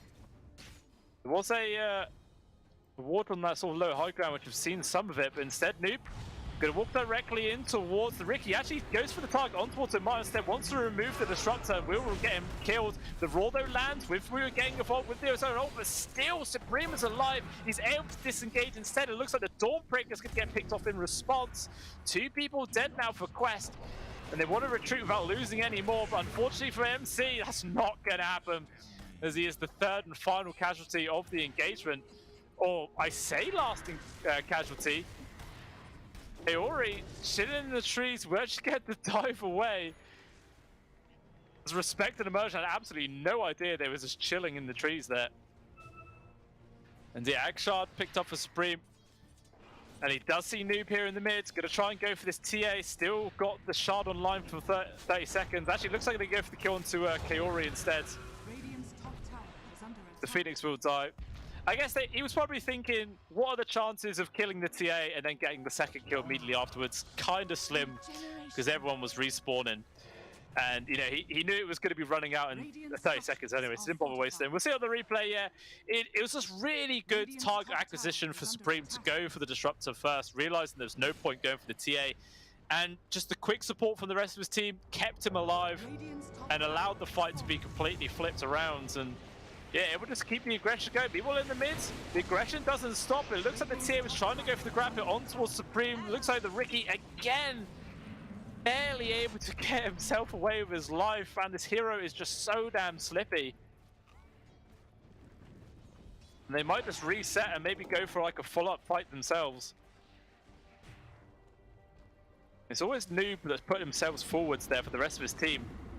I mean, he is playing like a mid laner should, but really with the lineup that Quest Esports have, like this, you know, with the draft, it kind of feels like the TA should be the pseudo carry, and then this Dawnbreaker could sort of just be like a second position 3, you know, and just try to make plenty of space for the TA in the fights. But yeah, Wuta going for that first item of the Radiance, and he's not far off it at all. Zippe hiding in the trees. Oh, okay, Taker just getting a freebie on towards Kaori there at the bottom, just annihilates the Phoenix. Yeah, Zippe just hiding himself in these trees, man. So afraid of anyone finding him. Obviously, he's just sending his dragon around the map, farming up for him. So even though he's not getting experience for this and hiding in the trees, he's still getting gold. It's not the biggest loss. Okay, now he will finally decide to TP away. Getting the spot there on towards Noob. A bit too risky for him.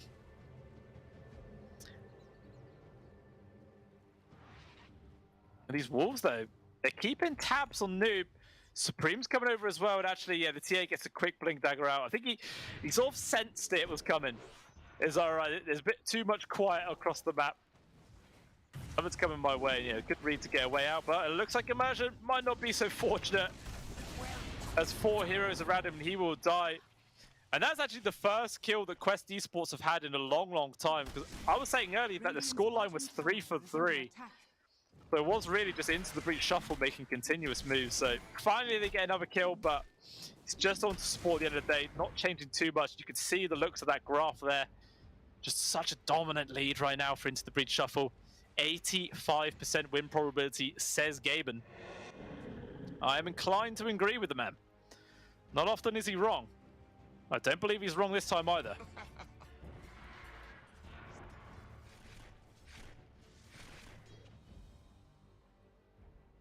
It's still Noob, though, that's contesting the top farm.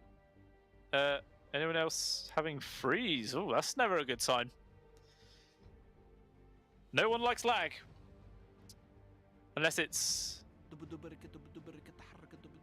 Must just be like a local FPS problem that he's having.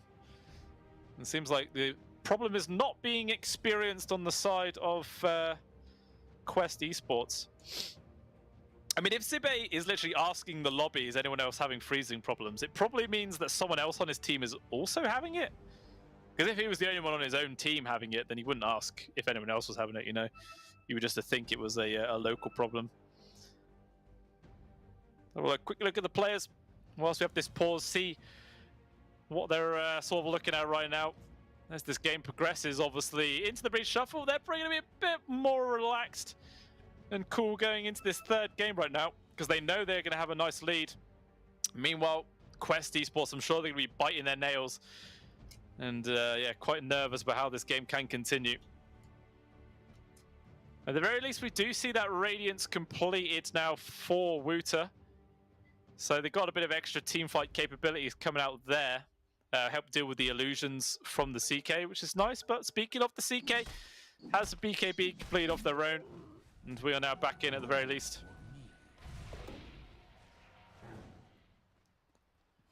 Joe Taker just probably having free farm for the majority of this game. Top of net worth, but it is quickly followed by Noob. There's obviously a TA is just a flash farmer in there herself. It looks like Noob's actually going to be able to build a BKB like straight, like completely in just a couple hundred gold. And then I believe that would be the power spike where Quest Esports would look to try and force a fight. You know, they'll have the Radiance, they'll have the BKB. Not too much else they have to wait for right now. Even a fresh 4-star picked up for Omar. It looks like they are going to start grouping up near the Roche area. And they are going to go for this 4-man smoke, obviously just leaving the Dawnbreaker out of it, because he's got the ult. He doesn't have to bother waste time running around in circles. Oh, it looks like Supreme might get caught out. Ooh, the smoke, the dust, it did actually land on top of him. Still feeling confident to stick around right now. Arrow coming through, not going to land onto anybody, but a 4-second stun chases Omar a mile away. So the smoke not really finding anything. And into the breach. Well, there's actually a DD in the hands of Supreme, but again, not going to find much value out of that either. Instead, an immediate second smoke here. Quest deciding that, you know, we still have the power spike. All our ults are available. All these items are still ready to be used. They just want to commit, going to try and journey through the dire jungle right now. But it looks like the area once again has been vacated, so they might not find anything. Actually, a smoke of Into the Breach out, Immersion leading the charge. It's going to break against Noob right now, so it looks like the Rubik will just get deleted straight away. Can Into the Breach get any sort of counterplay coming out? The Raw lands onto the CK. Egg perfectly positioned on the high ground right now, so nothing they can do to deal with it, but still, Omar with full O-Taker in some danger. The stun from the Egg holds him in place. He gets brought down there from the right clicks of the TA and Wooter. And Into the Breach have to just disengage. A buyback was there. Noob's not even done, actually. Finds respect. Trying to juke and jive behind the trees, but without any leap charges. Just the freest kill ever. So, yeah, it ends up being a 3-for-1 trade. Supreme, though, still poking and prodding onto Wooter. Not really enough damage to find that kill. Yeah, big win there for the side of Quest Esports, bringing the lead down to just 6,000 gold, where it was, I think it was getting close to like 9 or 10k. A nice swing back up into their favor. Still have got a little ways to go though. Meanwhile, Supreme's trying to get the favor back as he gets a free kill on towards Omar. But what's happening? There is going to be the recap happening. Actually, Supreme's already done. He gets a double live. Madness. But yeah, you can see that team fight.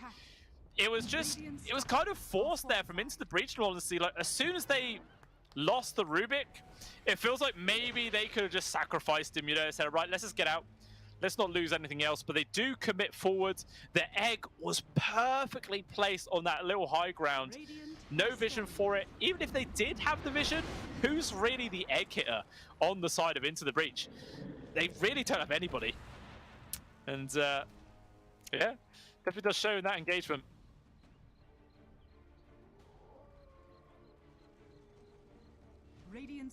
We'll see how the rest of the fights progress though. Still is that 7k gold lead for Into the Breach Shuffle. All three of their cores at second to fourth position. Just the TA who's up there contesting versus the CK right now. As Roshan number 2 though has now respawned. Adis and Shard up for grabs. And immediately Quest Esports coalescing into the areas. They want to try and secure it if they can, but it was already scoured out by the Mirana Arrow as well. So Into the Breach realize it's happening. Arrow scouting out the fact this is going on. It's Roche just drop it quick. They want to try and contest it. They haven't got long to wait. It's already down to half HP. Going to be sending in the Ricky first. And just see how much vision the Quest have to work with right now. You can see everyone coming in from all angles. Supreme trying to get rid of those observer wards at the very least to bring this vision into an equal standing, but with those hawks up on the over the high ground, there's some perfect avenues to see anyone coming in. A lot less to work with here from Into the Breach. This is such an awkward moment now. Roshan's so low, so neither team can really give up. They have to commit. We do actually see a smoke play here from Quest. They're going to try an ambitious wraparound to the dire jungle. But it looks like maybe Into the Breach have got a little inkling that this is going on. Respect is in the perfect position to break the smokes and see them coming in there with the observer ward. Radiant's middle tower. See the disruptor courier, gonna jump forward. Supreme, he gets the initial sleep on towards Omar. It's a nice target. The arrow actually gets blocked from the creeps. Teotaker trying to poke into the sidelines, but still no one really overcommit him. Zibe's obviously already used the shapeshift right now. So if at all he wants to get fights, it's gonna be the trap back onto do, but the BKB has been forced. That's the 8-second charge. All Into the Breach have to do is wait, and then they can go in again. I mean, they haven't got long on the shapeshift though. It really is running out. No egg as well for 100 seconds. Now the fight's jumping in.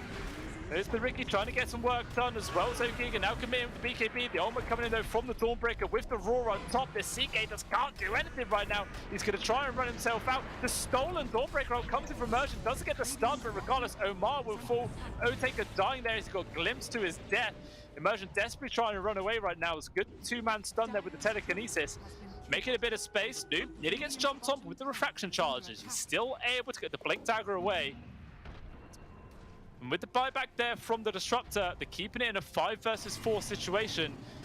Looks like Into the Breach, though, they're not falling back. They want to tight this fight. Supreme actually might get a free grab onto a Cure, and he does manage to bring him down. There is something. Stagstorm comes in, lands on towards Supreme. The Ricky has no avenue to retreat. He is gone. Another buyback gets expended, though, from the Phoenix. And actually, it looks like they're going to try and chase after Zibe right now. Going for a TP out. Is there any cancel? There is going to be a glimpse. It's a short-range one, but regardless, it gets the cancel, it gets the kill. And now Roshan is all theirs. Nothing that Into Breach can do to, you know, throw onto the pile of bodies. And as it stands now, Aegis into the hands of the TA with the shard on top of that. And just a big turnaround there. You see on the graph, another spike forwards going back into the favor there of Quest Esports. It feels like maybe Into the Breach, I don't want to say it, but maybe they've just lost their big momentum, and I don't know if they're going to be able to claw themselves back. Like with this mid Ricky, it's just heavily reliant on pickoffs, and it just seems like Quest Esports are not really given the opportunity to get free kills anymore. Like they're always grouped up, so whenever they are getting, you know, kills against them, Are scanning. there's always going to be that immediate trade. For that hunt. Yeah, Quest now just able to apply a bit of pressure to this tier 2 in the mid. Is under attack. Should be able to bring this objective down. Obviously, there is a glyph. Dire's structures are They would actually expend it. Because even if they get the kill, it's not going to reset. Meanwhile, there's going to be the dart into the hammer set up there for Noob. Thinking about going on for the kill, but it is a TA with an Aegis and BKB and the entire team behind him. It's a very hard kill to try and commit for. Dire's middle tower has fallen. The tier 2 does fall. And yeah, they could just go high ground if they really want, because the glyph was already expended for that tier 2, so they won't have any protection Dire's for middle it. tower is under attack. Also, a Crimson Guard just picked up there for mind control. Not an item you see all too often, but in this game, it's a fantastic pickup. It's pretty much all physical damage. The CK, the LC and all of his creeps, the Ricky Maru as well. This item is going to be an absolutely fantastic pickup here to keep his whole team alive, and I'm really not liking the chances of Into the Breach right now. And the ward does get dropped. I'm not sure if he got the glimpse of Ricky there. But even still, Quest ready to take this fight if they want. Actually going to sleep, set up on towards Omar. Perfect first target. Meanwhile, Noob though jumping in very aggressively himself, trying to focus onto immersion. Will manage to get himself away there with the telekinesis. Off to the side though, they do get the first grab on towards Omar. The illusion's actually doing the job. Egg on the high ground, it's a perfect position. Into the breach, just need to disengage, wait for this to finish. The stolen ult from immersion does get dropped in. Immediately blink daggers, so he does get caught from the egg. It said MC just getting brought down. The Crimson Guard trying to keep him alive. It doesn't work. Two people falling down. Noob focusing on towards O-Taker, but he's on his own right now. At least he does get the trade on towards Respect. And his first life has been expended. Blink Dagger's still on cooldown, so he can't immediately get himself away, and he is just dead. 4 heroes gone. All they get for it is a kill on towards a Mirana. Dire's top And tower is under attack. yeah, that's a pretty big fight there for Into the Breach Shuffle. 4 heroes going, and I think it's because I cast them. I actually cursed them. I was saying how it feels like they're really far ahead and they should be able to run themselves away, and immediately they get punished hard in a big team fight. I mean, technically that's 5 kills when you consider the fact that it was an Aegis onto the TA as well. Just Kaori survives, and look at that roller coaster ride of a graft. Supreme even finds a completely fresh D-Ward, that is nice. Trying to make a move, but can't do it. Dust just get immediately dispelled there from this Manta-style Supreme. Now the lead has been rebuilt back up to 8k.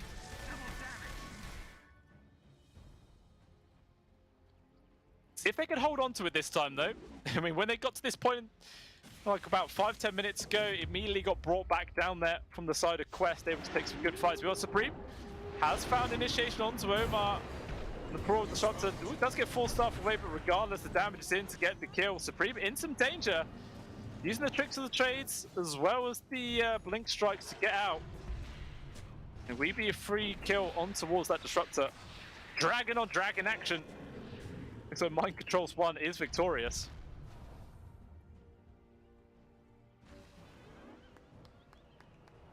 So they might just be waiting here. Phantasm's up for the CK in just 10 seconds. With his BKB available, maybe they might try and look for a fight, but at the same time, everything from Quest is also available. They've got the Egg, they've got the Solar Guardian, they've got Roar, they've got the Static Storm. Radiant are scanning. All the means in the world to try and take a successful fight. Just needs to go a bit better than that last one did, because it wasn't great. It was not great at all. We'll see if they've got what it takes, though, to claw themselves back into this one. I mean, maybe the play from Into the Breach is just try and wait for Roshan number 3. And maybe get their advantage, but yeah, Quest not so eager to wait for that. Obviously, with this superior team fight, they don't need to. I'm going to try and see if they can find somebody.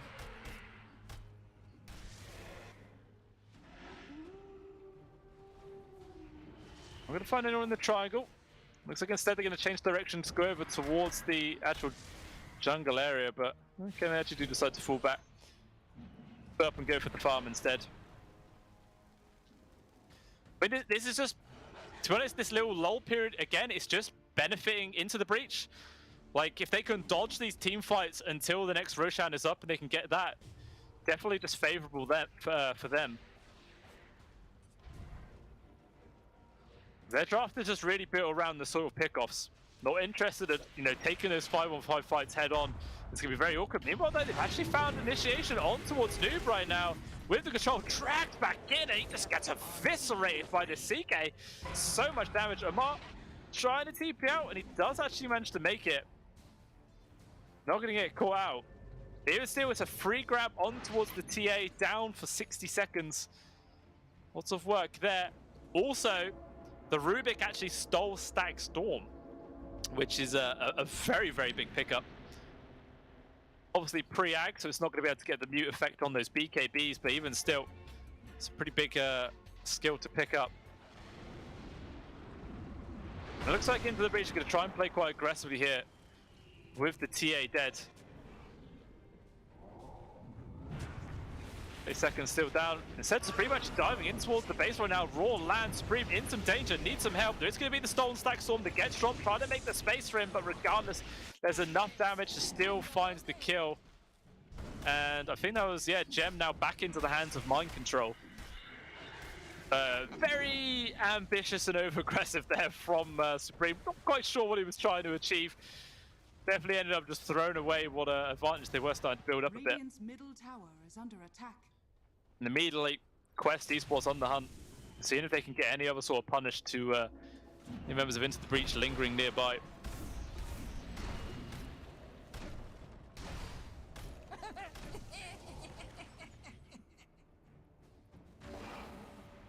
Still just sat around the AK gold though. Not really surmountable by any means. But all Quest needs to do, wait for Raw to be back up, wait for Stack Storm to be back, and they could just go again. Roshan as well could potentially be respawning right now. 12 seconds, whew, that is super quick. Obviously the TA trap in the pit is going to spot it immediately. And already Quest Esports are in a fantastic spot to go for it. They've dewarded the area, they're in the general vicinity. Roche is there. Is anyone checking the map? Does anyone see it? Noob definitely does, and he is in. Just depends if Into the Breach shuffle. Do they get the read this is going on? That is the big question. And I believe the answer is a big fat no. As you just saw, not a single shred of vision in the area. No inkling that this is going on. Now that is going to be Aegis, Cheese, and Refresher Shard going into the hands of Quest Esports. Who do they give it all over to? Okay, Refresher Shard in the hands of MC right now, so double Raw, double BKB for him. Double Crimson as well, but that's not as that's not as important. Stack Storm used, and BKB from Noob, and Noob's courier also dies with MKB on it. Wow, that was a quick chain of events, which was pretty disastrous in all honesty there. But no BKB, no Stack Storm. A huge source of damage output gets taken away from the TA, but it still looks like, despite that they're missing those, they're going to try and make a move right now. Actually, no, that Stack Storm was the Rubik, sorry. They still do actually have it in the hands of the Disruptor, Omar. They're going to try and get a backstab right now. Was Into the Breach. Look like they're trying to set up for a high ground siege. There is going to be the arrow, or the setup in towards the arrow, trying to control onto Waiter. Did they have the burst damage to kill him? He's able to pop the BKB with the heals coming through. He's still down but alive. And now the complete turnaround, the double roll there from MC again. The lockdown Supremeness gets taken out. O-Taker can't get himself away in time. Because he will be the second casualty. What a disaster right now. Glimpse also getting the drag back on towards Zibe. Perfect target. All three calls there from Into the Breach Shuffle get taken out. Tips there amongst themselves for Supreme. Oh, Supreme, sorry. Quest Esports. And yeah, they're feeling happy about that one. The highest 3 valued kills. They don't lose anybody in response. It looked pretty close that they were going to lose the Dawnbreaker there, but just barely able to survive. And another big swing. Going back up. Thanks. Man, Alton Towers or something needs to take note, because that's one hell of a roller coaster ride looking graph. It is just swinging all over the place. But for the first time since minute 0, it is actually a positive win probability there for the side of Quest Esports. See, so Gaben has finally decided to say that, yeah, I'm thinking it's going to go them now. And into the high ground noob, beating onto these tier 3s. And the respawns aren't too far off here from Into the Breach. I think it's going to be too long here to actually save this set of barracks. Tier 3 falls. Glyph is going to be there. Actually, toss back into the Roar. Kaori in danger, but there's going to be the Roar coming back on towards Supreme. He gets caught out. Merchant able to re-steal the Roar at the very least, but it's still on cooldown for another 50 seconds for him. Just an absolute free grab there for the Ricky, overextending way too far. At least does have a buyback. So if the squad does decide they could try and commit for the kill, they're actually going to go for the grab now on towards MC if they can. There's some heals coming through. He's still alive for now, dragging it back in. In comes the Solar Guardian. It looks like MC's actually able to walk himself off. Instead, it is actually the Dawnbreaker that gets dragged back into danger. The stolen ult once again from Merchant, not able to land on 21, but instead looks like they found the opening to get a grab onto Noob right now. Out of HP, out of mana. Just the first life though. We'll have a blink dagger if he can immediately blink off, and he will get off to the side. Straight up TP as well. And he will successfully escape. And as it stands, it's not too bad of a fight there for Into the Breach. It cost them Supreme buyback, but they do get the Dawnbreaker kill with the Aegis removal onto the TA as well. So it's not bad. Keeping their sets of barracks alive obviously is the big win. And is the graph back down? Is it going to be favorable now for Into the Breach again? 51%. Pretty much back on down to a coin flip.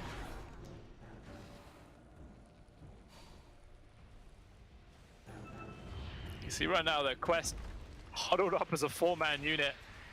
Very sort of anxious that a move could be coming their way. Mitoham actually landing onto absolutely everything then. The tier 2 nearly dead just from those usages alone.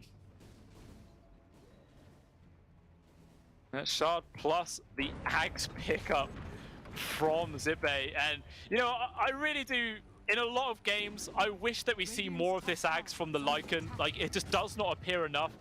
In this game, though, it could be absolutely devastating, man. If you wolf bite up the CK, then he gets those guaranteed crits. It could do so much damage. Especially if he gets his own crit on top of that, it will be really horrifying. I'm not sure how it works, but if Zippe wolf bites Otaker and then Otaker uses his ultimate, are the CK illusions then also wolf form? I'm not too sure. I've not actually seen that interaction. I'm gonna have to try and keep my eyes out to see if that actually comes about, because that's going to be interesting. Because if he can get an army of wolf-bitten illusions, my lord, man, like they could do so much work. Gonna be cool. But we do see a fight coming their way. Smoke's breaking. Jump forwards. There's a Stag Storm immediately on towards Supreme. He does manage to get the Manta outside of the radius. Dawnbreaker all used, as well as the Supernova. That is absolutely massive right now for Into the Breach. 3 ultimates getting expended against their enemies. And they don't get a single thing out of it. Quest Esports are now in complete disarray. They're like, shit, we need a run. We can't take the fight now. And I'm sure Into the Breach are going to try and capitalize on that if they can. Don't see any reason not to, in all honesty. They're pinging out Supreme. I mean, they still have the Roar from Mind Control. And they're feeling like that's enough to take the fights. And I'm not sure if it is.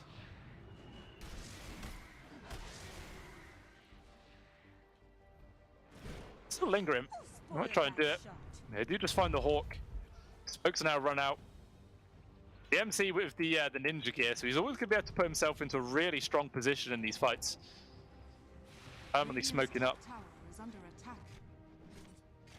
It looks like Into the Breach not interested at forcing the issue. I don't know. I find that kind of questionable. I mean, I suppose Immersion is super close to his Ags. Otaker has got a casual 3k gold in his pocket. Not really got anything queued yet. Let's see what he turns that into. Regeneration. Might be worth going for an overwhelming blink, actually. Could be quite nice for the CK. Get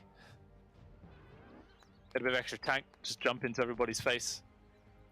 Always nice. But yeah, both teams are sort of setting up on opposite sides right now, mirror image of each other. EKB finally completed for the Riki at 44.5 minutes into the game. It's taken them long enough.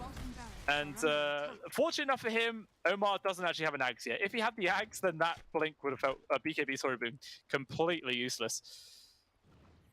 Yeah, he's got some time until the Axe is actually up. I thought maybe Into the Breach was going to go for a smoke maneuver then. It looked like they were going to do it, but they decided not to follow through. And I know they've lost their window of opportunity. Like, all their ultimates are back up online. Radiant are scanning. On the side of Quest Esports, that is. It's not easy to take these fights by any means, but Roshan, again, a super quick spawn time is already up. This is Roshan number 4, I believe. So Cheese plus Refresher Shard and a free Aghanim Scepter. Tons of little goodies there, whichever team can actually claim them. Obviously, it's already been scoured out from the TA trap. I'm not sure if Into the Breach have spotted it yet. I'm sure there's going to be an arrow from Respect momentarily that gets tossed on in. Actually, he's using it to... Oh, actually just hits a casual MC, just invis, and that's actually enough to force Noob to disengage for now.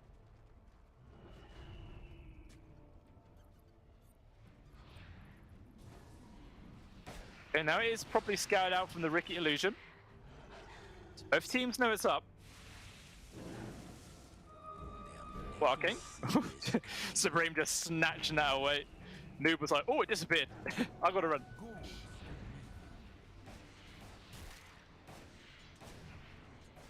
Vision on both sides. So you can actually get rid of that high ground observer ward, so Supreme will be able to get it.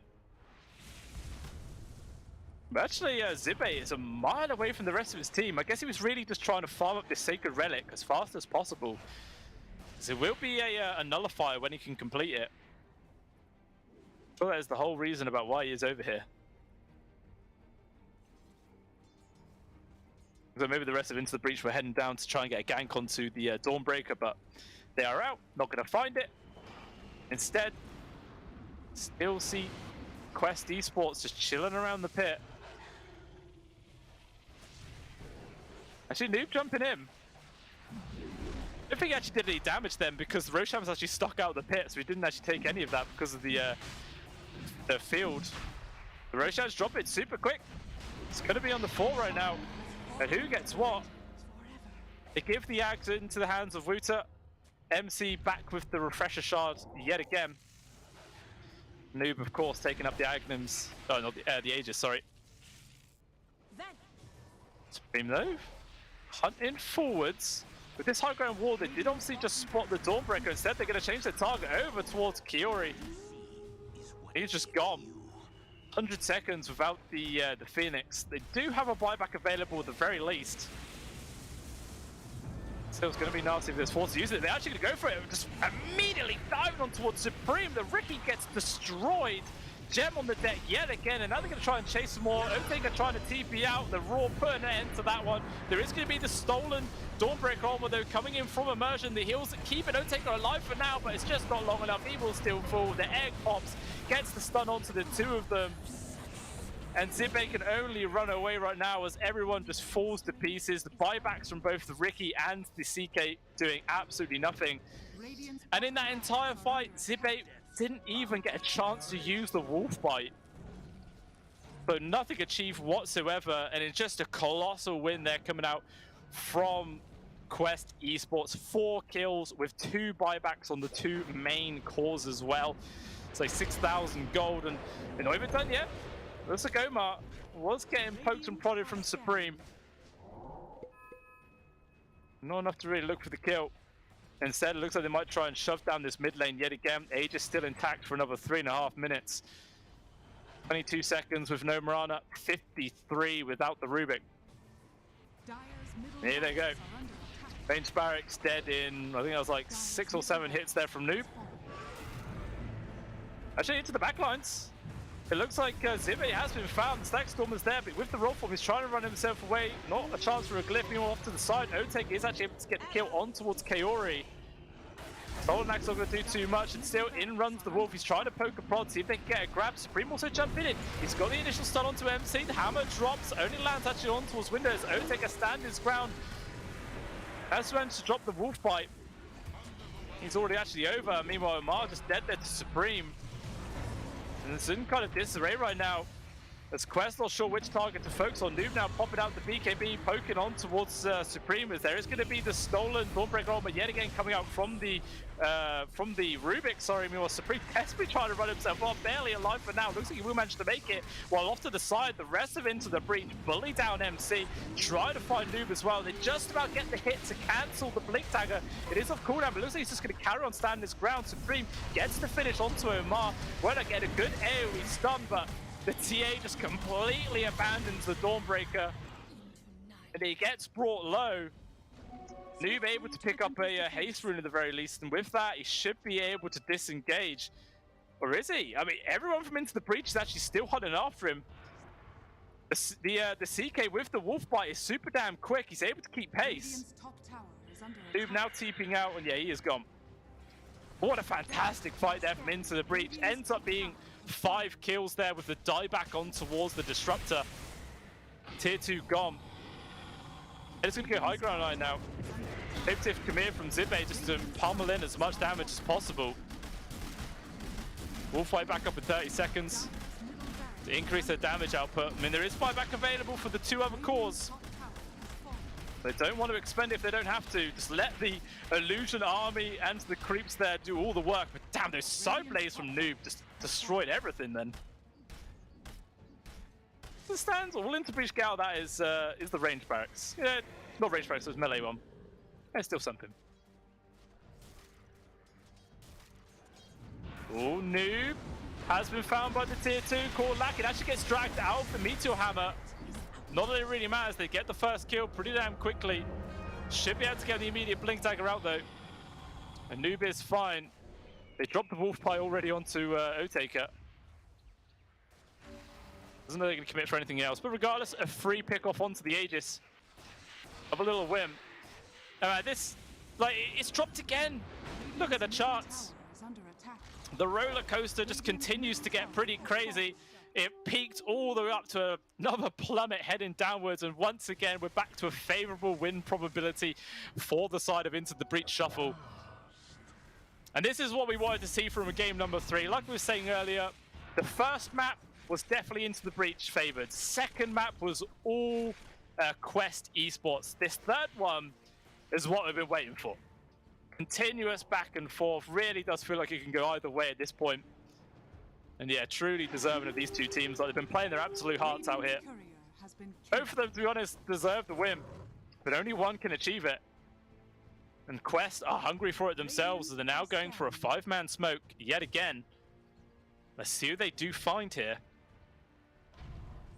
Lurking around, but it seems like Into the Breach Shuffle, they've got the read and immediately start turning up in their base, but there is this high ground ward. They're going to see Omar jumping forwards. Very aggressive there from the Disruptor. Gets a very short range glimpse backwards. Not going to find too much with Telekinesis. Going to drag MC back in towards the Muirhammer, but double 4-staff brings him to safety. Instead, it looks like Noob is just going to carry on being into the buildings. He doesn't have the safety of an Aegis anymore, so he's got to be careful. Do take away the ward, and it looks like the queue for Quest Esports is just to disengage, head on back. A large creep wave at the top barracks as well for someone to farm. Of course, it's just going to be Noob who soaks that up immediately. I mean, this TA is super fat as well. Basically 44,000 net worth. Second place is 32. So 11k ahead. While I'm talking about that though, the engagement is happening. The arrow does actually land onto Omar. They're trying to bring him back with the 4-staff. With the Dawnbreaker armor and Egg providing the safety, but still, everyone just runs away. MC now getting focused up, brought low. He couldn't even use his ultimate time, but we'll do another buyback. The stolen Dawnbreaker armor coming in from immersion, but just drops himself into danger. Aeon Disc at least keeping him alive for a bit longer, but all it does is delay the inevitable Off to the side though, the rest of the squad there from the side of ITB bring down Kaori, and it doesn't look like they're interested in backing off from the fight just yet. They've taken away the high ground wards. They're in a 4 versus 3 situation. There's a buyback from MC as well. If they can find the follow-up kill, you know, put them on that super large death timer, we could 100% see like the closing parts of the game, but not quite going to be the case for now. Unsport, their worth pretty much been brought down to just 3k gold advantage now. And Roshan number 6? 6 or 5? 5 or 6? I can't remember, I'm losing count. Potentially up in 30 seconds. And there's the Abyssal Blade just complete up for the CK as well. Extra bit of lockdown and hurt. With the Overwhelming Blink now queued up to be his 6th slot item. Obviously, he can still swap out the power treads if needs be. Which he definitely can, you know. The CK doesn't actually need power treads anymore when you consider the fact that the Wolf Bite just gives him haste speed. Not required. Roshan number 6. What's it? 9 seconds again!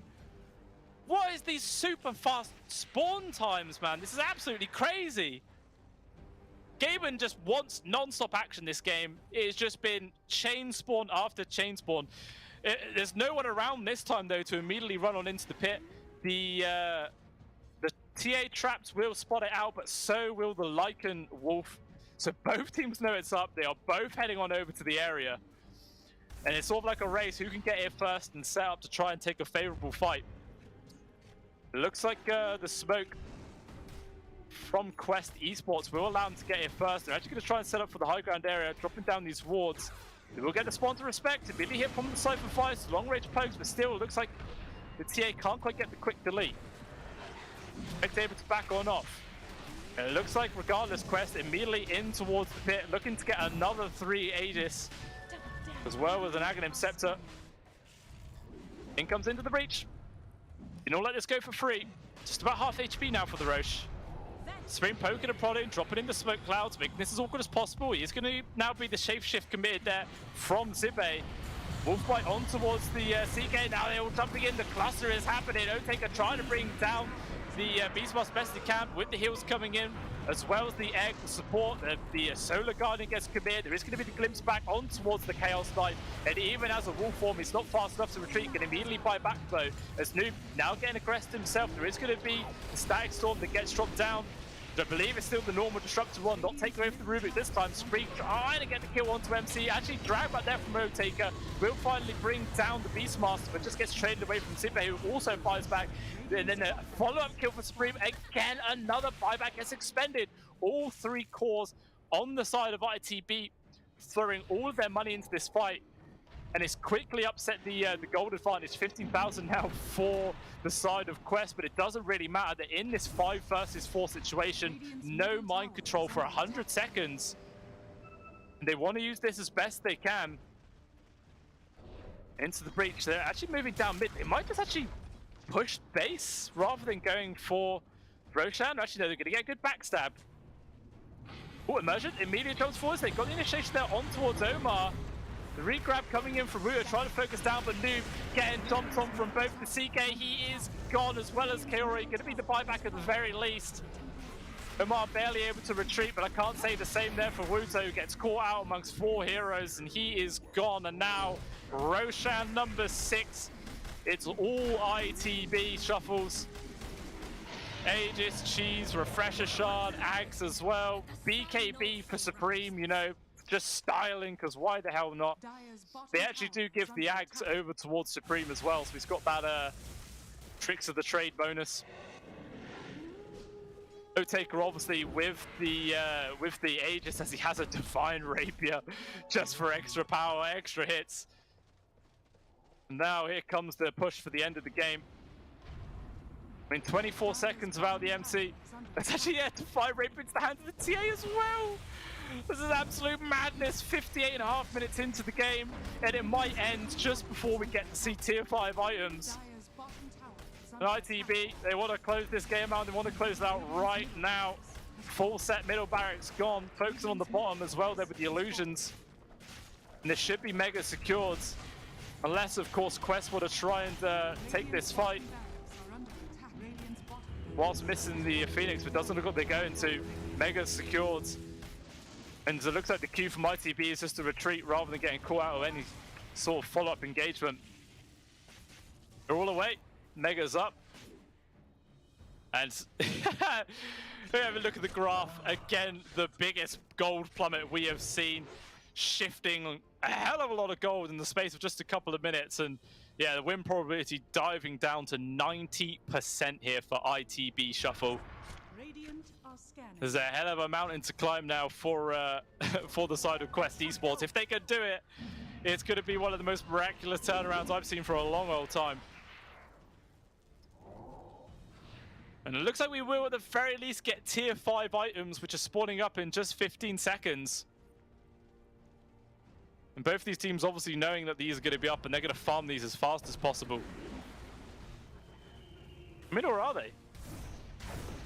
Looks like Quest, yeah, started to hit onto some of these Ancients. They get the mirror shields. Is that great, this game? I suppose you can reflect sleep in Dart, which is kind of interesting. Also picking up Force Boots. I think Force Boots is probably a bit better.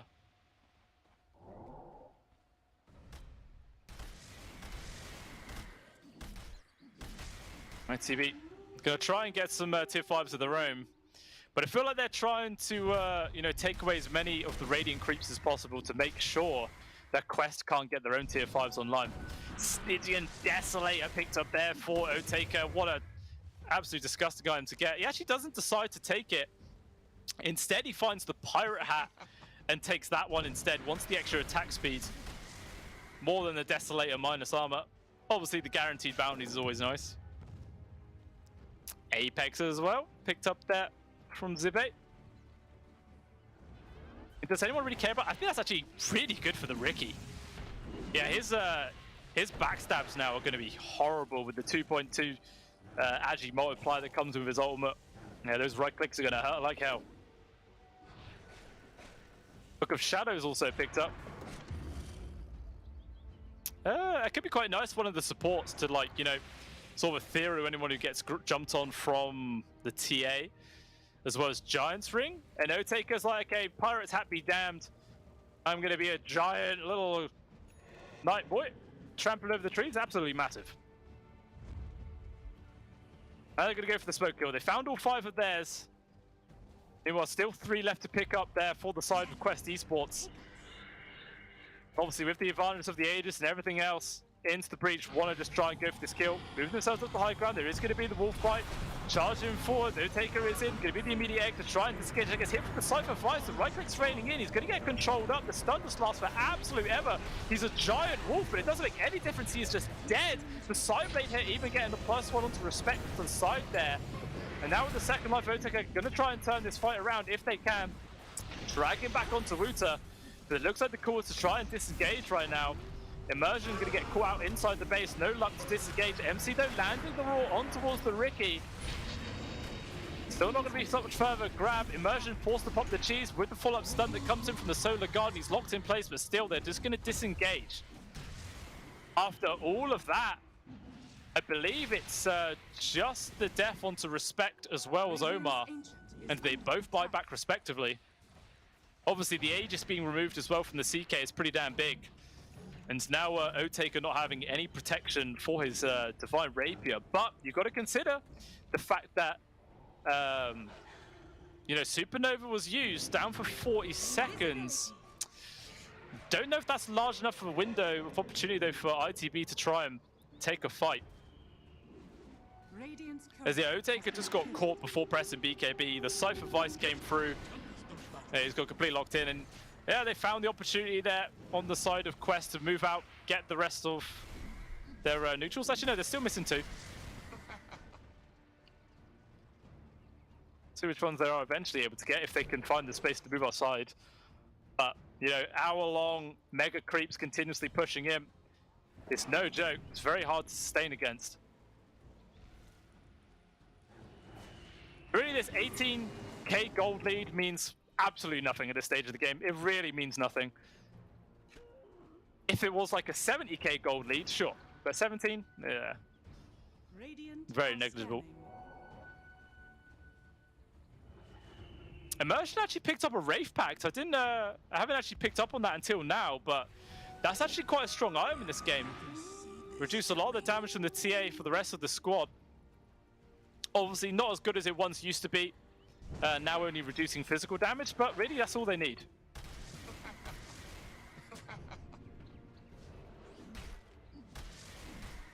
Yeah, as you can see, if we have a look at net worth, Omar is the only player left in the entire server to have sub 10k. He's close to it. He's very close, but he's still living that position 5 life. Blink forced after his name with a Ghost Scepter. Still needs a couple of 1,000 gold, and he'll have Aghanim Scepter online. And to be honest, that Axe will be absolutely massive when he eventually completes it. By getting those initial grabs onto like the CK or the Ricky, even the Lycum. Very big indeed. So your buybacks pretty much coming up soon, 40 seconds, and the TA will have theirs, 55, and the Dawnbreakers will also be returning.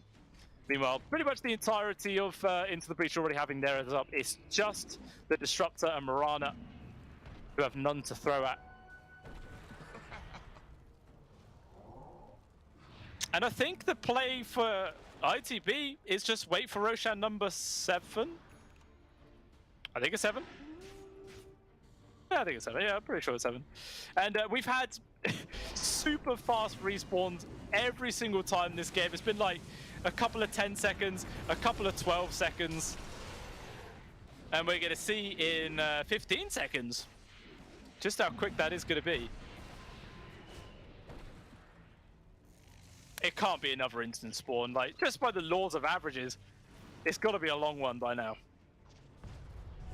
It is 23 seconds, so not the quickest, but it's still pretty damn quick, all things considered. Going to be just 15 seconds time.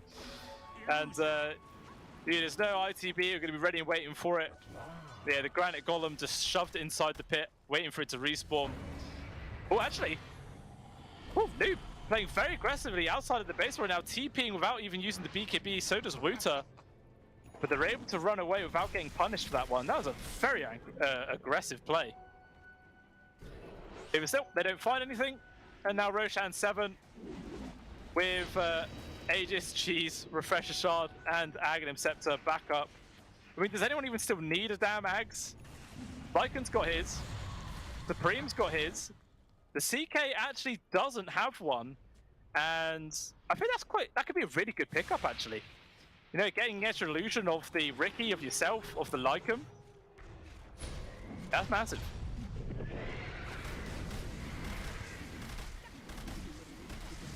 I imagine they probably give the do they give the Refresher Shard to him as well? They might actually give the Shard over to the Lycan. You put it in the hand of Zibe.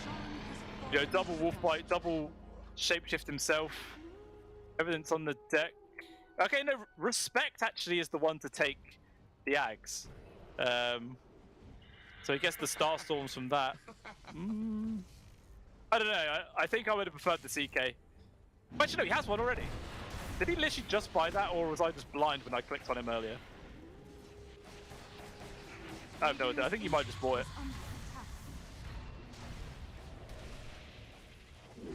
And now, with the last big advantage, can ITB finally break the backs here of Quest Esports? They're certainly going to try to right now. Just waiting for their opening. Trying to see if anybody steps out of position. You know, comes a little bit too close to the edge of the map where they could just pounce on them with like the CK Reality Rift, dragging them out of position and try and burst down a few kills. Would not be the case though. They're just very, very afraid of stepping in. Again, like I was saying, guys, this is a best of one, all things considered. And it looks like they're actually just going to commit all their ultimates with the dust right now. Going to move on in. They got vision on a couple of people, and that's going to be enough for them to try and make this move. Let's see if they do get the jump on. It looks like the call is just to send in the illusions.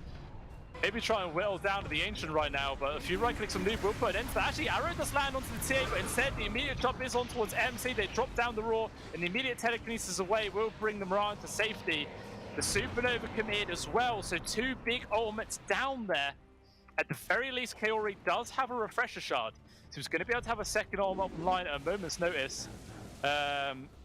MC, on the other hand, doesn't have a refresher, but regardless of that, with the Octarine core, it's a 22-second cooldown, so it's back up already. Next to no downtime. Then from immersion, okay, telekinesis himself out.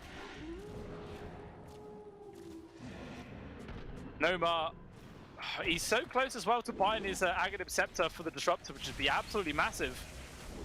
Still just a couple hundred gold away.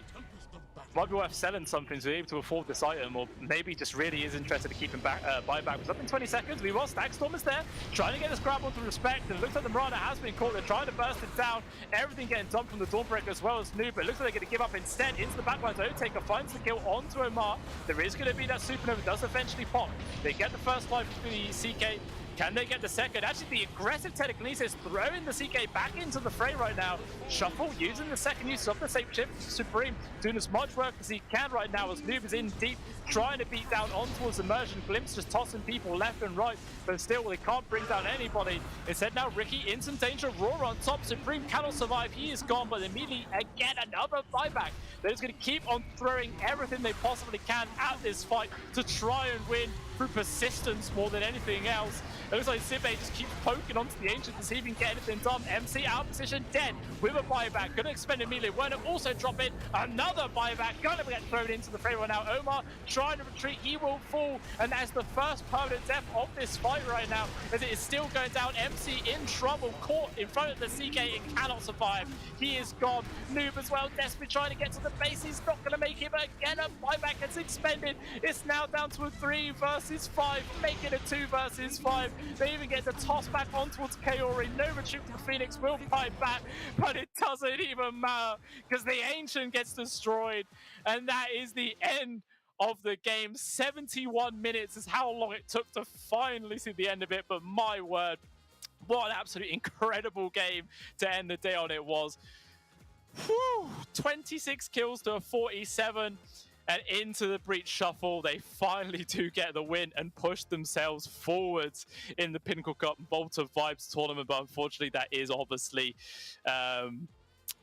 Quest Esports, getting taken out. But someone does have to lose at the end of the day, and it is them. But to be honest, if I was them, I wouldn't be too sad about going out in that game. They did make it look really close. It was so back and forth. It was a really, really exciting one to watch.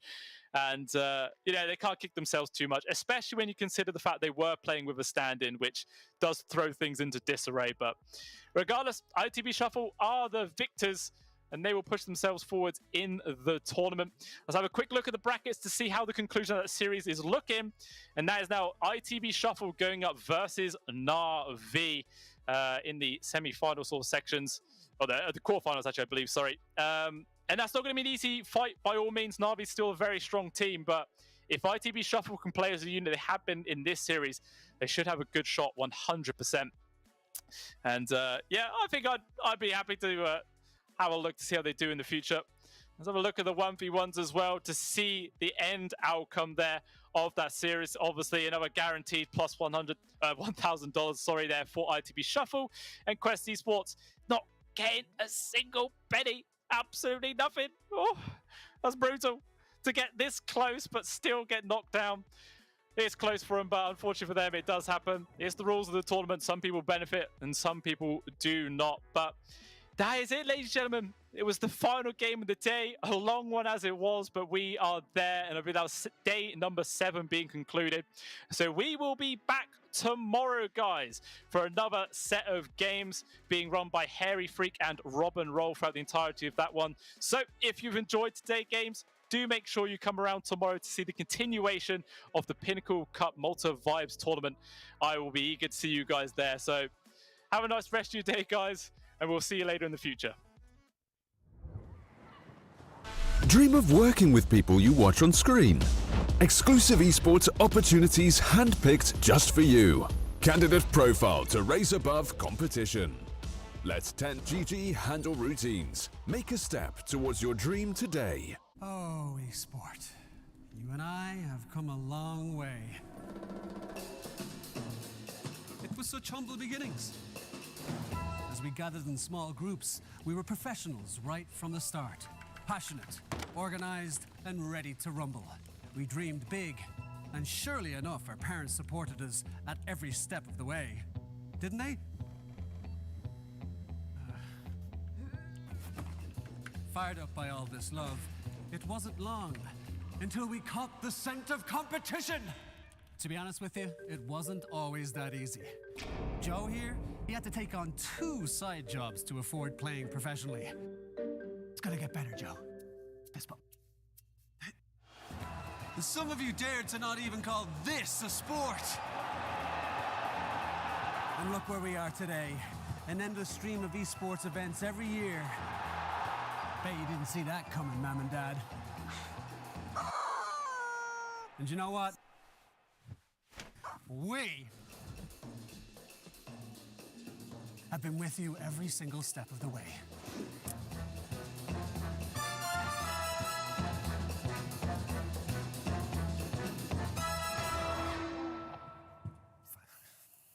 Sorry. Go on, go back. That's it. That's better. Keep going. Let's bring that down here. No. Keep going. Go. Roll. And cut. Cut the thing. I'm going. Where are you going? Where are you going? Hey, come back. Guys, ladies. I don't know if that's correct. No.